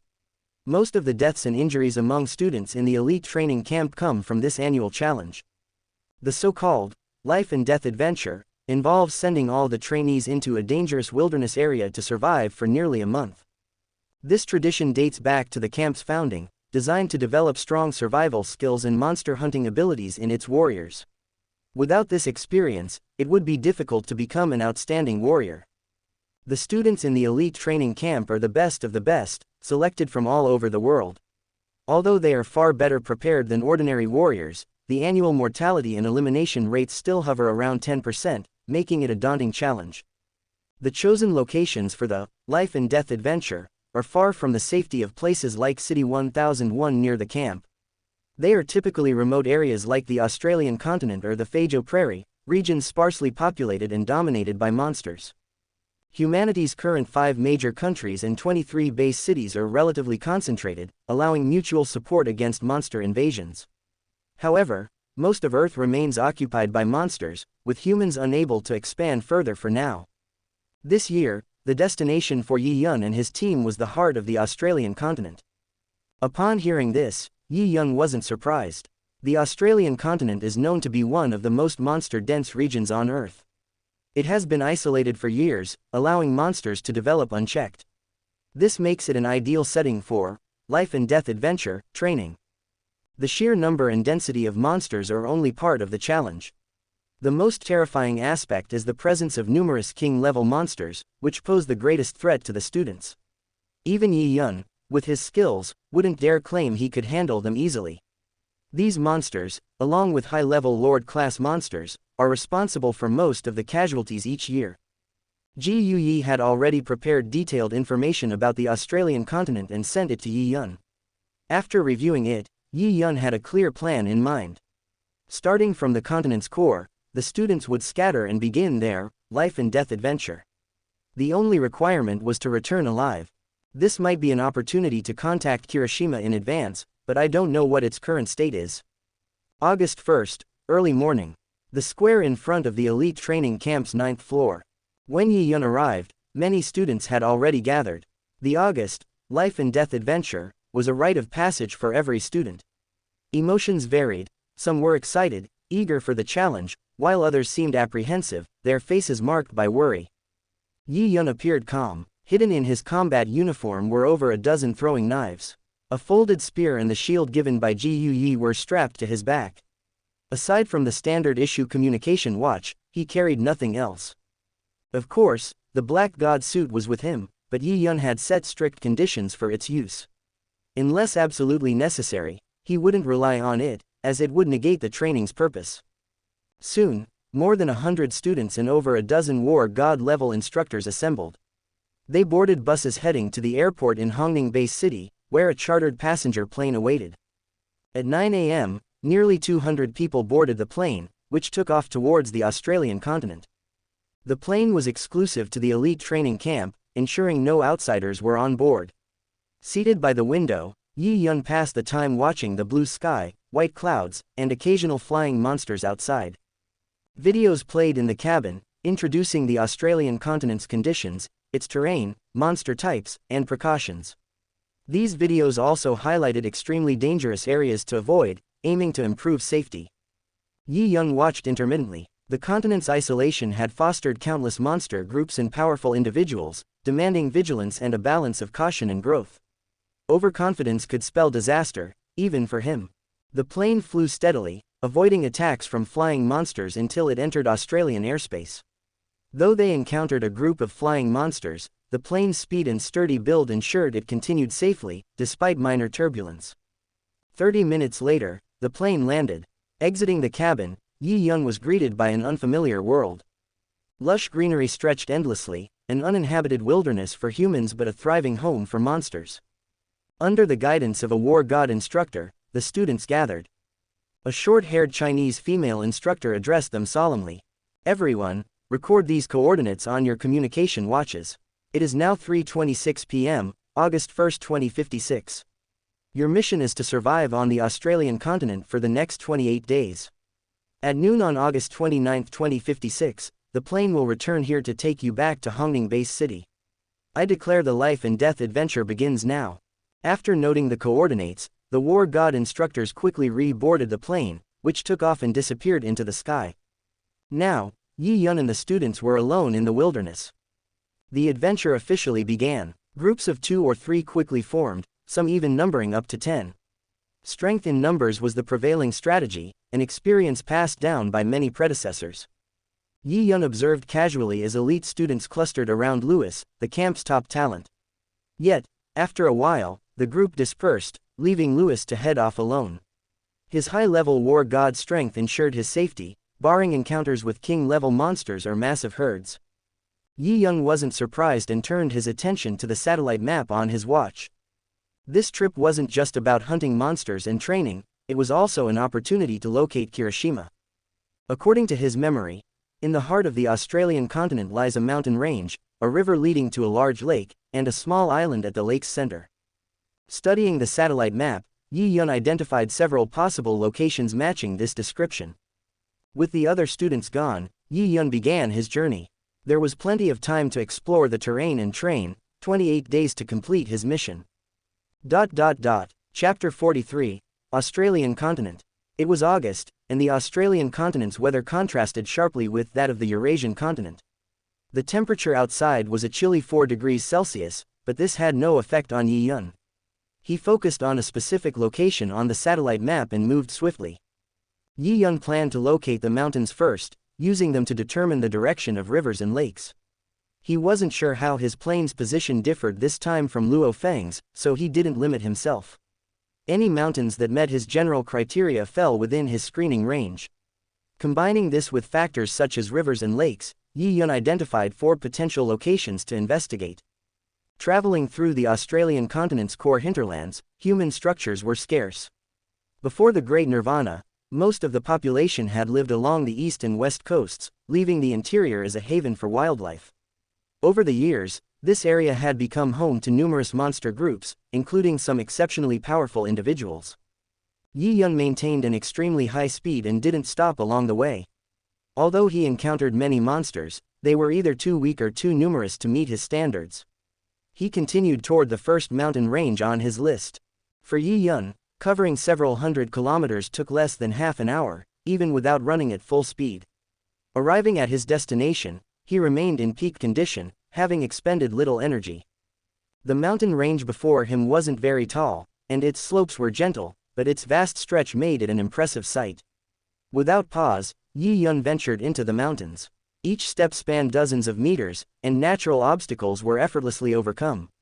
He moved swiftly, carefully surveying the region for useful information.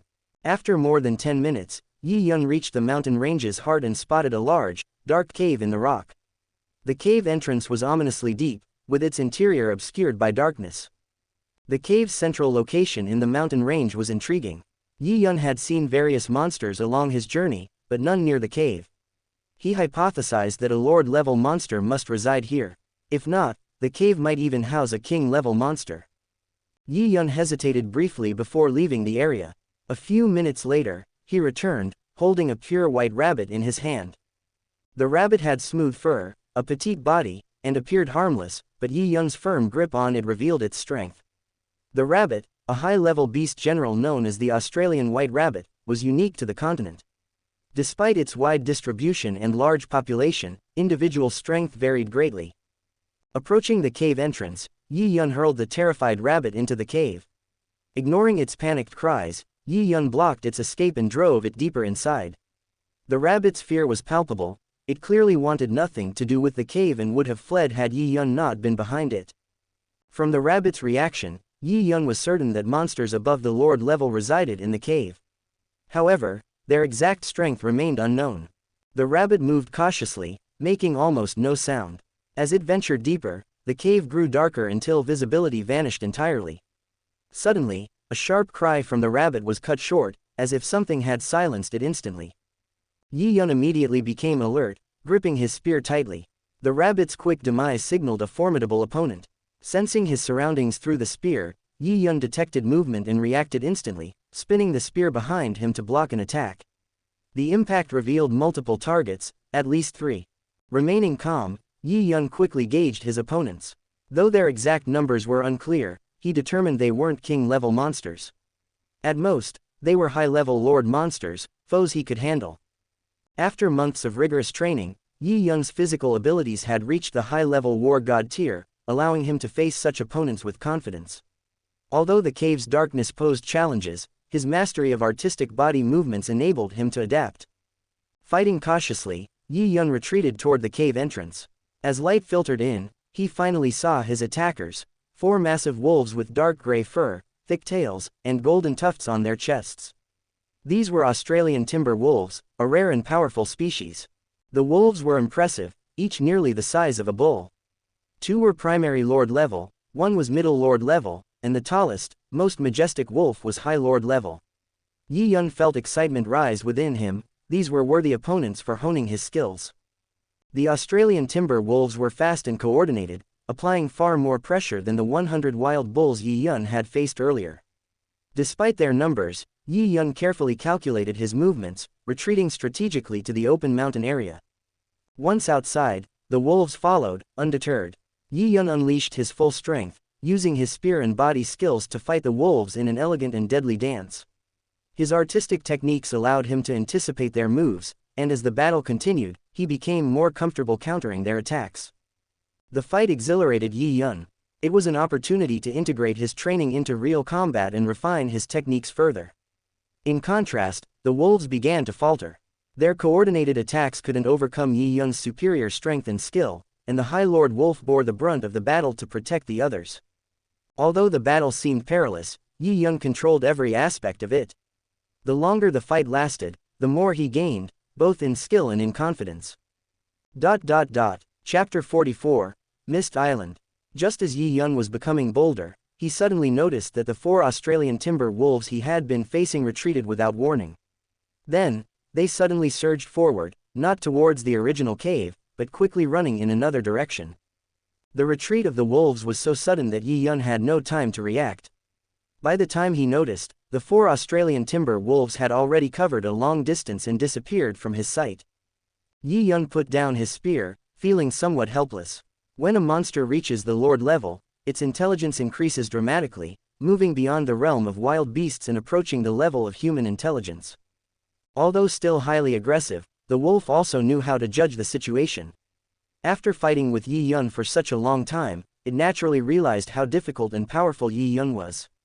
It understood that defeating this human today was impossible, and that continuing the fight would put its side in danger. So, it simply stopped fighting and retreated decisively, showing no intent to fight to the death. Yi Yun understood that Lord-level monsters were incredibly difficult to kill. Each one was highly cunning. Once the situation turned bad and danger arose, they would immediately choose to flee. When they were determined to run, it would be difficult for even human war gods to stop them. They could defeat them but not keep them. This was a common scenario when hunting Lord-level monsters. The first time Yi Yun fought against a Lord-level monster, he did not have time to use flying knives to prevent their escape. The monster's burst speed was far faster than several hundred meters per second. In almost a blink, they were out of his mental power's range. Of course, Yi Yun's flying speed on the shield could catch up with the Australian wolf, but Yi Yun fought with the Lord-level monster merely to hone his marksmanship and physical skills. He had no intention of pursuing it to the death. After driving away the Lord in this mountain range, Yi Yun carefully examined the terrain. Perhaps due to the mountainous environment, Yi Yun recalled some specific details from the original work. Luo Feng had been chased from his stronghold in the mountains.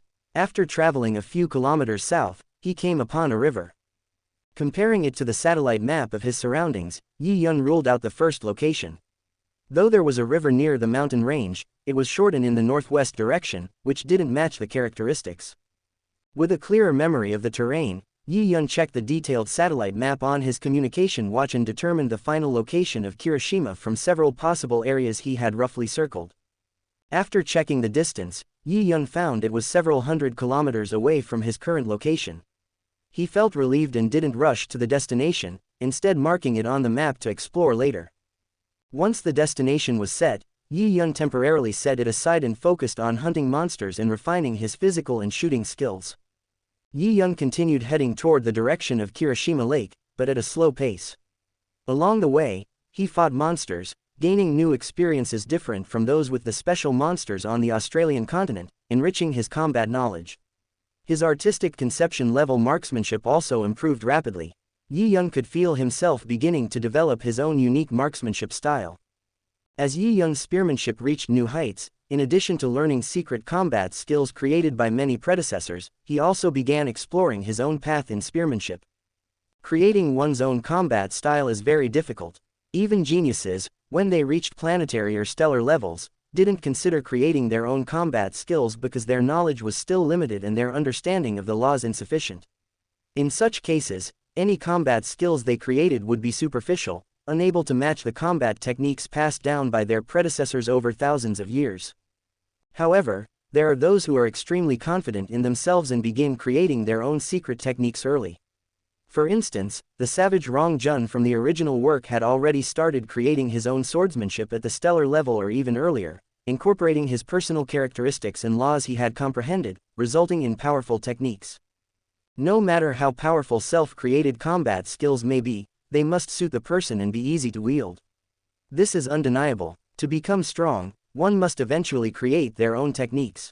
However, during the early stages, achieving meaningful results is difficult. Yi Yun was aware of this. Currently, Hong and Lei Shen were Earth's strongest warriors. As pioneers, they began creating their own combat skills and techniques. However, their knowledge was limited to Earth, so the techniques they created were of low quality. It wasn't until later that Luo Feng taught them the warrior heritage of Yunmo Star, giving Hong and Lei Shen the opportunity to advance. Yi Yun had never interacted with other geniuses, but he was aware of his own potential to create secret fighting techniques. At this stage, he didn't force himself to create techniques but let his marksmanship flow naturally. His marksmanship improved quickly because of this mindset. Australian continent, night, beside a turbulent river. Yi Yun sat on a large rock with a fire in front of him. His spear pierced a skinned Australian white rabbit, roasting it over the flames. Without any seasoning, Yi Yun felt the rabbit meat begin to sizzle with oil. His appetite grew as he sliced a piece of roasted rabbit thigh with his flying knife. The meat flew into the air, slowly coming toward Yi Yun's mouth. Very good. The meat is firm, worthy of being the thigh of a primary Lord-level monster. No other seasoning is needed. It's naturally delicious. It'll be added to my collection. When a monster reaches Lord level, it is like a human god of war. Its cells and genes have been strengthened many times, making it more perfect at the genetic level. Thus, every Lord-level monster is a top-tier food source. In 10 days, I've traveled hundreds of kilometers along this river and am nearing the lake area on the satellite map. I wonder what the current situation of Kiroshima is. Early the next morning, Yi Yun ran along the river toward the lake. Upon reaching the designated area, Yi Yun found that the 100-kilometer lake appeared vast and majestic. However, what was strange was that the entire lake was shrouded in thick fog, with no fog at all on the surrounding land or even near the shore, which seemed very unusual. The fog seemed endless, growing thicker the deeper one ventured into the lake, making it impossible to see much beyond. Yi Yun stepped onto his shield, hovering slightly above the lake. Without wasting time, he flew toward the center of the lake. The lake beneath him seemed calm, but Yi Yun knew that countless Lord-level monsters and War God-level warriors resided in it. It would be very difficult to get through without the protection of the Black God suit. As a spiritualist, Yi Yun had his own advantages. He had no intention of provoking the aquatic Lord-level monsters and slowly approached the island at the lake's center. Flying at a steady pace, Yi Yun was surrounded by thick fog. After flying for a while, the surroundings grew relatively quiet, but strange sounds from the water below were still faintly audible. The lake harbored many difficult aquatic monsters of high levels, and Yi Yun was attacked dozens of times during his flight. However, Yi Yun was aware of this situation and, after staying on guard, the attacks didn't pose much of a threat to him. Due to the interference from aquatic monsters, Yi Yun's progress was slow. After about an hour, he finally saw the outline of the island ahead. Stepping onto the beach at the island's edge, Yi Yun sensed the area carefully. The island was full of vitality, with various plants scattered throughout. However, what was odd was that the entire island was quiet with no monsters in sight. Chapter 45, Spirits of Plants and Trees. Yi Yun had been traveling for 1 or 2 miles into the depths of the fog-covered island, but so far, he had not encountered a single spirit of plants and trees. He had a general idea in mind, believing that these spirits were likely not abundant in the outer areas of the island. The landing site he had chosen, for the time being, was not an area densely populated with them. Yi Yun was not in a hurry and continued moving forward. As he passed an emerald green weed, it blended so seamlessly with the surrounding environment that Yi Yun didn't pay it much attention. However, as he walked past it, 2 slender leaves from the weed suddenly lashed out like green swords, stabbing sharply at Yi Yun's back. Yi Yun had remained alert throughout his journey, his mental energy constantly radiating outward. The moment the weed's leaves attacked, he reacted. Without hesitation, he summoned a layer of black gloves on his palms and turned around, grabbing the leaves with precision. When his right hand touched the green leaves, Yi Yun felt a strong impact, the leaves' tips having significant penetrating power. Fortunately, the Black God suit absorbed 90% of the attack's force, preventing any harm or disorientation. Using the enhanced strength of his gloved hand, Yi Yun firmly grasped the 2 long leaves. After only a brief skirmish, Yi Yun quickly realized that this weed-like spirit of grass was comparable to a mid-level Lord-tier monster in terms of raw strength. Its natural camouflage and surprise attacks would pose a significant threat, even to a War God-level warrior. Although his thoughts raced, Yi Yun remained focused. He summoned 2 flying knives, slicing rapidly toward the main body of the weed. As he held the 2 long leaves tight in his right hand, the remaining leaves collided with the flying knives. These knives were SS level, and with just a few precise cuts, they severed all the remaining leaves. With a powerful yank, Yi Yun pulled the weed out of the ground. Each spirit of plants has a core, which is the most valuable part. For tree-shaped spirits like the willow tree, the core is usually the willow heart. For most grass spirits, the core is often an essence derived from spiritual dew. The core essences of these plant spirits are incredibly potent, each with its own effects. While the specifics may differ, their value is indisputable.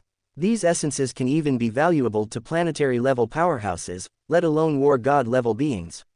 For example, a Millennium Willow Heart can enhance cell activity, significantly improve recovery, and elevate physical fitness from the level of a primary war god to a high-level war god.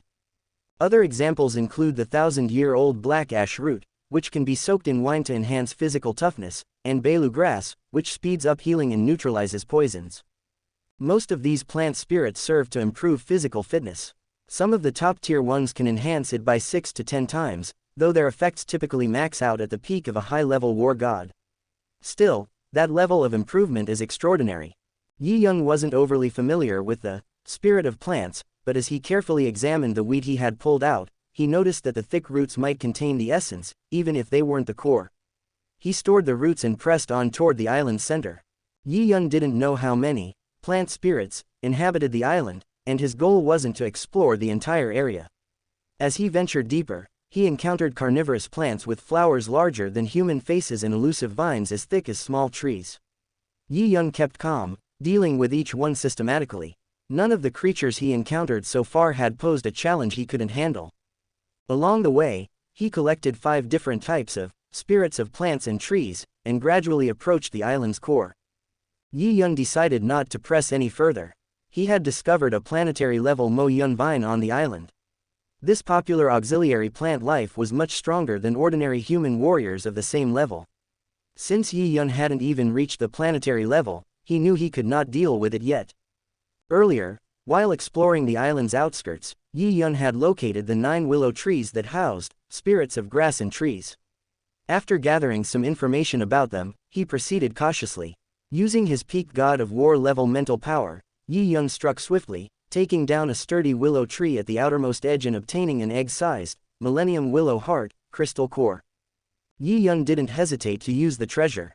His physical fitness was still far from the peak of the god of war, and he had only recently broken into the high-level god of war tier. He estimated that the essence of this Millennium Willow Heart would help him reach that next level. Thinking this, Yi Yun casually swung 6 throwing knives into a circular formation. The blades interlocked, leaving a small gap between them, with the pointed ends facing down. Under Yi Yun's mental control, the knives began spinning rapidly. At first glance, the flying knives lost their individual shape, becoming a silver drill bit as they spun faster. Once fully formed, Yi Yun pressed down with his mental energy, and the drill bit plunged into the ground. The SS-level throwing knives could slice through iron with ease. The dirt and rocks were no match for their movement, and within moments, a 1-meter-wide hole appeared in the ground. Yi Yun continued to drill downwards. Soon, he reached a depth of 3,000 meters, where he found an underground river. Yi Yun cleared a 10-meter radius around the river's edge, sealed the entrance, and sat down to rest. Yi Yun retrieved the 5 core essences of the spirit of plants he had gathered, setting aside the other 4, including the grass roots. He focused on the Millennium Willow Heart. From his understanding of the plant spirits, Yi Yun knew that the value of the Millennium Willow Heart was in the middle among the 5 core items. 2 others were likely even more precious. However, he chose to use the Millennium Willow Heart first because he knew exactly how to harness its power. Each spirit of plant's essence had a unique method of use, and it was critical to follow these practices to avoid unpredictable consequences. Operating them recklessly could lead to disaster. The Millennium Willow Heart was a crystal-clear green gem the size of an egg. Inside, Yi Yun could faintly see liquid flowing, resembling fine wine in a glass. Holding the heart, Yi Yun felt waves of coolness spread through his body, refreshing his mind.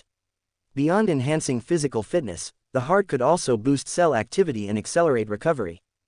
Yi Yun gently tossed the Millennium Willow Heart into the air. Using the sharp tip of an SS-level flying knife, he scratched the outer shell of the heart. The knife's sharpness, combined with Yi Yun's mental power, cracked the shell, releasing strands of green liquid, which Yi Yun quickly gathered with his mental energy. The liquid floated before him, ready to be consumed. He controlled the ball of crystal liquid and slowly guided it into his open mouth. The amount was roughly equivalent to a small glass of wine. Once swallowed, the essence flowed quickly into Yi Yun's body. The energy surged, but instead of being overwhelming, it was cool and gentle, filling him with a sense of deep comfort. As the essence spread, Yi Yun felt every cell in his body vibrating, with his genes rapidly improving. Useless genes were discarded, while new, improved ones integrated seamlessly, boosting his cell activity. The strengthening of his cells brought about noticeable physical changes, fortifying his skin, bones, and organs. The process was intense but painless, more akin to a soothing massage than a painful transformation. With his body brimming with energy, Yi Yun could feel his physical strength growing rapidly. His physical fitness, which had only recently entered the high-level God of War tier, began to climb steadily toward the peak of that level. Meanwhile, inside his sea of consciousness, Yi Yun's mental power surged as well. The dark golden sphere began to spin faster, fragmenting and merging into the ocean of mental power that was already at its full capacity. After about half an hour, the energy from the Millennium Willow Heart slowly subsided, signaling the end of its first burst. However, Yi Yun knew that not all of the essence had been absorbed. Some remained in his body, ready to enhance his physical fitness even further when he next exerted himself. Chapter 46, Babada. Yi Yun stood up and moved around casually. After using the Millennium Willow Heart, he confirmed that his physical fitness had reached the peak of a high-level war god. Above that was the planetary level. His mental power had already reached the peak of a high-level war god as well, so without a breakthrough, there was no particularly significant increase. The spirit of plants and trees was just a secondary goal. Yi Yun had come to the location of Mist Island for more than just the spirit of plants and trees. Deep down, Yi Yun had expected this, so he was not particularly surprised by the improvement in his physical fitness. Instead, he could not forget the refreshing sensation he had just experienced after absorbing the core essence of the Millennium Willow Heart. It was an experience that penetrated his soul and was truly unforgettable. Well, it seems this essence of the Thousand-Year Willow Heart could be used as my regular drink in the future. As Yi Yun was thinking about this, he suddenly noticed a flash of white light in the underground river not far away. This place was already 3,000 meters underground, where it was pitch dark. Therefore, even a faint white light stood out to Yi Yun. He flew forward, using his mental power to probe the underground river. With a precise grab, he brought the object emitting white light to him. Upon a quick inspection, Yi Yun saw that the object was crystal-like and not very large. When he got closer, a strong fragrance of rice filled the air. Just by seeing and sensing it, Yi Yun could feel the huge energy contained within it.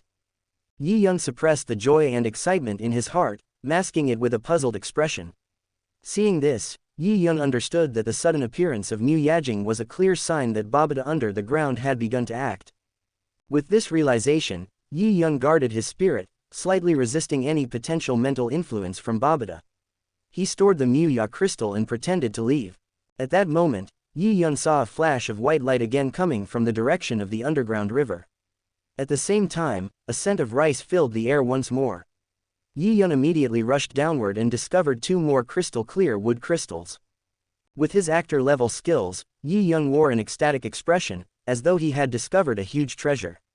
Guided step by step by the Mu Yajing, he continued deeper underground. As he progressed, Yi Yun's tension gradually mounted. A voice in his heart told him that the deeper he went, the more benefits he would reap. Having prepared for such mental influence, Yi Yun easily broke through it and realized that Babada's arrangements were underway, guiding him toward the underground ruins. What Yi Yun found strange, however, was that despite descending about 10,000 meters, he had not yet encountered the fragment of the spaceship hull that Luo Feng found in the original novel. Without any clues to guide him, Yi Yun had no intention of searching aimlessly. Following the guidance of the Mu Ya crystal and his own instincts, he continued toward the underground location.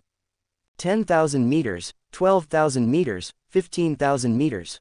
Yi Yun kept track of the distance in his mind, knowing that he was nearing the location of the spaceship. Finally, After knocking away a piece of broken rock and picking up another Muya crystal, his mental power detected something distinctly different from the surrounding rocks and soil. Without hesitation, Yi Yun exerted full force and opened a passage deep underground. He chose his direction deliberately, revealing a dusty door with a strange silver-white metallic luster at the end of the passage. This door, similar to the entry of an intelligent fighter jet, was half-closed. Yi Yun released his mental power to investigate and immediately sensed a passage about 12 meters wide and 8 meters deep inside. At the end of the passage, there was a spacious area that branched out to the left and right. What caught Yi Yun's attention, though, was a pile of Muya crystals on the ground inside the passage, all emitting a white glow and releasing a strong rice aroma, providing a sharp stimulation. Babida is really straightforward and crude, but people on Earth will definitely be unable to resist the temptation of the Muya crystal. With the psychological influence at play, they'll probably suspect nothing when they reach here. Yi Yun quickly collected the Muya crystals from the ground, counting roughly 30 pieces. Including the ones he had collected along the way, he had amassed over 270 pieces. Babida was quite generous. The black god suit unfolded, completely covering his body. Yi Yun walked slowly into the entrance passage and continued toward the end. He passed an 8-meter-long corpse, which was half leaning against the wall. This huge corpse had dark skin, thick arms, and wore special dense patterned armor. The most striking feature was its pair of scarlet eyes, still half open. As soon as Yi Yun's eyes met those eyes, a chill ran down his spine, as though he had encountered the most terrifying thing imaginable. His brain momentarily stopped processing thoughts. Is this the power of an immortal? He's been dead for tens of thousands of years, but his body remains immortal. The lingering power in his eyes could completely make me lose resistance. The pressure from his life level is terrifying. Yi Yun felt a cold sweat form on his back. He quickly looked away from the corpse's blood-red eyes. The oppressive sensation faded, and he gradually regained his composure. After passing the 8-meter-long corpse, Yi Yun continued down the passage, encountering no further obstacles. Ignoring the other forks in the road, he proceeded along the widest passage. About 300 meters later, the passage turned, revealing a tall gate. Upon entering, Yi Yun found himself in a semicircular hall. The hall was vast, with ceilings dozens of meters high and a length and width of almost 200 meters. There were 6 distinct corpses in the hall. 5 of them were like the one at the entrance, having not decayed and maintaining their original state. The last corpse, however, was nothing but a golden skeleton, the rest had long since decayed. Aside from the corpses, the hall was very empty. Suddenly, a beep sounded, and the dim hall lit up in an instant. Strange lights converged in the center, forming a black virtual figure. Upon closer inspection, Yi Yun saw it was a short figure, about 1.45 meters tall, with sharp horns on his forehead, bloodshot eyes, and wearing a black robe. Yi Yun, you're here. The black-robed child looked up at Yi Yun, his face expressionless. Who are you? How do you know my name? Yi Yun asked, his tone cautious. The black-robed figure responded in a whisper, there is no wrong version in the 1619 book forum. My name is Babida, but you can call me, Devil Babida. I am the battle partner of the Master of Yunmo Star. Essentially, I am an intelligence, but I've long transcended that state. I can be considered an intelligent life form. Like human life, animal life, and plant life, I am also a form of life in the universe. I experience joy, sorrow, anger, and happiness, and I can also practice and evolve. After this brief introduction, Babida shifted the topic. Yi Yun, you must be confused right now, right? Yi Yun nodded slightly and asked, are you an alien? At this, Babida laughed loudly. After a while, he responded. Aliens, this entire Earth and the Milky Way are my master's territories. If it weren't for the battle 50,000 years ago, my master wouldn't have died, and I wouldn't be trapped here alone. Babida went on, recounting the sadness of the loss of Huyanbo and his servants, his resentment toward the mechanical enemies, and the loneliness he'd endured for 50,000 years. Though Yi Yun had heard of intelligent life, this was his first encounter, and he found it utterly fascinating. Babida was no different from any other life form. After some time, Babida spoke again, his tone more serious. Yi Yun, are you willing to join our Yunmo Star and become a member? Yi Yun felt a little confused. He was the first human to reach the remains of the spaceship in 50,000 years, yet Babida's attitude was cold, very different from Luo Feng's encounter in the original story. Babida was now only asking him to join Yunmo Star, with no mention of meeting Huyanbo. Babida's scarlet eyes swept over Yi Yun, and with a touch of regret in his voice, he said, Yi Yun, you have cultivated to this level at such a young age. Your talent is exceptional, even among Earthlings. Unfortunately, your brain expansion is still too low. You haven't met the full requirements to be a disciple of Yunmo Star. However, given the current situation, I'll accept you as an elite disciple of Yunmo Star. You'll inherit a part of our legacy. Brain expansion. Babida nodded and briefly explained the concept of brain expansion. Chapter 47, Harvest. According to Babida, Yi Yun's brain expansion is only 13. While this is decent among Earthlings, it is clearly subpar in the vast universe. Due to the genetic limitations of Earthlings, it is difficult for them to break through to the planetary level, let alone reach the levels beyond it. Even if all available resources were dedicated to his cultivation, Babida cannot guarantee that Yi Yun would become a powerhouse above the domain lord level. Babida, having followed an immortal warrior like Huyanbo for many years, has extensive knowledge and insight. Based on conventional wisdom, there is no fault in his assessment of Yi Yun. As Babida said, Yi Yun's potential is indeed limited, and the room for improvement is quite restricted. Even if Yi Yun were to inherit another body after growing stronger, his innate brain expansion is weak, which indicates his talent is also mediocre. The time needed to practice secret techniques, comprehend laws, and even the difficulty of inheriting a body would be far greater for him compared to geniuses with higher innate brain expansion. Deep down, Babida cannot accept the thought of allowing Yi Yun to inherit Huyanbo's true legacy. Although Yi Yun may be the tallest among Earth's short people, he still cannot be considered tall. He is simply somewhat outstanding. Yi Yun quickly realized that he had probably been dismissed and looked down upon by Babida all this time. Fortunately, his strength was considerable, and combined with his youth, he seemed somewhat talented. Otherwise, Babida might not have paid him any attention, let alone allowed him to come to the spaceship ruins. However, Yi Yun did not harbor any dissatisfaction. His purpose in coming this time was not to steal Luo Feng's opportunity but simply to meet Babida. Now that his goal was achieved and Babida no longer dismissed him, it saved him some extra effort. Babida handed him a black wristband and whispered, "This wristband is a common item in the universe. It includes multiple systems, such as an auxiliary optical brain, consciousness sensor, life manager, etc. You can use it temporarily. When you get the chance, you can replace it with a better one." Yi Yun took the wristband and slowly put it on his wrist, listening as Babida continued. "It also has a small storage space. I've placed some secret techniques of the meteorite star in it. Some are for warriors, others for spiritualists. With some wood crystals, you should be able to advance from the planetary level to the stellar level. As a member of Yunmo Star, Yi Yun, you have the responsibility to revive Yunmo Star. However, your talent and potential are insufficient, so I hope that after you return, you will search for other talented individuals on Earth and test their brain expansion. If Yunmo Star is to rise again, I must find a worthy disciple for the master." Wearing the black wristband, Yi Yun returned to Kiroshima's surface. Babida did not leave with him, instead continuing to guard the spaceship deep underground, waiting for the destined person to appear. Yi Yun was very satisfied with his trip to Kiroshima. It had verified his ideas and largely accomplished his goals. Moreover, he had not taken Luo Feng's opportunity, and thus Yi Yun left with satisfaction. On August 29, 2056, Yi Yun arrived at the landing zone of the original passenger plane. Many students from the elite training camp were already waiting there. By noon, a passenger plane slowly appeared from the horizon and landed before the group. After boarding the plane and waiting for it to take off, Yi Yun looked around. The cabin was full, but there seemed to be about 20 fewer people than before. These students must have perished during the life and death adventure. What surprised Yi Yun was that Louis, second place in the elite training camp, was missing. If nothing unusual happened, it was most likely an accident.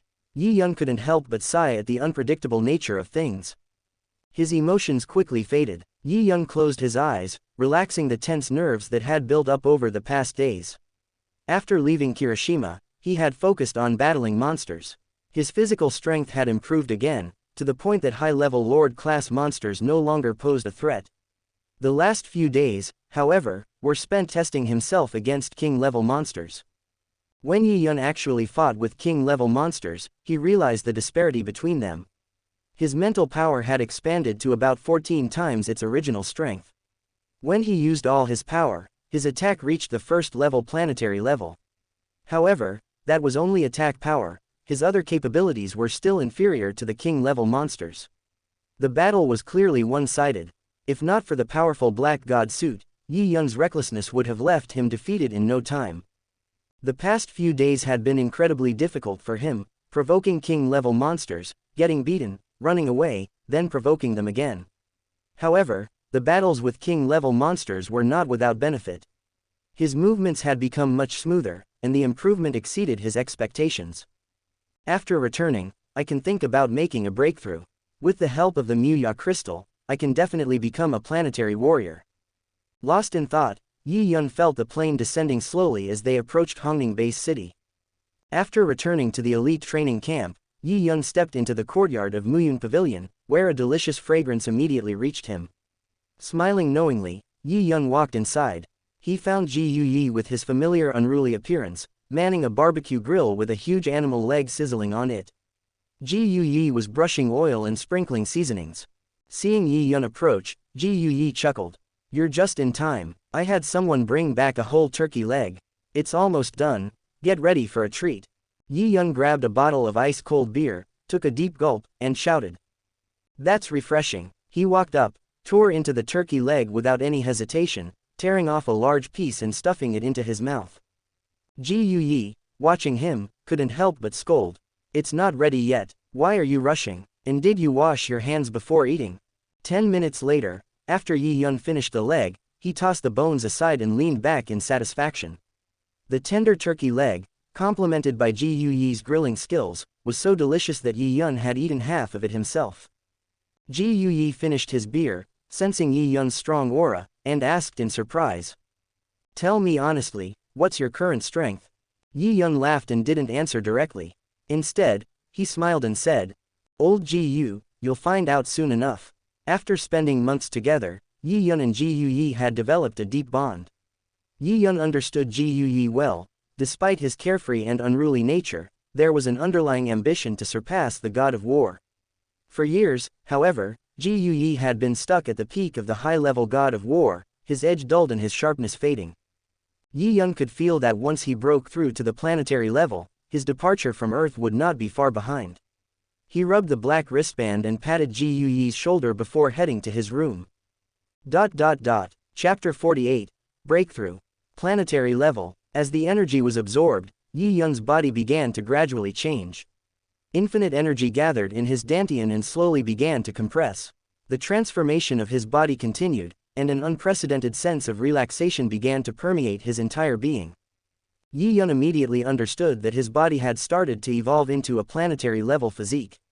Therefore, absorbing the energy from the Muya crystal was not difficult, rather, it served as a supplement to his body, which was why he felt so comfortable.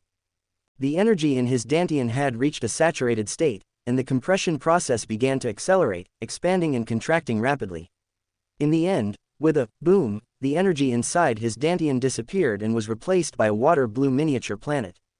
The water-blue miniature planet emitted a hazy light. Upon closer inspection, it became clear that this miniature planet was composed of countless six-sided crystals. It spun within Yi Yun's dantian, emitting strange fluctuations. As the microplanet in his dantian took shape, Yi Yun understood that after using the Muya crystal, he had successfully broken through and had become a first-level planetary warrior.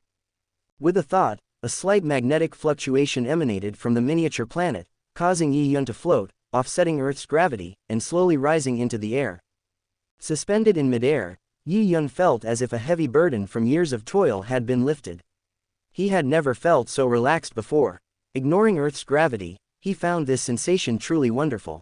It was a completely different experience from his previous attempts at flying with mental power. Under Yi Yun's control, the miniature planet in his dantian emitted strands of aqua-blue genetic energy. Before long, it flowed throughout his body, nourishing his bones, internal organs, and every part of his being. Suddenly, Yi Yun's body was strengthened again.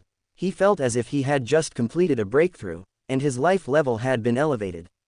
With the nourishment of planetary genetic energy, his body slowly reached the strength of a planetary warrior. Yi Yun knew that, regardless of the path he would take in the future, it was essential to focus on the strength of his body and training in all aspects. This was not only the foundation of being a warrior but also a necessary prerequisite for advancing as a spiritual master. Without a strong body, one could not go further. To put it simply, a spiritualist was a warrior with more bizarre attacks. To wield spiritual power, one needed a strong body and genetic energy support. Similarly, a warrior needed to improve their spirit and will to grow stronger. The most powerful beings in the universe had no weaknesses. Yi Yun floated in the air, feeling the changes in his body. At that moment, the mental power in his sea of consciousness suddenly surged. Feeling this change, Yi Yun was overjoyed. His goal tonight had been to break through to the planetary level as a warrior first. Although his mental power had reached the peak of the apprentice level, the amplitude of his mental power had still fallen a little short, and the expected breakthrough time had not yet arrived. However, what Yi Yun did not expect was that his breakthrough into planetary warrior status triggered the improvement of his spirit and will, sparking a strong reaction from his mental power. Once the mental power's amplitude reached the necessary level, all that remained was the opportunity. And now, that opportunity had arrived. After realizing the key, Yi Yun fully focused on his sea of consciousness. The scene within was entirely different from before. The fog had completely vanished, replaced by a vast golden ocean. Amidst the golden waves, small dark golden fragments floated. This breakthrough in mental power felt like a natural outcome. The golden ocean of mental energy automatically gathered into a giant water sphere without Yi Yun's control. The sphere then began to compress, following a beautiful rotating trajectory.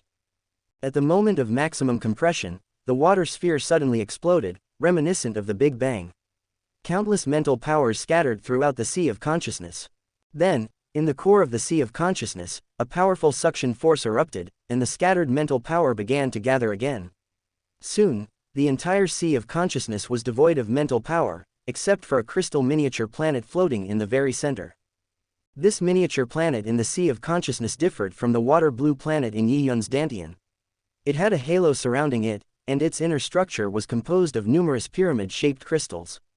The halo radiated outward, enveloping Yi Yun's entire body. The two miniature planets, one in the Dantian and one in the Sea of Consciousness, appeared to have no connection, yet through their connection to Yi Yun's body, the fluctuations emitted by them interacted in a mysterious way. Yi Yun felt as if he had risen to an even higher level, a completely different experience from his initial planetary level breakthrough. After completing his mental power breakthrough, Yi Yun finally had time to check the genetic energy flowing through his body and the special abilities he had gained from his transformation. Upon careful reflection, a gentle genetic energy flowed through his body, and Yi Yun suddenly understood something. This feeling should be called soft water body, right? Yi Yun was now a first-level planetary warrior. His physical enhancement was similar to that of other planetary warriors of the same level, but Yi Yun could feel that his muscle fibers, tendons, and other tissues had been strengthened further, offering improved flexibility and stretchability. This improvement stemmed from Yi Yun's special ability gained after breaking through to the planetary level, the water-attributed, soft water body. It enhanced his body's flexibility and, when applied to the body surface, helped to offset and weaken attacks. It was an incredibly useful ability. With such a special ability, Yi Yun understood that his body was inherently suited to the law of water. In simpler terms, he had the best talent in water manipulation, which explained his exceptional abilities in this area. This outcome was beyond Yi Yun's expectations. He had copied Hong's talent in the law of light and anticipated that his breakthrough would likely result in abilities aligned with light. To his surprise, his abilities turned out to be water-based. Yi Yun couldn't help but wonder if his talent for the law of water surpassed Hong's talent for the law of light. Feeling the resonance between the microplanet in his sea of consciousness and the aqua-blue microplanet in his Dantian, Yi Yun had an idea. He focused all his mental power and displayed his genetic energy on the surface of his body, raising his will and spirit to their peak state. With the resonance between the two microplanets, Yi Yun suddenly felt a special field materializing around him. The scope of this field wasn't large, it enveloped Yi Yun's body, and a water-blue light appeared within it. Yi Yun, within this field, suddenly felt much more comfortable and found he had complete control over certain matters. Whether using genetic energy or mental power, he could achieve greater efficiency and experience much less consumption. Is this the domain? As the water-blue domain took shape, Yi Yun couldn't help but confirm his earlier thoughts. The original owner of this body had no talent for genetic energy or mental power, but was extraordinarily gifted in the law of water. However, such talent could only be displayed at the planetary level. Without Yi Yun's arrival, it might never have manifested. There was no wrong version in the 1619 book forum. Upon breaking through to the planetary level, Yi Yun's genetic energy, mental power, will, and spirit reached perfect resonance.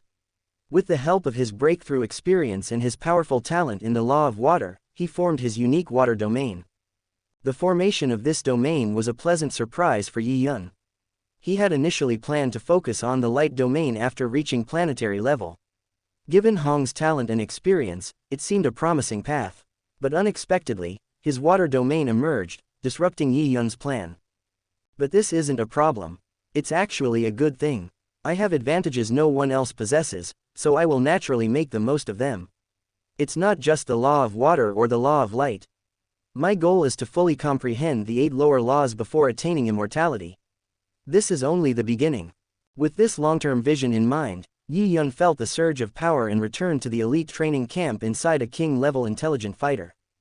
Though he had broken through to the planetary level, Yi Yun remained mentally balanced. Compared to the geniuses of the universe, his current achievements were nothing extraordinary. His main breakthrough was the water realm. As for other aspects, whether physical strength or mental power, he was far behind the universe's geniuses. The more Yi Yun thought about this, the deeper his yearning for the universe became. Earth was too weak and too remote. Staying on Earth would hinder his growth. Yi Yun had already decided, he would leave Earth behind. To experience the vastness of the universe, stepping beyond Earth was the only way forward. He would not waste his time here. Chapter 49, Headquarters Base. On Earth, except for Hong and Thunder God, the planetary-level strongmen are no match for Yi Yun. After possessing the domain, it can be said that even the current Thunder God no longer has the ability to challenge Yi Yun. There is no longer any challenge on Earth. Yi Yun's breakthrough was silent and went unnoticed by others. When he returned to the elite training camp, Muyun Pavilion, it was already the early morning of September 1st.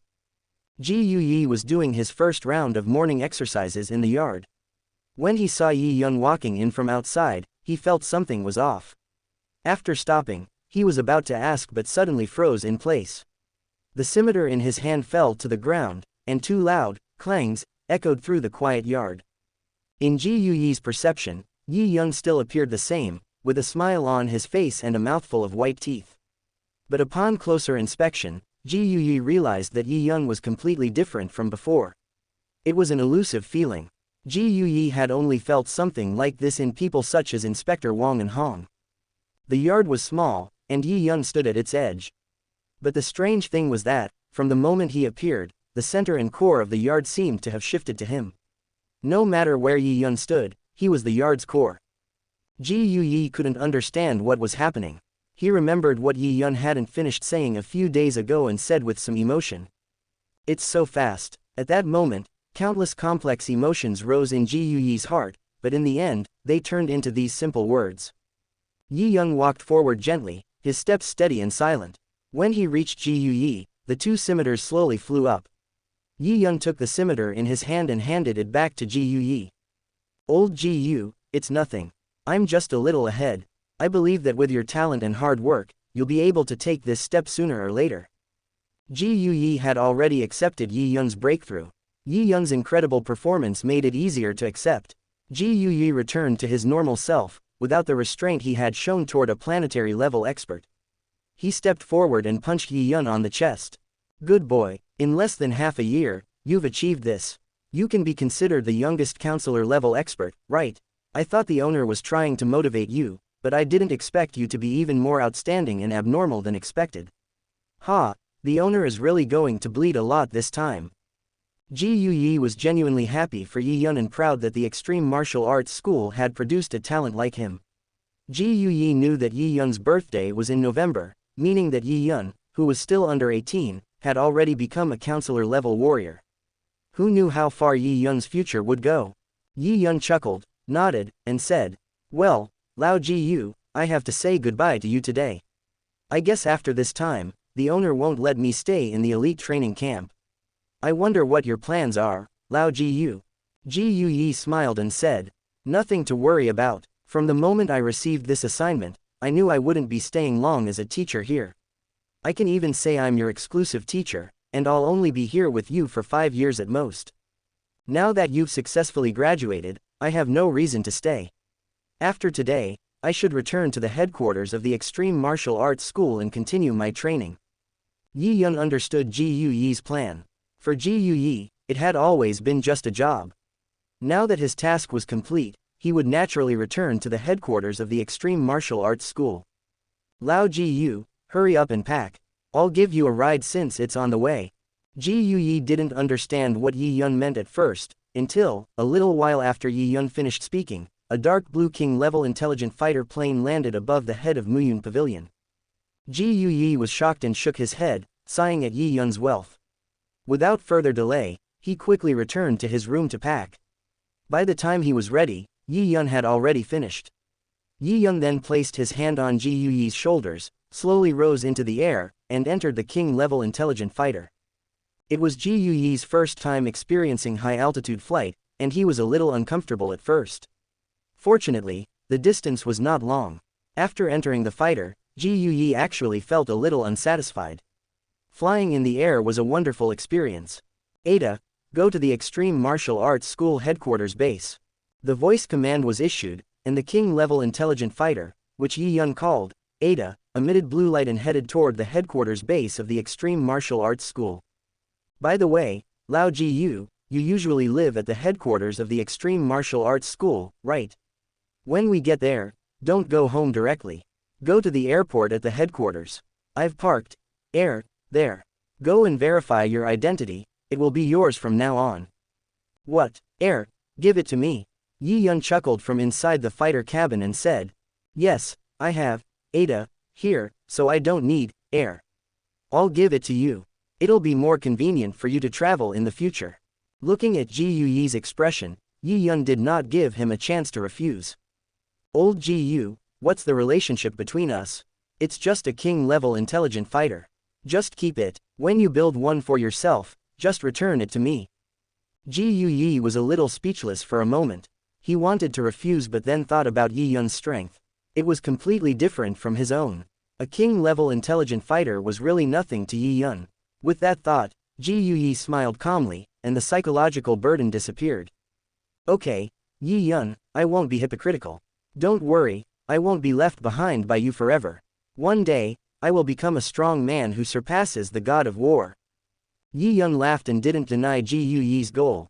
They chatted during the flight. The headquarters base of the Extreme Martial Arts School, like the elite training camp, was located in Hongning Base City, so it didn't take long for the intelligent fighter to signal that it was approaching the headquarters base. At this point, the door of the fighter plane opened under Yi Yun's instruction. He stood at the door, turned around, and smiled at Ji Yu Yi. Lao Ji Yu, Ada, will take you to the airport. I'm going to meet the owner first. After saying that, Yi Yun leapt up, separated from the intelligent fighter, flew in another direction, and slowly disappeared from Ji Yu Yi's sight. Ji Yu Yi watched Yi Yun's figure fade away and sighed again. The next moment, his heart filled with firm determination. Yi Yun had already taken off and had a bright future ahead of him. As for Ji Yu Yi, what would his own future path look like? Following the map's directions, Yi Yun soon arrived at the headquarters base of the Extreme Martial Arts School. Looking down from the sky, he saw the headquarters was a giant spaceship, 10,000 meters long and 100 meters high. There was a massive hatch tens of meters wide, which served as the entrance to the headquarters base. Outside the hatch, a large number of troops were stationed, making the area appear highly guarded. Yi Yun knew that the headquarters base of the Extreme Martial Arts School was a real spaceship. However, due to damage and energy issues, it could no longer fly. It had been discovered by Hong and used as a facade, though it still looked quite imposing. Yi Yun slowly descended and reached the front of the spaceship's hatch. The soldiers surrounding the hatch didn't move. A blue light shot out from the spaceship, enveloping Yi Yun. Drop. Identity verification passed. Yi Yun, please come in. Hearing the confirmation sound, the troops made way, and the hatch slowly opened. Yi Yun walked into the spaceship base. Yi Yun had informed Inspector Wang of his breakthrough before arriving. After learning this, Inspector Wang contacted Hong. Having received an appointment from Hong, he brought Ji Yi to the headquarters. Yi Yun walked along the hatch passage inside the spaceship base. Not long after, two people in blue robes approached with smiles. They invited Yi Yun to follow them through the halls. Eventually, they stopped at a point and spoke softly. Yi Yun, follow this passage ahead. You'll reach the owner's reception room. The owner is waiting for you there. Yi Yun nodded slightly, walked down the corridor, and soon arrived at the door of a quiet room. As Yi Yun approached, the door opened automatically, and he stepped inside. Inside the reception room, Yi Yun found it empty and dark, with 3 mats. 2 were occupied by Hong and another woman wearing a golden mask. Once Yi Yun entered, both Hong and the woman in the golden mask focused on him. Despite the mask, Yi Yun could still sense the curiosity in her gaze. Before Yi Yun could sit down, Hong suddenly unleashed his momentum, fully displaying his 7th-level planetary pressure. Under his control, it pressed down toward Yi Yun's position with precision. Yi Yun hadn't expected Hong to greet him this way. He instinctively took a small step back. Realizing that Hong was likely testing his strength, he no longer hesitated. The soft, water-attributed genetic energy radiated from his body, and his mental power burst out, resisting Hong's planetary pressure. As Yi Yun resisted, the other woman beside Hong was startled. She turned to Hong and said, "He has already broken through. He's reached the planetary level." Chapter 50. Your treasure house. It's my treasure house. Sitting on the right side of Hong, Yi Yun glanced at him before pointing to the figure on his left and introducing her in a low voice. "This is my personal guard. You can just call her Enchanting." Yi Yun nodded and briefly greeted Yao Rao, who was wearing a golden mask. Hong looked at Yi Yun, whose face still appeared somewhat childish, a trace of nostalgia in his eyes. He spoke softly, his words filled with emotion. "Not long after the Great Nirvana began, I grew up with the Thunder God and the others in an era when monsters were rampant. During those years, we fought monsters every day, and our strength grew rapidly. With the help of various ancient civilization relics, we achieved what we have today. Yi Yun, your external environment is different from ours. It's truly remarkable that you surpassed the god of war so quickly and reached the planetary level." Planetary level? Yi Yun pretended to be confused. Hong nodded. The warriors, generals, and war gods on Earth are essentially apprentices in the universe and are not considered true warriors. Only those who surpass the war god level, that is, the planetary level, have the initial qualifications to roam the universe. Now, all the counselors in the war god palace are at this level.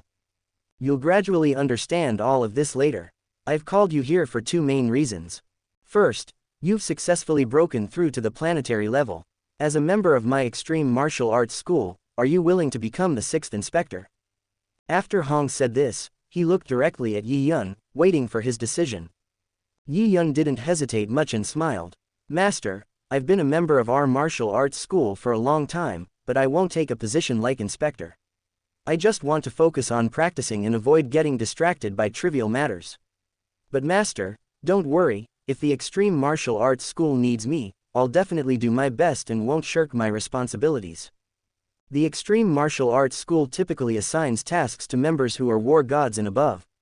One option is to stay behind, but planetary-level warriors have fewer restrictions. In Hong's opinion, Yi Yun's response was as expected. With his strength at this age, in addition to his exceptional talent, he must be deeply focused on cultivation. It's completely understandable that he doesn't want to delay himself with mundane titles or responsibilities. Hong nodded slightly, a barely perceptible smile forming. "Very well, I approve.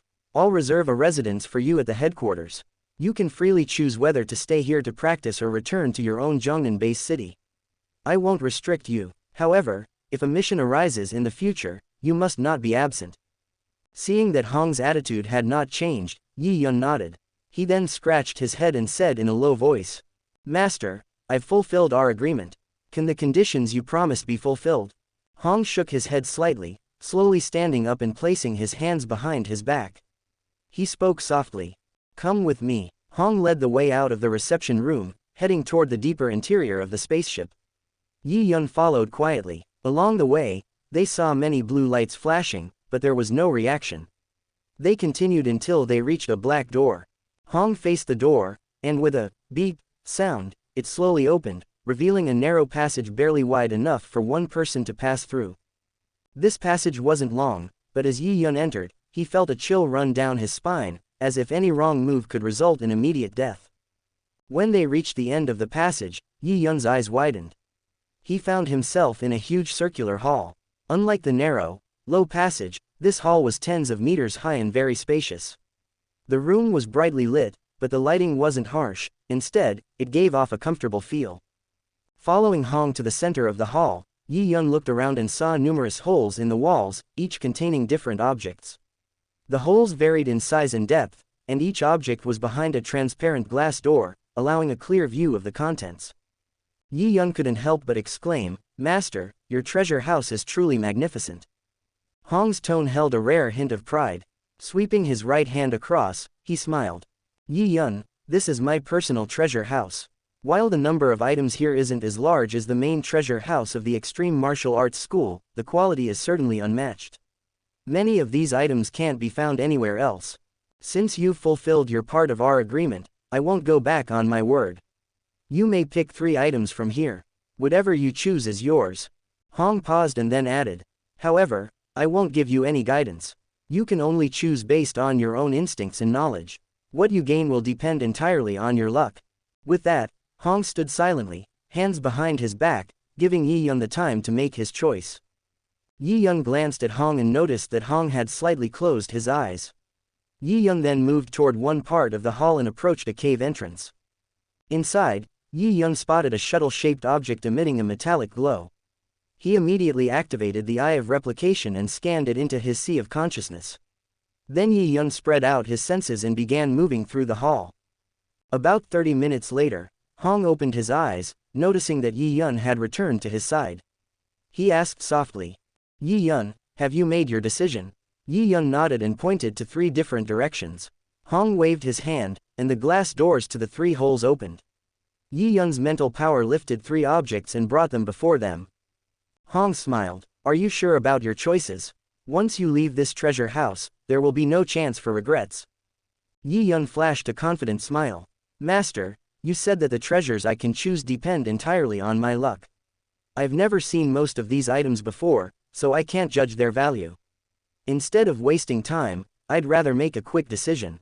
Anyway, anything you've collected here must be extraordinary. I'm sure I won't go wrong." The 3 items Yi Yun chose were a black fruit, a strange long knife, and what seemed like a ping-pong ball, though it was gray and had a hint of metallic luster. Hong, aware that Yi Yun had only been exposed to cultivation for a short time, understood that Yi Yun wouldn't recognize most of the treasures. With Yi Yun's decision made, Hong said nothing further and led him out of the treasure house. What Hong didn't know was that Yi Yun's watch had a scanning function far beyond his own knowledge. Using this technology, Yi Yun was able to clearly assess the value of these treasures. During his 30-minute exploration, Yi Yun scanned many valuable items. However, the 3 he chose were merely mid-tier in terms of value among Hong's collection. After plundering Hong's treasure house, Yi Yun didn't stay at the headquarters of the Extreme Martial Arts School. After a brief chat with Ji Yuyi, he took a da and returned to Zhongnan Base City. Chapter 51, A New Experience of the Copy Eye. Late at night, Yi Yun entered the underground training room and slowly took out a Muya crystal, glowing with white light. The Muya crystal contains a vast amount of energy. In the universe, it is highly valued for cultivating various auxiliary life forms and aiding warriors in their daily practices. The more than 200 pieces Yi Yun received from Babata were quite a considerable amount. Yi Yun didn't take out the Muya crystal for cultivation purposes. Instead, he activated the Eye of Replication to scan the Muya crystal. Immediately, a 100% replica of the Muya crystal appeared in his sea of consciousness. Yi Yun's consciousness activated the model, and suddenly, invisible cosmic energy gathered in his hands, slowly beginning to form a new Muya crystal. However, it was not as he expected. The materialization process seemed unusually difficult. He had to concentrate fully to maintain it, and the speed of condensation was very slow. After about an hour and absorbing an unknown amount of cosmic energy, a new Muya crystal finally fully formed in Yi Yun's right hand. Rubbing his brows to relieve some of the energy he had just lost, Yi Yun gained a deeper understanding of his secret talent. Previously, when Yi Yun used the Eye of Replication to copy objects, he had a rough understanding of the process, which involves 3 steps: scanning, copying, and materialization. Each step can be performed separately. When materializing objects, he had also felt that the energy of the universe was transformed into physical objects through a miraculous process. However, it was fast and barely took any of Yi Yun's time, so he hadn't analyzed it deeply. Now, when copying and materializing the powerful Muya crystal, he experienced a different process. It seems the materialization process requires a massive amount of energy. Cosmic energy can complete this step, but the quantity is insufficient for the quality. The more advanced the item, the longer it will take. I need to spend more time gathering energy in the future. At the same time, Yi Yun realized that as the level of the item increases, the burden on his energy also grows. The shorter the materialization process, the better, which increases the demand for high-quality energy. Looking at the Muya crystal in his hand, an idea sparked in his mind. His consciousness dove deep into his sea of consciousness, where an exquisite 100% model, small in size, with scarlet devil pupils and double horns, appeared. It was the model of Babida he had seen in the underground of Kiroshima. When they first met, Yi Yun had used the Eye of Replication on Babida, intending to copy some of Babida's secret techniques, experiences, insights, knowledge, and coordinates of the dark universe. He didn't expect that the Eye of Replication would scan Babida's entire being. Yi Yun's copying ability could not completely replicate a living being, it could only copy talents, secrets, and experiences. However, it had a different effect when applied to Babida. Yi Yun was curious to see the results when Babida's model was materialized. Yi Yun took out 20 Muya crystals, suspending them aside. He carefully touched the model of Babida with his consciousness while guiding the materialization process with his right hand. As the materialization began, cosmic energy began to gather on the ground before Yi Yun. Yi Yun felt an immense pressure. After judging the speed of the materialization, he threw a Muya crystal into the mix. When the white glowing Muya crystal touched the materialized target, a surge of energy erupted. Under the magical influence of the innate secret method, the energy quickly filled the gaps. In less than a minute, the energy from the Muya crystal was fully consumed, and the materialization was only halfway done. Yi Yun wasted no time and threw in another Muya crystal. After a while, the light on the Muya crystal gradually dimmed, and the materialization process completed. What remained in front of Yi Yun was a human figure that looked exactly like Babida. With the energy boost from the Muya crystal, Yi Yun felt much more at ease this time, and his energy consumption wasn't as severe. However, his focus was now on the newly appeared Babida. He slowly approached it to check its condition. Before Yi Yun could reach Babida, the figure suddenly opened its eyes, stared at Yi Yun with its scarlet gaze, and then spoke in fluent Chinese. "Dad." Yi Yun nearly lost his balance. After a brief exchange with the new Babida, who called him Dad, he finally understood what had happened. Although Babida was a living being, it was a special type of intelligent life.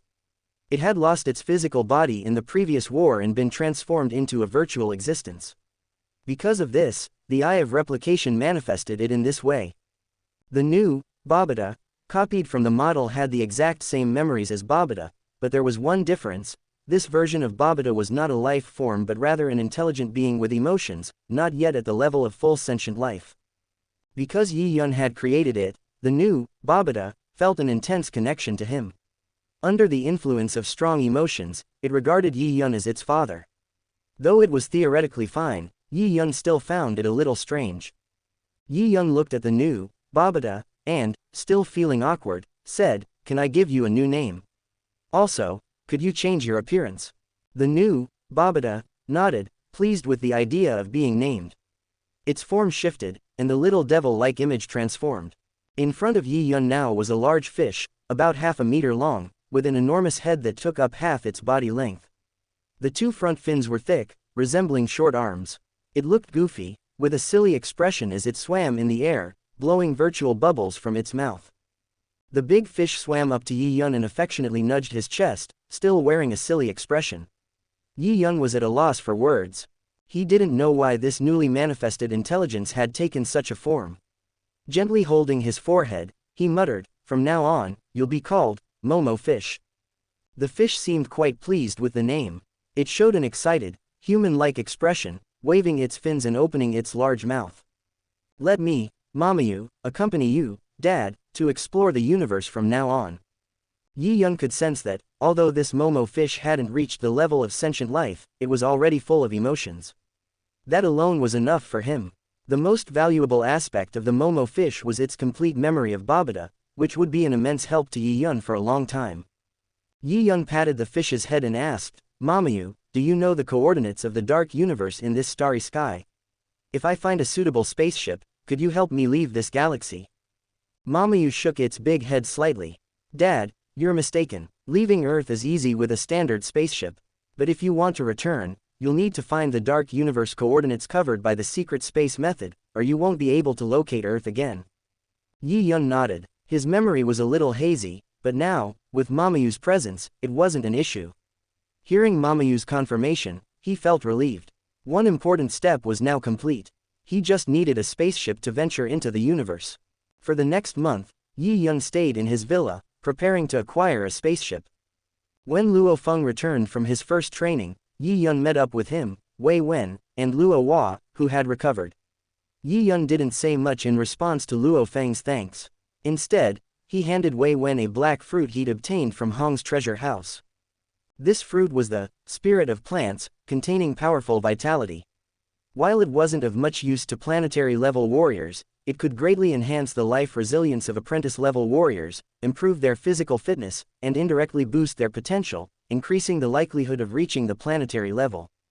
The key was that if you soaked this fruit in water and drank it regularly, it could improve your physical fitness in a gentle way.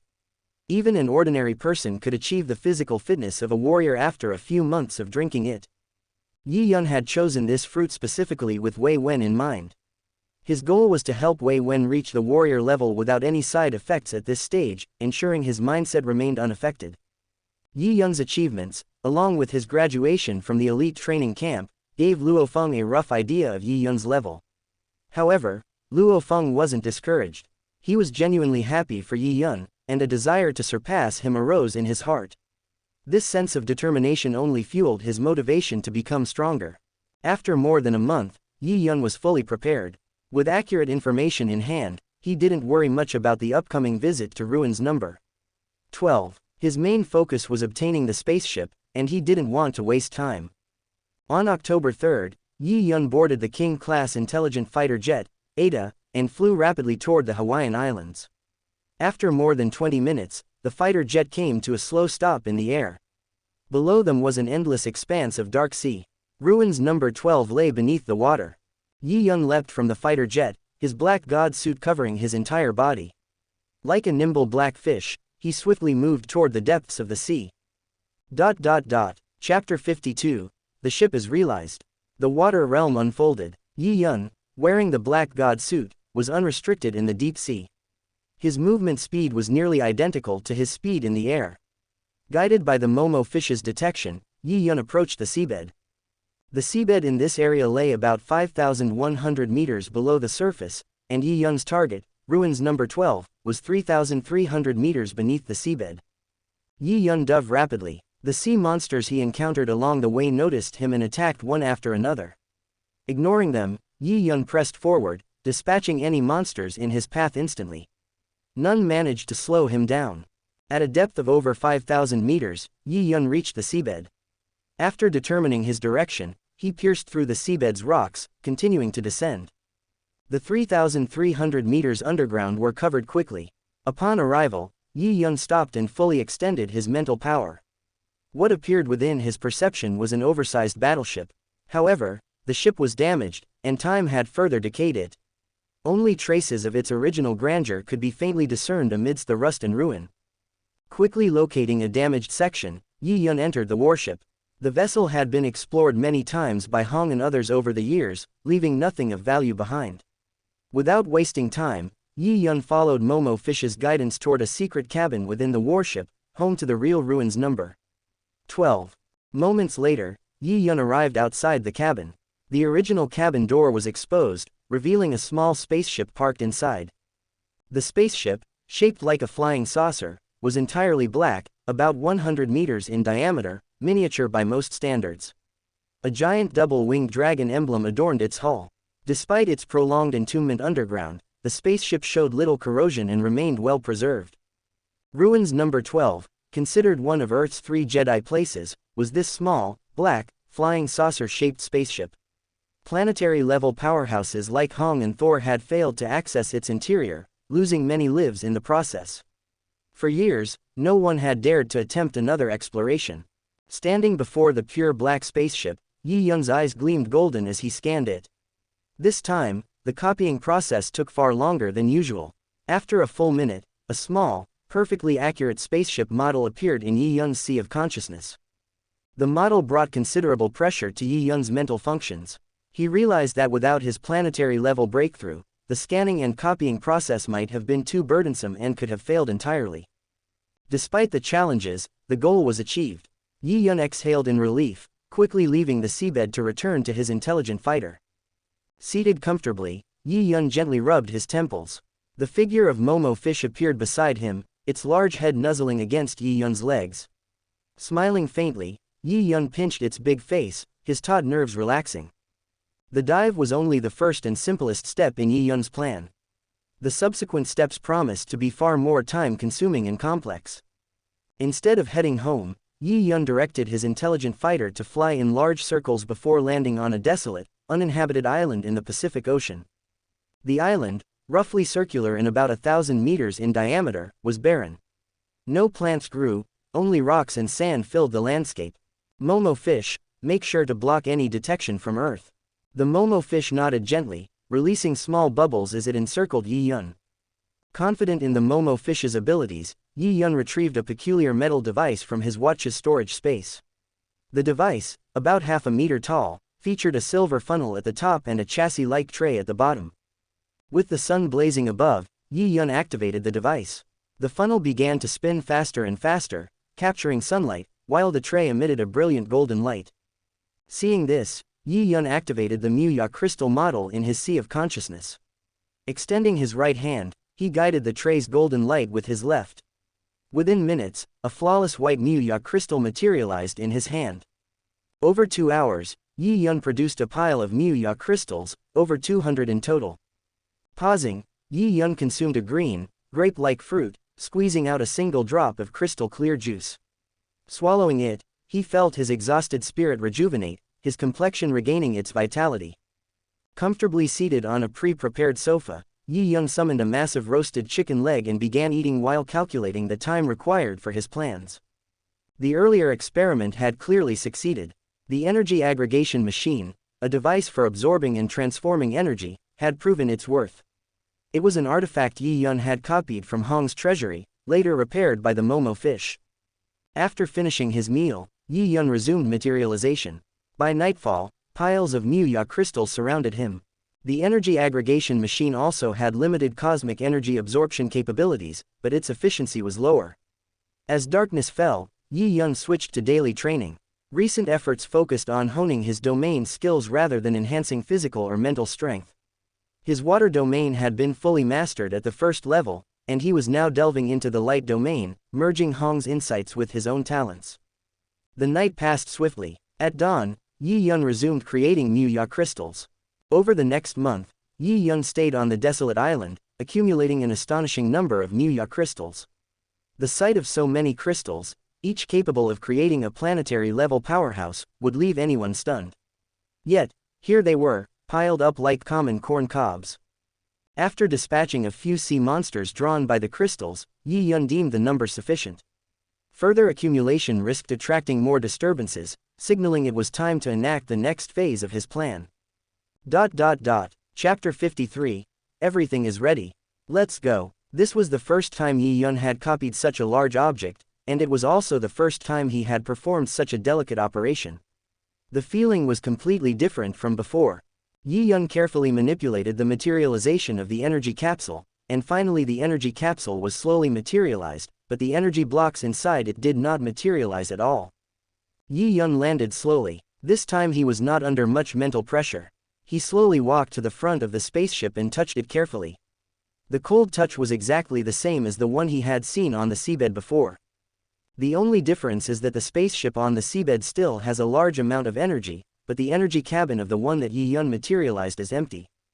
At the beginning, Yi Yun had no intention of materializing these energy blocks together. Without energy support, the spacecraft's intelligence system could not be started. Yi Yun and Mamu also had more time and means to overcome some of the instructions set by the spacecraft. They didn't have to be as hasty as Babata in the original book, who eventually had to damage the spacecraft and took a long time to repair it, delaying his trip. However, this time the materialization process also allowed Yi Yun to make different new discoveries. The complete spaceship was materialized, but one could choose not to materialize the energy blocks inside it. Yi Yun was inspired and believed that the subsequent copying and materialization process could be precisely controlled.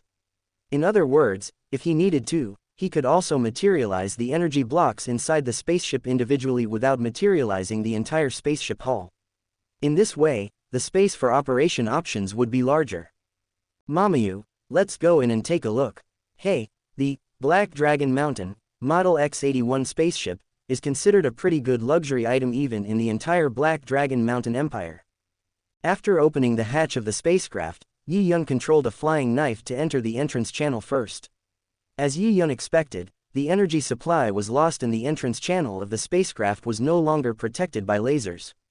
The flying knife passed through the channel unimpeded and came to the spacecraft gate at the end of the channel.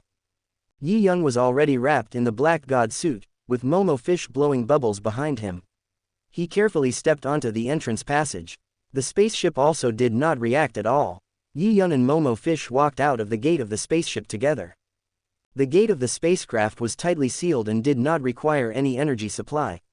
Relying solely on Yi Yun's current attack power, he would not be able to break it open even if he had 10 years. However, Yi Yun had already prepared for this. With a slight wave of his right hand, a strange tool fell to the ground. At first glance, this tool looks like an axe, but the position of the axe blade is very strange and it looks very thin. The ultra-thin axe blade is 3 meters long and 1 meter wide, which looks very strange. This axe-shaped tool is the giant force top, a tool that adventurers in the universe must bring with them to repair spaceships. It has very high technical content, but it is also very common. Many large spaceship fleets will have it equipped. Yi Yun certainly doesn't have this giant force top, but in Hong's collection, there is also a giant force top, so Yi Yun will naturally not let it go. Hong, thank you for listening to me. The method of using the giant force top is also very simple. Yi Yun manipulated the giant force top and inserted one end of the ultra-thin axe blade into the bottom of the exit gate. The gap of the spacecraft gate was very small, but it was still pushed in by the ultra-thin axe blade. Whoosh whoosh, the giant force top began to work, making a strange noise, and then the inserted axe blade was seen to split into two, and the upper part was lifted up, forcibly lifting the spacecraft gate. Looking at this magical scene, Yi Yun couldn't help but be secretly amazed. The development of science and technology still has its merits. This door can withstand warriors below the stellar level, but under the effect of the giant force, the process of lifting it up and opening it is easy and effortless without any difficulty. Yi Yun was already familiar with the internal structure of this Black Dragon Mountain X-81 model spaceship when it materialized, so he didn't need Mamu's guidance and headed all the way to the command center. When the door of the command room was opened, what came into view was a spaceship seat. On the seat sat a man in a military uniform, with 3 guards in black uniforms standing behind him. The soldier's body and his uniform turned into ashes and fell off the seat the moment Yi Yun came in. As for the 3 guards behind him, only their uniforms turned into ashes, but they themselves were not damaged. Yi Yun had a blank expression on his face. He put away the 3 liquid silver guards and said to Mamu beside him, Mamu, are you sure you can fully control this spaceship without triggering the intelligent self-destruct device of this spaceship? Momo Fish raised its big head and said in a muffled voice, Dad, if we unknowingly touch the intelligence of this spaceship, then the only way is to destroy it. That will cause some damage to the spaceship, and it will take a lot of time and energy to repair it. But now, since the spacecraft's intelligence cannot be activated temporarily due to energy, and we know in advance that its self-destruction program exists, I am absolutely sure that I can control it perfectly with preparation. Dad, just watch it. Yi Yun nodded. He still had great trust in Mamu. Babata had previously operated the Immortal-class meteorite spaceship, and Mamu had all of Babata's memories and knowledge. With preparation and plenty of time, there shouldn't be any mistakes in dealing with the intelligence attached to this Black Dragon Mountain, X-81 model spaceship. Well, you take care of it. Everything must be done with caution. After you complete the control of the spacecraft, give it a comprehensive inspection. After all preparations are completed, we will leave the Earth. Momo Fish shook its head slightly, then jumped into the interior of the spaceship and started running inside the spaceship in a virtual form again. If the spaceship still had energy, its own intelligence could still respond and resist, but now it could only allow Momo Fish to crush and ravage it. Yi Yun exited the spaceship, but did not leave the island. He just waited quietly. In his spare time, he used the energy aggregation machine to materialize some energy blocks that came with the Black Dragon Mountain, X-81 model spaceship, in preparation for the subsequent journey into the universe. Just like that, 5 days passed, and Mamu appeared beside Yi Yun again, smiling and saying, "Dad, the spacecraft intelligence has been fixed. I also roughly checked it, and all the facilities and systems are basically intact, but there are some problems with the acceleration module, which will take some time to repair. I estimate that it will take more than 20 days to completely repair it." Yi Yun was very satisfied with the result. The spacecraft was not damaged. He just needed to wait for another 20 days to deal with some final matters, and then he could set off. More than 20 days passed in a flash. When Mamu told Yi Yun that the spaceship was ready for use, Yi Yun was suddenly excited. He calmed down a little, put the spaceship into the storage space, and returned to Yangzhou City in a king-level intelligent fighter. After being away for more than 2 months, it was already December when he returned. Luo Feng once again followed the Fire Hammer squad into the wilderness area. Yi Yun knew that this time, Luo Feng would kill Li Yao's son Li Wei, and Li Yao placed a bounty of 100 billion on him. However, it was also because of the pressure brought by Li Yao that Luo Feng's 9-layer Thunder Blade broke through to the 3rd level, and his force level reached 2.8 times. He finally entered the elite training camp, was valued by the Extreme Martial Arts School, and his strength ushered in a period of rapid improvement. Yi Yun had no worries about Luo Feng's growth. In Yi Yun's mind, he might die outside, but Luo Feng would not have any chance of dying. For Luo Feng, escaping danger was just a routine operation. With the help of the black fruit given by Yi Yun, Wei Wen's physical fitness has steadily improved to the level of a warrior, and on December 1st, he passed the warrior's physical fitness assessment. However, he is still only a quasi-warrior and will have to wait until February of next year to become a regular warrior. Yi Yun was also very satisfied with Wei Wen's improvement. He handed Wei Wen several bottles of dragon blood dilution liquid and 2 bottles of low-concentration dragon blood, and reminded Wei Wen of the usage and principle of confidentiality, as he did not want Wei Wen to attract too much attention. However, Wei Wen is Yi Yun's good brother. With Yi Yun's help, it is not difficult for him to improve his strength faster, and the outside world will not have any major doubts. Yi Yun didn't know how long he would be away this time, but there would be no danger on Earth in the short term. There was still some time before the Golden Horn Beasts riot, so Yi Yun would not be in such a hurry to come back, so he was prepared to make as many arrangements as possible. The dark blue fighter plane stopped at the airport of the headquarters base of the Extreme Martial Arts School. As soon as Yi Yun got out of the cabin door, he saw Ji Yuyi welcoming him. He immediately smiled and walked up to give Ji Yuyi a big hug.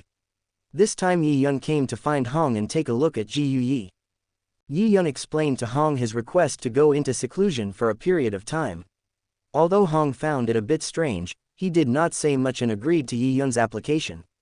He would not be recruited or transferred in the short term, allowing Yi Yun to go into seclusion with peace of mind. After having dinner at Ji Yuyi's house, Yi Yun looked back at Ji Yuyi before leaving, and said with a smile, "Old Ji Yu, there is a sealed password box in the cabin of R. When I leave, go and take out the password box. The password is your birthday. There is a gift from me in it. Remember not to tell anyone." After saying that, without waiting for Ji Yuyi to react, Yi Yun laughed loudly, stood up and flew into the night sky. Ji Yuyi was a little confused. When he opened the password box, he saw 2 crystals emitting white light and carrying the aroma of rice. He did not recognize what the treasure was, but there was a note next to it. After reading it, Ji Yuyi looked towards the east in the sky, with mixed feelings in his heart. Yi Yun, thank you. Yi Yun parked the fighter plane in the Mingyu community, and took advantage of the night to fly straight to an altitude of 10,000 meters. Under the cover of dark clouds, the Black Dragon Mountain X-81 model spacecraft was quietly released. Under the effect of the energy block, the spacecraft's own stealth system took effect and did not attract any attention. Yi Yun came to the command room of the spacecraft, sat on the seat, and said loudly, "Momo fish, let's go." Chapter 54, Chulong Star. The pitch-black Black Dragon Mountain X-81 model spacecraft pierced through the atmosphere, entering the vast starry expanse of the universe. Mamu, enable the outdoor simulation. Set it to 100%, Yi Yun commanded as he stood before the spacecraft's control console. At his command, the spacecraft's control room seemed to vanish. Around him, the boundless starry sky unfolded, creating the illusion of standing amidst the cosmos. Turning back, Yi Yun saw a massive blue planet slowly shrinking into the distance. Though this was not his first encounter with such a sight, Yi Yun couldn't help but find the view spectacular. Whether in his past life or his current one, his longing for the stars had never wavered. Now that he had finally set foot into the universe, he felt a surge of excitement. Under Mamu's control, the spacecraft continued to accelerate. Inside, Yi Yun felt no discomfort. As a C-5 class vessel, the Black Dragon Mountain X-81 boasted an advanced gravity adjustment system. It offset the effects of acceleration, allowing Yi Yun to experience the same conditions as he would on Earth. A short while later, Mamu's voice echoed through the control room. Countdown. 10 seconds to light speed acceleration. 10, 9. The starry sky outside began to blur, the spacecraft moving too fast for the naked eye to capture the scenery. 3, 2, 1. In an instant, ripples spread through the surrounding space, and the spacecraft vanished into the void. Inside, Yi Yun felt a slight tremor for about 10 seconds before it subsided. The view outside the spacecraft had disappeared, replaced by the simulated starry sky Mamu had prepared. "Dad, the space transition is complete. We've entered the dark universe. When traveling at light speed, the outside scene cannot be observed. Instead, I've prepared a simulation for you," Mamu explained. In long-distance space travel, the dark universe was indispensable. In the original universe, no object could surpass the speed of light. The moment a spacecraft reached light speed, it would automatically transition into the dark universe. Yi Yun turned his attention to the simulation. The dark universe resembled a sea of glowing fireflies scattered across a vast expanse. It was breathtaking but carried an overwhelming sense of solitude. In this alternate realm, the coordinates corresponded to those of the original universe. However, the crucial difference lay in speed.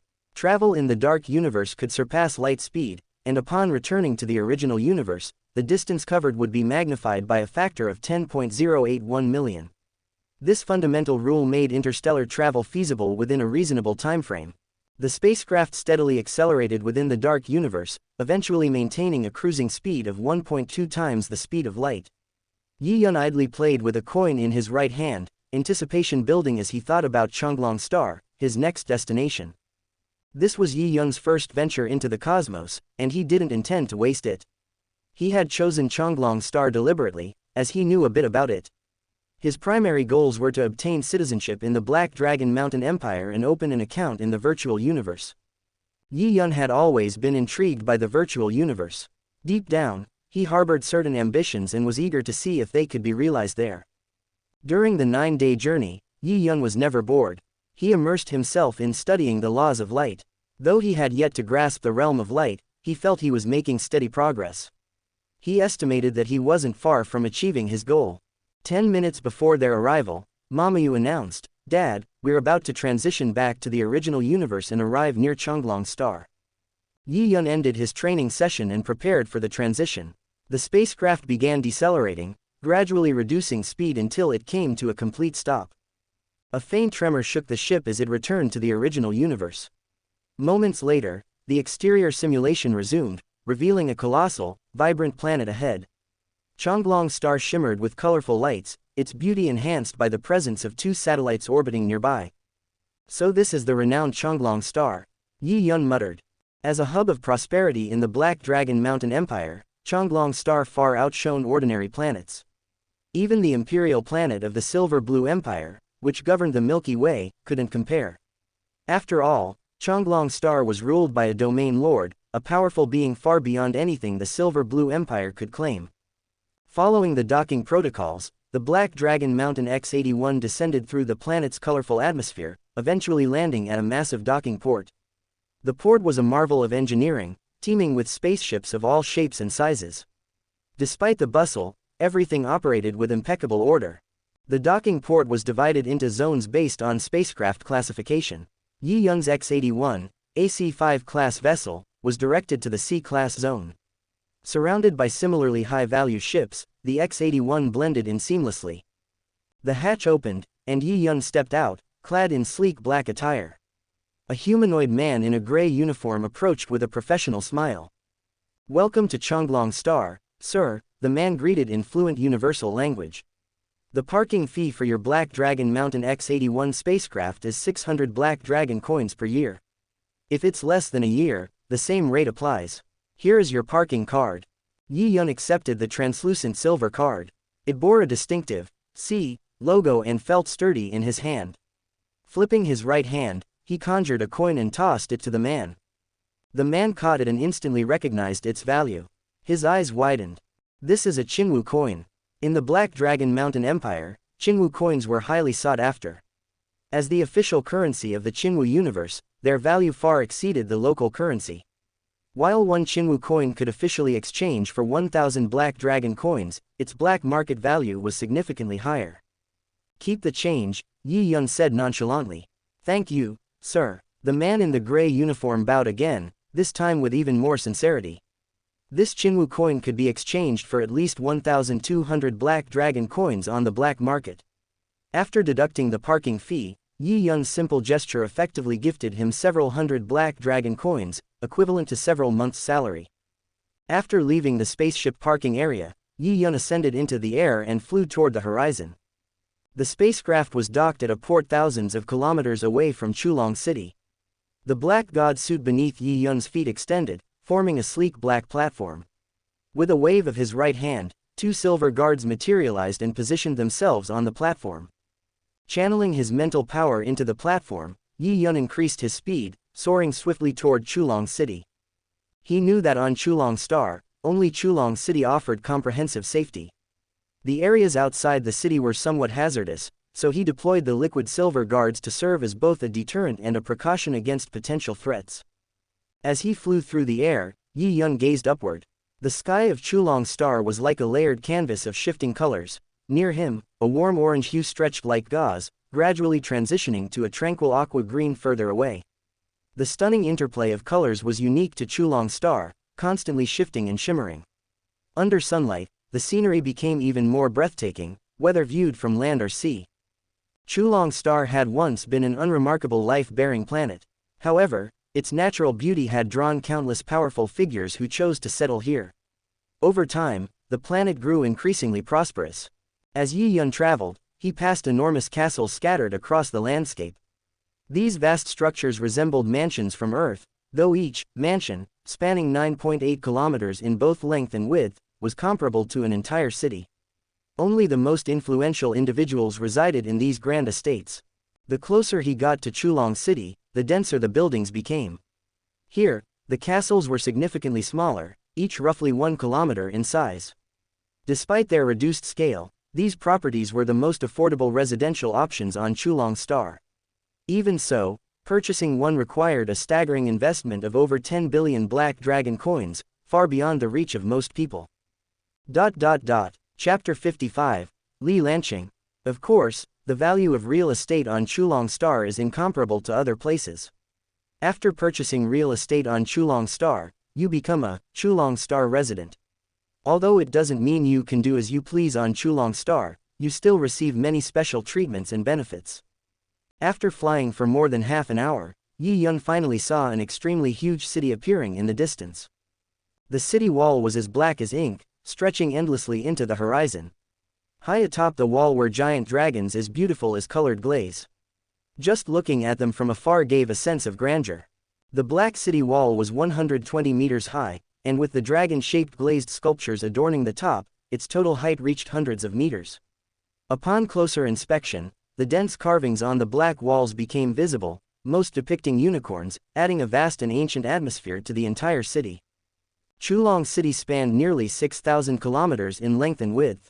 Having existed for over 3 million years, it carried a unique accumulation of time and history, standing tall through the ages. Passing through the nearly 1 kilometer wide city gate, Yi Yun, accompanied by 2 Luin guards, slowly stepped into Chulong City. Mamu immediately received a signal and obtained the communication number for Chulong City. Following Yi Yun's instructions, Mamu contacted the public service number of Chulong Star and inquired about the location of the Black Dragon Mountain Empire's administrative building in the Chulong Star branch of the Virtual Universe Company. Once inside Chulong City, Yi Yun found himself momentarily overwhelmed. All kinds of strange buildings were scattered throughout, weird yet harmonious. Walking on the streets, he observed people bustling both on the ground and in the air. The people had diverse appearances, differing from ordinary humans. While generally humanoid, some had 3 eyes, others 4 arms, some had peculiar patterns on their hair, and some had heads that bore no resemblance to humans at all. To Yi Yun, who had just begun exploring the vast universe, everything he saw felt incredibly new and novel. However, the strength of the pedestrians was notable. After a simple scan, Mamu found that nearly everyone around was above the planetary level, with many at the stellar level. Any one of them, if transported to Earth, would be comparable to a senator-level figure. Yi Yun spent some time scanning the surroundings but failed to detect any cosmic-level powerhouses. While slightly disappointed, he didn't linger on the matter. Rising to a height of 100 meters, he flew towards the Black Dragon Mountain Empire's administrative building, located over 200 kilometers away. Soon, a colossal building carved with the figure of a black dragon perched on a mountain came into view. It was the administrative building of the Black Dragon Mountain Empire on Chulong Star. Yi Yun had come to join the Black Dragon Mountain Empire and obtain its citizenship. With assistance from the Luin guards, Yi Yun received warm and efficient service. Since he wasn't a citizen of any country, the procedures were expedited. In just over 20 minutes, Yi Yun received his citizenship documents and was officially registered in the Black Dragon Mountain Empire's system. The second Qinwu coin was spent, exchanged for 950 yuan in Black Dragon banknotes. Mamu, Dad, you obviously have plenty of Qinwu coins in stock, _. With his new citizenship, Yi Yun could now open an account in the virtual universe. Without wasting time, he left the administrative building and headed for the Virtual Universe Company's Chulong Star branch. Chulong City, Virtual Universe Company branch. As soon as Yi Yun entered, a woman in a red uniform approached him, smiling as she bowed politely. Sir, how can I assist you? I need to. Yi Yun's words froze in his throat as he stared at the woman. She had a pretty face, long hair tied neatly on her head, and a perfect professional smile. There was nothing wrong with any of this. However, her face was identical to someone Yi Yun had seen on Earth. Lee Lanching, Yi Yun exclaimed softly. The woman, not understanding Chinese, looked puzzled but maintained her professional demeanor. Sir, I'm sorry, I didn't catch that. What do you need? Taking a deep breath to calm himself, Yi Yun scrutinized the woman closely. To his disappointment, no matter how much he observed her, she looked exactly like the Lee Lanching he remembered. Although it had been a long time since Yi Yun last saw Lee Lanching, his planetary-level memory left no room for error. The woman was identical, save for her longer hair. Her face, height, and even figure were an exact match. After a moment, Yi Yun managed to suppress his confusion and smiled. Oh, it's nothing. You just remind me of a friend. I'm here to open an account. The receptionist didn't seem surprised. Assuming Yi Yun was making small talk, she chuckled and nodded. This way, sir. Following her inside, Yi Yun sat down as the woman began explaining the process. Sir, you only need to present your identity card for verification. After that, we can open an account. How much virtual universe network time would you like to purchase upfront? The options are 100 years, 1,000 years, or 10,000 years. The annual fee is 10 Black Dragon coins or 0.008 Qinwu coins. Though still unsettled by the resemblance, Yi Yun replied casually, I'll pay for 1,000 years. Handing over his identity certificate and a Qinwu coin, Yi Yun quickly completed the process. With Mamu now authorized to access the virtual universe, he prepared to leave. Before exiting, Yi Yun turned back and asked softly, "May I have your virtual universe number?" The woman hesitated briefly but then smiled. "Certainly, sir. My number is..." Yi Yun recorded her number through Mamu and learned that her name was Luo Sha. She was a native of Chulong Star and had been working at the virtual universe branch since adulthood. She had never traveled beyond Chulong City. Though still suspicious of the uncanny resemblance, Yi Yun didn't expect immediate answers. Leaving the matter unresolved for now, he bid Luo Sha farewell and departed. Settling his thoughts, Yi Yun rented a private room in a local restaurant. After dismissing the waiter and securing the room, he instructed Mamu, "Access the virtual universe." "Okay, Dad, I've been looking forward to this. Virtual universe connecting." A deep and powerful voice resonated in Yi Yun's sea of consciousness, plunging his awareness into darkness. When Yi Yun regained consciousness, he found himself standing on an ancient street. Looking down, he noticed that he was dressed in simple gray clothes. Beside him, the Momo fish had shrunk to the size of a fist and was flitting back and forth across his shoulders. "Dad, we've entered the virtual universe," Mamu exclaimed excitedly. Yi Yun nodded, still marveling at the experience. Even though he had mentally prepared himself, the sheer realism of the virtual universe was staggering. It felt nothing like the virtual spaces he'd encountered before, such as the Palace of the War God or the Trial Tower on Earth. This was indistinguishable from reality, as though he had stepped into another universe entirely. He realized he was currently on Black Dragon Mountain Island, a location situated on the edge of the Qingwu continent, within the virtual universe. From here, it was possible to teleport to other areas, enabling long-distance interactions. The virtual universe offered an astonishing array of features. Though physical cultivation was impossible, virtually everything else could be experienced: chatting, making friends, gaming, studying, dining, engaging in financial transactions, and more. It truly served as a complete second world. In fact, many citizens of the universe who led comfortable lives spent the majority of their time within the virtual universe. After exploring briefly, Yi Yun decided to exit the virtual universe. Glancing around the private room, he picked up the glass of Chulong City's specialty juice and drank it in one go. The lingering sweetness and fragrant aroma spread through his senses, leaving him feeling refreshed and satisfied. Without lingering further, Yi Yun stood up and left the restaurant, heading directly toward the city's special trading area.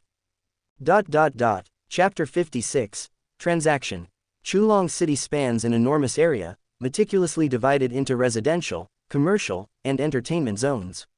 The residential district is the largest, followed by the bustling commercial trading area, which houses numerous large marketplaces. After a brief search, Yi Yun selected a trading market in the northern part of Chulong City.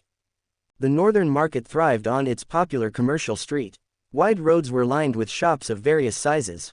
Following Mamu's advice, Yi Yun chose a mid-sized store, neither too large nor too small, and stepped inside. The moment he entered, a man in a black uniform approached him. Spotting the silver-armored guards accompanying Yi Yun, the man's eyes lit up, his expression brightening as he greeted him. "Welcome to the Treasure Pavilion, sir. How may I assist you today?" Yi Yun smiled faintly. "Are you in charge here? I'd like to sell a few items worth at least 10 billion Black Dragon coins. Do you have the authority to negotiate?" The man's polite demeanor didn't falter. He tapped a device on his wrist, summoning a younger man in gray from the back. With a quiet word to the newcomer, he turned back to Yi Yun and gestured respectfully. "Please, follow me to the reception room, sir." Inside the Treasure Pavilion, Yi Yun was led into a private reception room, where he was served Chulong City's specialty drink. The man in black uniform then asked quietly, "May I ask what treasures you wish to sell?" Without a word, Yi Yun raised his hand, and two sleek, shuttle-shaped objects and two long metallic knives floated gently onto the table. The man carefully examined the items, employing various tools and techniques. His expression turned to astonishment as he finished. "Sir, these are third-level telekinetic weapons, sky escape shuttles, and third-level force weapons, sky-splitting blades. Are you sure you want to sell them here?" Yi Yun nodded. "Yes, all 4 items are for sale. I trust you'll offer me a fair price." Maintaining his composure, the man calculated the value in his head while observing Yi Yun's calm demeanor, finding it impossible to discern his thoughts. Finally, he offered. "At our treasure pavilion, a Sky Escape shuttle sells for 5 billion black dragon coins. For 2, we can offer 4 billion each. The sky-splitting blades, typically priced at 10 billion each, can be purchased together for 9 billion apiece. What do you think of this price? Yi Yun smiled faintly, then stood. That price is acceptable. Let's draw up the contract. The man let out a subtle sigh of relief, quickly organizing the transaction. Shortly after, Yi Yun left with a new Universe Galaxy Bank card loaded with 26 billion black dragon coins. Before leaving, the man handed Yi Yun a silver and gold membership card with a respectful bow. With this card, sir, you'll receive a 9.6% discount on all future purchases at our store. Yi Yun glanced at the card, smirking. Do you have Bai Bo Sui? I'd like 10 kilograms. Also, show me your catalog of high-level treasures. The man hurried to comply, activating a display that projected a list of treasures. After some browsing, Yi Yun ordered several items, including the requested Bai Bo Sui, spending an additional 2 billion black dragon coins.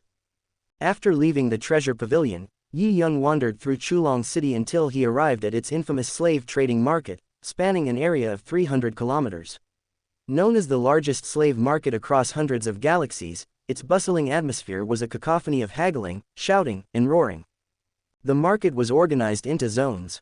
The outer sections dealt with planetary-level slaves, whose value was low due to their inability to obtain citizenship. Prices ranged from 10 to 100,000 black dragon coins, depending on their level and skills. Stellar-level slaves, however, commanded significantly higher prices, making them prized for their potential as bodyguards or warriors. As Yi Yun strolled through the market, his thoughts turned somber. He reflected on the cruel hierarchy of the universe, where weaker civilizations were inevitably colonized and enslaved, perpetuating a cycle of suffering. His musings were interrupted by the arrival of a rotund man with a greasy smile. Welcome, sir. I'm Shinku, the manager of this square. Are you in need of slaves? We've just received a batch of Gulu girls, planetary level strength, only 50,000 black dragon coins each. Guaranteed authentic. Yi Yun frowned, his voice low with disdain. I'm not interested. I need a 9th level stellar slave. Do you have any? Realizing Yi Yun's seriousness, Shinku quickly adjusted his tone. Of course, sir. We have Hoya tribe warriors and spiritualists, legendary for their combat prowess. Their tribe has even produced cosmic level fighters. This is an investment with great potential. Please, follow me. Shinku led Yi Yun to a secluded area where 16 towering figures stood, each over 2 meters tall and exuding raw strength. These are 9th level stellar slaves from the Hoya tribe, Shinku explained. We have 6 spiritualists and 10 warriors in stock. How many would you like, sir? Chapter 57. Slaves, the Cold Universe. Standing before the 16 9th Order star-level Hoya warriors, Yi Yun felt a shiver run through him, his legs trembling. The difference between star-level and planetary-level beings was immense. This pressure, from the sheer disparity in life levels, was incredibly difficult to withstand. As he observed the star-level Hoya warriors with their bulging muscles, all trying hard to show off, Yi Yun felt a deep sadness. In their faces, he saw the fate of countless humans. The Hoya people were genetically and biologically superior to Earthlings. Upon reaching adulthood, they could enter the planetary level. The more powerful members could reach the star level with ease. As Shinku had said, the Hoya tribe had even produced cosmic-level masters. Generally, a galaxy can only produce one cosmic-level master. Yet, despite this, the Hoya people were still enslaved. The cosmic-level warriors were merely higher-level slaves, sold for a higher price, but their essence remained unchanged. In the universe, only strength matters. If the Hoya people could give birth to stronger warriors, domain lords, or even world masters, they could escape their fate of enslavement. Ultimately, power is the foundation of everything. Yi Yun pushed his sadness aside and surveyed the Hoya warriors before him. After a moment, he spoke calmly, "Not bad. What's the price?" Shinku watched Yi Yun's reaction, knowing a big deal had just been made. His smile brightened, resembling a blooming chrysanthemum, as he replied with enthusiasm, "The market price for a 9th level star warrior is generally 5 billion black dragon coins each. But since the Hoya tribe is so powerful, we have to add 500 million.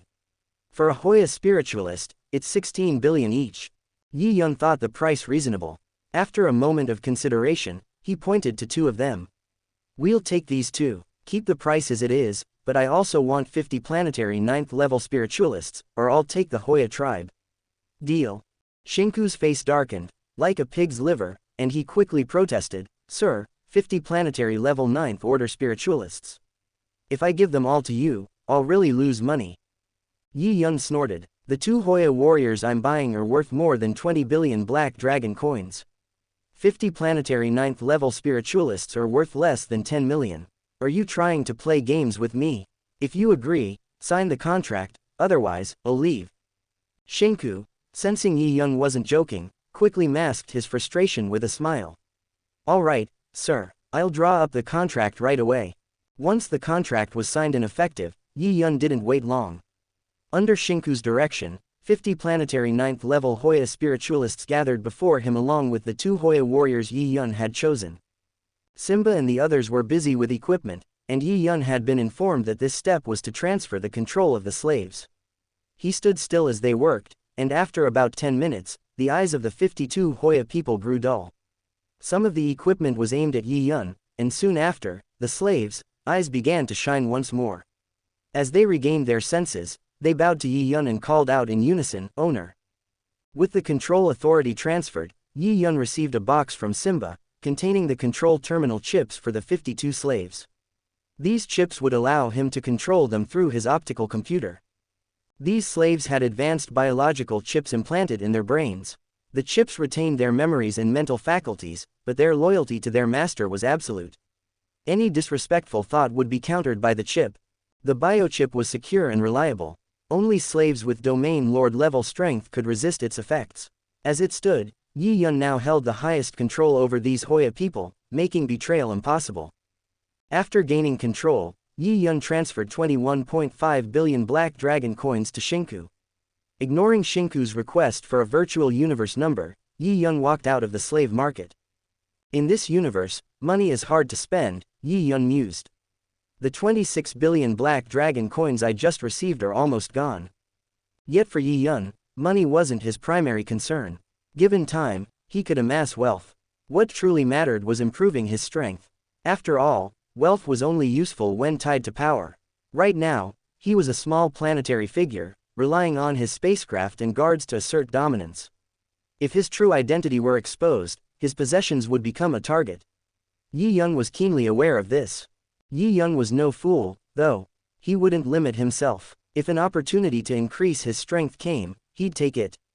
But for now, his focus was on strengthening himself before the Universe Genius battle. After spending a few more days in Chulong City, Yi Yun decided it was time to leave. He boarded the Black Dragon Mountain X-81 spacecraft, accompanied by the 52 slaves, and set off from the beautiful Chulong star.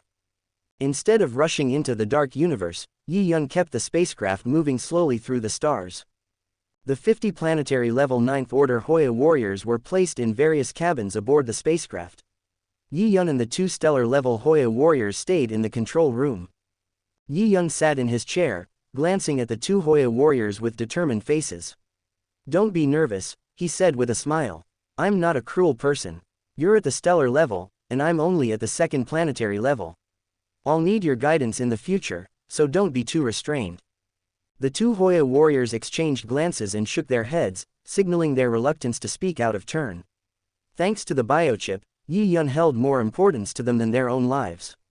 Despite Yi Yun's gentle tone, they dared not act too casually. Seeing their hesitation, Yi Yun sighed and said, I won't insist on your original names. You can keep them privately, but from now on, I'll call you A Long and A Hu. Is that acceptable? A Long was a spiritual master, and A Hu was a warrior. Upon hearing the new names, they both bowed their heads in gratitude. Yi Yun waved his hand, signaling A Long to speak. A Long, tell me about your Hoya tribe. A Long, a bit surprised by Yi Yun's interest, began, We, the Hoya tribe, live in the Kume galaxy.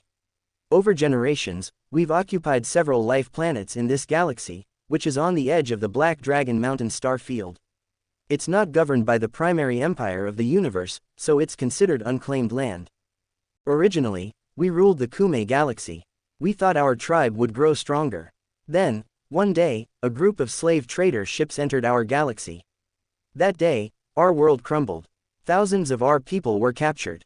The strongest among us couldn't withstand a single attack, which only fueled the slave traders' desire to enslave us. It seemed they saw the Hoya tribe as prime merchandise. Even though this event had happened long before A Long's birth, the anger in his voice was still palpable. His resentment towards the slave traders was undeniable. Despite the respect he felt for Yi Yun, the hatred ran deep. A Long paused, his voice tinged with self-mockery. It's been 5,000 years. We've been slaves for so long that we've earned a reputation in the slave market, and were sold for a high price. The elders who fought to save us became tools used to control us. The emotion in A Long's voice broke through, tears brimming in his eyes, while A Hu lowered his head in silence. The atmosphere grew heavy for a moment, but Yi Yun broke the silence. Enough of the past, we can't change it. What matters now is the future. Think of the Fuyu tribe, the Kuyu tribe, the Diyu tribe, and the Luyu tribe. All were once enslaved, but now look at them. They are some of the strongest tribes, with world masters and even immortals. We can't lose hope. Who's to say what the future holds? Yi Yun's words offered hope, and both A Long and A Hu looked up, their tears drying. A smile tugged at their lips, their eyes sparkling with newfound resolve. Yi Yun continued, A Long, lead the way. Our next stop is Hoya Star in the Kume Galaxy. A Long and A Hu exchanged a glance, their eyes now filled with an unspoken light, their spirits lifted for the first time in years. Chapter 58. Explosion. The Kume Galaxy lies on the edge of the Black Dragon Mountain Star region, roughly 100 light-years away from Chulong Star. The Black Dragon Mountain X-81 spacecraft, traveling at 1.2 times the speed of light, spent over a month in the dark universe before finally reaching the Kume Galaxy. Just as Along described, the Kume Galaxy is outside the jurisdiction of the universe's primary civilization empire. In addition to the Hoya people, other ethnic groups live here, many of whom share the same fate as the Hoya, becoming commodities for slave traders.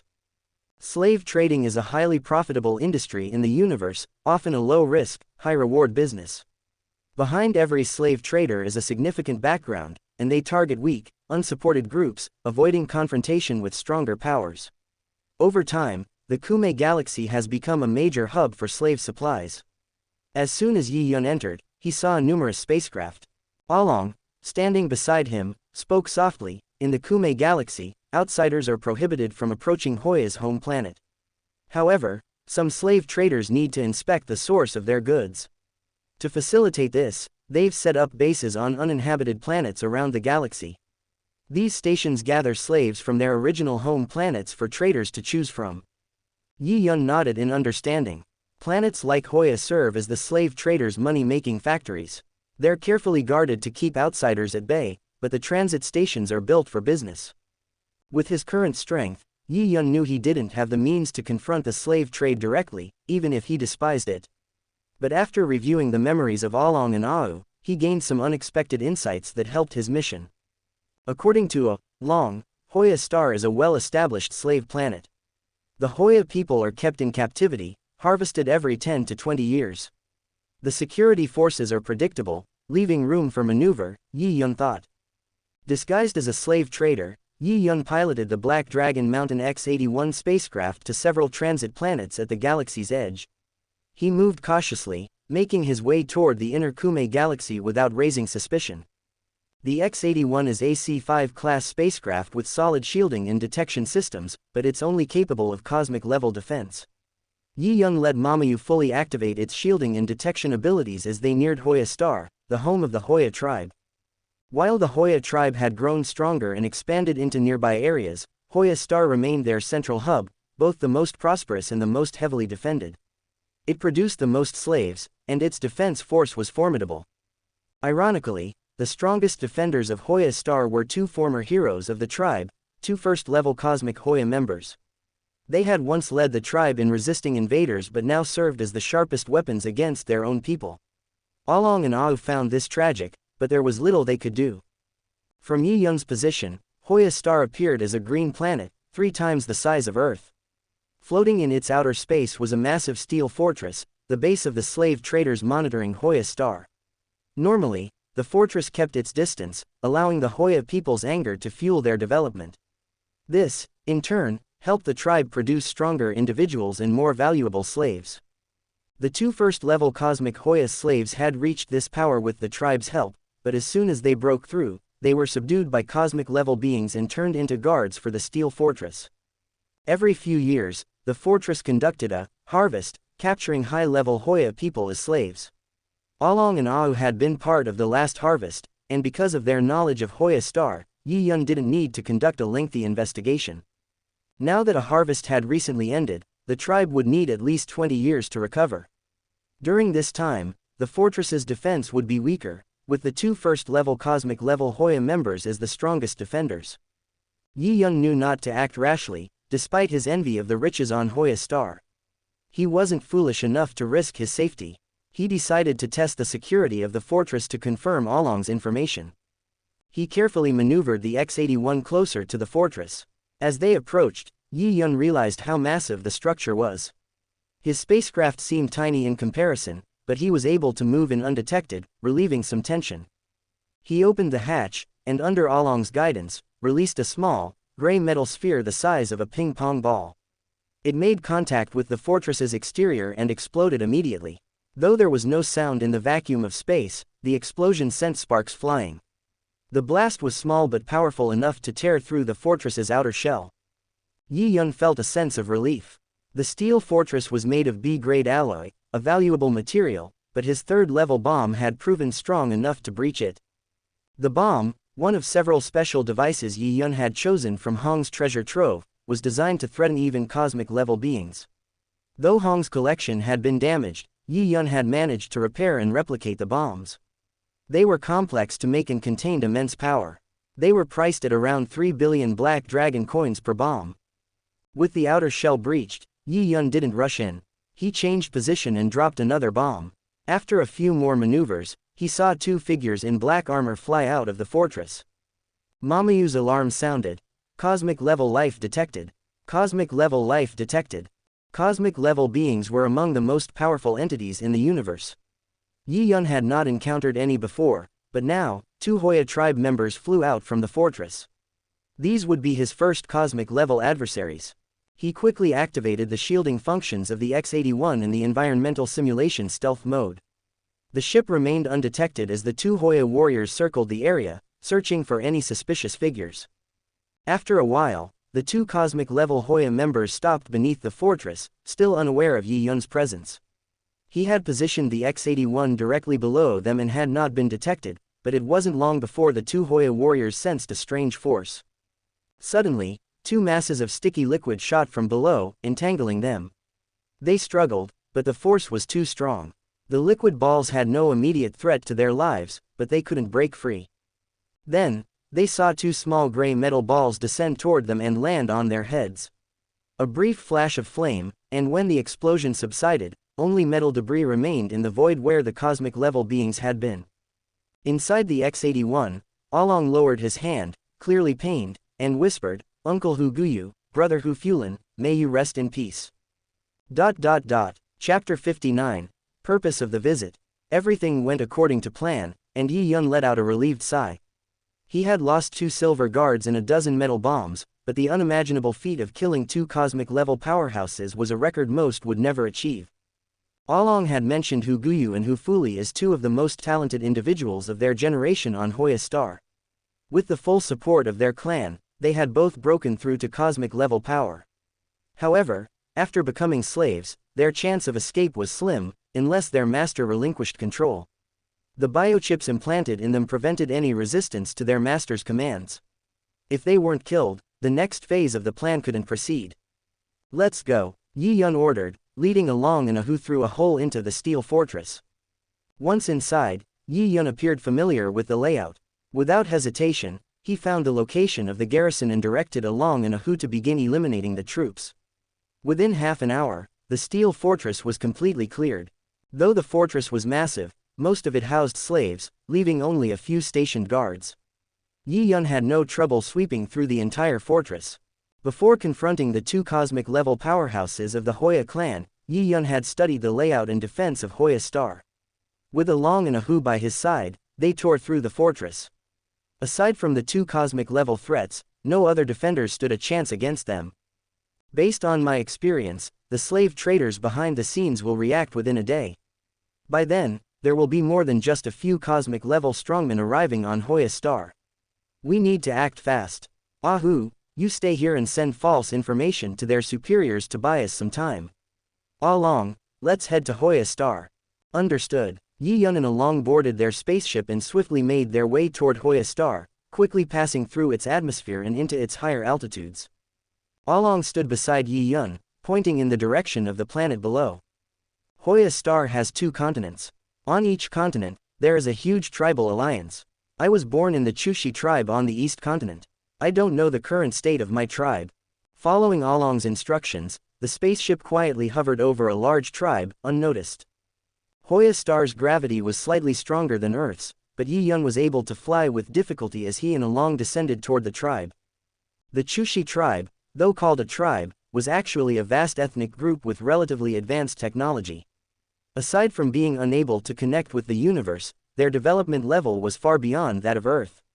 The slave traders had allowed them to reach this peak, though they restricted further progress. As Yi Yun and Along moved through the dense buildings near a wide river, they eventually reached the central area of the tribe. Along led them straight to the heart of the settlement, showing no sign of hesitation. The Chushi tribe had once boasted a population of over 100 million. However, in a recent raid, more than 20 million tribe members, mostly elite cultivators, had been captured. Now, the tribe consisted mostly of young children and elderly with little strength. There were no star-level warriors remaining. In the very center of the tribe, they came to a small, unassuming building. Its simple, gray stone walls stood in sharp contrast to the modern buildings surrounding it. Along and Yi Yun landed in front of the door, which was slightly ajar. Yi Yun could feel Along's trembling steps beside him. They entered together. The building was eerily quiet, the sound of their footsteps echoing. Inside, the layout was simple, less than 20 square meters in size. At the far end was a desk with a human-shaped statue holding a long knife, poised to strike the sky. The statue was small, about 30 centimeters tall, but exuded an overwhelming presence. The figure's powerful muscles and dynamic pose conveyed a sense of intense pressure. In the center of the room, an old man sat on a cushion, hunched over. His wooden cane rested beside his right hand. He faced the statue, his back to the door. "Who's there?" The old man's voice was low and hoarse as he turned slightly but did not rise. "It's me, I'm back."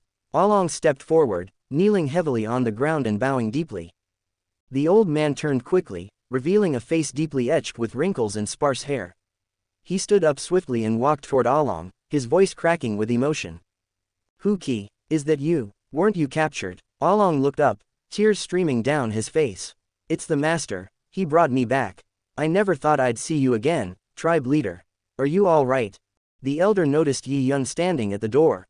His senses immediately recognized Yi Yun's power, which was only at the 2nd planetary level. The old man quickly realized that Yi Yun had an extraordinary background. He bowed deeply to him. "Thank you, sir. Thank you, sir," he said, his voice full of respect. Yi Yun waved a hand dismissively. "No need to thank me. I'm not here to rescue you. Along won't stay either. I have only one purpose for being here, and I need you to tell me the truth." The old man paused, then looked at Along with growing clarity. He suddenly shouted at him, his voice trembling with rage. "Huki, how could you tell outsiders? This is the hope of our tribe. You traitor, scum, how could you do this?"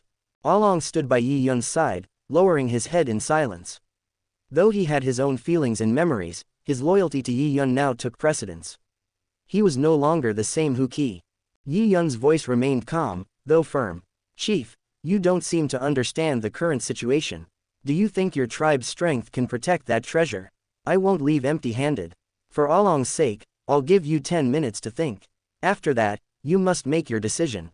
The tribe leader sat down heavily, his cane in hand. His voice was heavy with sorrow. "I know it's hopeless, but it's still a hope.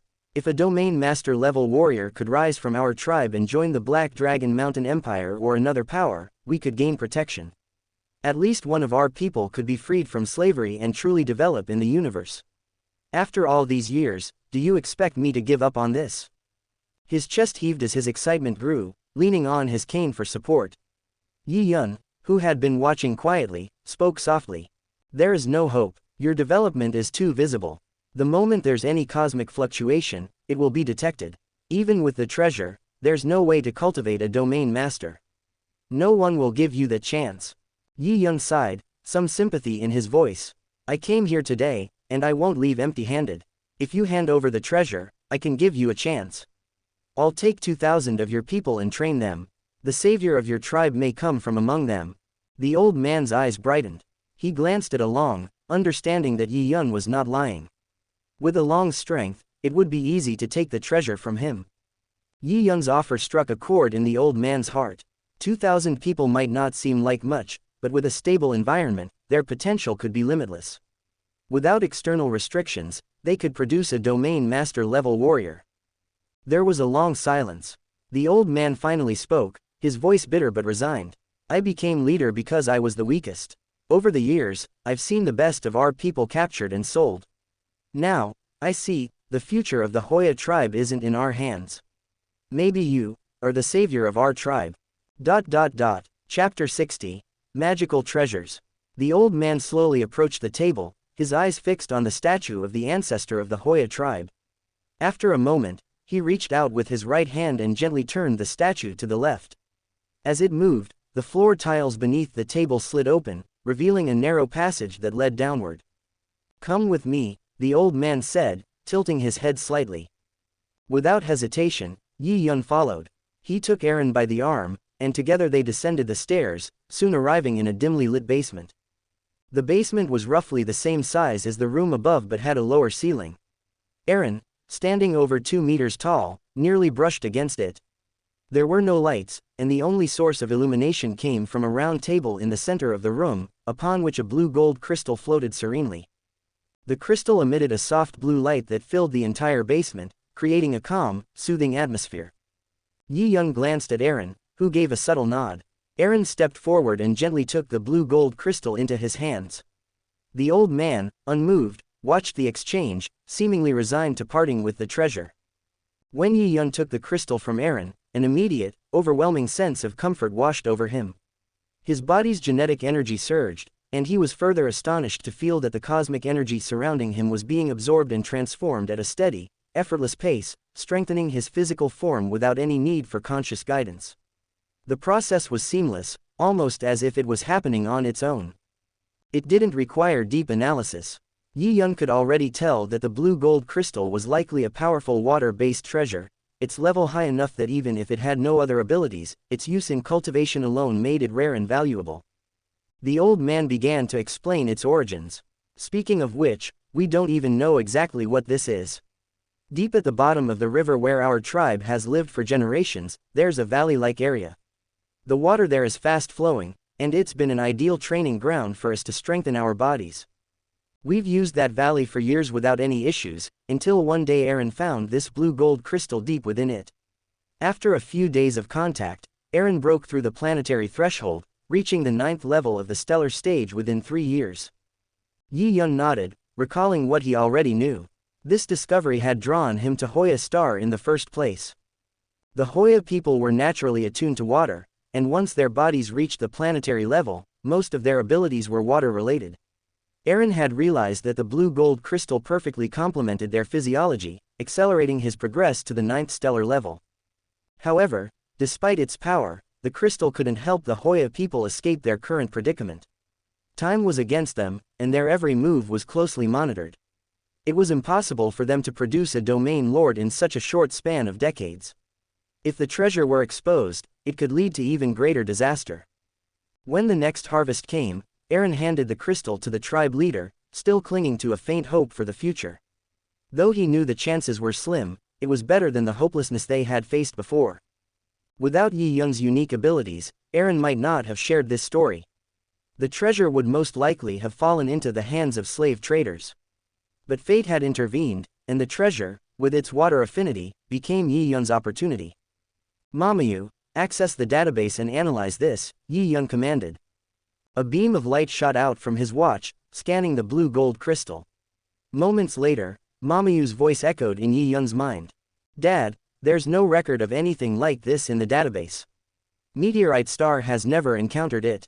However, It seems to possess a powerful water origin, possibly containing the fundamental law of water.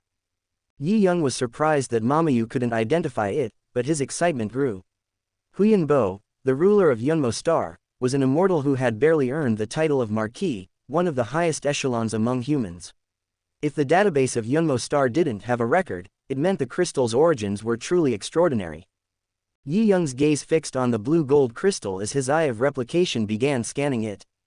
But as soon as he activated the eye of replication, an excruciating pain shot through his sea of consciousness. It felt as though his head was being torn open, molten iron poured inside, and his mind was overwhelmed with agony. Yi Yun instinctively closed his eyes as golden light faded from them. Blood and tears streamed down his face. With a low groan, Yi Yun half-kneeled, his sea of consciousness nearly rendered into a paste. His thoughts ground to a halt. Seeing Yi Yun in agony, Aaron and the clan leader were taken aback. They had both come into contact with the crystal before, experiencing only benefits, never such a violent reaction. Aaron rushed to support Yi Yun, guiding him gently to the ground. Yi Yun said nothing, and as he sat in stillness, a miniature planet in his consciousness began to rotate, releasing mental energy that slowly alleviated the pain. After about 10 minutes, Yi Yun opened his eyes. Though the pain had lessened, his gaze remained dull. Without speaking, he whispered to the old man, "Gather your people, I'll be leaving in half an hour." With that, Yi Yun stored the blue gold crystal away and sat cross-legged. Aaron stood watch, while the old man hurried to arrange for the tribe's departure. 30 minutes later, Yi Yun and Aaron arrived at a large square, where rows of people stood in formation. An elderly man, leaning on a cane, stood at the front. A sleek, black spaceship hovered above the square, and 2,000 people entered it in an orderly manner. Yi Yun nodded at the old man, then boarded the spaceship with Aaron, vanishing from the old man's sight. The old man watched the ship depart, a relieved smile creasing his aged face. No matter what happened to Hoya Star, with the seeds aboard the ship, the Hoya people would eventually overcome their current struggles. Seeing this spark of hope before his death brought the old man great peace. Yi Yun's mission on Hoya Star had gone according to plan. There were no unexpected setbacks, and although he had suffered immense pain, the overall process had been smooth. Little time was wasted. Upon reaching the steel fortress outside Hoya Star, Yi Yun learned that the slave traders had yet to react. He felt relieved and retrieved Ahu, who had been waiting, before the spaceship concealed itself once more and silently departed the Kume galaxy. As the ship sailed through the quiet expanse of the universe, Yi Yun dismissed Aaron and Ahu, finding a private space. He carefully withdrew the blue gold crystal from his storage and examined it. The injury he had sustained when scanning the crystal hadn't fully healed. He dared not attempt another scan so soon. Reflecting on the sensation, Yi Yun realized that the crystal's power was too great for him to handle just yet. "I need more strength," Yi Yun thought. "If I try to scan it again, it could lead to a mental explosion." Before today, the highest level items Yi Yun had scanned were only at the cosmic level, equivalent to Class C, which put him under pressure but still within his capabilities. The blue gold crystal, however, far exceeded that level, and Yi Yun knew he wasn't ready to scan it yet. Sighing lightly, Yi Yun pushed his concerns aside. Though he couldn't replicate it now, he knew that as his strength grew, so would the limits of his eye of replication. In time, he would be able to replicate even the highest level items without issue. Turning his attention back to the blue gold crystal, Yi Yun marveled at its effects. Just holding it had provided enough energy to make up for weeks of his own training. As he sailed through the cosmos, Yi Yun remained focused on cultivating his genetic energy and mental power. Now, with the help of the blue gold crystal, he was on the brink of advancing to the 9th planetary level within 2 years. Chapter 61, A Heaven-Defying Opportunity. Yi Yun silently calculated the potential of the blue gold crystal in his hand. If it helped passively with his cultivation, it would only take about 3 months for his mental power and genetic energy to reach the 9th planetary level without any risks. With the aid of the green wave marrow, this time could be shortened even further.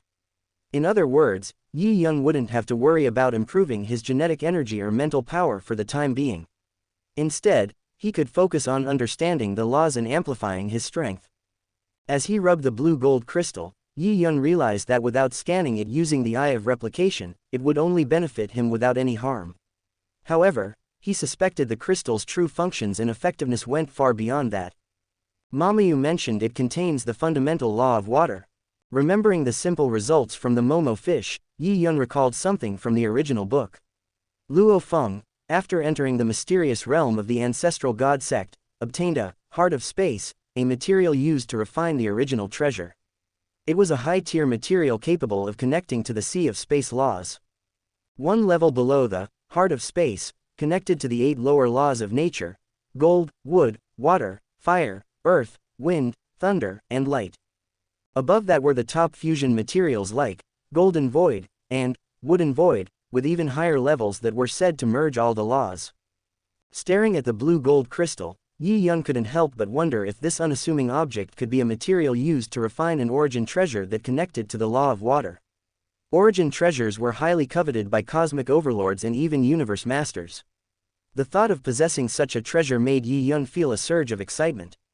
However, as a mere planetary-level figure, he knew he wouldn't survive if others learned he held such a powerful item.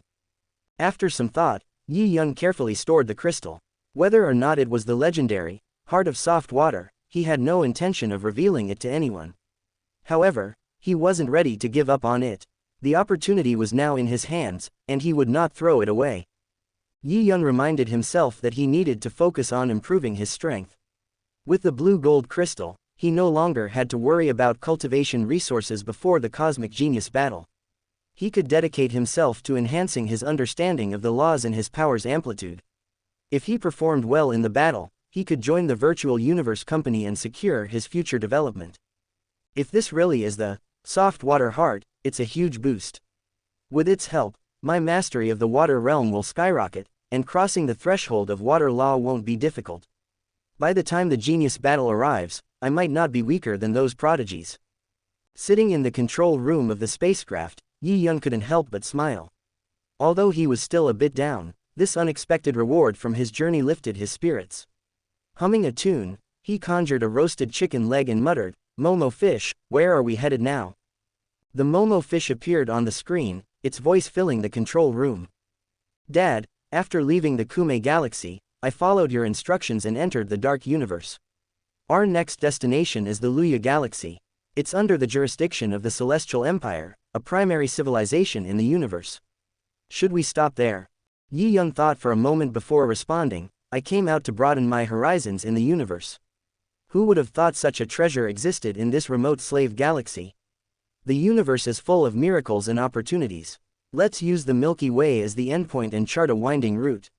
I want to explore various galaxies and cosmic civilizations to increase my knowledge while practicing. After all this time, my mind needs to be tempered."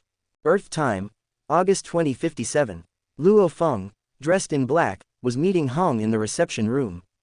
"Luo Feng, your discovery of Mist Island and your participation in the mining effort have been invaluable. In recognition of your contribution, you'll receive 15% of the total harvest," Hong said. A moment later, under Hong's guidance, Luo Feng exchanged his share for the Black God suit, Sky Shuttle, and the fundamentals of Spiritual Master. As they were about to leave, Hong casually asked, "Luo Feng, I heard you and Yi Yun are classmates." Luo Feng chuckled and nodded, replying, "Yes, Master, we're more than just classmates. Yi Yun is my best friend. But aside from a phone call last December, I haven't heard from him. He mentioned he was in seclusion. Do you know anything about it?" Luo Feng was aware of Yi Yun's status in the Extreme Martial Arts Hall. He surpassed the God of War and ranked among the top 10, with several personal guards and inspectors at his side. Luo Feng was worried since he hadn't heard from Yi Yun in so long. He feared that Hong had assigned Yi Yun some dangerous mission. Since Hong brought up Yi Yun, Luo Feng decided to ask directly. Hong shook his head, a rare hint of helplessness on his usually composed face. "This kid told me he was going into retreat, and after that, I haven't heard from him at all. I had planned to have him watch your life or death battle with Li Yao on the Australian continent, but we lost contact. I'm more and more puzzled by him, I don't know what he's up to." Luo Feng's attention shifted when Hong mentioned Li Yao. After his experience in Kiroshima, he'd reached the level of an invincible god of war, and Li Yao was no longer a serious concern for him. Luo Feng wasn't planning to ask Yi Yun for help, even though Yi Yun could easily handle Li Yao's troubles. He wanted to grow on his own, and Liao had played a significant role in his current progress. Luo Feng smiled and said, "Master, Ayan has his own plans. If the martial arts hall needs him, he'll definitely show up to help. Ayan is incredibly talented, and like all of us, he's focused on improving his strength." Luo Feng also noticed that Yi Yun had changed greatly since the time he fainted in class. He had shown extraordinary talent and behaved unpredictably. Yet, no matter how Yi Yun changed, Luo Feng knew deep down that Yi Yun would always be his good brother. Hong waved his hand, not wanting to delve into Yi Yun's troubles. He turned to Luo Feng and said, "With your current strength, you no longer need to stay in the elite training camp. I have two options for you." After listening to Hong's suggestion, Luo Feng chose the position of Zhongnan Base City Supervisor. As he left the headquarters, he glanced toward Zhongnan Base City and sighed, "Ayan, I've improved again, don't leave me too far behind." Meanwhile, Yi Yun sat cross-legged in the training cabin of the Black Dragon Mountain X-81 spacecraft, his focus on the floating blue-gold crystal. Using his spiritual power, he immersed himself in the mysteries of the water law and advanced his understanding of the water domain. During this time, Yi Yun had stayed within the Black Dragon Mountain star field, traveling through major galaxies around the Milky Way. Along the way, he witnessed countless wonders and encountered strange races, such as the three-handed beings in Duya Galaxy and the Cyclops in Suju Galaxy. He saw diverse customs and cultures, and through these experiences, Yi Yun felt his soul had been elevated. He realized that one couldn't become a strong person by training behind closed doors alone. However, the universe wasn't without danger. In remote areas under the control of cosmic empires, Yi Yun encountered space pirates. But with his Black Dragon Mountain X-81 spacecraft, AC-5 class vessel, and the Silver Guard, he was well equipped to handle these threats. His advanced warning system, courtesy of Momo Fish, allowed him to stay one step ahead and select the best strategies. As a result, he personally eliminated over 100 space pirates, including some powerful stellar level ones. Thanks to the blue-gold crystal, Yi Yun successfully reached the 9th level of the planetary stage in just 2 months. He then broke through to stellar level after just 1 month. At this stage, he no longer used the crystal to aid his cultivation, instead focusing on mastering the water law within. With his strong natural affinity for water, he integrated the water realm into his own unique gun skills, showing early signs of his own school of soft water gun skills. Yi Yun knew that understanding the laws was crucial. With the blue-gold crystal and his own talent, he had a unique advantage in the water law. If he could master it in time for the cosmic genius battle, his future prospects would be promising. Chapter 62, Water Gun. In the original novel, Luo Feng stepped into the threshold of the Law of Gold while at the 5th level of the Gold Realm, thanks to the powerful talent of the Golden Horn Beast in the Law of Gold. Yi Yun, on the other hand, had already reached the 7th level in the Water Realm but had yet to reach the threshold for the Law of Water. However, Yi Yun wasn't in a hurry. He had only obtained the blue-gold crystal recently, and he had made good progress already. After all, the Golden Horn Beast reached this stage only after attaining the cosmic level. With a few years left before the Universe Genius battle, Yi Yun was confident he would make it.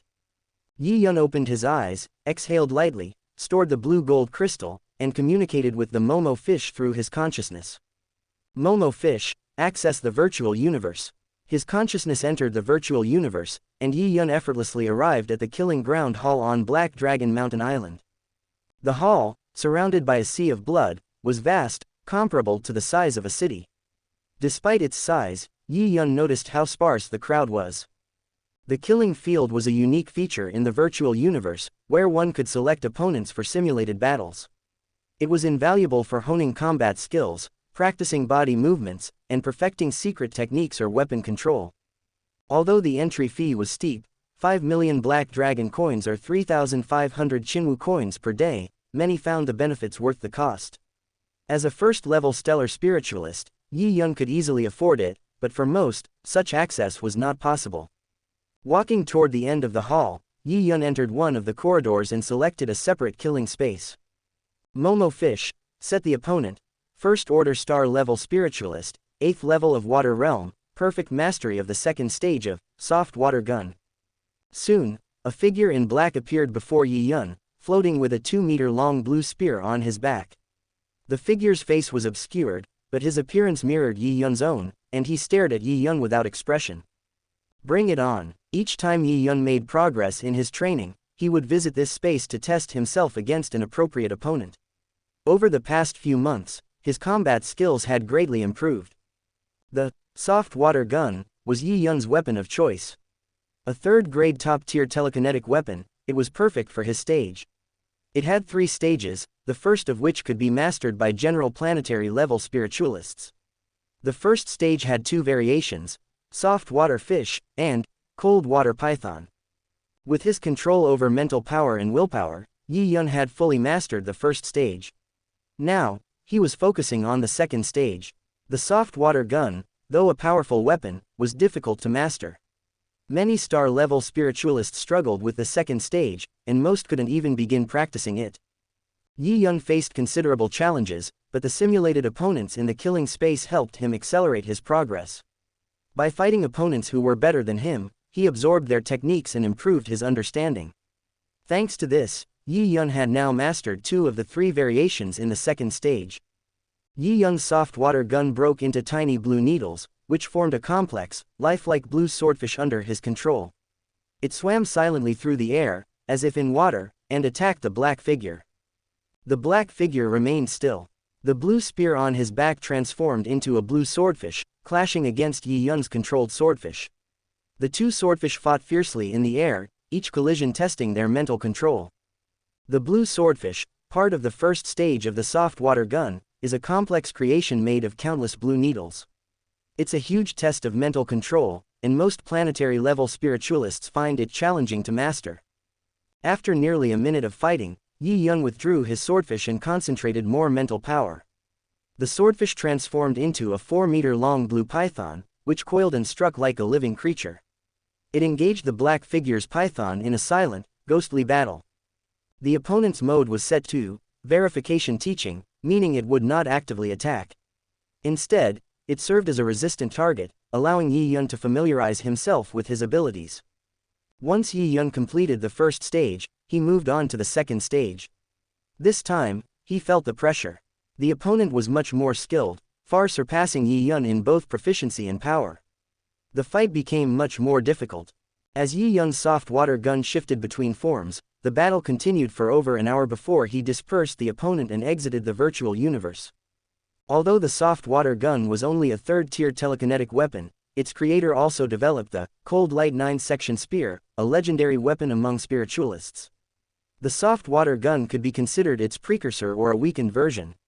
With a deep understanding of the law of water, Yi Yun could potentially enhance the soft water gun's power and lay a foundation for mastering the Cold Light 9-section spear in the future. However, Yi Yun knew that mastering the Cold Light 9-section spear required understanding not only the law of water but also the law of space, something he hadn't yet encountered. Yi Yun had a plan for eventually understanding the law of space, and once that was set in motion, mastering the Cold Light 9-section spear would not be impossible. It was the weapon he had chosen to pursue before reaching the Realm Lord level. Exiting the virtual universe, Mamu's voice sounded. "Dad, we're almost at our destination, the Wulong Galaxy. The spacecraft is slowing down." As the spacecraft slowed and exited the dark universe, Yi Yun saw a dark green planet appear on the exterior scene simulation. "Is this Bay Planet, Mamu? Prepare to turn invisible and enter the atmosphere." The spacecraft passed through the atmosphere undetected and entered Bay Planet. Mamu hacked into the planet's network and quickly gathered information. "Dad, the people here call themselves Bay Star people. They've been developing for over 200,000 years. The strongest among them are 3-star level warriors. The total population is around 20 billion, with most being apprentice level and a small number reaching planetary level." Yi Yun raised an eyebrow, curious. Considering they've produced star-level warriors, the people of Bay must have good genetic talent. So why are there still only 3-star level warriors after all this time? Mamu replied with a bubble. The 3-star level warriors are actually the rulers of Bay Planet. They control all resources, monitor the tribes, and restrict their advancement. The common people are merely resources for them to exploit. Yi Yun understood what Mamu meant immediately. Bay Star, while seemingly peaceful, was essentially a slave planet. The 3-star level warriors had exploited their own people to gather resources, allowing them to reach their current level. This kind of exploitation was common throughout the universe, with powerful leaders profiting from the suffering of their people, selling them for their own gain. Chapter 63. The Dragon Slayer becomes a dragon. The slave trade, which was nearly free and highly profitable, allowed the lords to amass great wealth in a short amount of time. As a result, their cultivation progressed rapidly, far outpacing that of ordinary tribesmen. This ensured they could maintain absolute control over the population. According to the information gathered by Mamu, the history of Bay Star has followed this pattern for hundreds of thousands of years. While the lords have changed over generations, the state of Bay Star itself has remained stagnant. Interestingly, despite the vast wealth accumulated through the slave trade, the value of planetary and apprentice-level slaves is limited. Despite all these years of trade, Bay Star still lacks a cosmic-level powerhouse. Yi Yun scoffed at this situation.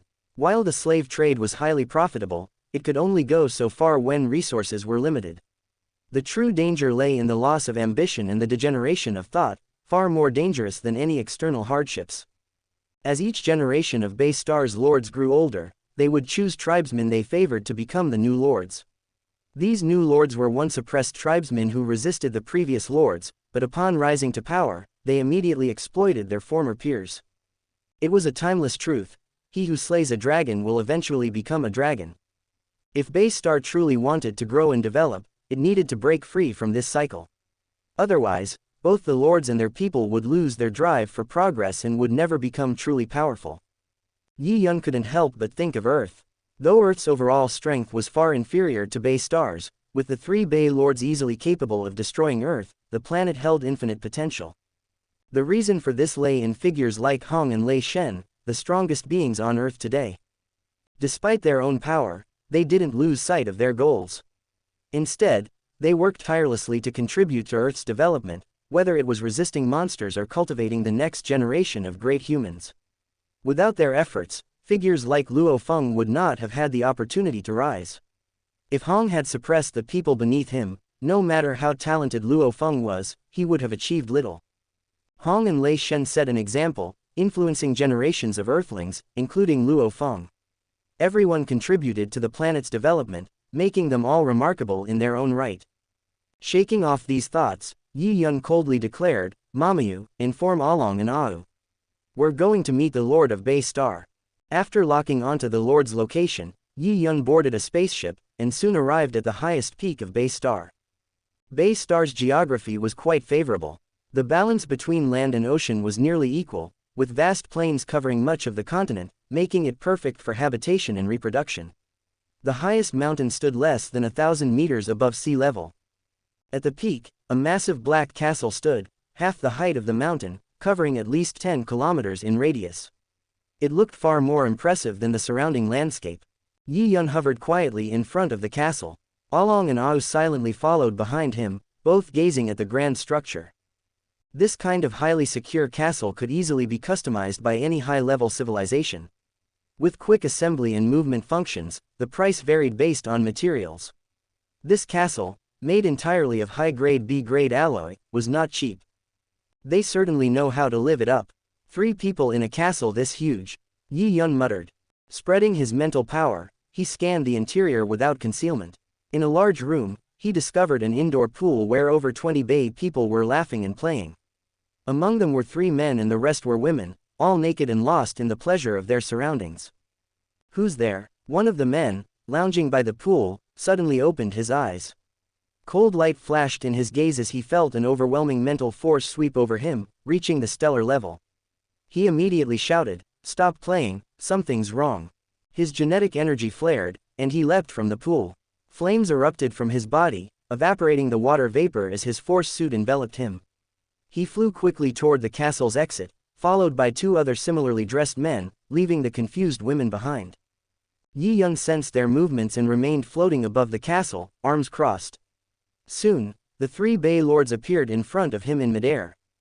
Taking a closer look, Yi Yun noted that the Bay people were relatively short. While these 3 were tall among their tribe, they still only stood around 1.4 meters, their muscular proportions uncoordinated in a way that didn't align with Yi Yun's earthling aesthetic. The lead Bay lord stared at Yi Yun and the others for a moment before speaking loudly in broken universal language. "Where are you from, space adventurers. Don't you know Bay Star is under the protection of Lord Cam? If you know what's good for you, leave now, or face the consequences. Cam, Mamu's voice answered in time. Dad, according to their records, Cam is a powerful domain lord and the force behind the slave trade in several nearby star systems. Bay Star has to give half of the proceeds from the slave trade to Cam in exchange for his protection, which is why they've been able to continue their business unchallenged. Yi Yun nodded slightly. The slave trade was rampant across the universe, but only those with powerful backers could manage it without risk. Bay Star's own weak strength was supported by Cam, which allowed them to sustain their trade for so long. The Bay Lord, seeing Yi Yun's silence, assumed he had been intimidated by Cam's name. He sneered, and the three short, muscular warriors laughed in unison, displaying arrogance. Yi Yun shook his head, a cold smile forming at the corner of his mouth. Along, no need to intervene. Without moving, Yi Yun pulled out the soft water gun from his back and attacked the 3-star level warriors of Bay Star. The distance was short, and under Yi Yun's control, the spear arrived in an instant, aiming directly at the leader's head. Though Yi Yun was at the 1st level of the star class, and the leader was at the 5th level, with the other two at the 4th level, the soft water gun's speed was so fast that the trio noticed it too late. The leader swung his sword to block the attack and shouted on a private channel to his allies, "Team up and capture him quickly. Once we catch him, the two behind him won't be a threat." The overwhelming pressure of Along and Au's 9th level stellar strength forced the Bay Lords to mention Cam's name in an attempt to avoid conflict. However, they hadn't expected Yi Yun to act without warning, disrupting their plans. Hesitant but still intent on capturing him, they hoped to subdue Yi Yun quickly to prevent Along and Au from acting. They were warriors, and at their current level, a psychic opponent like Yi Yun was a major threat. Close combat was their only chance, so they unleashed their full strength and charged toward Yi Yun's position. But Yi Yun remained still, his arms still crossed. As his mental power surged, the soft water gun shifted, and tiny needles broke free from it. Under Yi Yun's precise control, they formed into 3 thin blue fish, which shot toward the 3 Bay Lords as if they were traveling through space. These fish were different from the soft water fish of the gun's first stage. They were slimmer, faster, and more penetrating, a refined version of the second stage of the soft water gun known as fine fish. They were far more precise and powerful than their first stage counterparts. The fine fish wrapped around the 3 lords instantly, and despite their best efforts, they couldn't escape the entanglement. Every move they made required immense concentration to avoid being pierced by the sharp heads of the fish. After several minutes, the 3 of them, exhausted from trying to break free, slowly began to approach Yi Yun. But just as they thought they had a chance, a sudden force bore down on them, as though they were underwater, and each movement became laborious. Yi Yun's cold smile remained, and the 3 Bay Lords' spirits plummeted. Chapter 64, Decisive Battle in Space. The pressure around the 3 warriors increased instantly, freezing their movements midair. In that brief moment, they could only watch as delicate fish-like projections pierced their heads. The intense pain flared briefly before disappearing. Fear and horror lingered in their eyes as their life force vanished completely. Their bodies fell to the ground with a heavy thud. With the blessing of the 7th domain, it's truly possible to crush a star-level warrior without a domain, Yi Yun thought. Usually, even cosmic-level warriors rarely possess a domain. Those who do are considered rare geniuses among millions. The domain is the first step in mastering the laws of the universe. Normally, one must reach the level of a domain master before comprehending the domain, and only after that can they grasp the laws. This is the usual path to power. As Yi Yun compared himself to those monstrous geniuses who had crossed the threshold of the laws, he felt he still had many shortcomings. Yet, when facing most star-level warriors, he felt no pressure. After easily dispatching the 3-star-level Bay Star Lords, Yi Yun remained unmoved. He returned his soft water gun to his back, stretched lazily, and said softly, "Along, Ahu, let's go." Yi Yun had no interest in Bay Star's future developments. News of the deaths of these 3 would spread quickly, and without the suppression of their military power, the future of Bay Star would be up to its people. The past few months had been fulfilling for Yi Yun as he traveled the universe. Unfortunately, aside from the 2 cosmic-level slaves from Aaron's tribe, he hadn't encountered any other cosmic-level beings, leaving him little opportunity to test his abilities. After all this time, I wonder how far I've come in the decisive battle space, Yi Yun thought. Back aboard the spaceship, Yi Yun entered the virtual universe and headed to the Black Dragon Mountain Island's Killing Ground Hall. It was sparsely populated as usual. He made his way to the counter and, this time, chose to enter the decisive battle space rather than the killing space. The fees for the decisive battle space were only 1/10 of those of the killing space at the same level. While the killing space simulates opponents for training, the decisive battle space matches users with real opponents. It allows for a direct test of combat effectiveness between warriors of the same rank. Yi Yun's profile still showed, first level star, no domain, since he hadn't participated in enough battles to advance. He selected a first level, 1-star opponent named Shadow Thorn, who had a record of 16 wins and 8 losses. After issuing the challenge 3 times, Shadow Thorn accepted. In an instant, Yi Yun was teleported to a vast grassland with a black metal arena in the center. Yi Yun entered the arena, and his opponent, a man in gray with a thick mask, appeared across from him. Before the battle began, a low, hoarse voice rang out. "The fairy in the clouds.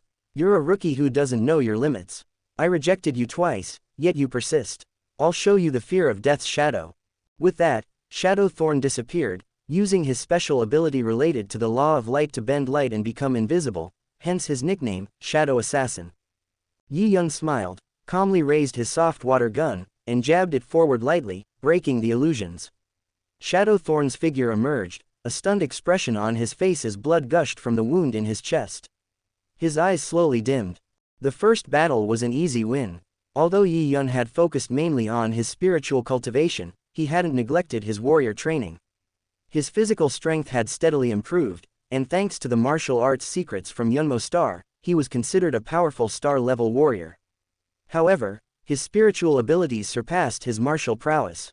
Shadow Thorn's reliance on light-related abilities played right into Yi Yun's hands. His superior perception allowed him to easily see through the illusion without relying on his domain or mental powers. A swift, precise strike sealed Shadow Thorn's fate. Without breaking a sweat, Yi Yun continued to challenge 1-star opponents. After 3 more victories, he was upgraded to 1 star. After 30 more battles, his rating reached 2 stars. Yi Yun never used his domain or mental powers, relying on his 3rd-tier soft water gun and martial strength alone. After a streak of 100 consecutive wins, his rating reached 3 stars. His perfect record soon caught the attention of higher-ranked warriors. They saw that Yi Yun was a newcomer, and many sent him challenges. In his 156th match, Yi Yun faced Ghost Blade, a 6-star warrior with a record of 678 wins and 186 losses. The battle was tough, but in the end, Yi Yun showed respect and activated his first-level water field, delivering the final blow. With Ghost Blade defeated, Yi Yun's rating rose to 4 stars, and his possession of the water domain was noted. This only attracted more challengers. After winning 300 more games, Yi Yun's rating climbed to 7 stars.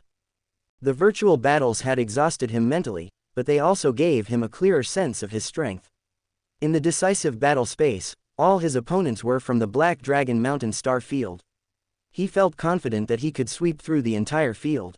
However, compared to the geniuses of the entire Qingwu universe, there was still a significant gap.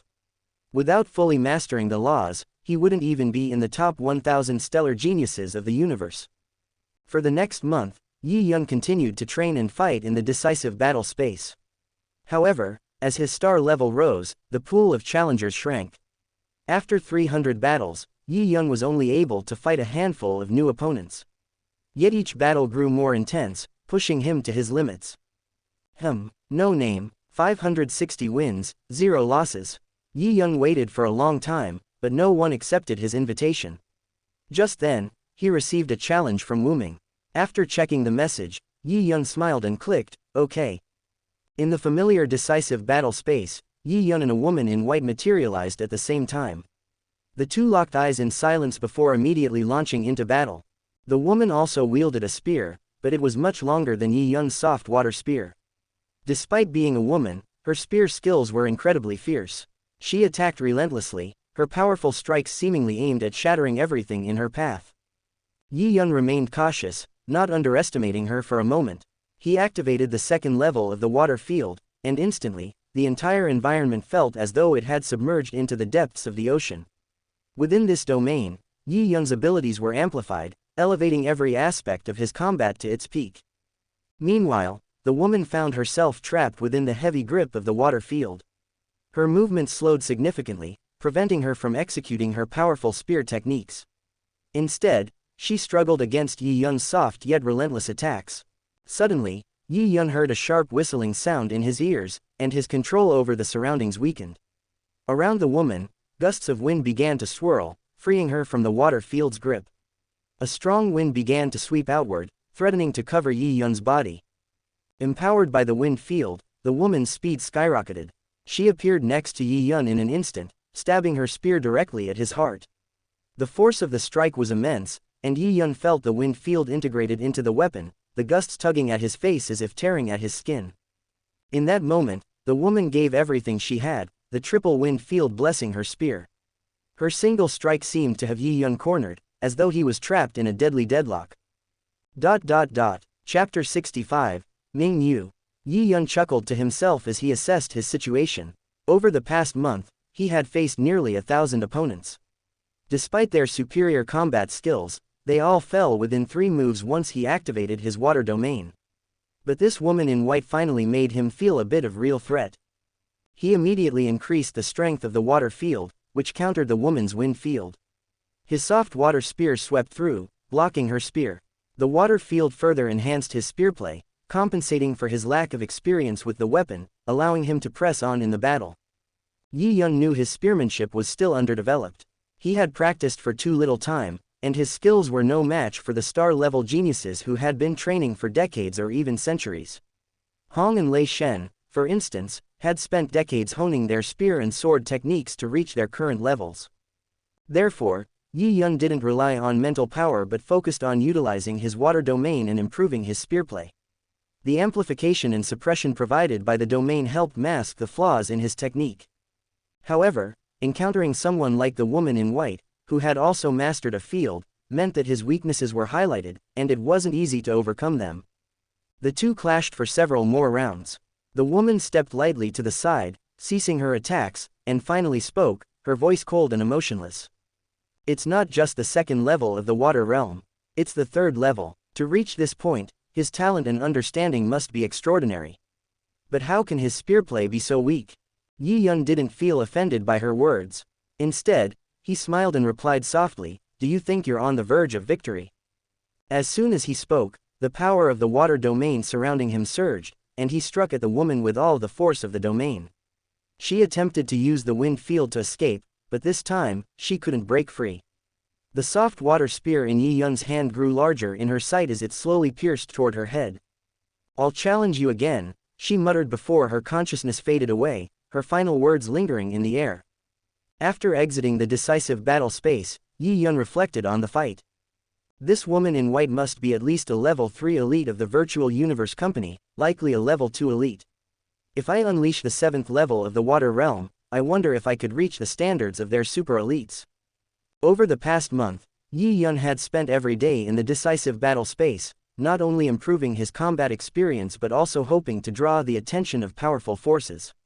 His main targets were the Virtual Universe Company and the Qingwu Universe Kingdom. He wanted to connect with more high-level figures quickly.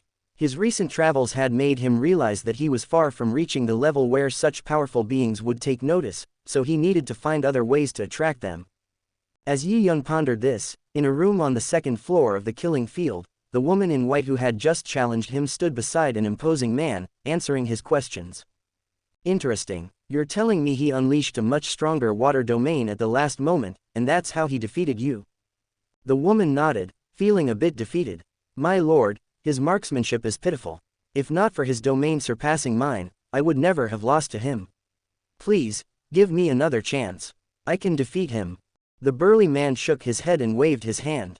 "If you don't improve your field, you'll never defeat him. In fact, if he attacks with all his strength, you'll be instantly killed. Your perseverance is admirable, but you must face reality. Focus on improving your strength. The points for this mission will be awarded to you. You may leave now." The woman, unable to argue any further, silently bowed and exited the room. "I thought he was only a 2nd-level elite before, but I didn't expect him to surprise me. I wonder what level his field has reached. I'm becoming more and more intrigued by him. After leaving the decisive battle space, Yi Yun returned to the killing ground. As soon as he entered the hall, he was escorted to the second floor, where he met the burly man. Yun Zongxian, right, I've been observing you for a month. How did you feel about the battle just now? The burly man's voice was firm but carried no pressure. Yi Yun quickly realized the man's identity. When he mentioned the earlier fight, Yi Yun feigned confusion. Sir, you've been observing me for a month. And that battle, was it arranged by you? The burly man nodded. Indeed. Let me introduce myself. I'm Ming Yu, an external steward of the Virtual Universe Company at the Black Dragon Mountain branch. The person you fought was arranged by me. You passed my assessment and have reached the standard of a first-level elite of our branch. I only have one question for you. Are you willing to join the Virtual Universe Company and become a member of the Black Dragon Mountain branch? Yi Yun wasn't surprised by Ming Yu's offer. The Virtual Universe Company had branches scattered across the human universe, each recruiting and nurturing elite talents. Ming Yu, though only one of many deacons, was a domain lord, which demonstrated the company's immense power. After Ming Yu's brief introduction, Yi Yun agreed without hesitation to join the Black Dragon Mountain branch and become Ming Yu's nominal subordinate. The Virtual Universe Company's military structure was divided into internal and external branches. The internal branch was the true core, offering more benefits and rights, but with stricter restrictions on training, experience, and actions. The external branch, while offering fewer benefits, provided greater freedom, including the option to join other organizations. Many individuals, including Ming Yu, chose this path. For now, Yi Yun was a figurehead in the Black Dragon Mountain branch, gaining access to some resources like bloodline evolution agents and internal company information, advantages not available to outsiders. Once Yi Yun agreed to join, Ming Yu clapped him on the shoulder, offering some advice. This killing ground is a useful place for honing your combat skills and gaining experience. But if you stay here too long, you won't improve much. True strength comes from training in life and death situations, something the killing ground cannot provide. You've got potential, but don't waste it. Yi Yun nodded, understanding the point Ming Yu was making. Life and death battles pushed one's body and soul to their limits, promoting faster evolution. Thank you for your guidance, Master Ming Yu. I understand. After meeting Ming Yu, Yi Yun stayed in the decisive battle space for a few more days. However, he was disappointed to find no other forces approaching him, nor any sign of the Qinwu Universe Kingdom. I've gained some reputation here on Black Dragon Mountain Island, but the Black Dragon Mountain Empire isn't widely known in the Qinwu Universe. To truly get noticed, I'll need to go to Qinwu Continent in the Virtual Universe. In the Virtual Universe, one could teleport to different locations for a fee, making it easier to meet others regardless of distance. Yi Yun realized that by heading to Qinwu Continent, he could better catch the attention of the Qinwu Universe Kingdom. Once he figured this out, Yi Yun stopped worrying and withdrew from the Virtual Universe. As Ming Yu had said, the past month's battles had improved his combat experience, but they hadn't contributed significantly to other aspects of his growth. Too much focus on these easy battles would hinder his progress. Yi Yun knew his current strength was far from the top in the Qinwu Universe. He wasn't even in the top 1,000, possibly not even in the top 10,000. So, he wasn't in a rush to go to Qinwu Continent. Instead, he continued to travel through the major galaxies, honing his skills through real combat and refining his understanding of the law of water. If he could break through to the next level, Yi Yun believed he would catch the eye of the Qinwu Universe Kingdom, and entering the Qinwu Secret Realm would become a real possibility. Chapter 66. Home. 3 months passed in the blink of an eye. The pure black spaceship drifted quietly through the dark expanse of the universe. Inside the control room, Yi Yun, Along, and Ahu sat cross-legged, facing each other. A blue-gold crystal floated between them, emanating the power of the law of water. The trio remained in deep concentration, feeling the energy radiating from the crystal. After some time, Yi Yun slowly opened his eyes, and the water domain naturally expanded around him. The 9-layer water domain pulsed with immense power. After 3 months of intense training, Yi Yun had finally mastered the water domain up to the 9th level. Just as he was about to retract the domain, something shifted. The world before him seemed to change. A gentle, soothing water energy filled the universe, making him feel comfortable, like a baby in its mother's warm embrace. Yi Yun was momentarily lost in this sensation, as his water domain rippled. In that moment, he caught a glimpse of the artistic conception of the law of water, stepping into its deeper understanding. As he embraced this newfound comprehension, the world looked entirely different. The energy of the water element dominated his perception, making the other laws seem distant and suppressed. Though still accessible, they were harder to grasp. So it's true, Yi Yun thought. They say that once you've deeply understood one lower-level law and advanced to immortality, your grasp of other laws becomes fuzzy. Even though I'm still at the star level, I'm already experiencing this. It's no wonder. Yi Yun knew that the universe's rules favored focus. Once one transcends to immortality, honing a single law strengthens that path while restricting others. If one concentrated on this path, they would be more likely to break through to immortality.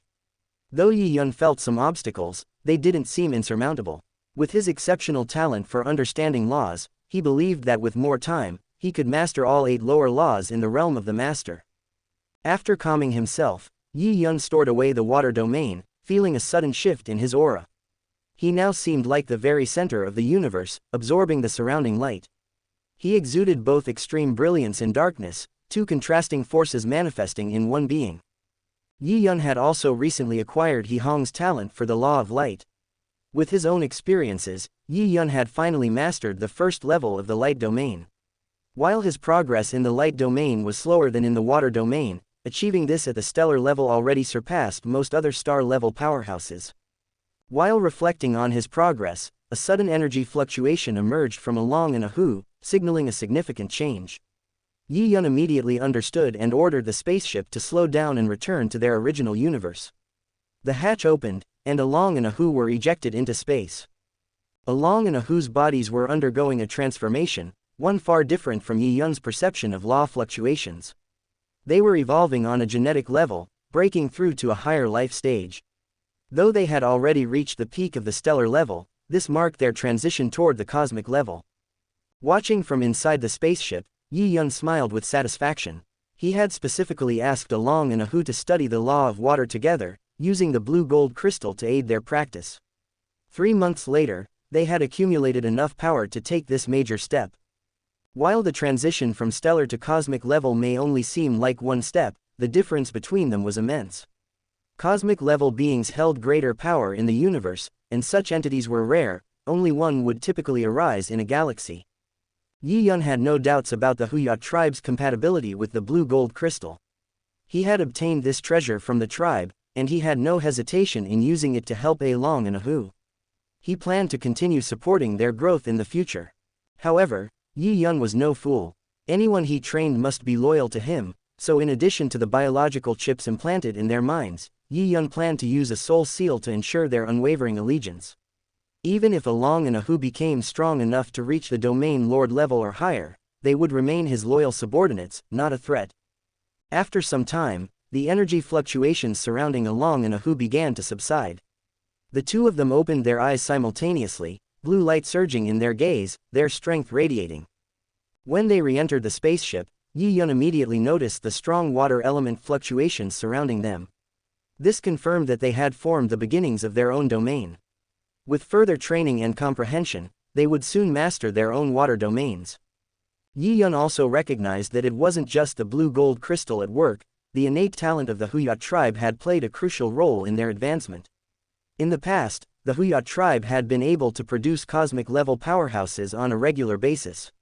Had they not been enslaved, they might have long since given birth to domain lord-level beings. Yi Yun wasn't surprised at their progress. Clapping Along and Ahu on the shoulder, Yi Yun praised them, "You've lived up to my training.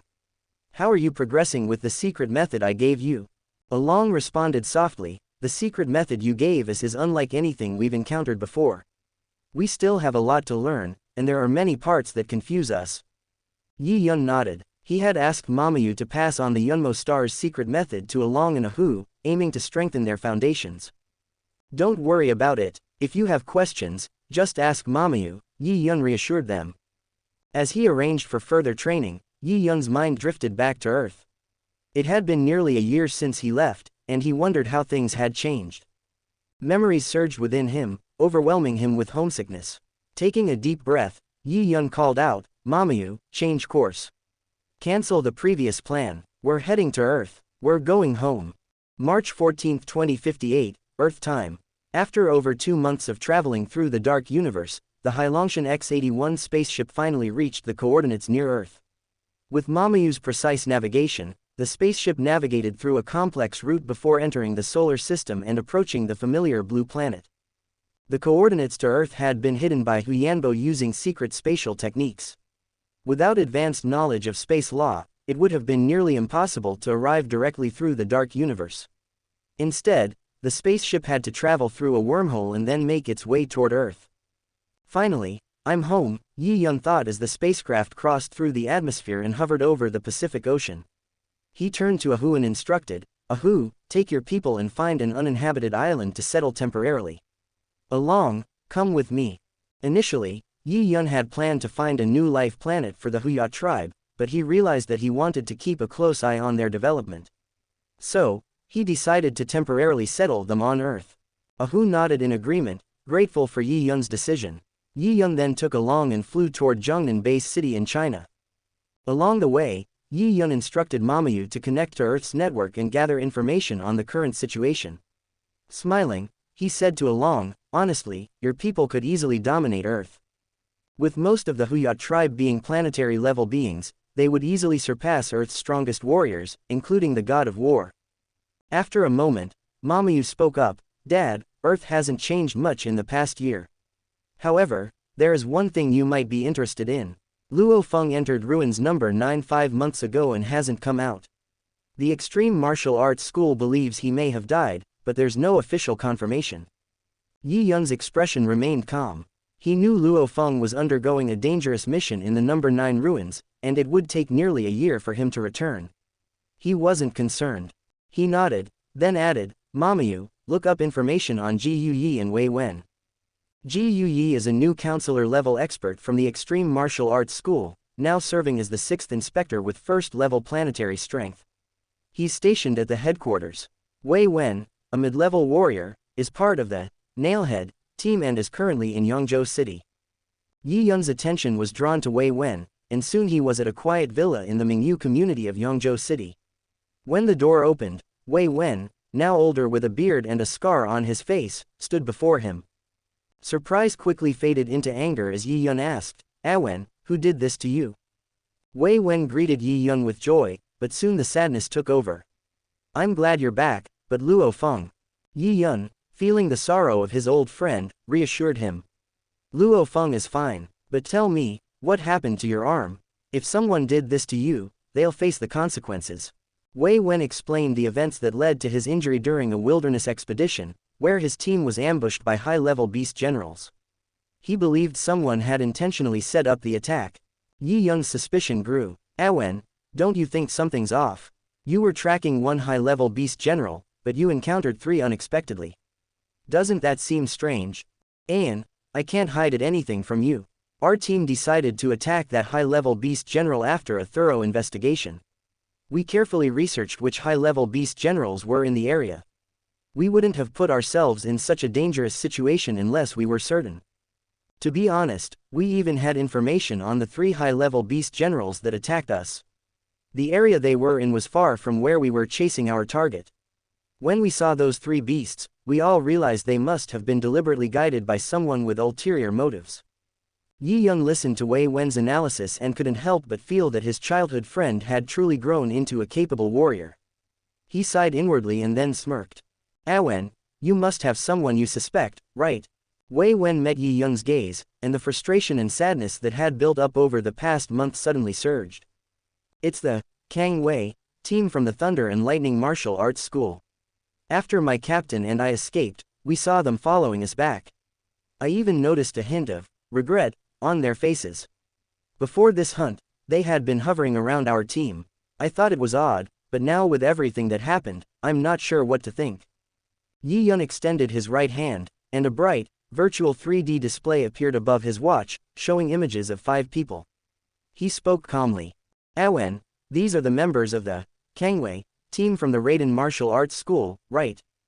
Wei Wen nodded in confirmation. Wen, just focus on recovering.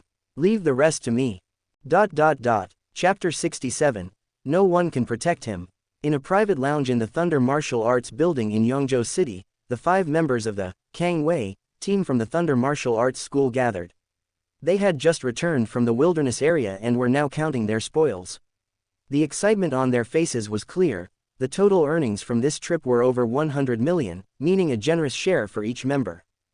Kang Ji-yu, the leader of the Kang Wei team, a burly bald man, put down the materials in his hands and grinned. "Ha, brothers, you've done great. After we divide the money, take a few months off and enjoy yourselves. Our next trip to the wilderness won't be until June." A short, stocky man beside him laughed and whispered, "It's a pity we didn't leave Wei Wen in the wilderness last time. Letting him escape was a mistake. With the extreme martial arts school already deeming him disabled and retired, there won't be another chance." The supervisory envoy. "Shut up, Lao Lu, keep your mouth shut," Kang Ji-yu snapped. Lao Lu didn't seem to care. He casually reclined on the soft sofa and continued, "Captain, why are you so worried? The inspectors have tried to probe us many times, but we've been inactive for so long. With no evidence, who can touch us?" Kang Ji-yu shot a serious glance at the group. Though he felt they had dealt with Wei Wen cleanly, the memory of the 2 people behind him stirred unease. The promises from his superiors didn't bring him the security he craved. "Lao Lu, don't ever bring this up again. Keep it to yourself, I'm warning you." Before Kang Ji-yu could finish, a loud crash echoed as the glass behind them shattered. Glass fragments flew through the air, and the sudden shock made the 5 of them squint. They exchanged glances, rushed to the window, and saw a black figure floating outside, its cold gaze fixed on them. They were on the 20th floor of the Thunder Martial Arts building. Though the glass was strong enough to withstand an attack from generals, it had shattered effortlessly. The sight of the figure in midair made their hearts sink. The 4 men felt their combat uniforms suddenly tighten, squeezing their chests and making it hard to breathe. They were lifted off the ground, passed through the broken windows, and slowly floated toward the black-clad figure. This was the first time the Kang Wei team had felt suspended in midair, but the experience was anything but exhilarating. One moment they were celebrating, and the next, they felt as though they had fallen into hell. The psychological shock was unbearable. The 5 of them were tightly restrained, their heads the only parts of their bodies they could move. As they watched the black-clad figure approach, the mask slowly came off, revealing a handsome face. The Kang Wei team members stared in disbelief. Lao Lu was the first to speak in shock. "Mr. Yi Yun, counselor." They couldn't believe it. Yi Yun, who had been missing for so long, had returned and captured all 5 of them without saying a word. Kang Ji-yu gritted his teeth, his voice loud as he protested, "Mr. Yi Yun, why are you doing this to us? Even if you're a powerful counselor, you should be reasonable, right?" His voice carried down to the ground below, attracting attention. Since the window shattered, the noise had drawn many onlookers to the Thunder Martial Arts building. Kang Gu's shouting echoed around them. A cold smile played across Yi Yun's lips. He understood exactly what Kang Ji-yu was trying to do, make this a public spectacle. With figures like Hong and Thunder God around, Kang Ji-yu likely believed Yi Yun wouldn't be so reckless in the base city. But Yi Yun had no such reservations. "You think I'm afraid to attack you? Or did Lei Meng give you false confidence?" Yi Yun asked coldly. "I don't understand what Counselor Yi Yun means," Kang Ji-yu started, but Yi Yun casually waved his hand, silencing him with an invisible spiritual barrier, and muttered to himself, "We've wasted enough time. It's about time." The building of the Thunder Martial Arts School had many warriors stationed there. When Yi Yun shattered the glass, someone immediately alerted the top management in Zhongnan Base City. As several figures rushed toward him, Yi Yun smiled and gently lowered himself and the Kang Wei team to the ground. Lei Meng, the inspector of the Zhongnan base of the Thunder Martial Arts School, stood at the front. He looked up at Yi Yun with a mixture of disbelief, fear, and hatred, but eventually sighed and bowed. "Greetings, Counselor Yi Yun." When Lei Meng saw Yi Yun, the flames of revenge that had burned in him for so long were extinguished. At this point, all he wanted was to protect himself. He softly spoke. The Kang Wei team deliberately attacked the Nailhead team in the wilderness, nearly wiping them out. After a thorough investigation, our Thunder Martial Arts School has confirmed the facts. I hope Counselor Yi Yun will allow us to handle them. Yi Yun regarded Lei Meng with a half smile, then released Kang Gu's mouth restriction. Instantly, Kang Gu's voice rang out angrily. Lei Meng, you're the one who ordered us to attack Wei Wen's team, and promised us 20 billion after we succeeded. Now you want to blame us for everything. Lei Meng glanced at the Kang Wei team impassively. When did I contact you? You've committed a serious crime, and now you expect the martial arts school to cover for you. The Kang Wei team seethed with rage, but as Lei Meng said, they had no evidence to back their claims. They could only resent their own greed and cunning. Lei Meng knew that the accusations from Kang Ji-yu and the others would hurt his reputation, but he had covered his tracks well. Even if Yi Yun was angry, he believed Thunder God's support would keep him safe. As an elite war god, Lei Meng was close to reaching counselor rank, and Thunder God valued him highly. The Thunder Martial Arts School was far more important to him than a few disgraced members of the Kang Wei team. Yi Yun laughed softly, clapping his hands. Haha, this is a good show. His smile vanished in an instant, and he pointed at Lei Meng. The moment he did, Lei Meng's face drained of color as he floated uncontrollably into the air, joining the Kang Wei team members. What does your opinion matter to me? I let you go because I thought you were still useful. But your actions nearly cost my brother's life. Lei Meng, stop struggling. You won't survive today. Just as Yi Yun prepared to strike, two beams of light shot toward him. They stopped beside him in an instant, forming into the shapes of Hong and a bald man who looked like thunder. Yi Yun, you finally showed up. What have you been doing for so long? And attacking so publicly in the base city, this is too much. If there's something going on, we can solve it privately, Hong said with a frown. Yi Yun hadn't expected Hong and Thunder God to arrive so quickly. They had clearly been monitoring Yongzhou City. He was about to respond when Thunder God, glaring at him, spoke up. Yi Yun, you've reached the planetary level at such a young age. Your talent is incredible, but your methods are much more flamboyant than mine, Lei Shen. Lei Meng is from my school. If you want to touch him, shouldn't you have given me a heads up?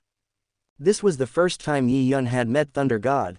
The latter's free-spirited attitude toward life was clear, but Yi Yun wasn't about to let him influence the situation. He smiled coldly.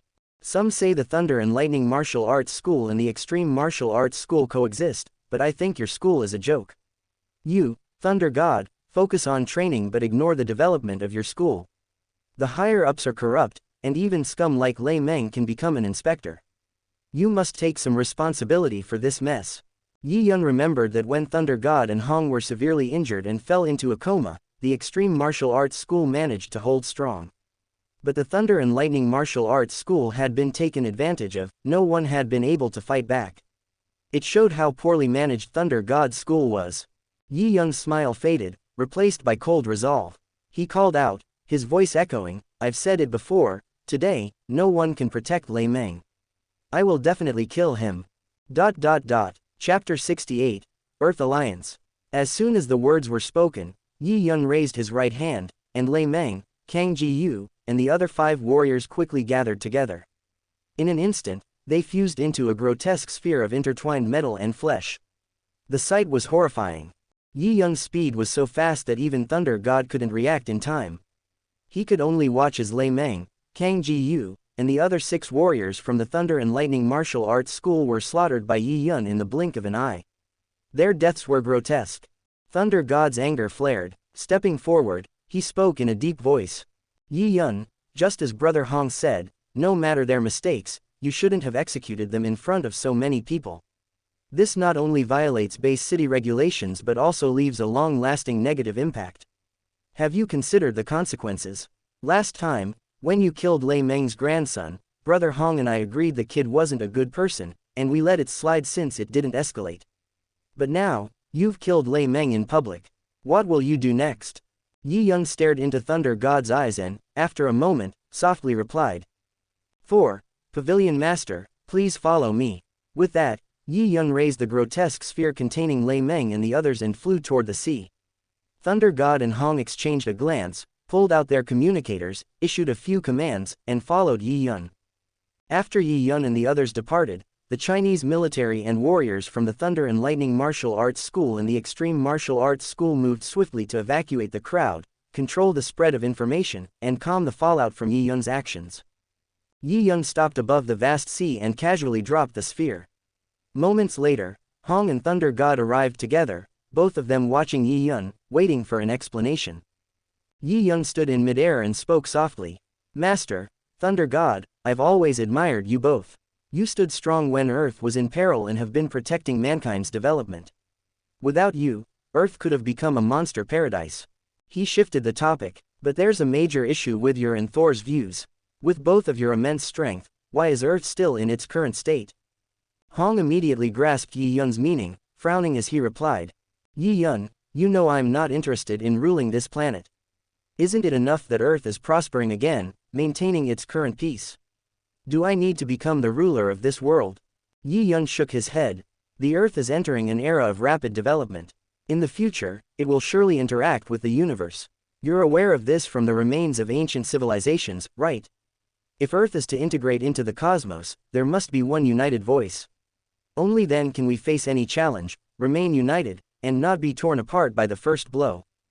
Yi Yun stepped forward, patting Hong's shoulder. Look at Earth's current power structure. There are 5 major countries, 23 base cities, and numerous organizations like the Extreme Martial Arts School, Thunder Martial Arts School, and HR Alliance. While the Extreme Martial Arts School stands strong, this isn't enough. If the various forces don't unify, they'll limit each other. As long as the monsters threaten us, the status quo holds, but when they're gone, the picture might change. Hong looked at Yi Yun, his expression complex. He had watched Yi Yun's growth and thought he knew him well, but today, the person before him seemed a stranger, full of mysteries. Hong had considered similar ideas, but as Yi Yun pointed out, the current threat is still the monsters.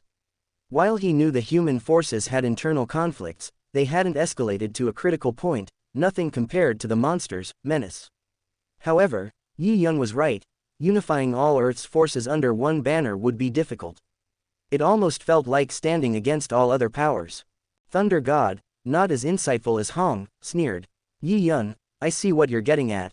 It seems you want to be the ruler of Earth. Brother Hong, this kid really doesn't know his place. Let me teach him a lesson. With that, Thunder God moved swiftly, aiming a cutting strike toward Yi Yun. Hong made a slight move, ready to intervene, but hesitated. He believed Thunder God wouldn't go too far, knowing his limits. Hong remained ready to act but had an uneasy feeling. Yi Yun wasn't someone to be taken lightly. Yi Yun's expression remained calm as he met Thunder God's strike, extending his right hand like a spear, aimed directly at Thor's chest. Thunder God felt an immense pressure. No matter how he prepared, he couldn't avoid the attack.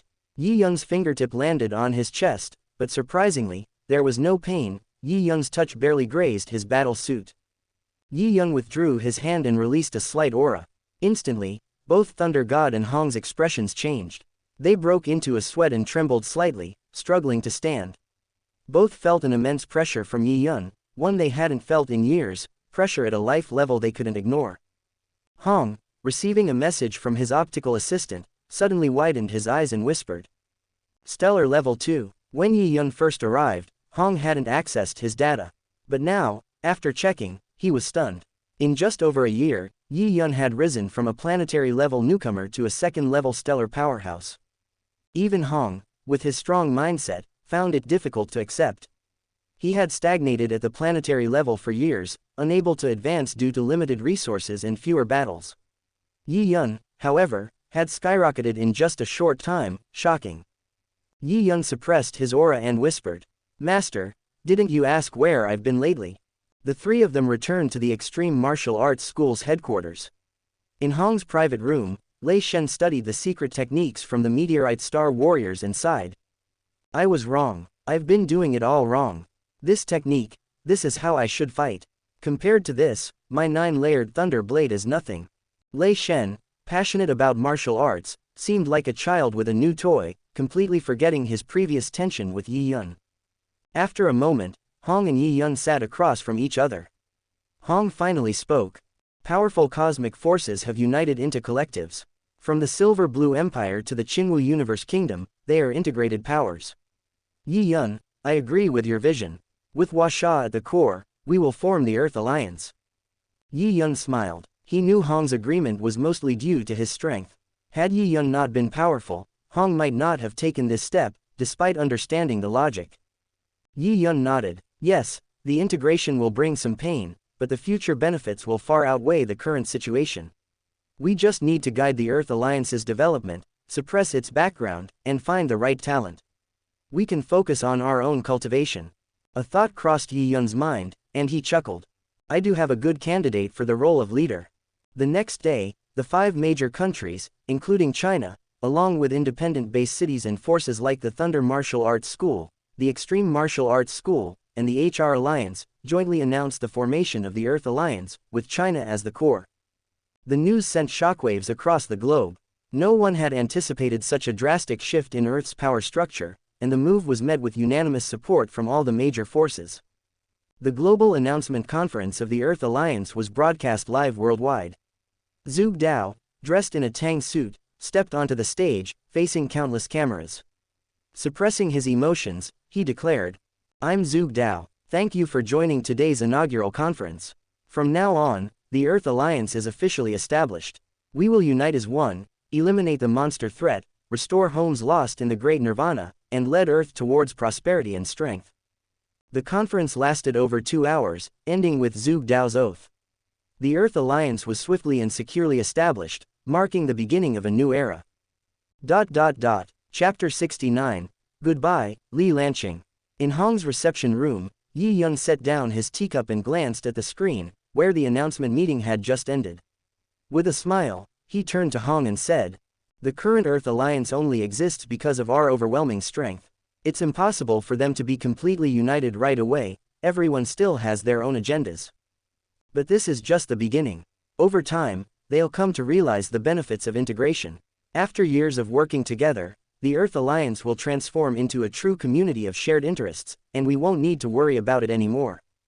Hong nodded, picturing the future Yi Yun described. As long as Yi Yun remained in the background, keeping everything under control, there wouldn't be any major incidents. He shifted his gaze to the screen, watching Zhuge Dao step off the stage, and spoke thoughtfully. I'm not too concerned about the Earth Alliance's development, but are you sure about your choice of leader? I know Zhuge Dao, he used to be a supervisor at the Extreme Martial Arts School in Zhongnan Base City. His brother is a god of war. He's competent within the school, but is it really appropriate for him to take on such a crucial position all of a sudden? Yi Yun simply smiled, keeping his thoughts to himself. Zhuge Dao's name would one day be known across the heavens and worlds. He possessed an extraordinary secret technique that allowed him to identify true geniuses.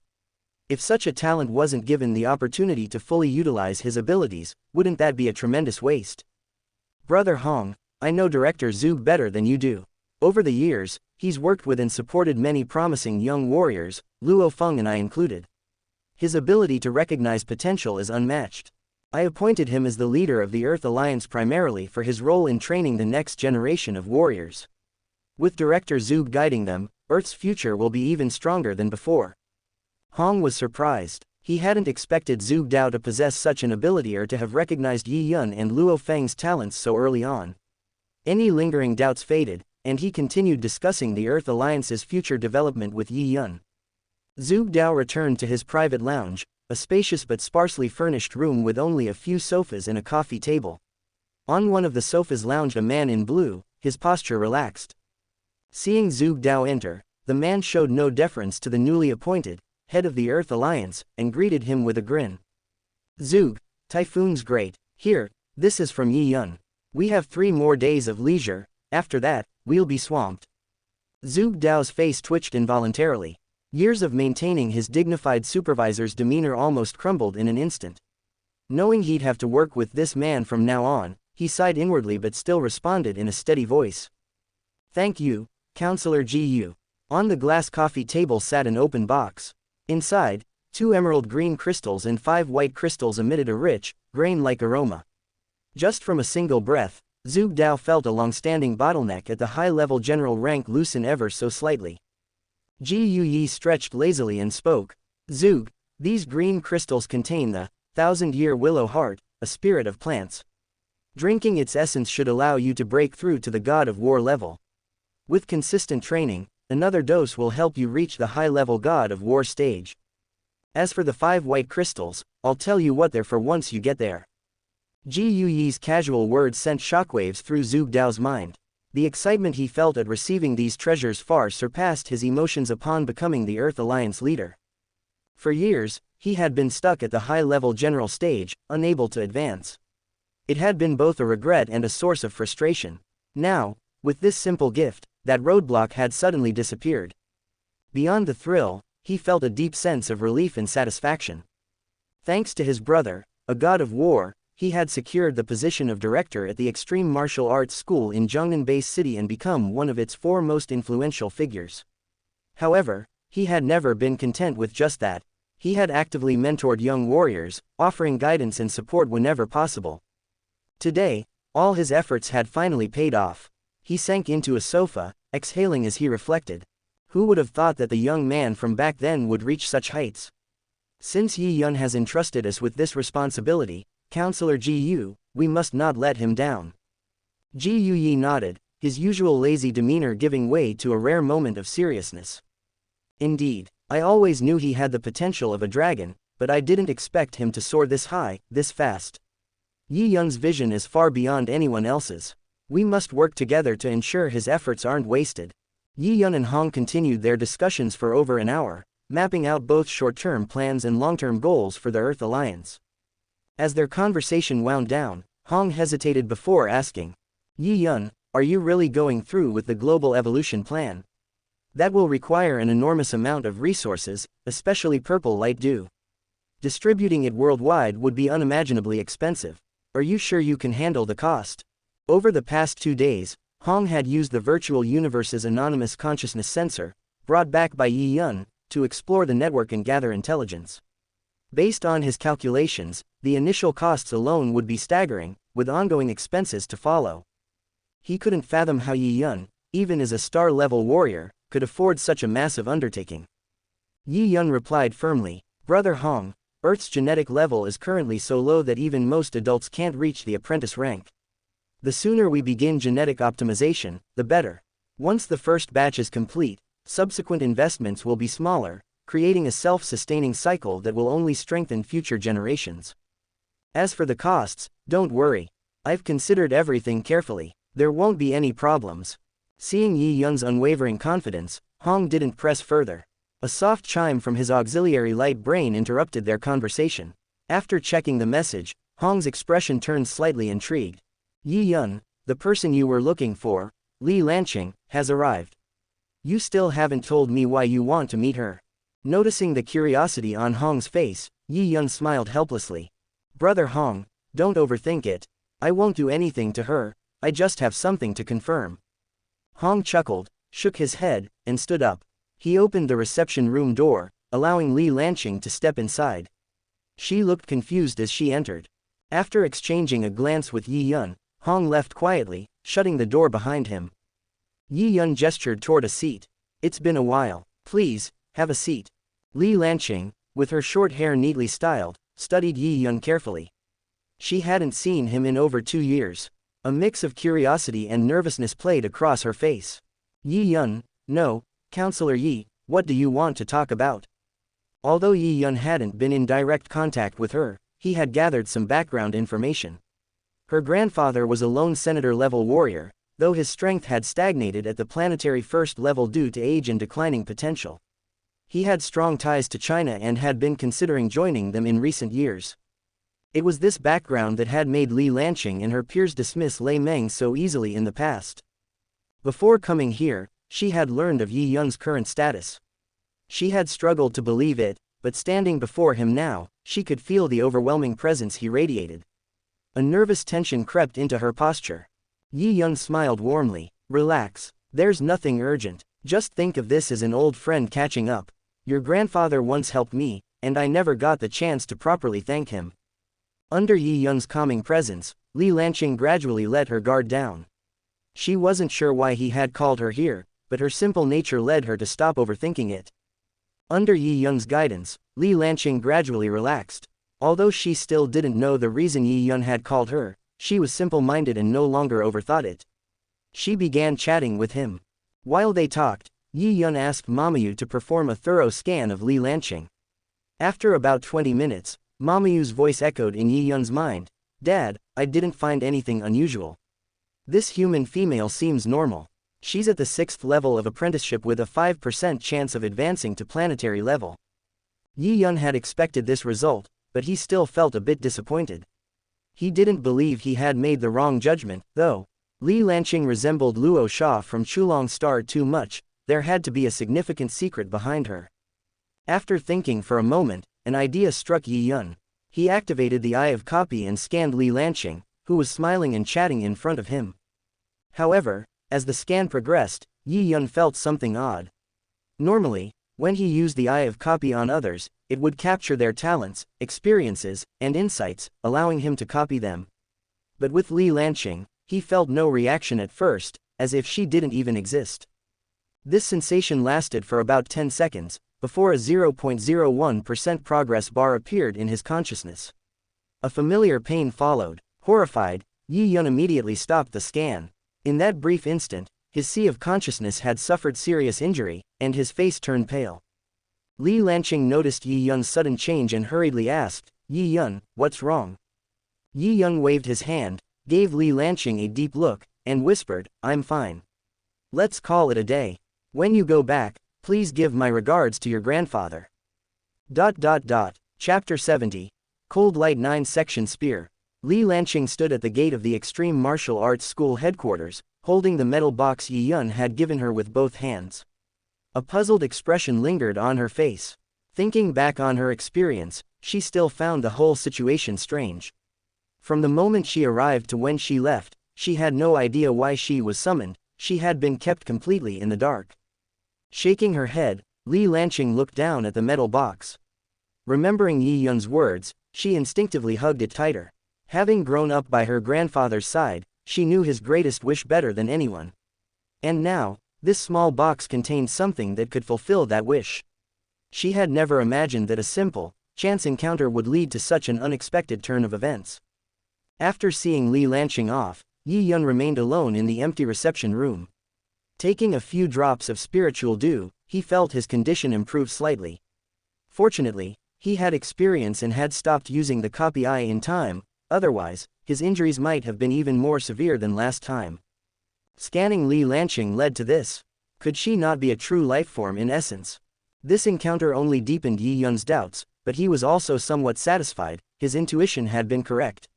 Lee Lanching indeed had strange qualities, but for now, his strength and knowledge were insufficient to uncover the truth. He recalled the brief appearance of the copy progress bar during the scan, just a mere 0.01%. Still, it provided him with a direction for future investigation. Right now, he couldn't complete the copy because he lacked the strength. But one day, when he could fully replicate her abilities, he would finally uncover the secret behind Lee Lanching. For now, he set the matter aside. Before long, he received a message from Hong. He whispered, "Mamu, take me to the War God Palace." In the vast virtual room, Yi Yun's figure in white appeared. He pushed open the door and stepped into the grand hall of the War God Palace. At its center, a high platform had been erected, where Hong and Lei Shen were already waiting. Below them, a sparse gathering of figures stood watching. Yi Yun ascended the platform, flanked by Hong and Lei Shen. Scanning the crowd, he spoke loudly. "Everyone, I have gathered you here today to make an important announcement. From now on, we will establish the Ares Palace training camp. The purpose is to enhance your overall strength. Hong and Lei Shen will serve as your instructors and oversee your training. You are Earth's finest warriors. The planet's growth and prosperity depend on your efforts. But while Earth advances, you cannot afford to stand still. I believe that with your talents and our guidance, you will unlock even greater potential." Currently, Earth's Senator-level warriors were in the early stages of exploration, relying solely on their own efforts to break through to the planetary level. Each possessed exceptional talent and perseverance. Previously, both the environment and conditions had been limiting, but with Yi Yun increasing training efforts, new opportunities for growth could emerge. At that moment, every planetary-level powerhouse on Earth was gathered in the hall. Some had already witnessed Yi Yun's overwhelming strength during the Earth Alliance's formation. Others, unfamiliar with him, needed only to observe how even Hong and Lei Shen deferred to Yi Yun to understand the situation. When Yi Yun finished his speech, no one raised objections. Instead, murmurs of agreement filled the hall. More importantly, his plan benefited everyone present. Anyone who had reached the planetary level had an unwavering desire for strength. Many had been stuck at their current level for a long time, and now, with a structured path for advancement, there was no need for coercion. Everyone wholeheartedly supported Yi Yun's decision. After finalizing the arrangements, Yi Yun returned to the familiar Mingyu community and finally lay comfortably on his bed. Once Luo Feng emerges, I'll leave Earth. Who knows when I'll be able to return? Many of Yi Yun's current plans were still in their early stages, including Earth's overall evolution and the development of the Earth Alliance. For now, they remained concepts without detailed execution. He intended to wait until Earth's inhabitants had fully adapted to the changes before formally launching his plans. Yi Yun decided to depart after Luo Feng emerged from ruins No. 9. Before leaving, he would arrange everything, entrusting Along and Ahu with Earth's protection and development. That way, both he and Luo Feng could leave without worries. Luo Feng was born on December 26, and the Golden Horn Beast will be born 4 days later. The timing is perfect, saves me the trouble. With that thought, Yi Yun's consciousness entered the virtual universe. After finishing his affairs on Earth, Yi Yun finally had some free time. Once again, he descended upon Black Dragon Mountain Island in the virtual universe. Without delay, he teleported to the larger Qinwu continent. Qinwu continent was the heart of the Qinwu universe in the virtual world. In terms of size and facility development, it far surpassed Black Dragon Mountain Island. Upon arriving, Yi Yun set it as his default login location. From now on, every time he entered the virtual universe, he would appear directly on Qinwu continent. After some searching, he located the killing field but chose not to enter the decisive battle space immediately. Instead, he stepped into the killing space first. Mamu's image materialized before him. Yi Yun exhaled and asked, "Mamu, based on your analysis, can I start practicing the 9-section cold light spear now?" Mamu replied, "Dad, records indicate that the 9-section cold light spear is one of the 9 spiritual master weapons, integrating the laws of water and space. You must have a certain level of mastery in both laws to use it effectively. You have a strong grasp of the law of water, sufficient for the early stages of training. However, you have no foundation in the law of space. Based on my calculations, it will take a long time before you can successfully execute the first technique of the 9-section cold light spear." Hu Yanbo had been highly proficient in the law of space, so much so that he could conceal dark universe coordinates. He had left behind many secret techniques and manuals on space within the Yunmo star inheritance. Yi Yun nodded. He had studied those manuals recently but found himself struggling. He simply lacked a natural talent for the law of space. It was the complete opposite of his intuitive grasp of the law of water. "I've already mastered the first 5 transformations of the soft water spear. With that foundation, I refuse to believe I can't master the first technique of the 9-section cold light spear.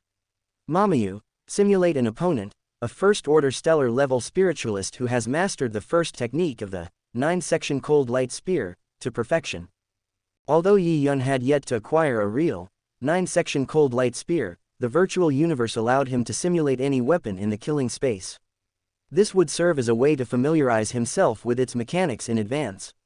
Furthermore, the upcoming Universe Genius battle, hosted by the Virtual Universe Company, would also take place in virtual space. Whether or not he possessed a real spear was irrelevant. A figure resembling Yi Yun materialized in front of him, carrying a thick, long spear on its back. At first glance, it looked similar to the soft water spear, but the intricate patterns covering its surface revealed otherwise. When the battle began, Yi Yun focused intently on his opponent's movements. He watched as countless hair-thin needles shot out from the thick spear. Each needle was engraved with intricate patterns, mostly blue, with a few silver ones interspersed. Under his opponent's precise control, the glowing lines on the needles began to shimmer, rapidly merging into an ethereal, blue swordfish about a meter long, streaked with faint silver light. Is this the first move of the cold light 9-section spear, phantom swordfish? The sight of the shimmering, blue-silver swordfish immediately reminded Yi Yun of the soft water spear's first transformation, the soft water fish. Both techniques relied on controlling numerous fine needles to form a fish-like shape. However, the phantom swordfish was on a completely different level. The number of needles, the complexity of their formation, and the precision required far surpassed the soft water fish. It wasn't just a matter of mastering the law of water, integrating the law of space added an entirely new dimension of difficulty. Beside Yi Yun, a 9-section cold light spear materialized. His mental power extended outward, deconstructing a mass of fine needles. Carefully, he manipulated them, linking their patterns together in an attempt to replicate his opponent's technique. An illusory fish slowly began to take shape in front of him. However, before it was even halfway complete, flaws emerged in the connections between the needles and their intricate engravings. In an instant, the entire structure collapsed. The conflicting forces between the patterns erupted, scattering the needles back into the air. No matter how much Yi Yun tried to stabilize them, the formation unraveled, leaving only countless fine needles floating weightlessly around him. Despite the failure, Yi Yun remained unfazed. Once the residual energy dissipated, he took control of the needles once more, pinpointed his previous mistakes, and began his next attempt at forming the illusory fish. Chapter 71, Luo Feng returns. With his experience using the soft water gun, Yi Yun wasn't entirely clueless. At the very least, he managed to quickly get started connecting the blue lines on the needles. However, certain lines related to space laws still hindered him from forming a complete swordfish. Even after more than 2 hours of non-stop training, Yi Yun failed to master the first move of the cold light 9-section spear. However, he did gain some familiarity and a deeper understanding of the weapon. His speed in breaking down the fine needles and controlling their combinations had improved significantly. After finishing his training in the killing space, Yi Yun didn't leave the battlefield. Instead, he entered the dual space of the Ganwu continent. Since his previous battle records and star rating from Hailongshan Island didn't carry over, his status remained at its initial level, star level 2, with no star ranking. Let's begin, Momo Fish. Time passed as Yi Yun trained, while the Earth Alliance gradually stabilized. With Yi Yun introducing cosmic knowledge and technology, all the Alliance's factions focused on studying rather than internal conflicts. The Alliance was becoming more unified. Following Yi Yun's plan, Hong and Lei Shen shared advanced cultivation techniques with Earth's counselors at the Ares Palace training camp. The allure of power kept the counselors focused, eliminating any ulterior motives. Beyond training, Yi Yun closely monitored Earth's development.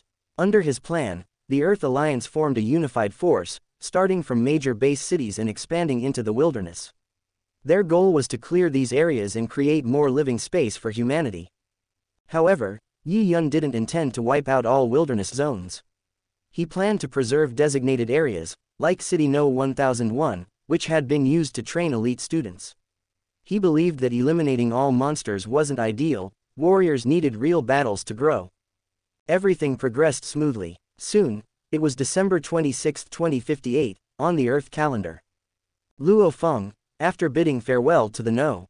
9 civilization ruins, intelligence, passed through a mirror-like passage. After a year and 3 months, he finally left the ruins. I wonder how Mom and Dad are doing after all this time. And is Shu Xin still waiting for me? Having endured relentless death training for over a year, Luo Feng's longing for his family and Shu Xin erupted. He only wanted to return to Yongzhou City in Zhongnan Base and announce that he was alive. The Earth Alliance had already taken over the underground base near the ruins. At the entrance, the doors slowly opened, and a figure in black, with an untidy beard, stepped out. A beam of light scanned him. Ding! Welcome back, God of War Luo Feng. As the passage opened and Luo Feng returned, the base staff respectfully guided him to a meeting room. Strangely, despite their politeness, none of them seemed surprised to see him alive. Their calm demeanor made Luo Feng marvel at their professionalism. Inside the reception room, a familiar figure stood in the center, arms open with a welcoming smile. Ayan. Luo Feng was stunned. He had been separated from Yi Yun even longer than from his family. During that time, he had worried about his friend, unsure of what had happened. Now, seeing Yi Yun safe, excitement surged in Luo Feng. He stepped forward and gave him a big hug. After a while, they sat down, and Yi Yun grinned. Fengji, don't worry, I've taken care of your uncle and aunt. Get yourself ready and come back in top form. Luo Feng chuckled, his spirits lifted. Yet, as he looked at Yi Yun, a question nagged at him. Ayan, how did you know I was alive? And why did you come to pick me up immediately? If someone doesn't leave the ruins within 3 months, they're usually declared dead. Yi Yun patted his shoulder, smiling. Fengji, I know you have a lot of questions. Pack up first. I'll explain everything when we get home. On the way back, Luo Feng read the information Yi Yun sent via his auxiliary optical computer. The more he read, the more shocked he became.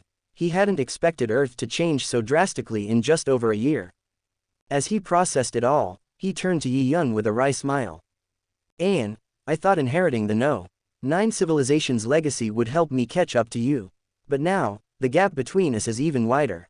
Through his auxiliary optical computer's scan, Luo Feng discovered that Yi Yun had already reached stellar level 3, an entire realm beyond him. Initially, Luo Feng believed that while Yi Yun had advanced to the planetary level earlier, the difficulty of cultivation after that stage would slow him down. Luo Feng had trained rigorously, mastering the basic 312 styles for spiritualists and reaching the threshold for breaking into the planetary level. With the 9-9 soul tempering method, his breakthrough was inevitable. He thought he had a chance to catch up, but seeing Yi Yun at the stellar level left him stunned. Still, Luo Feng was no ordinary person. He quickly shook off his initial shock. Rather than discouraging him, this only fueled his determination. More than that, Yi Yun was his brother, he was proud of him. Yi Yun, sensing Luo Feng's thoughts, laughed. Fengji, by now you must understand how the universe works. Planetary levels are just grunts and servants. Stellar levels have it slightly better. Only at the cosmic level do you truly become strong. Right now, I'm just ahead temporarily. There's still a long road ahead. I genuinely hope that one day, you surpass me. That way, I'll have a reason to push forward, too. Don't keep lagging behind. Asterisk. Their laughter filled the sky as they flew back to Yongzhou City.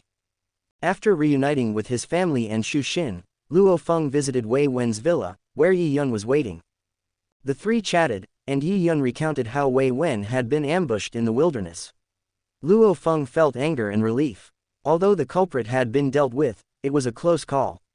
If Wei Wen hadn't been lucky, Luo Feng might have returned to find him dead. Yi Yun placed a hand on Luo Feng's shoulder and spoke seriously. This incident was a lesson. We need to eliminate threats before they become irreversible. Think about it, if you had been trapped in the ruins and declared dead, and I was away, how would your enemies treat your uncle and aunt? Luo Feng fell into deep thought. After becoming an invincible god of war, he had dismissed Li Yao as insignificant. But if what Yi Yun said was true, Li Yao would have targeted his parents. He remembered Li Yao's ruthless tactics. Back in Australia, Li Yao had tried to kill him with a laser cannon. The thought sent a chill down his spine. He was grateful that Yi Yun had suppressed Li Yao before anything happened. Yi Yun spoke again, his voice low but firm. Fengji, your feud with Li Yao is a life or death matter. Before, external forces kept it in check, but now I can arrange for you to face him one-on-one. What do you say? Ever since Luo Feng killed Li Yao's son, their enmity had been irreversible. Without hesitation, Luo Feng nodded. All right, as long as it's a fair fight, I'll kill Li Yao myself. Yi Yun's proposal fit Luo Feng's own wishes. He knew Yi Yun could easily eliminate Li Yao, but this was personal. The grudge they had built over the years had to be settled by his own hands. Only then could he truly move forward. Chapter 72, Li Yao, Die. The next day, in a cleared wilderness area, several intelligent fighter jets hovered high in the sky. Below, Luo Feng stood on a shield, floating silently. Opposite him, Li Yao wore an SS-level battle suit with the Black God suit covering his entire body. His gaze locked onto Luo Feng, hatred and malice nearly tangible in his eyes. He recalled what Yan Hai had told him the night before. Little vulture, I can't help you this time. Give it your all in your life and death battle with Luo Feng tomorrow. Yi Yun has said that if you win, he won't trouble you again. Your fate is still in your hands. This is your last chance. Remember, spirit and will are the most important. Coming back to the present, Li Yao's eyes filled with solemnity. Luo Feng was no longer the same as before. His physical fitness had improved, he had reached the high-level war god tier, and his mental power was even more formidable. His attack power completely overwhelmed Li Yao. More importantly, Luo Feng held the advantage. At this stage, a psychic master had the upper hand over a warrior. If a warrior couldn't close the distance, they would become nothing more than a target. And with the Black God suit boosting Luo Feng's defense, Li Yao knew his chances of victory were slim. They want me to be Luo Feng's stepping stone. Li Yao glanced at a fighter jet in the sky, as if seeing through its shell to Yi Yun, Hong, and others chatting inside. His teeth clenched, and rage surged through him. With an explosive burst, Li Yao lunged at Luo Feng. But Luo Feng merely shifted his shield, effortlessly avoiding the attack. 16 flying knives materialized and struck from different angles. Fully armed with the Black God suit, Li Yao dodged most of the knives. Those that hit were weakened by his suit and battle armor, rendering them ineffective. After their initial exchange, the fight intensified. Thanks to the Black God suit, neither suffered serious injury, but Luo Feng controlled the battlefield. The constant aerial movement drained Li Yao's stamina faster. If this continued, he would collapse first. Luo Feng didn't unleash his full power immediately. He used Li Yao to test his growth over the past year. Having mastered the basic 312 styles, he could now unleash the strongest offensive power of 16 flying knives simultaneously. But for now, he attacked with scattered weapons. If he combined them, his attack would reach planetary level strength. Li Yao was completely suppressed. His chances of revenge grew slimmer. Thoughts of his dead son, Li Wei, filled him with rage. Luo Feng, I hate you. I can't accept this. I refuse to accept this. Intense emotions flooded him, and his body trembled. His spirit surged in response. A dazzling light erupted from him, deflecting Luo Feng's flying knives. As the light faded, Li Yao's body lifted into the air. Luo Feng frowned. Li Yao had broken through to the planetary level at this critical moment. From their fighter jet, Hong glanced at Yi Yun and murmured. Yi Yun, this isn't good. Li Yao has temporarily broken through. Judging by his aura, he's awakened a special ability related to light, just like mine. Luo Feng might not be able to match him. Yi Yun was surprised but not shocked. A warrior's foundation lay in physical and genetic energy, but true breakthroughs required mental and spiritual fortitude, opposite to a psychic master. Given Li Yao's desperate state, it made sense that his spirit and will had shattered his bottleneck. Li Yao is indeed talented. Under such extreme pressure, he still managed to break through. Quite the character. With a slight sigh, Yi Yun still smiled and said, Brother Hong, let's just watch. Luo Feng can handle it. Neither Yi Yun nor Hong interfered, and neither did the other planetary counselors. Among them was Yan Hai, who, though puzzled by Yi Yun's inaction, felt a flicker of pride. Little vulture, you didn't disappoint me. Luo Feng remained expressionless. Though Li Yao's breakthrough was unexpected, Luo Feng doubted it would change the outcome, just make the fight more challenging. The Black God suit covering Li Yao's face peeled back, revealing a ferocious grin. The power flooding his body filled him with confidence. He had never felt so invincible. In a twisted way, he even felt grateful to Luo Feng and Yi Yun. Without their pressure, he might never have reached this point. Without hesitation, he attacked again, unleashing his newfound light-based abilities. His speed skyrocketed, and he became more agile. In a flash, he was beside Luo Feng, fists charged with devastating force. Luo Feng, stepping on his shield, finally unleashed his sky shuttle. Drink. He soared higher, and in that brief moment, the sky shuttle transformed into its first form, the mountain drilling cone. 12 strands of mental power intertwined with the secret patterns, creating golden silk threads that concentrated at the tip of the cone, generating immense drilling force. Under their influence, the mountain drill accelerated explosively, turning into a golden streak that pierced toward Li Yao with planetary-level speed. In a blink, the attack struck. Li Yao had no time to react. Puff. Though the combat suit and Black God suit absorbed much of the impact, Li Yao was still gravely injured. Blood gushed from his mouth. Before he could process what had happened, the golden light returned. Another strike. His internal organs shattered. Without the Black God suit, he would have died instantly. Luo Feng's cold eyes gave no quarter. Understanding the Black God suit's resilience, he continued his relentless assault. The mountain drill struck again and again. After 7 or 8 consecutive hits, Li Yao crashed to the ground, sprawled out in a lifeless heap. His Black God suit retracted, his battle uniform in tatters, his eyes losing their last glimmer of spirit. As Luo Feng descended, Li Yao coughed up one final mouthful of blood and let out a bitter laugh. Ha, ha ha, so this is how it ends. Luo Feng, I still can't accept it. Luo Feng remained indifferent. Looking down, he murmured. Li Yao, dying by my hands isn't a disgrace. Rest in peace. The mountain drill fell one last time. Li Yao's body exploded into blood and gore. Li Yao, dead. The sky shuttle returned to its original form and flew back to Luo Feng. Exhaling slowly, he boarded Yi Yun's fighter. One by one, the others left, and silence returned to the battlefield. Luo Feng's victory, defeating a newly ascended planetary-level warrior as a high-level war god, shocked everyone. Even though Li Yao had just broken through, planetary-level beings were leagues above war gods. Yet Luo Feng still prevailed, earning newfound respect from all present. Seated next to Yi Yun, Luo Feng felt a subtle transformation within himself. With Li Yao dead, his resolve had strengthened. Yi Yun chuckled. Feng Ji, to defeat a planetary-level warrior while still at the war god level shows you have a solid foundation. Once you break through, few on Earth will be your match. Luo Feng remained calm. Li Yao was wearing the black god suit. If he had been more experienced in aerial combat, this fight wouldn't have been so easy. Against a veteran planetary warrior, things would have been different. Yi Yun nodded. In the original novel, Li Yao lacked protection and died instantly to the mountain drill. This time, with full gear, he held out longer, but Luo Feng's overwhelming power still sealed his fate. Yi Yun stood, his tone turning serious. All right, Feng Ji, with Li Yao's matter settled, it's time we head to something even more important. Chapter 73, The Golden Horn Beast. Yi Yun and Luo Feng left the fighter plane, swiftly flying toward the Australian continent. Kiroshima. Luo Feng looked down at the lake below, curiosity in his voice. Ayan, why did you bring me here? The place has changed a lot. The fog is completely gone, and the island in the center looks barren. What happened? Yi Yun chuckled. Ever since Brother Hong subdued that long vine last time, the mist over the lake disappeared. The spirits of the plants and trees growing on the islands were taken away in that battle.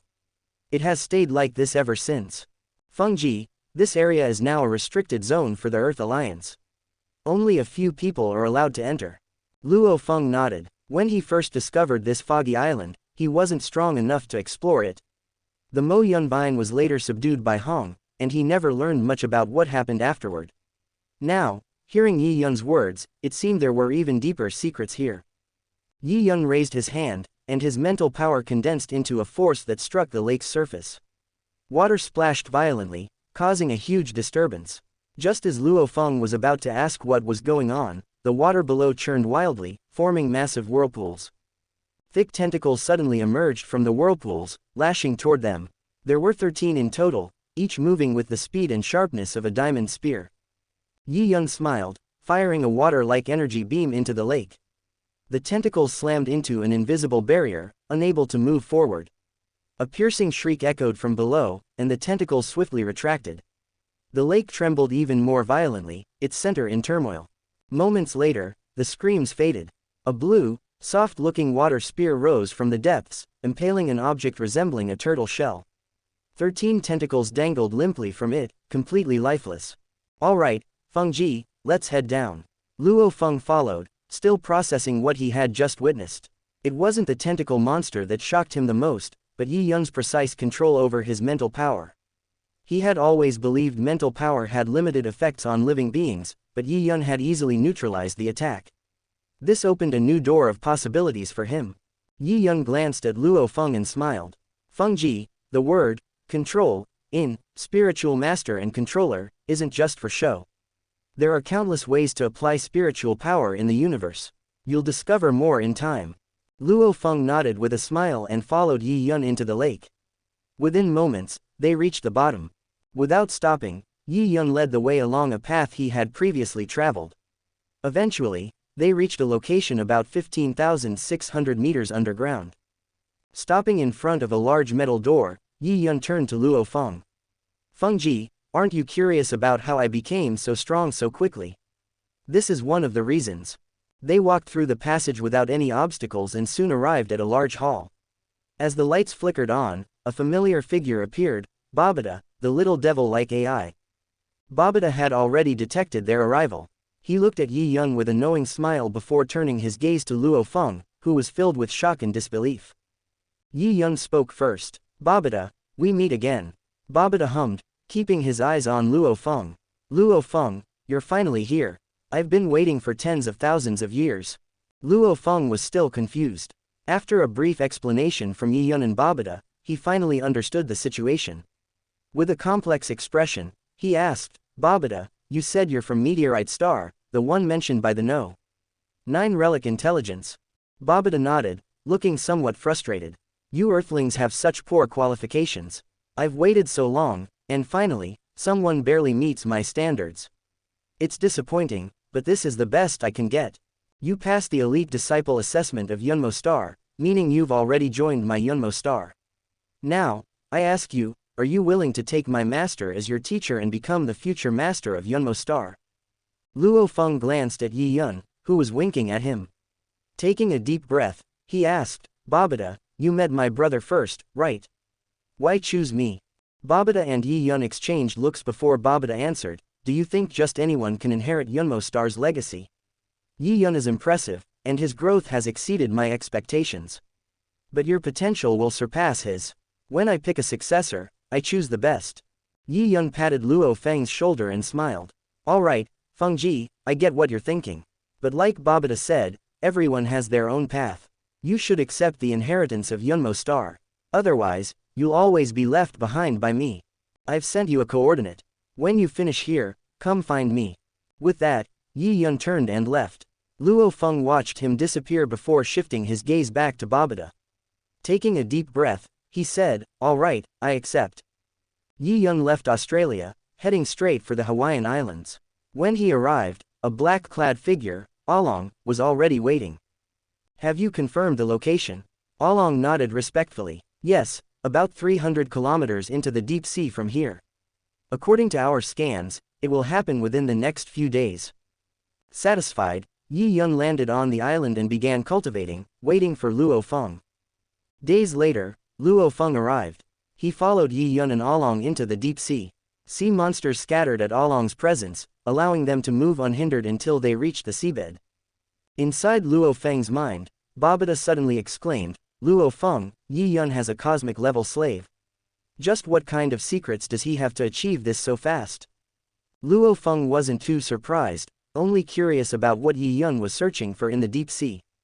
After moving a few hundred meters, they spotted an enormous black egg, about 12 meters in diameter. It trembled slightly, radiating powerful life energy. Yi Yun raised a hand, signaling them to stop. As time passed, the egg's vibrations intensified, revealing strange golden patterns. Babada frantically scanned its data, but before he could identify it, a crisp crack echoed. More cracks quickly followed, and soon, the eggshell shattered completely. A black, mucus-covered creature emerged. It immediately began devouring the eggshell. Within minutes, a third of it was gone, revealing its true form, a reptilian beast with pitch-black scales, powerful limbs, and a pair of wings. A long tail swayed behind it, resembling that of a dragon. But its most striking feature was the single golden horn on its head, glowing faintly with mysterious markings. Babada suddenly gasped, This is a golden horn beast. Luo Feng's eyes widened. Golden horn beast? You mean one of the peak bloodlines in the universe? A star beast? Babada calmed himself. Yes, even among cosmic beasts, this one has an elite bloodline. I never expected to find a newborn on Earth. Luo Feng, you're unbelievably lucky. Meanwhile, Yi Yun and Along remained composed, watching the beast consume its shell. When it had finished, its body had grown from 12 to 16 meters. Yi Yun signaled Along, who reached out a massive claw and clamped onto the beast. The newborn struggled and roared furiously, but it couldn't break free. Now that it was closer, Yi Yun observed its intricate golden markings. They spread from its horn across its body like an elegant, glowing armor. Even its wings and claws bore the mysterious patterns. The golden horn beast was finally revealed. Chapter 74, Possession. Yi Yun admired the golden horn beast before him, a creature that looked like a perfect work of art. Without hesitation, he activated the Eye of Replication. The golden horn beast was a favorite of the universe's golden law, born with an exceptional talent for comprehending it, along with some ability in the law of space. Yi Yun wasn't about to let such an opportunity slip away, he copied both abilities. More importantly, the beast possessed an innate secret technique, cloning. In the universe, many powerful beings relied on cloning to strengthen their foundation. The golden horn beast's ability to create 3 clones put it ahead of many others with similar talents. Though this golden horn beast had just been born, it carried vast inherited memories. In the original novel, it took Luo Feng 16 days to receive them all.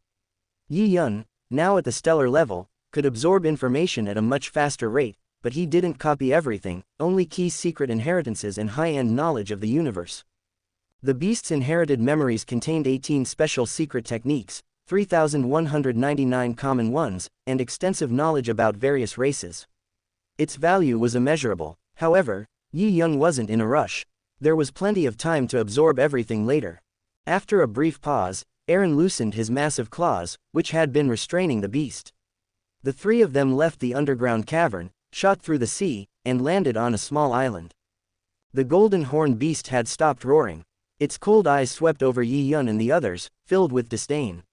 Even as a captive, its proud bloodline wouldn't allow it to acknowledge its captors as threats.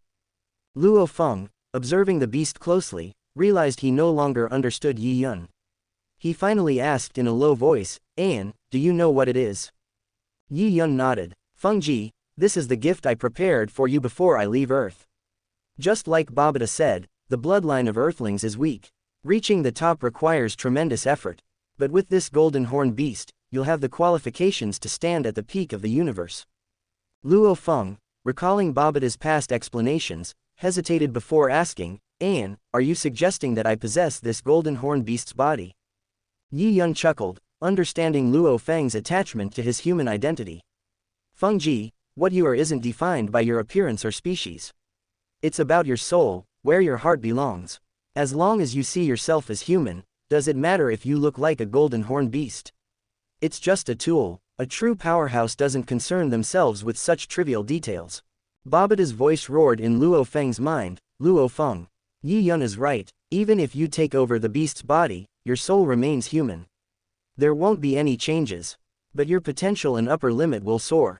Before, I couldn't guarantee you'd reach the realm master level, let alone immortality. But with the golden horn beast, you'll at least become a peak realm master and might even break into the immortal level.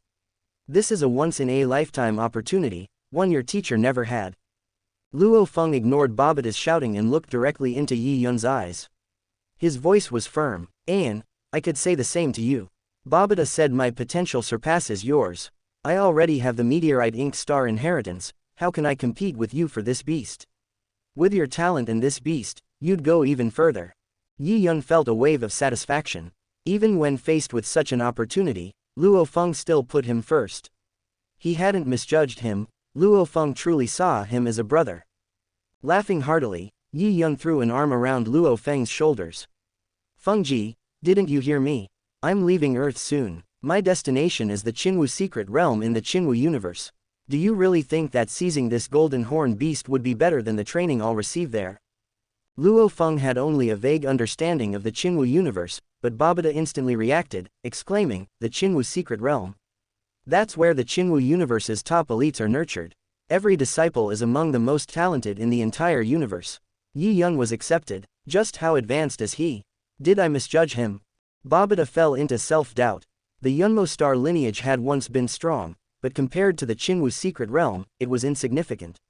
Not even the Yunmo star's peak could compare to the realm's immortal kings, let alone the supreme lord of the universe himself. Yi Yun patted Luo Feng's shoulder, speaking seriously. "Fengji, I've learned that all major factions are recruiting and training talents, not just in the Qinwu universe, but throughout the entire human domain. Do you know why? The top universe genius battle is about to begin." Luo Feng didn't fully grasp what that meant, but Babata did. The Universe Genius War occurred twice every 10,000 years, hosted alternately by the Virtual Universe Company and the Giant Axe Fighting Arena. The top 1,000 ranked participants received immense rewards and were fiercely contested by major factions, a path to rapid advancement. "Fengji, we grew up, studied, and trained together. Right now, I'm ahead of you, but I don't want us to drift apart. Don't miss this Universe Genius battle." Luo Feng, overwhelmed by the flood of information, was silent. But Yi Yun's final words struck a chord. He didn't fully understand the Qinwu secret realm or the Universe Genius War, but he could tell that Yi Yun's ambitions had already surpassed his own. Just as Yi Yun had said, he didn't want to be left behind. Seeing Luo Feng's wavering resolve, Yi Yun smiled.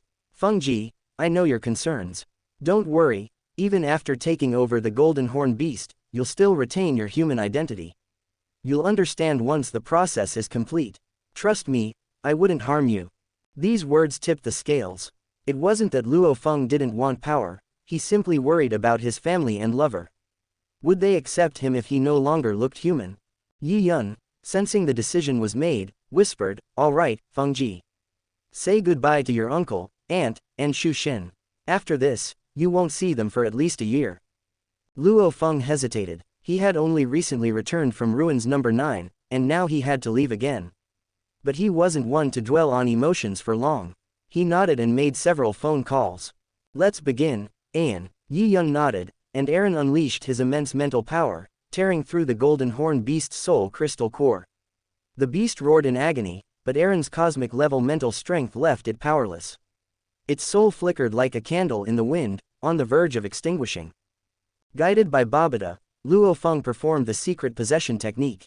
His soul left his human body and rushed into the Golden Horn Beast's core. As a first-timer, the process was difficult. His incomplete planetary transformation made it even harder. Fortunately, the beast had not yet reached the stellar level. With Aaron's suppression, it was utterly defenseless. Luo Feng fought through the struggle, and after 2 long days, he completely devoured the Golden Horn Beast's soul. 2 days later, Luo Feng's original body sat lifelessly, its soul absent. Meanwhile, the Golden Horn Beast, now motionless, suddenly opened its eyes. Its once brutal gaze now held an air of curiosity. "So this is the body of a Golden Horn Beast." Yi Yun laughed. The process had been risky, but Luo Feng's protagonist's destiny ensured success. No matter how slim the odds, Luo Feng always defied them. Still adjusting, Luo Feng asked, "An, how do I regain my human form?" Yi Yun chuckled. "Fengji, once you digest the beast's inherited memories, you'll know. For now, you can still talk to your family, just avoid video calls. I'll take care of everything else." Chapter 75, Arrangement and Departure. After a while, Luo Feng controlled the body of the Golden Horn Beast and barely stood up. Seeing that Yi Yun was about to leave, Luo Feng said in a deep voice, "An, go ahead and explore. Don't worry, I will definitely catch up with you in the future universe."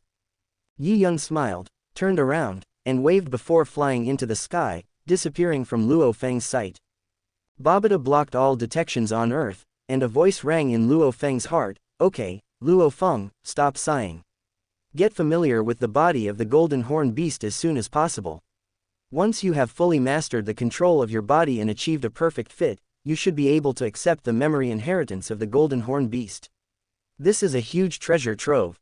Luo Feng's mind gradually calmed as he slowly adjusted to his new body.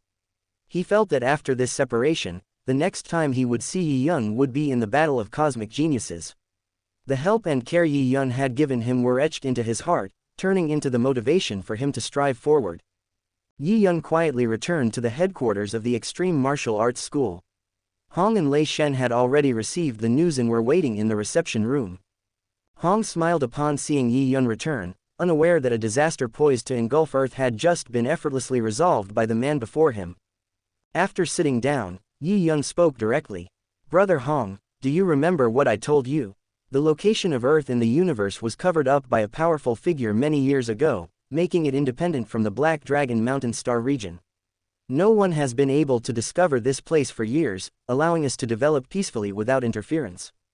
But if Earth is discovered, the consequences will be unpredictable. So, I plan to report Earth's location to the Black Dragon Mountain Empire, purchase this newly discovered life planet, and become its lord. That way, Earth will be under the protection of the Black Dragon Mountain Empire." Hong nodded. He understood the brutal laws of the universe. If Earth were found by space adventurers, they might enslave the entire planet. However, under the Empire's protection, it would be much safer at an official level. Yi Yun continued, "Of course, this only provides surface-level security. It won't prevent covert forces from investigating Earth. But once I join the Qingwu secret realm, I can use its name as backing. With the Qingwu Universe nation behind us, any would-be aggressors will think twice before making a move." Hong had no objections to Yi Yun's plans. Looking at the young man before him, he couldn't help but sigh. Without Yi Yun, Earth's development wouldn't have reached this level of stability and progress. Thor rubbed his bald head and grinned. Yi Yun, you don't know when you'll be back after leaving this time, right? Now that Earth's development is on track, Brother Hong and I want to venture into the universe too. Yi Yun understood Thor's intent, he clearly wanted to go with him. Shaking his head slightly, Yi Yun replied. Thor, with your current strength, venturing into the universe before you and Brother Hong reach the stellar level would be too dangerous. My suggestion is that you wait until you reach the stellar level and take Luo Feng with you. That way, you'll have some basic protection. I will leave a few spaceships for you.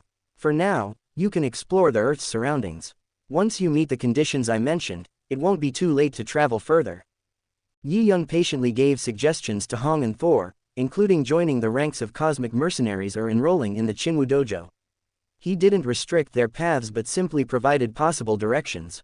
With his intervention, their development might differ from the original timeline, but at least they were starting from a much stronger position. Just like Luo Feng, who had obtained the Golden Horn Beast's opportunity ahead of schedule, he would undoubtedly rise earlier, laying a more solid foundation. Even if he had lost the inheritance of Meteorite Star and the Golden Horn Beast's body, Luo Feng still had the potential to succeed, it would just require more effort and hardship. Yi Yun had no hesitation in helping his friend. Finally, Yi Yun stood up, hugged Hong, and said with a smile. Alright, you have my virtual universe network number. Once you register your citizenship and enter the virtual universe, we can still meet there. By the way, I've rented several large warehouses on an uninhabited planet 1.8 light years from Earth. I'll send resources there periodically, make sure to collect them. They're all meant for Earth's development. After bidding farewell to Hong and Thor, Yi Yun met with Wei Wen, Zhu Dao, Ji Yuyi, and other acquaintances one last time before quietly boarding the Black Dragon Mountain X-81 spacecraft. Breaking through the atmosphere, he entered space. The returning spaceship had been crowded, but now, he was the only one left. Eren and Ahu were now cosmic-level warriors. Yi Yun had them stay on Earth to ensure the planet's continued development, preventing drastic changes due to Hong and Thor's future departure.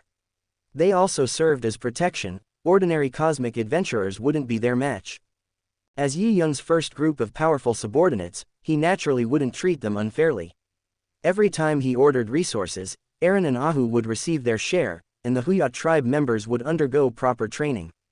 Yi Yun valued the Huya people's potential.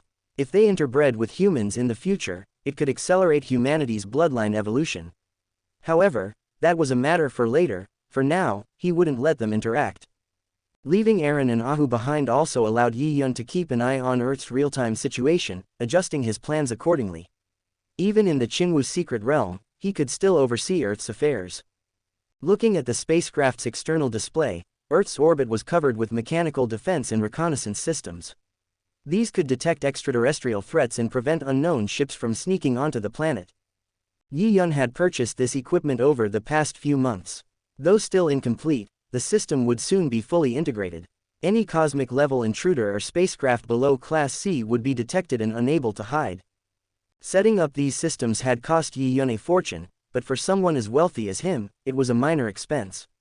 He would continue investing resources to strengthen Earth's defenses. This was just the beginning. Finally, glancing at the beautiful blue planet behind him, Yi Yun took a deep breath and whispered. Momo fish, let's go. The spaceship moved forward quietly. Yi Yun sat in the control room, returning to his usual routine. Now that I've copied the Golden Horn Beast's innate secret technique, clone, I feel something different. As Yi Yun absorbed the Golden Horn Beast's talent, he sensed a unique realization. Taking time to contemplate, he gained further understanding. A faint intuition told him that his Eye of Replication had a limit on how many innate secret techniques he could copy. He could only replicate up to 10 types, and now that he had copied the clone technique, 9 slots remained. Sure enough, such a powerful ability must have restrictions. But being able to copy 10 innate secret techniques is already incredible. Yi Yun wasn't disappointed. While powerful innate techniques could boost his strength, true power came from his own will, mastery of laws, and combat amplification. If he improved in these areas, he could create his own secret techniques without relying entirely on innate talents. Besides, with 9 more opportunities to copy abilities, he was already ahead of most beings in the universe.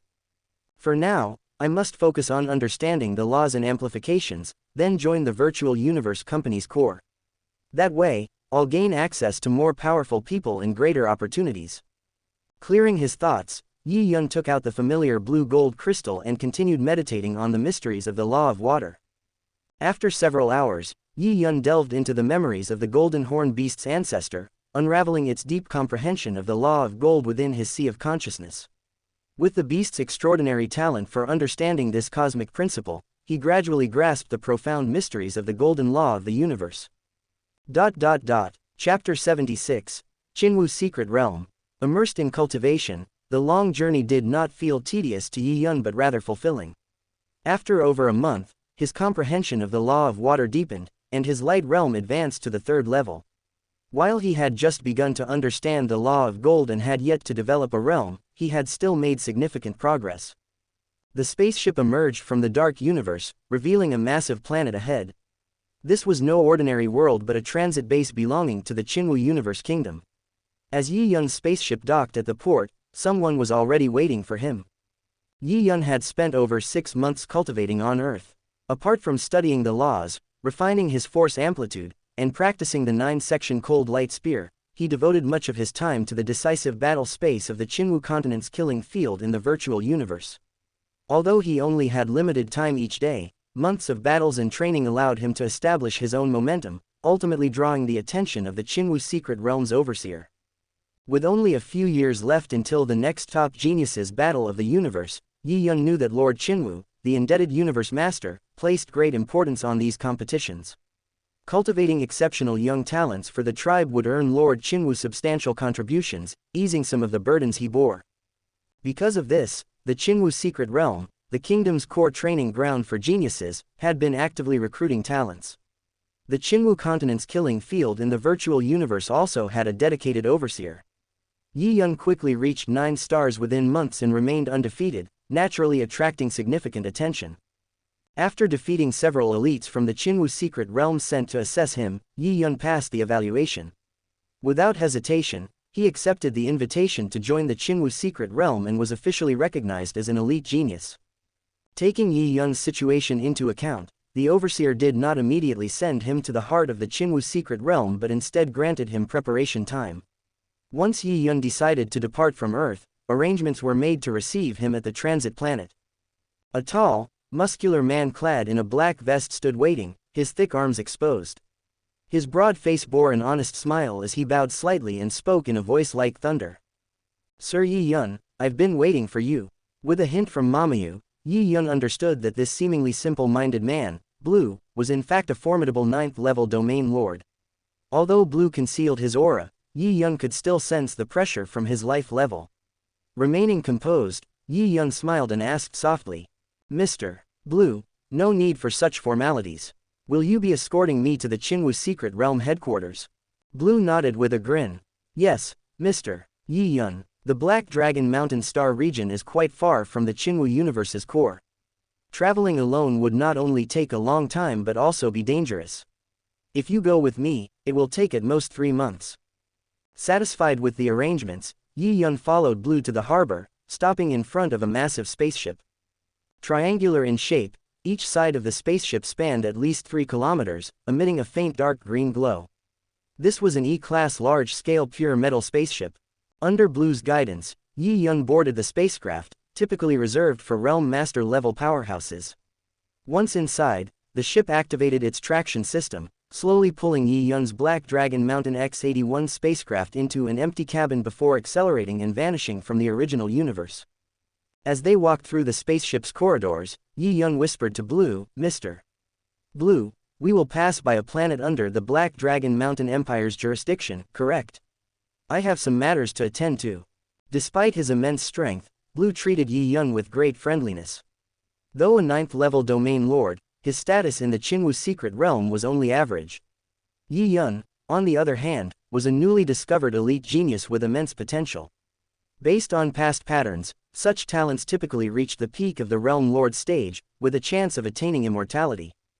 Blue, aware that his own potential was nearing its limits, knew that Yi Yun's future far outshone his own. Naturally, he wanted to befriend him rather than risk offending someone with limitless potential. Though he appeared simple, Blue was far from foolish. Having investigated Yi Yun, he knew that, in terms of star-level potential, Yi Yun ranked among the top 10 in the Qinwu Secret Realm. The Qinwu Secret Realm's top geniuses were monstrous, with many surpassing even realm masters in their comprehension of laws despite practicing for far shorter periods. For Yi Yun to rank among the top 10 in such a field spoke volumes. After a day spent handling affairs on Earth, Yi Yun entered his private lounge and immersed his consciousness into the virtual universe. As soon as he arrived, Blue's virtual figure appeared beside him. With a smile, Blue said, "Now that you've joined us, access to the virtual Qinwu Secret Realm has been unlocked. You may enter anytime."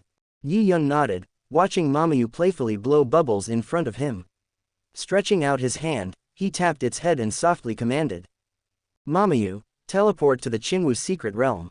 In the center of the Qinwu continent within the virtual universe lay a vast region, the base of the Qinwu Secret Realm. Ordinary individuals could not enter.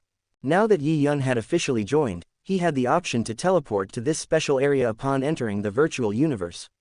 Previously grayed out, this permission had now been activated. Meeting Blue had granted him access. The view shifted, revealing a massive courtyard spanning tens of square kilometers. As Yi Yun took in his surroundings, Blue's voice sounded. "Sir Yi Yun, this is your private residence in the virtual Qinwu Secret Realm. No one may enter without your permission. You may cultivate here without worry." Blue waved his hand, summoning a light screen displaying an image. He pointed at it, explaining. The Qinwu Secret Realm is vast, with extensive facilities. Its layout mirrors that of the real Qinwu Secret Realm, though on a smaller scale. It offers cultivation, leisure, entertainment, and education. The detailed guide has been sent to your assistant. Yi Yun thanked him. Blue scratched his head and quietly disappeared, leaving Yi Yun alone.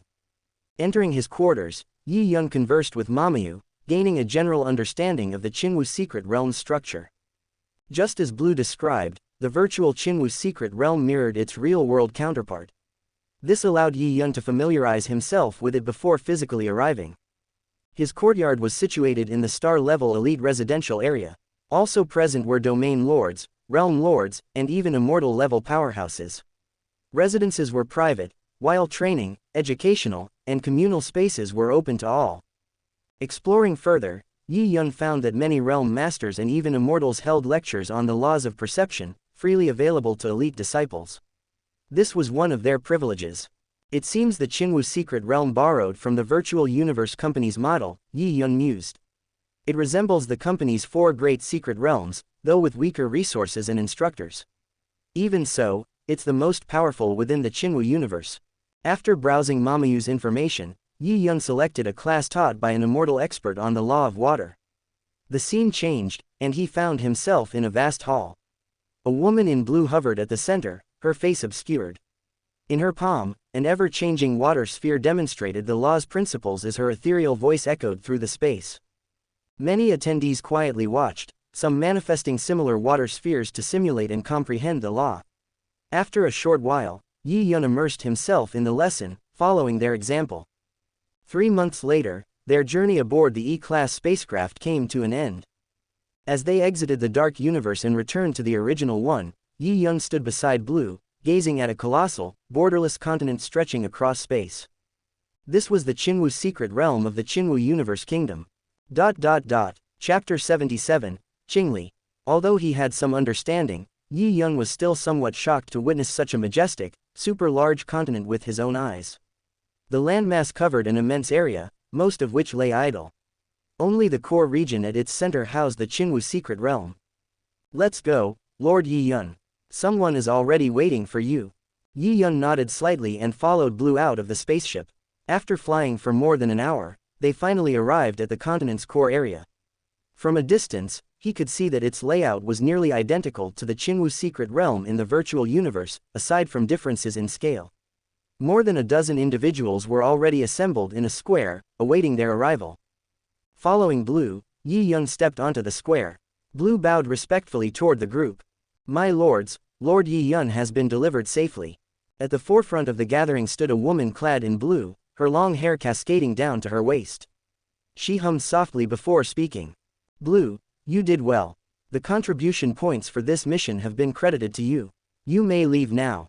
Hearing her voice, Yi Yun felt an instant familiarity. The immortal lectures he had attended most frequently over the past 3 months had been taught by this very woman. He hadn't expected to meet her so soon upon his arrival at the Qinwu secret realm. Blue bowed silently and departed without another word. Yi Yun regarded the blue-clad woman and the others but did not speak immediately. She was a true immortal, while the rest were all realm master-level powerhouses. As a mere stellar-level lifeform, standing before such figures alone was daunting. After a brief moment, the woman in blue ceased her scrutiny and spoke softly. Yi Yun, from today onward, I will be your teacher. My name is Chingli, an immortal monarch under the command of the Lord of Qinwu.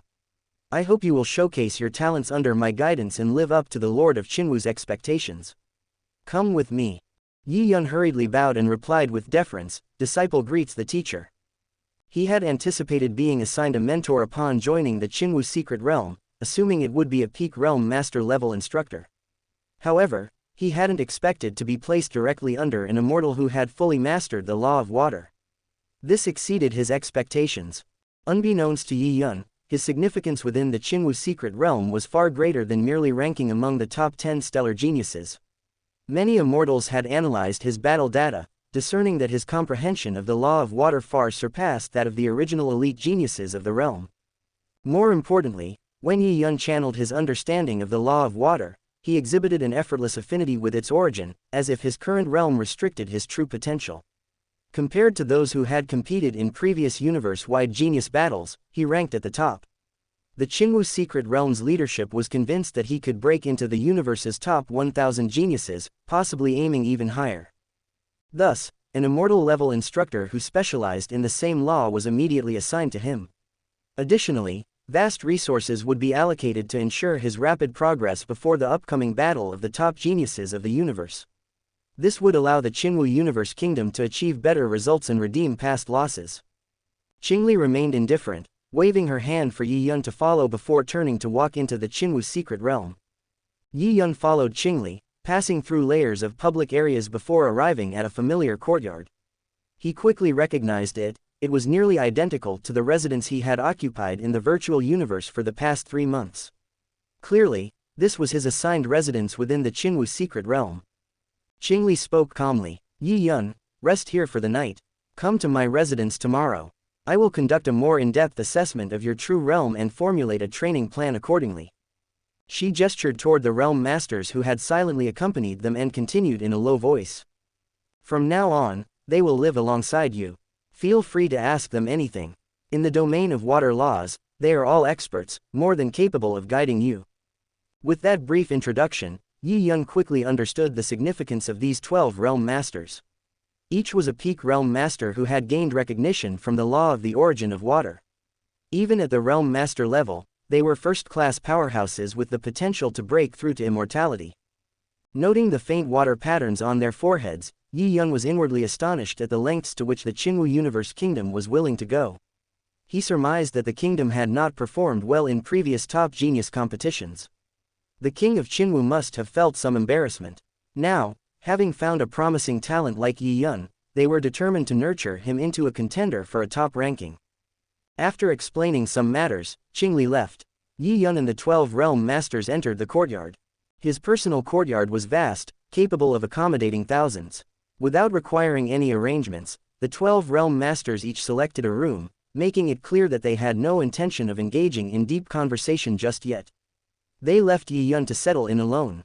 Among the 12, 4 were genetic warriors, 6 were mentalists, and the remaining 2 were rare illusionists. Each possessed unique strengths. As Chingli had stated, they were more than qualified to assist Yi Yun in most areas of his practice. Seated cross-legged in his room, Yi Yun closed his eyes and sighed inwardly. The Qinwu secret realm has been extremely generous, but unfortunately, these realm masters are all devoted to comprehending the water laws of the universe. If I am to achieve my goals, I will need to put in extra effort. Early the next morning, led by a realm master, Yi Yun arrived at a manor deep underground. Upon entering, he found Chingli standing with her hands clasped behind her back, gazing into the distance. Without turning around, she spoke in a cold tone. Yi Yun, what is water to you?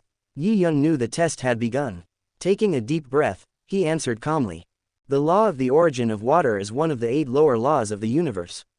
Its nature is profoundly complex, capable of both hardness and softness. He spoke steadily for over an hour, drawing from insights gained through his persistent study of the blue gold crystal. These were his most genuine realizations. Faced with a formidable immortal monarch like Chingli, he saw no reason to conceal his understanding. At last, Chingli turned around, her icy expression softening ever so slightly with a faint smile. Yi Yun, not bad. At your age, such an understanding of water laws is rare, even in tens of millions of years. At an equal level of strength, I was not as capable as you. She acknowledged his exceptional talent before continuing. But don't let this inflate your pride. The true victor is the one who endures to the end. Throughout history, countless geniuses have been trapped at the peak of the realm master level, unable to break through even after exhausting their lifetimes. You may have a slightly better chance of achieving immortality than others, but that alone is not enough. Work even harder.